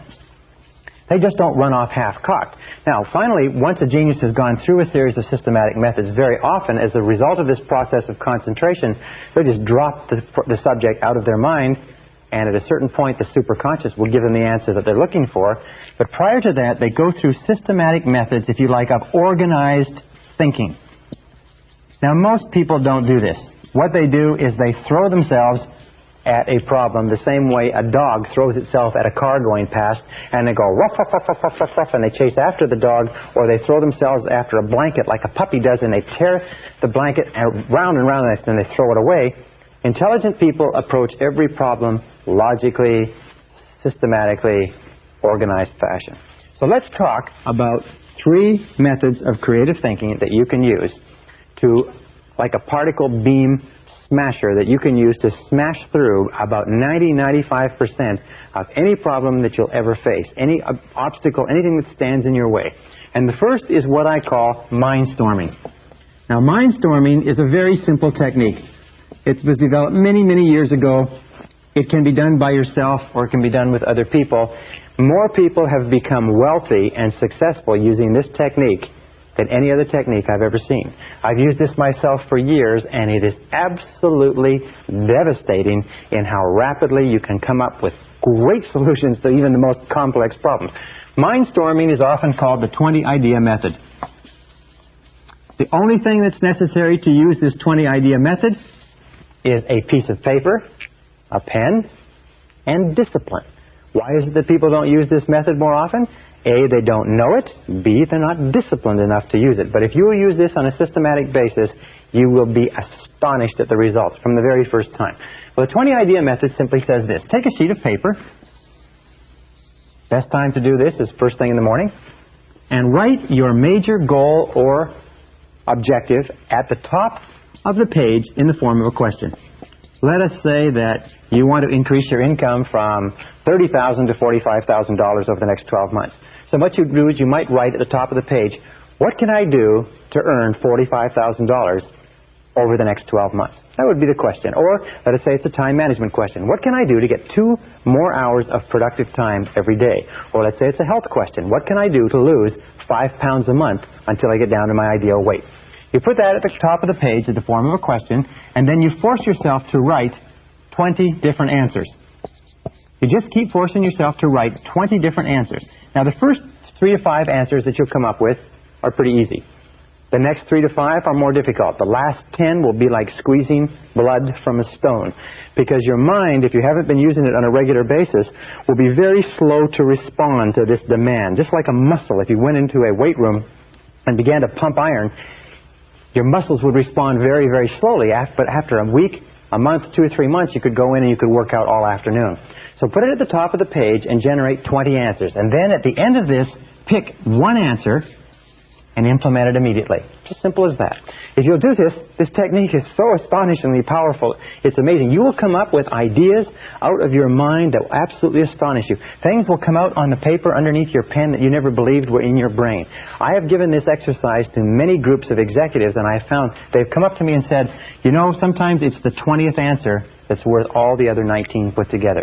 People have come up to me and said that 20th answer, by forcing yourself to write 20 answers, that 20th answer sometimes is the answer they've been looking for 6 months. So using this exercise, then take one and apply it immediately. Why? It's because that locks into the subconscious and the superconscious that you are serious about this process. Well, if you were to do this 5 days a week, every morning before you start off, and you were to generate 20 ideas every single morning before you started off, and you were to do this times 50 weeks a year, taking 2 weeks off for holidays and taking weekends off where you don't have to think at all, you would end up with about 5,000 ideas per year. If you were to take one idea per year, or one idea per day, times 5 days per week, times 50 weeks per year, it would equal 250 ideas per annum that you would be applying in your life in a world where the average person doesn't use one. Do you think if you used this method on a systematic basis, it would change your results?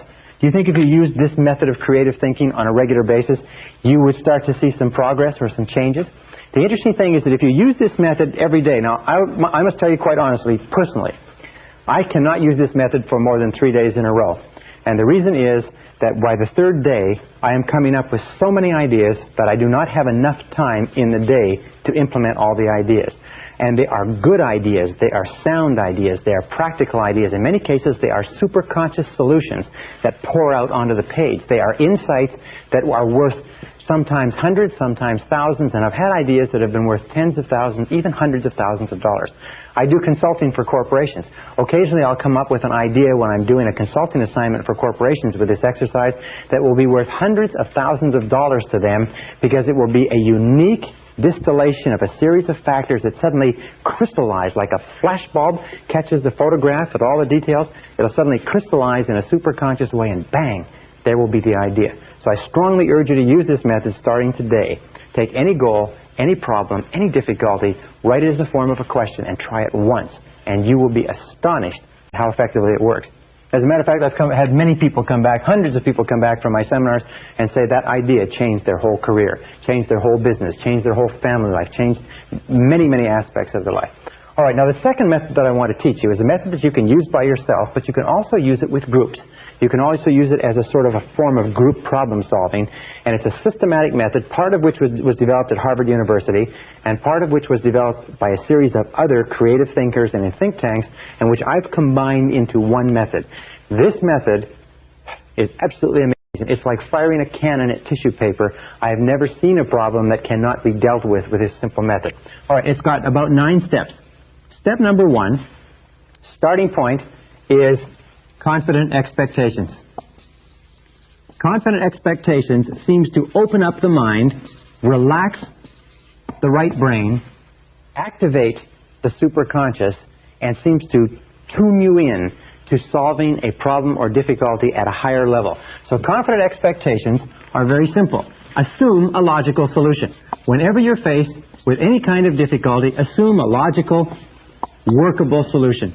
Say to yourself, well, there's a logical, workable solution here. No problem. As it says, what does the Australians say?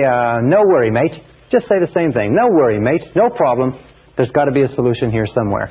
This attitude of confident expectations seems to open up the creative mind and make it work far, far better.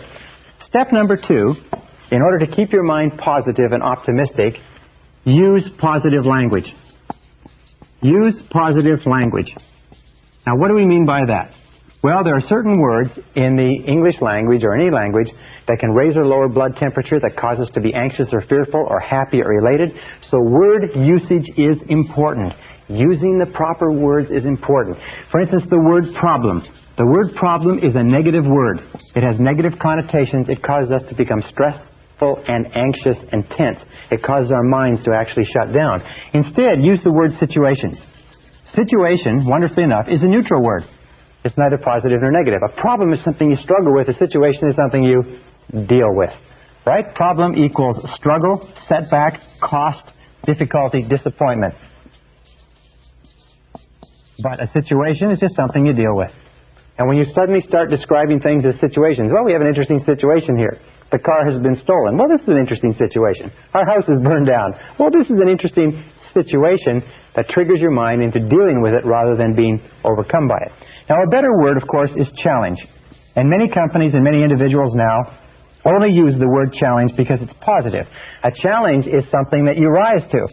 A challenge is something positive that you rise to. So instead of calling it a problem, call it a challenge. Hey, we have an interesting challenge here, or we're facing some interesting challenges this year. Or it looks like we're going to have challenges that we didn't expect this year, or we've come up with a really big challenge. But a challenge, described as a challenge, is something that brings out the best in you, your mind starts to race to think how you can deal with it. And best of all is the word opportunity. The word opportunity is a very positive word. The word opportunity is something that you take advantage of. Now, the interesting thing is that in all of our research, we find that within every setback or difficulty, within every problem, within every situation or challenge, there is a hidden opportunity. There is something that you can learn. There's something that you can gain. There's an advantage. There's a benefit. There is something, and we know because of the law of substitution that if we are looking for the opportunity in any situation, we cannot at the same time think about what would cause us to become stressed and anxious. You cannot think of it as a problem and as an opportunity at the same time. The one thought, the positive thought, knocks out the negative thought. So when we look at successful people, we find that successful people are those who keep their minds on what they want, and they look for the opportunity, they look for the challenge, they look for the positive part of any setback or difficulty. Remember, we talked about the superconscious mind, is that setbacks and difficulties very often come to us to tell us to change course or direction, to get onto the right track, to get to where we're going. So instead of becoming frustrated or upset, let's look upon it as a great possibility and look into it for the advantage or benefit. Now, the third step in dealing with any situation or challenge is to define it clearly. Define it clearly. Now, I use this method, by the way, all the time. I just simply take any goal or difficulty that I have, and I run it through this whole thing. And I run it down, and I just go through the analysis, and I always come out at the end with a solution. Define it clearly. Think on paper. Do it in writing. Think on paper. All successful people think on paper. Unsuccessful people don't think on paper. Why don't unsuccessful people think on paper? Because they're too lazy to think on paper. Think on paper. Write it down. Say, what is it that I'm worried about? What is the difficulty? What is the situation? And define it clearly. Remember we said before, a hallmark of genius is clarity. A hallmark of failure is fuzziness. Number 4 is ask yourself, what are all the possible causes? What are all the possible causes? The natural tendency in our impatient society is for us to, if we get to the point of defining the difficulty or the challenge, is to leap to a conclusion and say, let's do this. Instead, what a doctor does, for instance, is a doctor steps back and says, all right, you have this pain, you have this difficulty, you have this ailment that's being manifested in these symptoms. Now, let's look at what all the possible causes may be. What do you eat? What do you drink? What is your lifestyle like? What sort of stresses exist in your life, and so on. Sometimes you'll find that 50% of all of your difficulties can be resolved by defining them clearly. Another 25% of your difficulties can be resolved by determining the causes. Sometimes if you can determine what the causes are, then you say, well, if that's the cause, then you eliminate the cause, the situation is resolved. The 5th step, if you have not resolved it at step 3 or step 4, the next step is you say, what are all the possible solutions? What are all the possible solutions? Now, not just the logical solutions, but go beyond that. If you come up with a solution very quickly that seems like the logical solution, then ask yourself, what if that didn't work? Then what else would we do? The Roger Von Oak says, always look for what is called the second right answer. Once you have one right answer, and you say, well, this looks like the answer to this difficulty, ask yourself, what is the second right answer? Very, very good exercise, because if the first solution doesn't work, you've already got a second solution already developed. So you ask, what are all the possible solutions? What is the solution? What's the opposite of the solution? What if we just did nothing? What if we did it twice as hard? What if we tried something else completely? What if we used lateral thinking? Instead of trying to dig this hole deeper, we went and dug another hole. What if we got out of this market completely? What if we got out of this job or this relationship completely? Rather than trying to solve the job or the relationship, what if we went somewhere else and started over? What would be the second right answer? Now, here's a critical point. From this point onward, once you've gotten to number 5, think and talk only about the solutions. Think and talk only about the solutions. You see, because of the law of concentration, because of the law of substitution, because of the law of attraction, what happens? Well, I'll tell you what happens.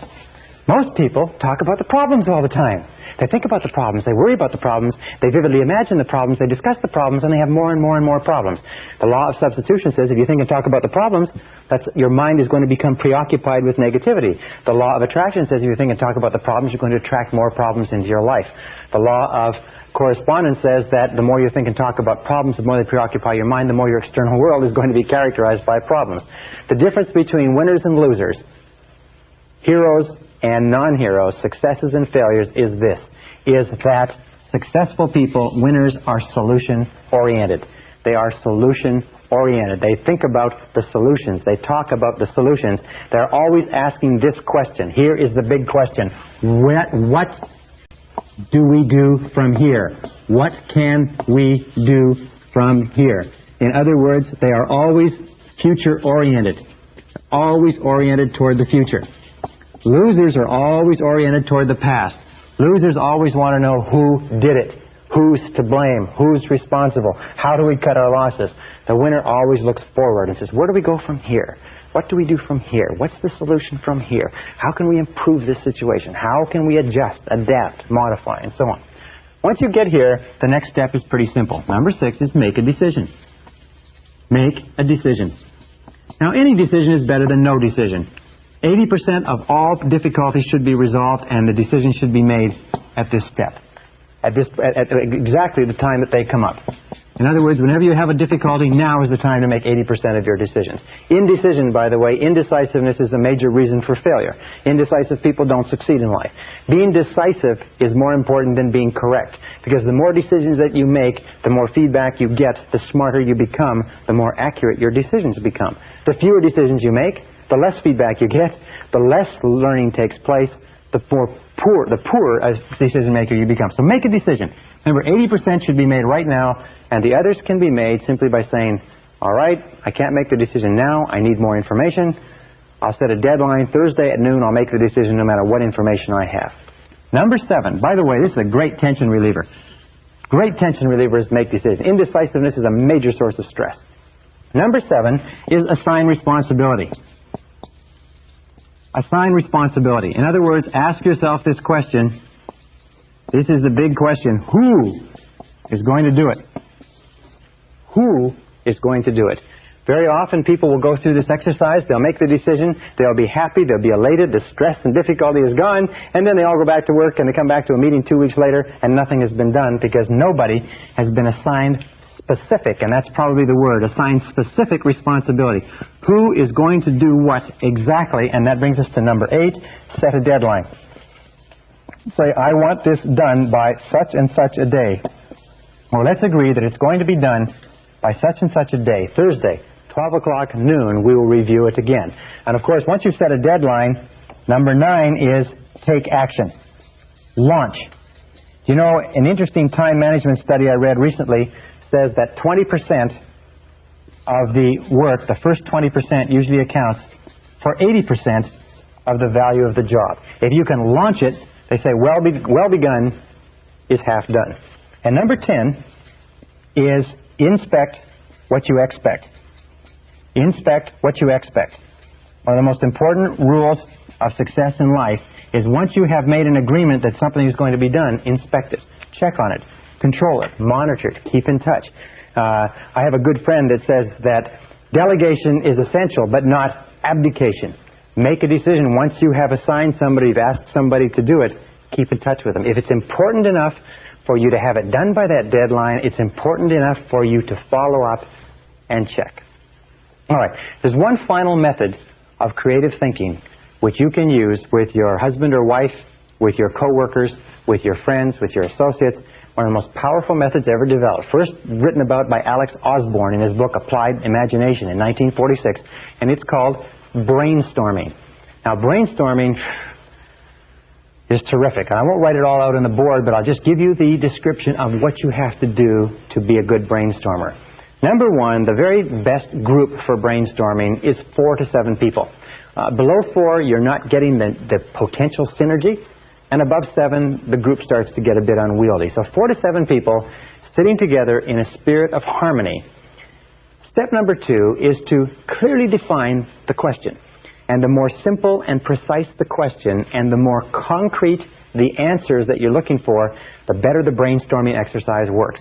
For instance, you could say in a sales organization, you wouldn't say, what can we do to increase sales? Because the question is very vague. It's fuzzy. Remember, clarity. What we would say is, what can we do to increase our sales by 20% over the next 90 days? Then everybody can bring their minds to bear on the question. Now, the third step with regard to brainstorming is time. The best period for brainstorming is between 15 and 45 minutes. 30 is ideal. So what you do is you say, we're going to brainstorm this question. What can we do to increase our sales by 20% over the next 90 days? And we're going to do it from 4:15 to 4:45. Next step is idea generation. Now, this is really critical. Instead of generating ideas and then evaluating them, what you do is this. And this is what Osborne found. He said what blocks brainstorming is that you have the idea generation process, and somebody comes up with an idea and somebody says, that wouldn't work, that's stupid, that's ridiculous, we tried that once before. And as soon as somebody says anything critical about an idea, everybody just shuts up. And so you sit there and everybody becomes a little bit hesitant. Why? It's because when you criticize an idea, you trigger the deep down fear of rejection that goes back to early childhood. So what you do is you divide. You have idea evaluation, this section, and idea generation separated by a wall of time, so that you put time between the two. And here you go for quantity of ideas. So in a 30-minute session, say 30 minutes, you say, let's see how many ideas we can generate focused on how we can increase our sales by 20% over the next 90 days. And over here, you can take more time, and here you go for quality. Now, what is the role of the leader? In a brainstorming session, the leader is not to dominate. The leader is to stimulate. A good business person, by the way, will bring their staff or their associates in on a regular basis to stimulate them into brainstorming, at least once per week. But don't dominate the conversation. Record all answers. Record all answers. Very often, somebody will come up with an answer in a brainstorming session which will be a superconscious solution. The superconscious solution may be so excellent that even the person who came up with it and the people at the brainstorming session are not aware that it is a brilliant breakthrough. But when you take the ideas and evaluate them later, or somebody else looks at the ideas, they may say, that's what we're looking for. This is exactly right. So with regard to creative thinking, remember this. Let me repeat. That intelligence is a way of acting. That you can function at least twice the intelligence you're currently using by doing what geniuses do. Be clear about what you want. Concentrate single-mindedly on the goal, the problem, the situation, or the outcome you desire. Keep an open mind. Be flexible and look at all possibilities. And then use systematic methods of problem solving like we've discussed. Try any one of these methods, use them on a regular and systematic basis, and I can guarantee you, you will be astonished at how smart you really are. This is the end of Side 2. Please fast forward the tape to the end to cue up Side 1 for your next listening.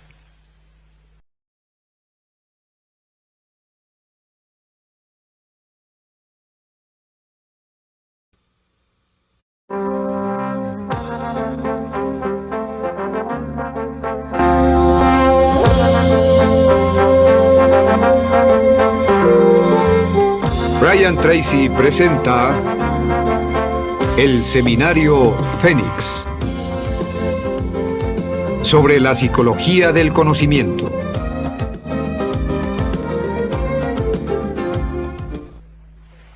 Session 24, Developing a Success Personality. The great steel magnate, Andrew Carnegie, who accumulated a fortune of over $500 million at the beginning of this century, starting as a penniless immigrant, once said that I will pay more for the ability to get along with others than for any other single skill. And today, in our society, your ability to get along with other people, your social intelligence, is the most valuable, most precious single asset that you have. Not only in terms of your career, not only in terms of your marriage and your relationships, but in terms of your own mental well-being.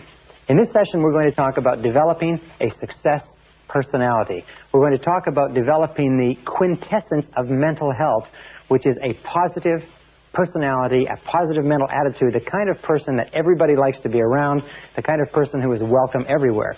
We said very early in this seminar that 85% of everything that you ever accomplish in life will be as a direct result of how well you get along with other people. that today even the biggest companies in America are hiring on the basis of personality and attitude rather than on the basis of grades, proficiency, skills, and experience. Why? It's because if the person has the right personality skills, they can learn anything else they need in order to be successful. But if the person has all the skills in the world and a lousy personality, there's no way that they can take the responsibility of changing it. So 85% of our happiness in life, according to the research, comes from happy involvement with other people. Also, 85% of all of our problems in life come from unhappy involvement with other people. The other 15%, in case you're interested, comes from achievement. So it is possible for us to get a certain amount of satisfaction in life from achievement, from success, from making money, building businesses and careers and so on, but most of our happiness is going to come from our relationships. So in this session, we're going to show you how you can dramatically improve the quality of your relationships doing some very, very simple things. We know with regard to your relationships that there is a direct relationship between how well you get along with other people and the health of your personality. In fact, everybody wants to have a more healthy personality. So let's look at how you measure healthy personality. What are some of the simple measures? Well, we've talked about several of them in the course of this seminar. Number one measure of healthy personality, of course, is how much you like yourself. How much you like yourself is the core of your personality. People who like themselves a lot have very healthy personalities. Number two measure of healthy personality is how much responsibility you accept. People who accept a lot of responsibility for themselves, who look upon themselves as being the key agents in their lives, people who refuse to blame other people, have very healthy personalities. Another example of healthy personality is how easily you forgive. One of the things that we know is there's a direct relationship, one-to-one relationship, between how freely you forgive and forget when somebody hurts you and how healthy your personality is. Number four measure of healthy personality is what is called positive expectations. The degree to which you look for the good in everything and everybody around you. People who have a propensity to look for the good are truly healthy people. And the fourth measure, or the fifth measure of healthy personality is what we're talking about today, is how well you get along with others. How well you get along with others. As a matter of fact, you really cannot have a healthy personality in isolation of your relationships with other human beings. Wonderfully enough, there is a law of reciprocity in this, is that the more you like yourself, the more you like others. The more responsibility you accept, the better you get along with them. The more you freely forgive and forget and refuse to hold grudges, the more it improves the quality of your relationships. The more you look for the good in people and situations, the better you get along with yourself and them. And the better you get along with other people, surprise, surprise, the more you like yourself. So it's a wonderful series of reciprocal relationships. And this brings us to an important law, one of the last laws we'll talk about, probably the last. It's called the law of indirect effort. And the law of indirect effort simply says that in our relationships with other people, we have a tendency to get the things that we want indirectly faster than directly. Now, I can give you a very simple example. If you try to go after things directly in your relationships, often you'll be frustrated, often you'll be humiliated, you'll be embarrassed, and so on. Let me give you a couple of examples. For instance, if you want to impress other people, okay? If you want to impress other people, have you ever tried to impress someone else? Somebody you thought was important or valuable and you tried to impress them? If you ever try to impress someone else, what you end up doing is exactly the opposite. But the way that you impress other people is simply this, is be impressed by them. Be impressed by them. If you want other people to be interested in you, what is the way, using the law of indirect effort, what is the way that you get people to be interested in you? Is, of course, be interested in them.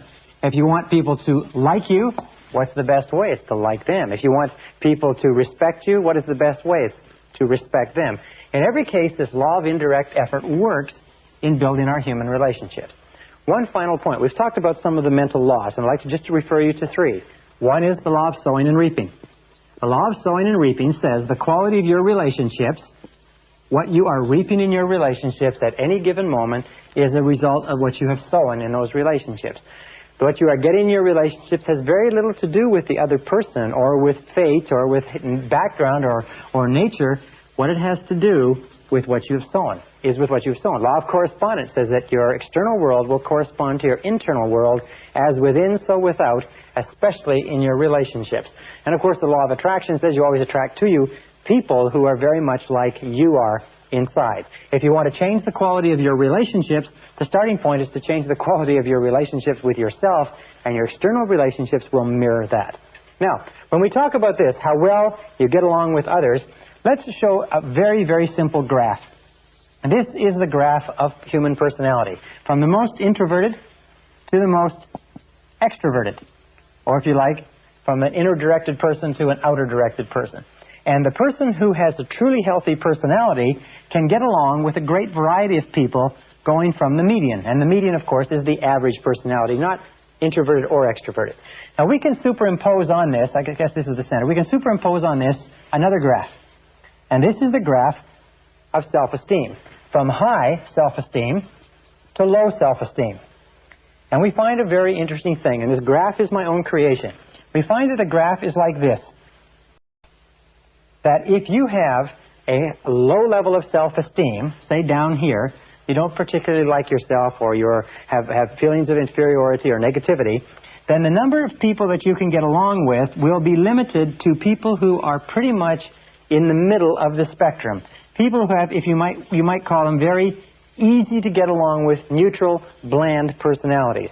However, as you go up the ladder of self-esteem, as you like and respect and accept yourself more and more, the number of people that you can get along with expands. As your level of self-esteem goes up, you can get along with more and more people across this spectrum, if you like. And as you get to the point where you have high levels of self-esteem and self-acceptance, you find you can get along with almost anybody that you meet. And since, of course, the great business of life is getting along with as many people as possible, because the more people you can get along with, the more opportunities you have to live an interesting, fascinating, exciting life. Wonderful thing is, as your self-esteem goes up by working on yourself, the quality of your relationships with others expands. So what is the key to raising your own self-esteem? Wonderfully enough, because of the law of reciprocity, every single thing that you do that raises the self-esteem of someone else raises your own self-esteem at the same time. That means you cannot do anything genuinely kind or generous to raise the self-esteem of other people without raising your own at the same time. If you want to have a truly healthy personality, then you use the law of reversibility. The law of reversibility, in one of its applications, is simply this, is that everything that you do to boost the self-esteem of others boosts your self-esteem simultaneously. And so what we're going to look at in the rest of this session are what are some of the things that you can do to raise the self-esteem of other people and simultaneously raise your own so that you become a healthier personality. And by the way, there's a direct relationship between happy involvement with other people and long life, health, energy, vitality, resistance to disease, longevity, and everything else. And the key to raising the self-esteem of others is to make others feel important. Make others feel important. This is and always has been the key to successful human relationships. Mary Kay Ash has a beautiful little analogy. She says she imagines that every person she meets has a sign around their neck that says, "Make me feel important." Every person she meets has this sign that says, "Make me feel important," and what she does is she responds to that sign. Make others feel important. Treat others well, make them feel important, and surprisingly enough, you will feel important too. The reciprocal principle works. Now, how do we make others feel important? Number one, top of the list, is eliminate destructive criticism. Eliminate destructive criticism. There is nothing that causes a person's self-esteem to go down faster than destructive criticism. Remember, it is destructive criticism in childhood that sets us up for fears of failure, fears of rejection, feelings of inferiority, inadequacy, undeservingness, guilt, and everything else. And most of us are still struggling to get over those feelings because of the inadvertent remarks and comments that our parents made to us when we were young. So eliminate destructive criticism. Never criticize anybody because it devalues them. It kicks the chair out from underneath their self-esteem and makes them feel terrible. Just doing that, making that one change in your life, eliminating destructive criticism, will make you a far more attractive person than you can possibly imagine if you have a tendency toward criticism. Number two is be agreeable. Be agreeable. Be agreeable, that means don't argue. I remember when I was a young man, I was very fast-mouthed, if you like, and I used to win arguments. I used to win any argument. I would do my reading, I would do my research, and I would be excellent. I got to the point where nobody could beat me in an argument. And you know something? I also got to the point where I didn't have anybody to argue with. I got to the point where nobody wanted to talk to me. Nobody wanted to have anything to do with me. I never got invited to anybody's house. People wouldn't play with me at school because I was always arguing, and even though I was winning, I was losing. So don't argue. And a way that you avoid arguing is a very, very simple technique. It's this. It is try first to understand. Rather than to be understood, use this law of indirect effort and try first to understand the other person's point of view. What is it that causes the other person to think and feel the way they do? If you disagree with them, the natural tendency of the immature personality is to try to overwhelm the other person with argument. However, the tendency of the mature personality is to take the time to try to understand why the other person thinks and feels the way they do. It could very well be that their reasoning is superior to yours. At the very least, there's a beautiful line that says, "A man convinced against his will is of the same opinion still." One of the most important principles in the development of human personality is the principle of non-resistance. The principle of non-resistance was, if you like, brought to a head by Mahatma Gandhi in India this year, or in this century, when he was able, if you like, to defeat the entire British Empire and take India out of the empire and put it under home rule simply by a process of non-resistance. Jesus said in the Bible, he said, in the New Testament, he said, "Agree with thine adversary quickly."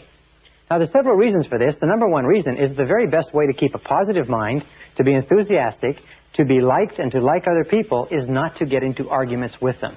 To do everything possible to avoid an argument. When I first got married, I found that the natural tendency for people when they live together is to get into arguments because you disagree about times and things and so on. But I also found a very neat little thing that has served me well, and that is to agree quickly. If when you see an argument coming, back off from it, agree, and try to see the other person's point of view. The place to start with being agreeable and refusing to criticize is where? Of course, it's at home. The interesting thing is, and Emmett Fox says it beautifully, he says, "If you must be rude to strangers, but save your company manners for your family." Naturally, we have a tendency to go out and be very polite to people that we've never seen before and will never see again, and then we come home and we criticize and complain and argue with the people that we love the most. All right, the third principle in making other people feel important, now you don't criticize, now you don't argue, you've now a pleasant, positive personality. The third thing is acceptance. The third behavior. Now, acceptance satisfies one of the deepest of all subconscious cravings. Remember, when we come into the world, what we want more than anything else is to be accepted by our parents, to be unconditionally loved and approved of and accepted by our parents. And when we grow up as adults, we still need that love and approval. And the way that we convey acceptance is very simply this: smile. Whenever you smile at another person, you convey acceptance. As a matter of fact, work in interpersonal psychology and interpersonal dynamics suggests that when two people meet for the first time, and every subsequent time, the very first thing that takes place is a relationship of acceptance or non-acceptance occurs. It's conveyed by body language, by facial expressions, by tone of voice, but until that relationship is established, no other communication takes place. And you can trigger that relationship just simply by smiling and unconditionally accepting another person, no matter who they are. Step number 4 is appreciation. Appreciation, like acceptance, whenever you engage in any kind of appreciation, you raise the self-esteem of the other person. When you smile, by the way, some interesting research seems to suggest that when you smile, not only do you cause the other person to feel positive, but the effort of smiling actually triggers endorphins in the brain and gives you a generalized sense of well-being. And they say even an insincere smile is better than a sincere frown. So smile. Force yourself to smile, and you will find that you can act your way into feeling like smiling just by making a habit of smiling at other people. With regard to appreciation, how do we express appreciation? We use the word thank you over and over again.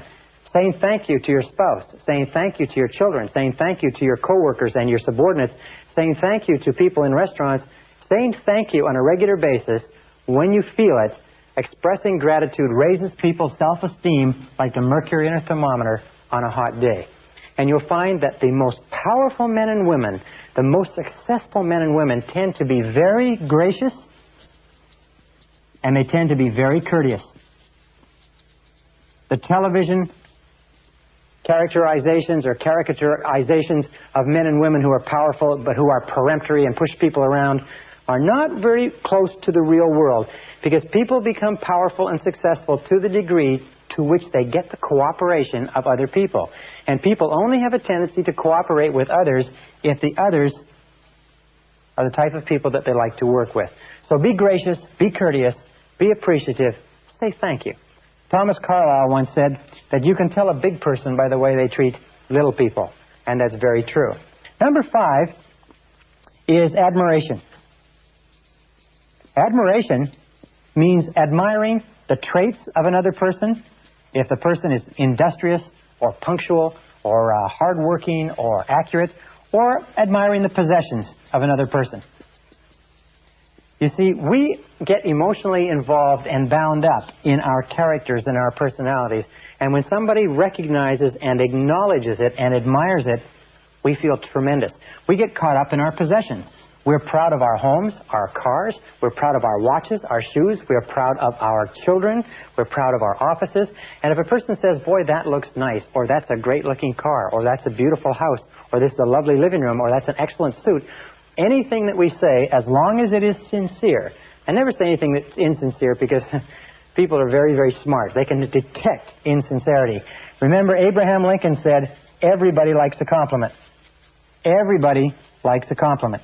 I have worked with billionaires, and I have worked with very powerful and successful heads of large corporations and conglomerates, and I have found that saying something that I truly feel that is complimentary to them about themselves, their businesses, their work, and so on, is always responded to as positively as if you were admiring the trait or possession of someone who had low self-esteem. Sometimes people who have the highest self-esteem and success are the ones who are most in need of admiration and appreciation. Now, the 6th thing that you can do to raise the self-esteem of others. And remember, every time you raise somebody else's self-esteem, you raise your own. Every time you increase the health of somebody else's personality by the law of indirect effort, you increase the health of your own personality, is approval. Approval satisfies one of the deepest cravings of the human psyche, the craving to be valued, the craving to be valuable. In fact, one of the definitions of self-esteem is the degree to which an individual considers themselves to be praiseworthy. A person who considers himself to be praiseworthy has high self-esteem. So when you give approval or praise, it's been demonstrated, I think it was Napoleon who said, I have made an incredible discovery. Men will die for ribbons. In other words, he found that soldiers who would not give their life for any amount of money would risk their lives in battle for the praise and approval represented by the ribbons and the medals that he handed out. Keys to approval. Number 1 is be immediate.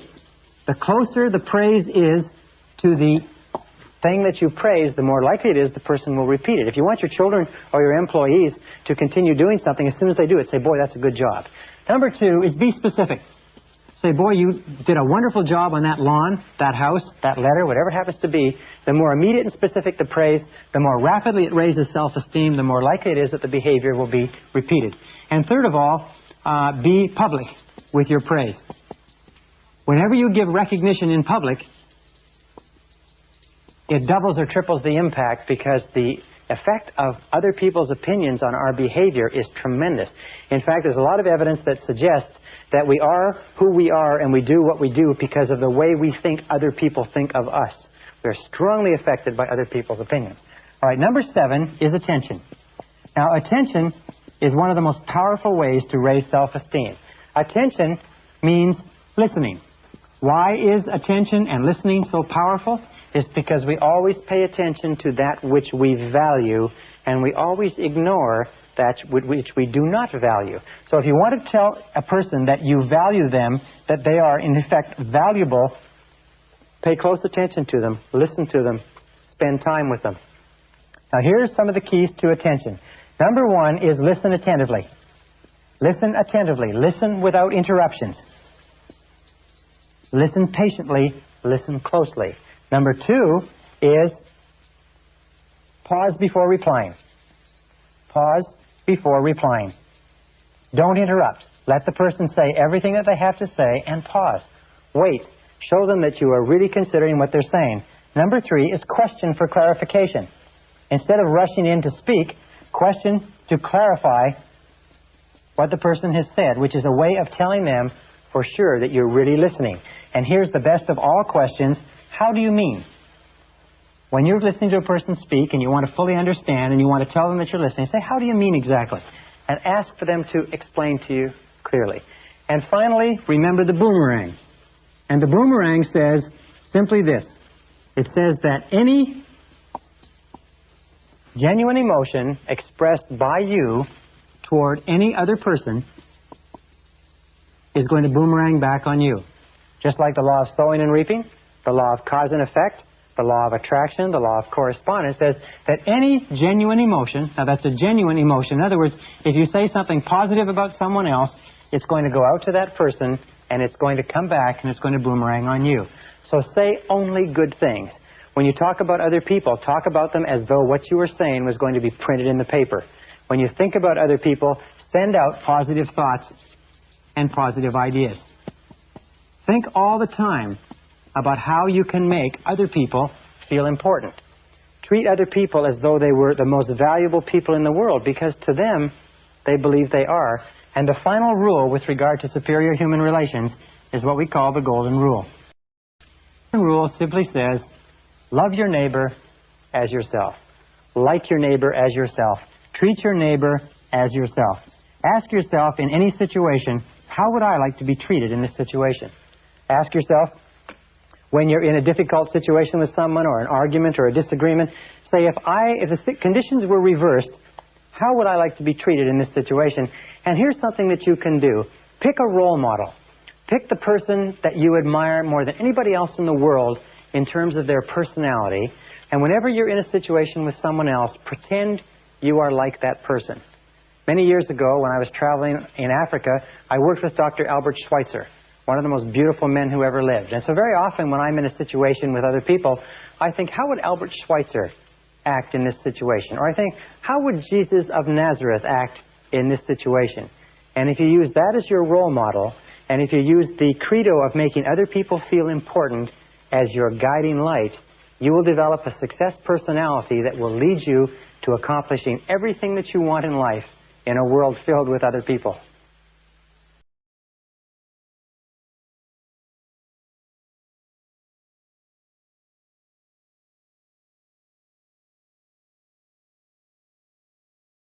Session 25, Building Superior Relationships.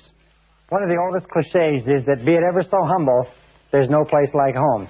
Benjamin Disraeli, the great Prime Minister of England, once said that no success in public life can compensate for failure in the home. And when we started this seminar several sessions ago, we talked about the importance of the power of love, and that how you and I as human beings are love-tropic organisms, that everything that we do is either to get love or to compensate for the lack of love.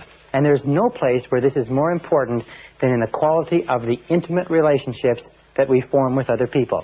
In fact, one of the measures of mental health, according to Abraham Maslow, is your ability to enter into long-term, intimate, loving relationships with other members of the human race. And I want to talk in this session about some of the things that might help you, which have helped me to enjoy a higher quality of loving relationships with your mate or your spouse or the person that is most important to you. First of all, let's talk about the idea of what makes a relationship successful. And I think that there are 6 keys that make a relationship successful. 6 keys to successful relationships. Let me explain them to you one at a time. Number 1 is, of course, similarities attract. Similarities attract. Similarities attract in almost all areas, but especially in the areas of values, in the areas of attitudes toward the critical things like children, like money. Do you know that? And like sex. For instance, that arguments over money are not one of the number 1 reasons why marriages break down, young marriages break down, and probably older marriages too. Arguments over sex are number 2. Arguments over leisure time, what we're going to do when we're not working, are the number 3 reason why relationships break down. So similarities are very, very important.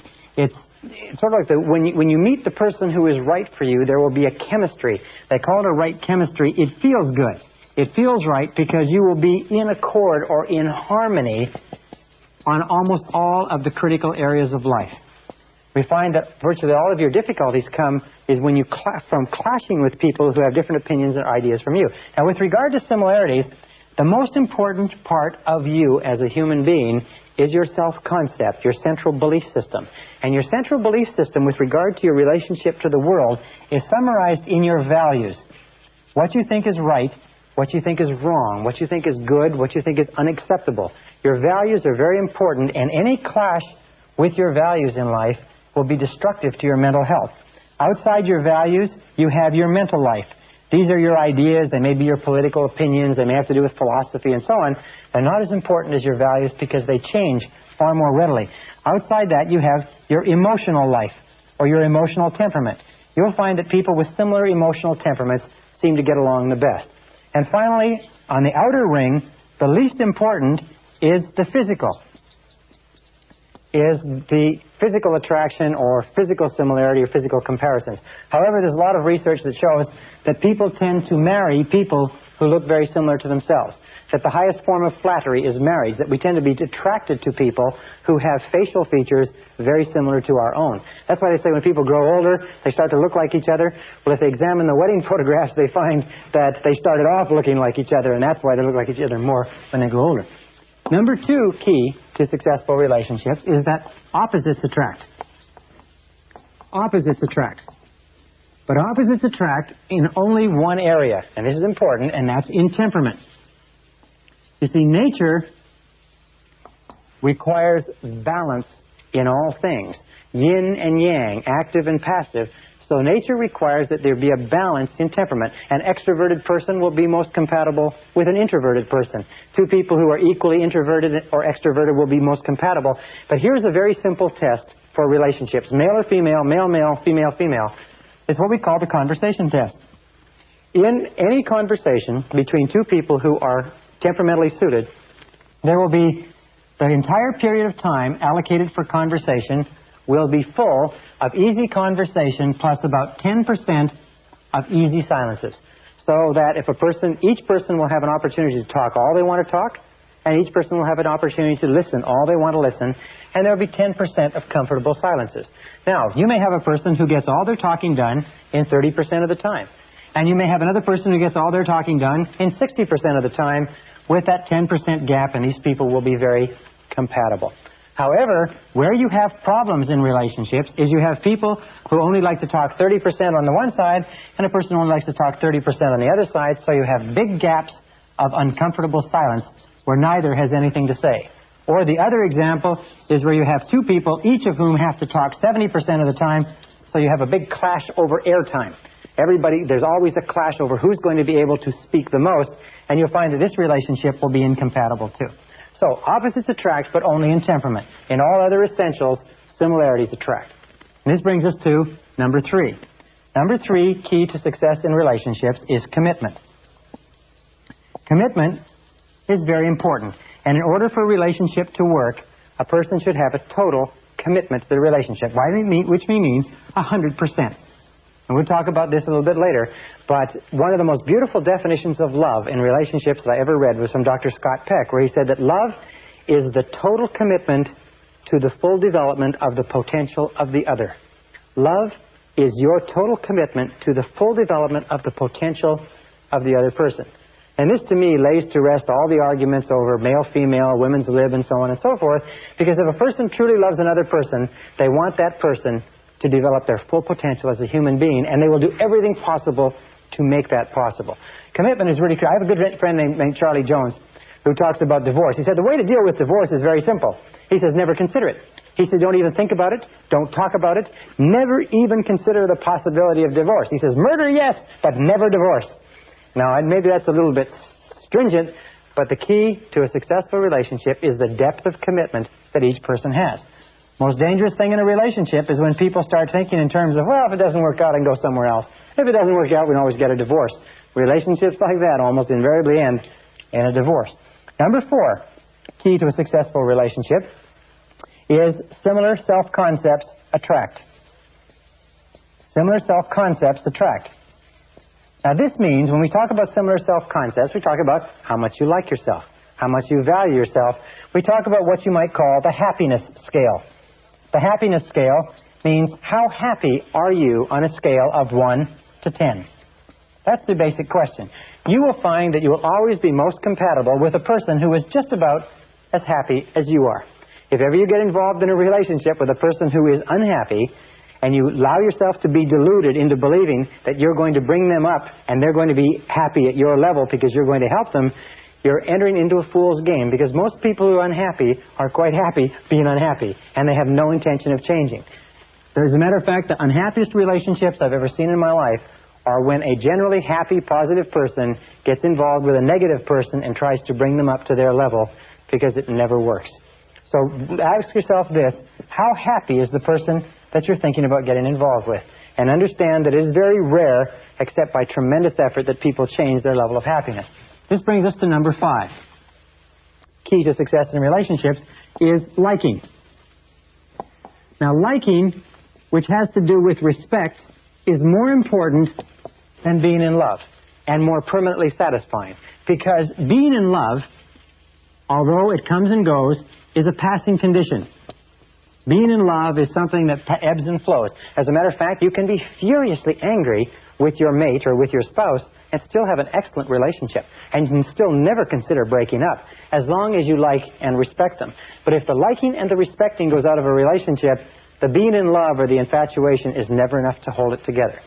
Now, here's a simple test with regard to liking. It's what I call the best friend test. The best friend test simply says that if you are ideally suited to your mate will be your best friend. That there will be nobody that you would rather spend time with. There will be nobody that you trust more. There will be nobody that you would be more open, honest, candid, and frank with. That your mate or your spouse will be your best friend. It's the simplest measure of all, because you cannot force being best friends. Best friends just happens naturally when everything is right. On the other hand, if you are in a situation where you could not tell your spouse or your mate a lot of the things that are important to you, where you talk to other people more than you talk to them, where you have a lot of secrets that you keep from them, or a lot of things that you keep inside yourself, then generally speaking, you are probably not involved with your best friend, and the prognosis for your relationship is not very good. Number 6, requirement for happiness in relationships is communications. Now, communications, or communicating back and forth in a relationship, is the elixir that keeps a relationship alive. Without it, a relationship dies. Without it, the relationship has no possibility. And good communications in a relationship not only require speaking and listening, not only require trying to understand, give and take, but they require time. And they require a high quality and a high quantity of time. Very important, quality and quantity of time. What my wife and I do on a regular basis is we will go on a trip. And sometimes we'll go on a trip to a place that takes 3 or 4 hours, and we'll leave the children with a housekeeper or someone else, and we will drive in that car, no radio, no tapes, for 3 or 4 hours and just talk. And we'll get some of the highest quality and quantity of talk and conversation. And so if you use that analogy, what you might call a car trip analogy, which is uninterrupted conversation with your spouse over an extended period of time, you'll find the most remarkable things will happen. But if you're not spending a high quality and quantity of time with your spouse or your mate, the relationship is going to suffer, and many relationships will die as a result. Now, 2 critical points with regard to this, from my point of view as a man. Number 1 is, remember that men are not mind readers. One of the hardest things for women to understand is that men are not mind readers. They do not know what women mean or what women want them to think half the time. And it is not fair for women to expect men to know what is bothering them or what they want or what they need. And number 2, remember this, that men are direct, women are indirect. What does this mean? Well, If a man and a woman are driving down the street and the woman is thirsty, she might say, as they pass a McDonald's, she might say, "Honey, are you thirsty?" And he'll say, "Nope," and keep on driving. What she was trying to say was that she was thirsty, why don't they stop? Now, the man, on the other hand, if he saw the McDonald's and was thirsty, he said, "I'm thirsty, let's stop." So women tend to be indirect, and they get really angry when men don't understand what they were trying to say. So one of the best things that you can do in communications is be a little bit more direct. Be a little bit more clear, a little bit more specific. Now, an important point with regard to men. According to a recent survey, a recent study, it shows that men are 95% more likely to interrupt a woman in a conversation than a woman is likely to interrupt a man. And one of the best things that you can do in a relationship, you men out there, is take time to listen to your spouses. One of the gentlemen who went through my seminar said the most valuable thing he got from this part on human relations was when you go home at night, before you, the man, the direct person, the extrovert, starts telling your woman all about everything that went on during the course of the day, ask her how her day has been. Ask her how her day has unfolded. What has happened to her? How are things going with her? Try doing that as a discipline, and you'll be literally astonished at what it will do for your relationship. And then listen without interruption. Listen and pause before replying. Listen and ask questions for clarification. Listen and give positive feedback. All right. Now let's talk about some of the problems in relationships.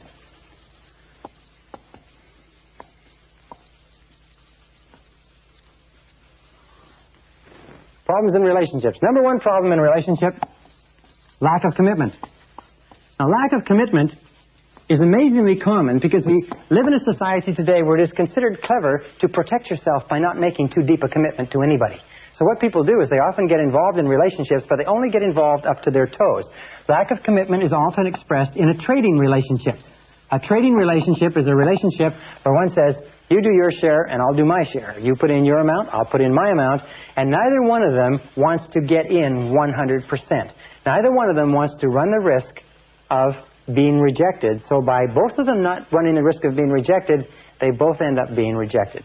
And the key to resolving this, as I said before, is for each individually to make a 100% commitment to this relationship and say that no matter what happens, I will never leave this relationship. Make that decision to get in. Either get in or get out. Now, if you feel that you can't make the commitment, that will tell you something that's very important for you to know. If your spouse feels that he or she can't make the commitment, or mate feels that he or she can't make the commitment, that will tell them something too. But in either case, either get in or get out. And it will relieve an enormous amount of tension and stress in a relationship. Now, number two is trying to change the other, or expecting the other to change. You see, when we try to change another person, you know what we're saying? We're saying, in effect, that you're not good enough the way you are.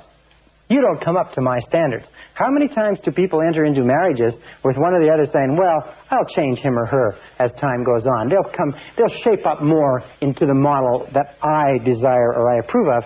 Whenever you try to change another person, and why do we try to change another person? We keep disapproving of the person they are and the things that they do. We keep asking them to be different. We want them to be more of this or less of that. Now, that great American philosopher, Flip Wilson, had a wonderful expression which he used to cover this. And it's simply this. He says, what you seize is what you get. Don't enter into a relationship with the intention of changing the other person. Because what you seize is what you get. People don't change unless they intensely desire to change and are willing to practice some of the things we talked about in this seminar. However, if you just stop trying to change the other person and accept them unconditionally, with unconditional love, acceptance, and approval, often they will bend over backwards to change for you. But there's something within every human being that resists being changed by another person.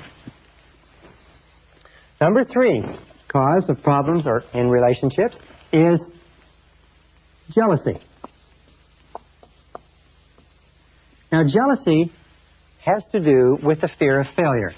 Where does jealousy come from? It comes from deep down inside. We don't feel that we're good enough. It comes from this old feeling of low self-esteem. I'm not good enough.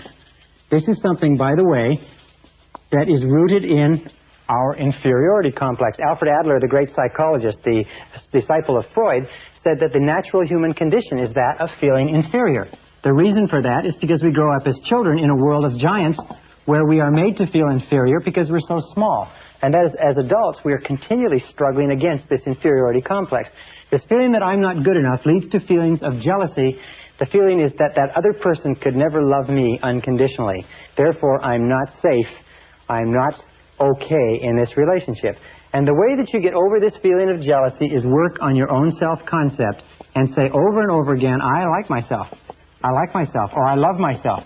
Because the more you boost your own self-esteem, remember there's an inverse relationship between these fears and how much you like yourself. The more you like yourself, the more your self-esteem goes up, the more your fears of jealousy, fears of rejection, fears of loss of love, and so on go down. So be alert to jealousy, and remember though, it has nothing to do with the other person. It has only to do with the person experiencing it. And I'll say one more thing, is that it is not clever to make somebody feel jealous. It is not smart, it is not clever, it is not fashionable. It is just an unkind and cruel thing to do, especially if it is successful. Now, number 4 is self-pity. Where does self-pity come from? Well, there's several sources. Almost invariably, self-pity comes from having had a parent who was very good at self-pity. So what we did is we imitated the parent. As we grow up, we find opportunities to experience self-pity ourselves. Self-pity is also rooted in low self-esteem. It's not liking ourselves very much. Now, what is the solution for self-pity? Very simply this, is get busy. Get busy. People who are busy, people who are working on something that's important, people who have a worthwhile purpose in life, do not experience self-pity. It is only people who are going around in circles, drifting, waiting for someone else, and so on. So you can overcome self-pity simply by working on your self-concept and set some goals. Set clear, specific goals and get going on them. Remember the law of substitution. It says you can't feel sorry for yourself. You can't even feel jealous. You can't even feel angry if you're busy working on goals that are important to you. The conscious mind can only hold one thought at a time, positive or negative. And then we come to number 6. Number 6 is a major reason which sort of summarizes everything that we've talked about up to now as a major problem in relationships, and it is called incompatibility. Incompatibility means that you and the other person are not compatible. Now, this is very, very hard for us to accept because of fears of rejection and failure. We often stay in relationships long past the point where it's clear that we no longer have anything in common. And we do that for a variety of different reasons. One, we do that because we don't want people to think that we have failed. Another reason that we do it is that it's our comfort zone and we don't want to go through all the difficulty of separating. But what happens is this. When two people meet, they're like two dinner plates. And what they have is they have areas where they're separate. Here's the man, here's the woman. They have areas where they're separate and different, and they have areas that they have in common. Now, as a relationship develops, sometimes these areas grow. And so when they finally get married, they find that they have an enormous amount in common, and sometimes they have areas out here that they have which are separate. As the French say, vive la différence. Or, long live the difference between men and women. However, especially in our 20s, as we grow and evolve and change rapidly, what can happen is that we can grow apart. And we can reach the point where the man and the woman now have a great gap between them. They have very little in common. How can you tell when incompatibility is set into a relationship? Number 1, the first thing that goes is the laughter. Is people stop laughing together. And the second thing that goes is the friendship. Is they don't look upon themselves as friends anymore. They look upon themselves as sort of people that are forced together. Now, if incompatibility is set into a relationship, the natural thing to do, the best thing to do, is to try to patch it up. Try to find some kind of a bridge. Try to put it back together, if you like. Try to bind it together, especially if there's children and a lot of other things involved. However, please understand this. If incompatibility has developed, and incompatibility is the rule, you have to go through dozens and dozens of men or members of the opposite sex before you ever find one that you can settle down with. If incompatibility has happened, accept it as a reality. Because if you do not, you're going to enter into the phenomena of denial. And the denial is going to cause tremendous stress and resistance and unhappiness. Number 2 is, remember that if it has happened, no one is guilty. Just because you are no longer compatible with the other person doesn't mean that there's anything wrong with the other person, and it doesn't mean there's anything wrong with you. It means that just incompatibility has set in. Remember, it just happens. It's like the rain. When it rains, nobody is guilty. It just happens. It is the most common phenomena in relationships, is incompatibility. And one final point with incompatibility is this. In my experience, I find the major reason why people stay in relationships that they're no longer happy in, that there's no love, there's no music, there's no laughter, there's no future to the relationship, is because of what others might say. It's because of what others might say. And this is really amazing to me, because whenever I speak to people, and I've been in the same situation, I've never been through a marriage that didn't work out, but I was a bachelor for 35 years, and so I've been through relationships that didn't work out, and I've been amazed at how much social pressure there is created in our own minds to stay in a relationship that we don't enjoy because we think others will disapprove of us. We think that others will be upset. We think that others will be saddened. And the fact of the matter is, as everybody eventually finds out, is that nobody cares as much about your relationship as you do. And if you sacrifice your peace of mind for what you think others might say, you will never, never be happy. Incompatibility is a reality. If you cannot repair it, if you cannot overcome it, then deal with it honestly, deal with it graciously, face it in a straightforward way, deal with it in a respectful, dignified way, and find some way to resolve the relationship so that it doesn't hurt anybody more than it has to. Remember this with regard to loving relationships, that your objective, your responsibility is to set joy and fulfillment in your relationships as your minimum standard. Set peace of mind, happiness, joy, fulfillment, tranquility. Make your home and your loving relationship the crown jewel of your emotional life, and settle for nothing less. Keep working at it, keep striving, keep chopping, keep changing, do whatever is necessary, but you owe it to yourself, you owe it to your life, you owe it to your character, your integrity, your peace of mind, your health, and your future to settle for nothing less than a relationship that is a joy to be a part of.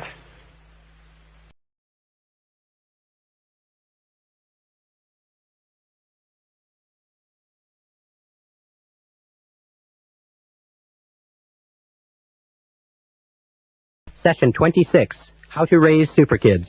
Perhaps the most permanent relationship that you ever enter into in life is that of bringing a child into the world. It outlasts many marriages, it outlasts jobs and careers, it outlasts money and locations and businesses. It lasts until one or the other of you passes on. And most of us come into this world without any idea of how to raise children. We come in without any basic parenting skills. And the great tragedy is that most people don't make any effort to pick up any skills. It's possible today for you to learn so much about how to raise happy, healthy, self-confident, wonderful, loving, vibrant, fulfilled children. There's so much information available on it, and you know that about 80 to 90% of parents never bother to buy a book on the subject or consult an expert or even seek advice except from their mother-in-law or from the person in the backyard. Very important. Today, in this session, we're going to talk about how to raise super kids, and I'm going to give you some key ideas that you can use. And I have 3 kids who I think are super kids. I have Christina, who's 7, I have Michael, who's 5, and I have little David, who's 1 year old. And these kids are just great. And everything that I'm going to tell you, we use on them 7 days a week. And I can promise you this, the law of sowing and reaping is true with children. What you sow in your children, you reap in your children. Everything that you put into your children, you're going to get out, positive or negative. But if you put good into your children, the wonderful thing is that they will blossom like flowers. So this starts us off with a basic question. What is the role of parenting? What is the key role of parenting? The answer to that question, in my estimation, is very simple. The role of parenting, most important job that we enter into, the role of parenting is to nurture children. That's all. The role of parenting is to nurture children until they're 18 years of age, until they reach the age of maturity, and to build high self-esteem in those children. To build high self-esteem. In my estimation, this is the key role of being a parent. Nothing else is significant or important next to the building of self-esteem. Why is that?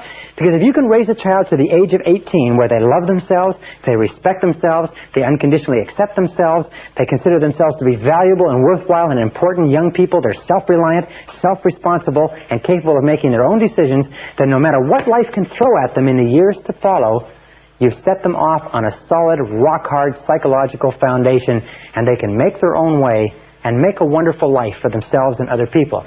If, however, you give children everything else in the world, but you leave them without this self-esteem, if you leave them without this self-confidence, without this belief in themselves, without this conviction that they can do whatever is necessary to be successful, if you leave them anything except self-esteem, to that degree, you have not succeeded as a parent. So raising children and building high self-esteem in children becomes the organizing principle of parenting. The organizing principle means that you continually ask, knowing that everything counts, you continually ask, does this build self-esteem in my child? Is this situation, is this issue, is my response contributing toward building and nurturing this little human being that's been entrusted to me, or is it not? With Christina, my first child, wonderful little girl, I've explained to her at a very early age that she came to me, as Khalil Gibran explains in his book, The Prophet, she came to Barbara and I from God, and that our job is to take care of her and to love her until she grows up. And that she doesn't belong to us, and we don't own her, and our job is not to shape her the way we want her to be shaped. Our job is to nurture her and discipline her and train her and give her every opportunity to grow and expand and develop. But our job is just to take care of her until she grows up. And she understands that very clearly, that we are there to nurture her and to build high self-esteem, and that she came from God. And she thinks of herself as being really, really special because, surprise, surprise, none of her friends have been told that. So these are the organizing principles that we use with our children. Now, no parent is perfect. Parents make mistakes, parents get tired, parents get irritable, parents shout at their kids, parents spank their kids and punish their kids. But generally speaking, if we use the organizing principle of building high self-esteem in our children, these are the things to remember. Number one is destructive criticism is extremely painful to a child. Destructive criticism sets children up for a lifetime of inferiority complex, low self-esteem, fears of failure and rejection. So never use destructive criticism on your children. Never run your children down. Never use destructive criticism on your children. Instead, do everything possible to build them up. That doesn't mean that you don't discipline them. That doesn't mean that you don't control them. But you never say you're a bad boy, or you're a bad girl, or you're a little brat, or you're no good, or you never tell the truth. You never say anything to your children about themselves that you do not want to become part of their personalities. Because remember, it goes straight past the conscious mind into the subconscious and is programmed away and accepted as a truth because you said it, even in a moment of anger. So never use destructive criticism on your children. Children are very vulnerable to destructive criticism. Number two, remember that lack of love, or love withheld, is the major reason for psychological, physical, and emotional problems in life. That children need love. And if you deprive children of love, and it is not, by the way, what you think inside, it is the child's perception. Everything is perception. Now, the child is pretty shallow in the formative years. The child doesn't know that you really love the child unless you tell the child, show the child, demonstrate to the child over and over and over again. Many children have grown up and found themselves visiting psychiatrists and psychologists and trying to wrestle through the problem that they never believed that their parents loved them. And if you talk to the parents, they say, well, of course I love my kids. They say, well, did you tell my kids? Well, no, I didn't tell them, but they know I love them. No. Children don't know. They, as they say, they need the words. Number three is remember that children need a continuous flow of love and approval. Love and approval is the emotional, psychological lifeline that children have to have in order to grow. Just imagine that your children are on an intravenous. And this intravenous has the critical nutrients for the development of their personality.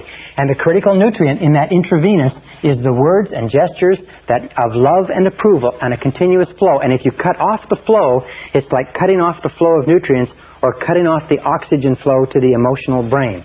They need it every day. They need it every night. They need it morning, noon, and night. They need it continuously. When they're growing, they're very much like growing children need a lot of food. You've got to have a lot of food because they're growing. They need a lot of emotional support when they're growing too. A fourth thing to remember is children need praise. Praise is what grows children. As a matter of fact, they found that when you praise a child, their physiological system actually vibrates with new energy. They need encouragement. Remember, children are afraid because they're little kids in a big world. They need encouragement all the time. You can do it. You can do it. Sure, you can do it. Go ahead. Give it a try. Also, they need reinforcement. Sometimes they fall on their face. Sometimes they do it right. They need to be told, hey, you did a great job. That's wonderful. They need to be praised and reinforced. They need patience. Children need a lot of patience because they seem to be slow in learning. The kindest thing you can do for your children is to be patient, be supportive. Also, to be loving, and also to be kind. Children need an enormous amount of kindness, and they need caring. They need tenderness. They need gentleness. They need, especially though, they need patience when they are the least patient. When they are the most exasperating is when they need the most patience from you, the most kindness, the most understanding, the most compassion. Now, the fifth point here is to tell your children you love them every day. Tell them you love them every day. Now, I've been surprised. Tell them you love them every day. How many parents don't tell their children that they love them? They say, well, a kid knows I love them. I've had arguments. They say, well, they know I love them. I don't have to tell them.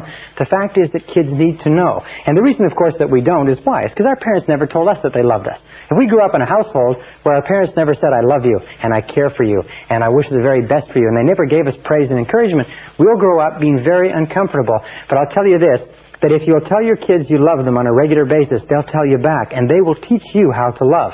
So learn to use the words over and over again. Now, here's 4 behaviors that parents can use to tell their children that they really love them. Behavior number 1 is the greatest gift that a parent can give to a child. It's called unconditional love.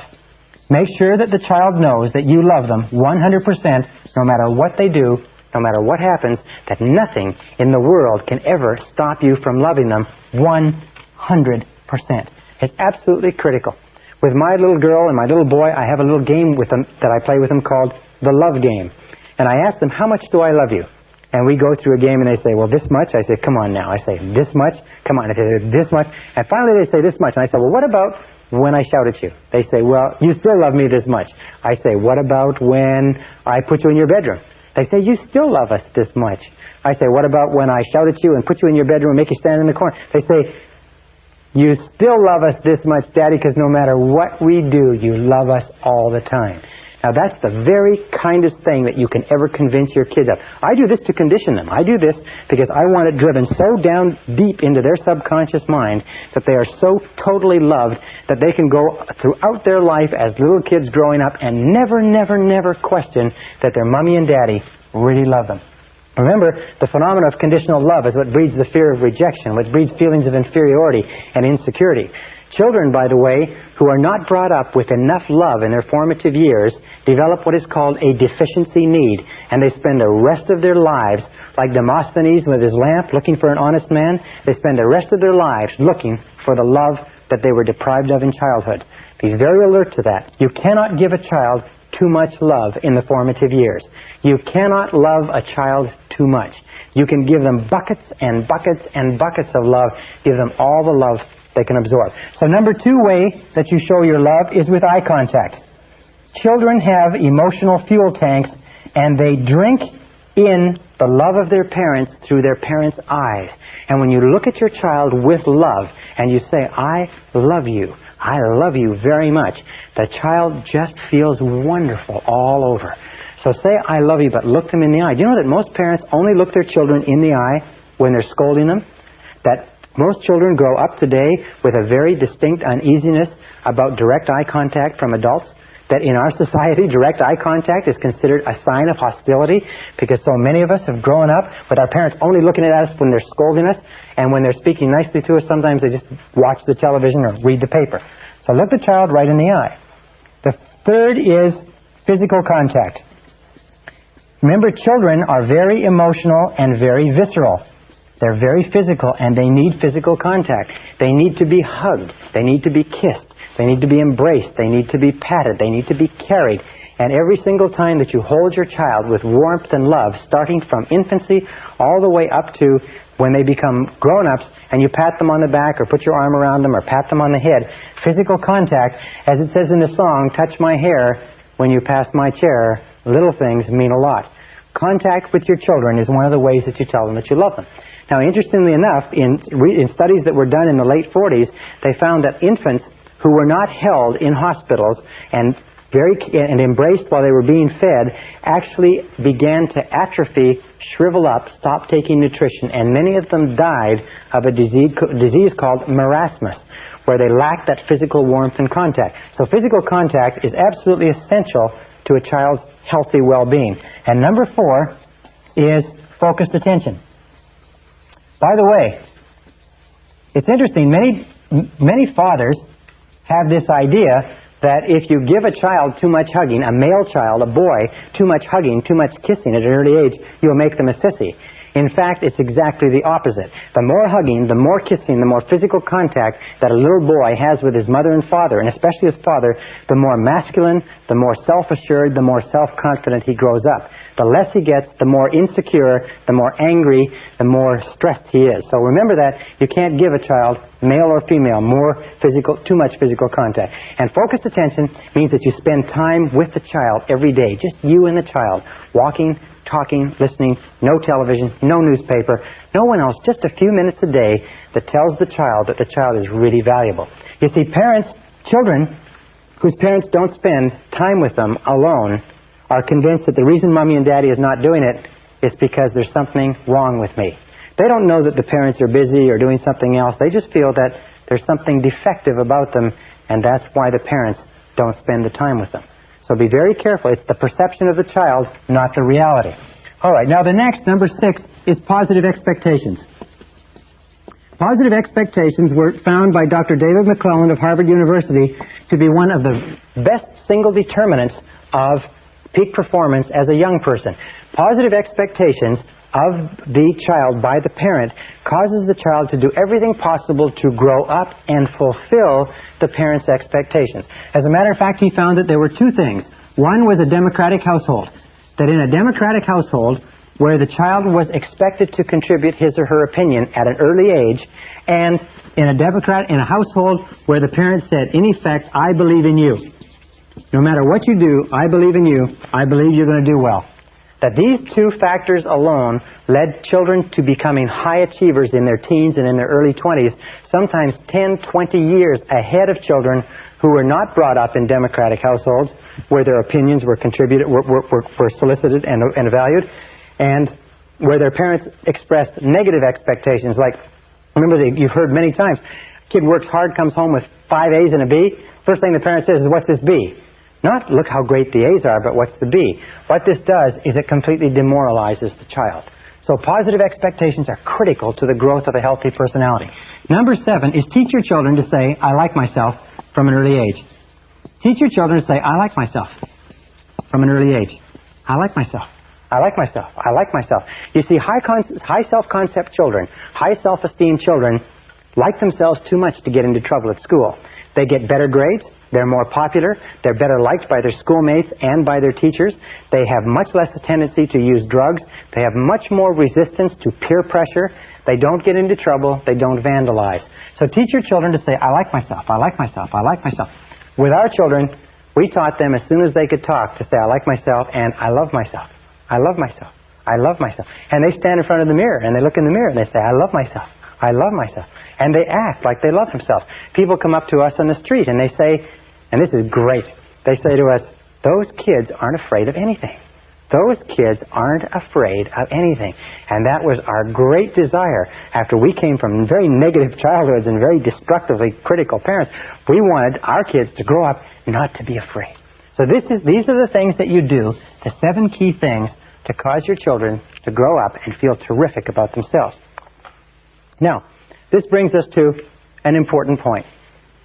Many parents who have been through our course at this point and earlier in this course feel very guilty and uneasy. They feel a little bit tense because they know they've shouted at their kids, they've been critical of their kids, they've hurt their kids are sometimes having personality problems, their kids are having problems with grades, schools, friends, their kids have low self-esteem or feelings of inferiority, and the parents are uneasy and tense because they realize that they've done to their children what their parents did to them. And now they're looking at now they are reaping the harvest, if you like. They're looking at their children and they realize that what your children are is more a result of what you have done and said to them than any other reason. So, here is the solution to that. absolutely amazing. It is possible for you to undo the past with this very simple technique. First thing you do when you go home from this course is you gather your children around you. You bring them around you and you sit them down and you apologize to them for all of your hitherto destructive criticism. You say to them, I've been to a course, I understand the effect of destructive criticism, and I'm sorry for every single thing I ever said or ever did that caused you to feel bad about yourself. And I apologize, and I ask you to accept my apology. Now, this is the most incredible thing that a parent can do for a child, because children want to love their parents, and they want their parents to love them. But it is the destructive criticism that builds a wall of distrust and fear and insecurity. And when you as the parent, and only you can do it, when you as the parent apologize and say, I'm sorry, will you accept my apology? The children feel suddenly liberated, like a great weight has been removed from them.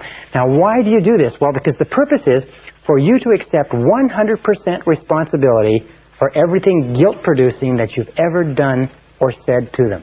Accept 100% responsibility and say, I am responsible, I'm sorry, I apologize. Will you accept my apology? And your children will be absolutely amazed. We've seen children whose entire lives have been transformed. 15, 16-year-old children in reformatories and boys or girls' homes. Problem children that have been in trouble for years, literally transformed overnight in personality. I had a couple of parents go through this course not long ago, and they went home, and they had a 16-year-old daughter, and there was no communication. She was withdrawn, she was shy, she did not talk to the parents, and their parents went home and sat her down and apologized to her. They realized that they had been complaining and complaining and complaining. Do you know the average parent in America complains and criticizes their child 8 times for every 1 time they praise the child? 8 times, 8 psychological lashes across the developing psyche or emotions of that child. They realized they'd gotten into a habit of criticizing and complaining. They went home and they apologized, and they said she came down to breakfast the next day and she was transformed. They said she was like a nightingale. She was happy, she was laughing, she was extroverted. She and her mother became tremendous friends. That she and her mother and her father began going out for dinner. I mean, it was just like a miracle. I saw a family once where the father had raised 10 children. He'd come from a negatively, destructively critical environment, and he had been destructively critical of all his children. Many of them had serious marital problems. Some of them had serious psychological problems, problems with their spouses. The oldest one was over 30. The youngest one was 14.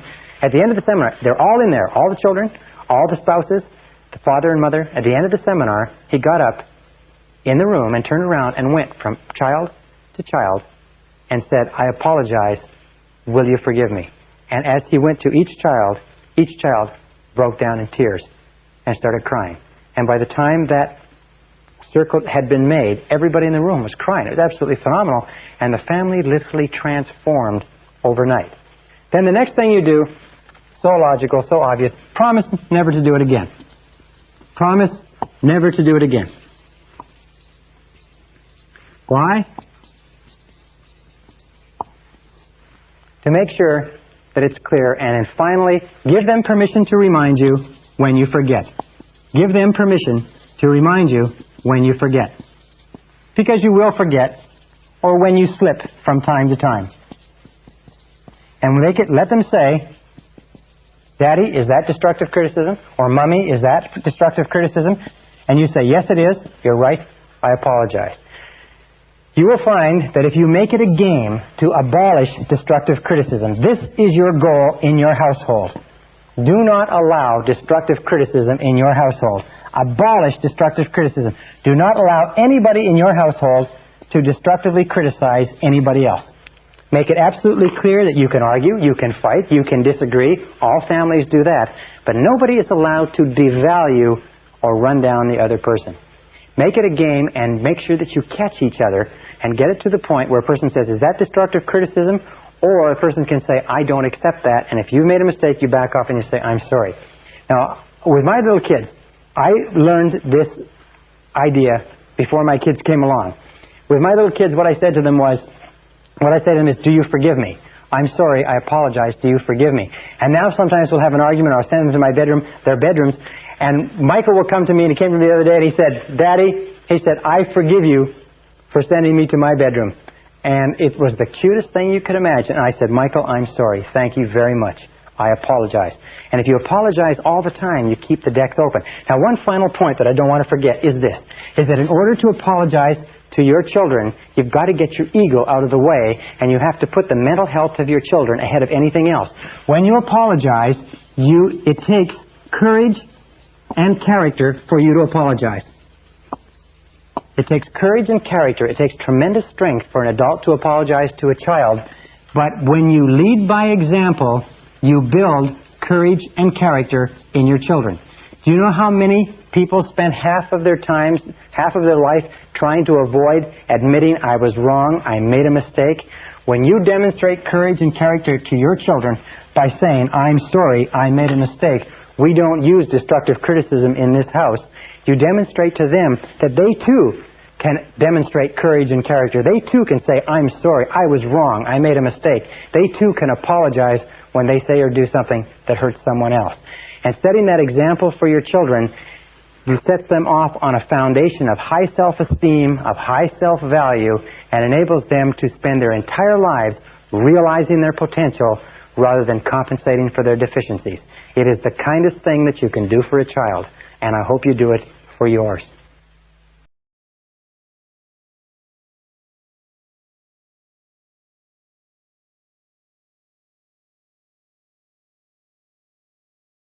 Session 27, Finding True Purpose in Life. Now we come to the final question. What is the purpose of life? What is the purpose of your life? Why are you here? Why do you exist at all? Why do you get up in the morning? Why do you have a life? Why are you on the earth? Is it simply to be born, to grow up, to work, to reproduce, to die? Or is there something else? In my estimation, there is something else, something far more important. In this session, I want to talk to you about my discoveries and my thoughts about what the true purpose of life is. The true purpose of life, in my estimation, is to find a mission. Some of the wisest men and women of this century and of previous centuries have looked at this whole idea of why a human being is put on this earth, and they've come to the conclusion that we are put on this earth to fulfill our potential by finding our true mission in life. Emmett Fox calls this your heart's desire. What is your heart's desire?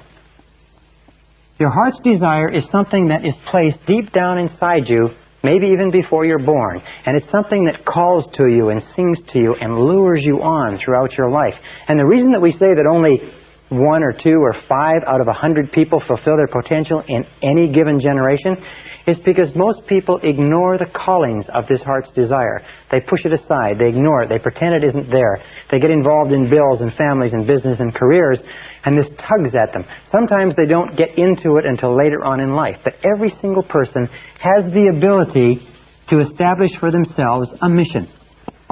So then let's look at the men and women who have affected mankind in the most positive and profound way throughout all of history.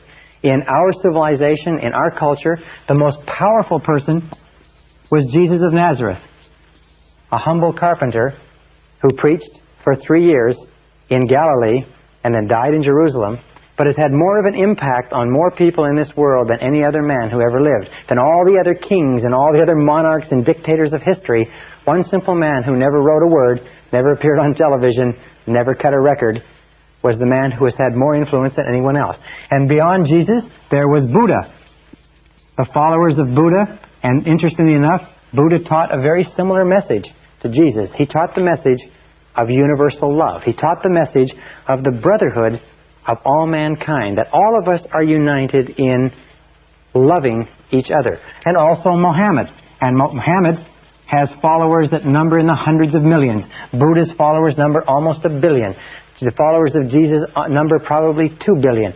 And if you look down the people who have been affected by them, you have St. Francis of Assisi, has had a profound influence, establishing the Franciscan order. You have, in our day, you have Mother Teresa of Calcutta, having a profound influence. You have my mentor, Albert Schweitzer of Africa.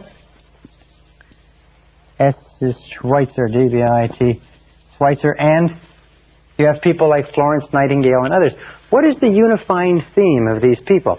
A man named Ralph Waldo Trine wrote a wonderful book many years ago called What the Whole World's A-Seekin', what the whole world is looking for. And his conclusion, very wisely, that what the whole world is looking for, what you and I are looking for, is some mission that we can lose ourselves in that somehow enriches and ennobles and benefits the lives of other people.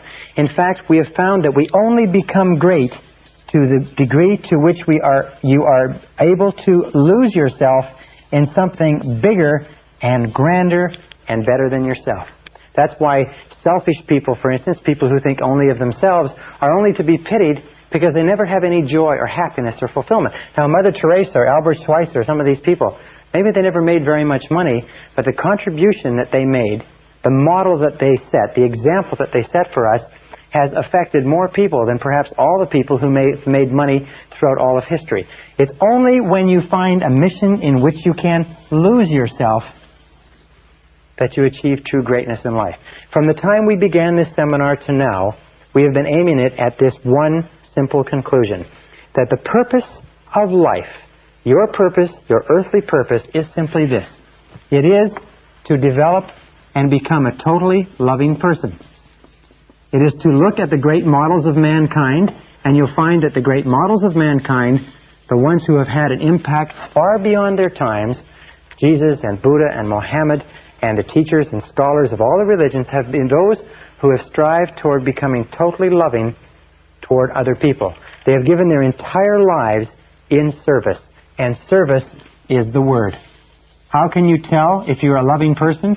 You can tell by the value and the quality and the quantity of the service that you give to others, unselfishly from your heart with no hope of reward.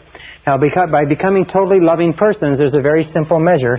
We develop loving relationships. That's why we talk about how important it is with regard to our marriages. There are many people who want to go out in the world and develop loving relationships, but they haven't yet developed those beautiful loving relationships at home with their spouses and with their children, with their close friends. So developing loving relationships is the highest order of human life. How can you tell? Because at any single time in your life, if you want to take stock of your assets, if you want to take stock of your accomplishments, your most precious resources, you will find that they will always be caught up in the people that you love and have loved, and the people who love you and who have loved you. That when you look back over the landscape of your life as an adult or as an older person, you'll look back and you'll find that you won't remember the money that you made or the careers that you built or the jobs that you have. What you'll remember is the people you loved and the people who loved you and the people who still do. So developing a high quality and quantity of loving relationships is the great business of life. The people like Jesus and Buddha and Mohammed and St. Francis and others of this day and previous days are men and women who committed their lives to serving others, and they did it because they had this tremendous love to give away to mankind. Now, how do you become a totally loving person? It's not that complicated. It's not easy, but it is simple. Number one is accept yourself unconditionally. Accept yourself as a valuable and worthwhile human being. Don't be the type of person who doesn't feel that they're good enough. Just accept yourself unconditionally. Recognize that you were put here on this earth for a specific purpose, a valuable purpose, that God doesn't make anybody extra, that God don't make no junk, that there is nobody on this earth that is here for no reason. Everybody has a purpose, and your purpose is to find your purpose. Your purpose is to find your mission, the place where you can make a significant contribution. The second part of becoming a totally loving person is to accept total responsibility for everything that you are and everything that you become. Accept total responsibility, which means no blaming, no excuses. Just get on with it. Number three is learn to forgive. Again, the key to the kingdom of heaven is forgiveness. The key to the kingdom of heaven, the key to all spiritual development, the straight gate is forgiveness. The ability to freely forgive other people. No grudges. No anger. No frustration. No grudges. Just let go of all grievances against you. That's why it says in the Lord's Prayer, it says, and forgive us our sins as we forgive those who have sinned against us. Number four is feed your mind with loving thoughts. Feed your mind with loving, positive thoughts. Don't feed your mind with mental candy. Don't feed your mind with mental junk. Feed your mind with the kind of thoughts that are consistent with you becoming the very best person that you can possibly be. Number 5 is set noble goals and work toward them. Set noble goals and ideals to be the guiding lights of your life. Noble ideals and values. Say to yourself, are these the values, are these the goals, are these the ideals of the very best person that you could possibly be? Number 6 is take good care of your body. Take good care of your body. Remember, the body is the temple of the soul. Take good care of your body. Put into it good food. Give it good exercise. Give it good rest. Give it good nutrition. Take good care of your body. And number 7, practice the golden rule. Practice the golden rule in that practice kindness, patience, tolerance more than anything else. Tolerance of the diversity and difference of other people toward others. Love, understanding, compassion. Remember, everybody in the world is carrying a heavy load. Now, as you practice these principles, you will start to become a more and more loving person. As you practice these principles, you will find yourself drawn, almost inevitably, almost inexorably, you'll find yourself drawn toward your mission. You'll find yourself drawn toward the area of service. Now, believe me, one of the best areas of service in the whole world is the business world, because our free enterprise system is based on serving other human beings. But you can serve other people in any profession, in any capacity. You'll have an opportunity to give and to increase the quality and quantity of your service to others to enhance and enrich and uplift the lives of other people. Remember, you're put on this earth to do something for other people. The measure of how well you're doing as a human being is very simply this, is that you only have love to the degree to which you express love to others. You only have love to the degree to which you express love to others. In other words, you do not have love in isolation of other human beings. You cannot say, I am a loving person, without having loving relationships as the proof, if you like. You can only have love to the degree to which you feel love for other persons. So the more you express love to other people, and that's why we are given families, and that's why we are given intimate relationships, and that's why children are sent to us to teach us to develop our breadth and depth and capacity for love in such a way that we could never learn otherwise. So we express love to others, and then once you develop love for yourself by accepting yourself unconditionally, practice giving your love away. Practice giving your love away. You see, an interesting thing about love is that love only grows by sharing. That love only grows by sharing. You cannot have any more love than you have right at this moment in your life, except to the degree to which you give it away to other people. So love only grows by sharing. Now, the wonderful thing is that the more you give away, the more you have. The more you give love away, the more you have. So the more you give, the more you have to give. The less you give, the less you have to give. This is where the law, the more you give, the more you have. You can never give it away. This is where the law of sowing and reaping comes in more than anything else. The law of compensation. In that if you give just a little bit of love away, just a little bit, it's enough. Because that alone will cause a flow to start coming back to you. If you give a little bit more, more will come back to you until you get onto the upward spiral of life. Now, many years ago, I met a beautiful grandmother who had come up in a home where her parents had taught her to be kind and compassionate and loving to others. And when her parents died, she went back and met with her other brothers and sisters to divide up their possessions. And there's only one thing that she wanted. She'd married a very rich industrialist. The only one thing she wanted was a little plaque that hung over the fireplace of that loving home all the time she was growing up. And on the plaque was a little quatrain or a little verse. And when she told it to me, I wrote it down, and I'll share it with you. And it said this. It said, only one life that soon is past. Only what's done with love will last. Only one life that soon is past. Only what's done with love will last. Now, if you understand that, you realize if you look back over your life, you'll find that only the things that you did with love have lasted. Only the things that were done with love have had any lasting value. And if you use that as your guiding, organizing principle in life, that only what's done with love will last, you will start to move and evolve more surely toward the stars. The opposite of love is fear. The opposite of fear is love. If fear is the great obstacle that holds us back from fulfilling our potential, love is the great doorway that kicks open all the possibilities of the universe for us. And if you will practice this, first of all, learn to love and accept yourself unconditionally. You are valuable. You are a valuable and worthwhile human being. No matter what happens, you are still a valuable and worthwhile human being. Love yourself unconditionally. Accept full responsibility for your life. Freely forgive others. Look for the best. Take care of yourself. Work on goals that are worthy of you. Set a mission that is challenging for you. And practice giving your love away to others. And you will develop more surely toward the stars. I wish you luck. I wish you success. I wish you love. Thank you very much. This is the end of Side 2. Please fast forward the tape to the end to cue up Side 1 for your next listening.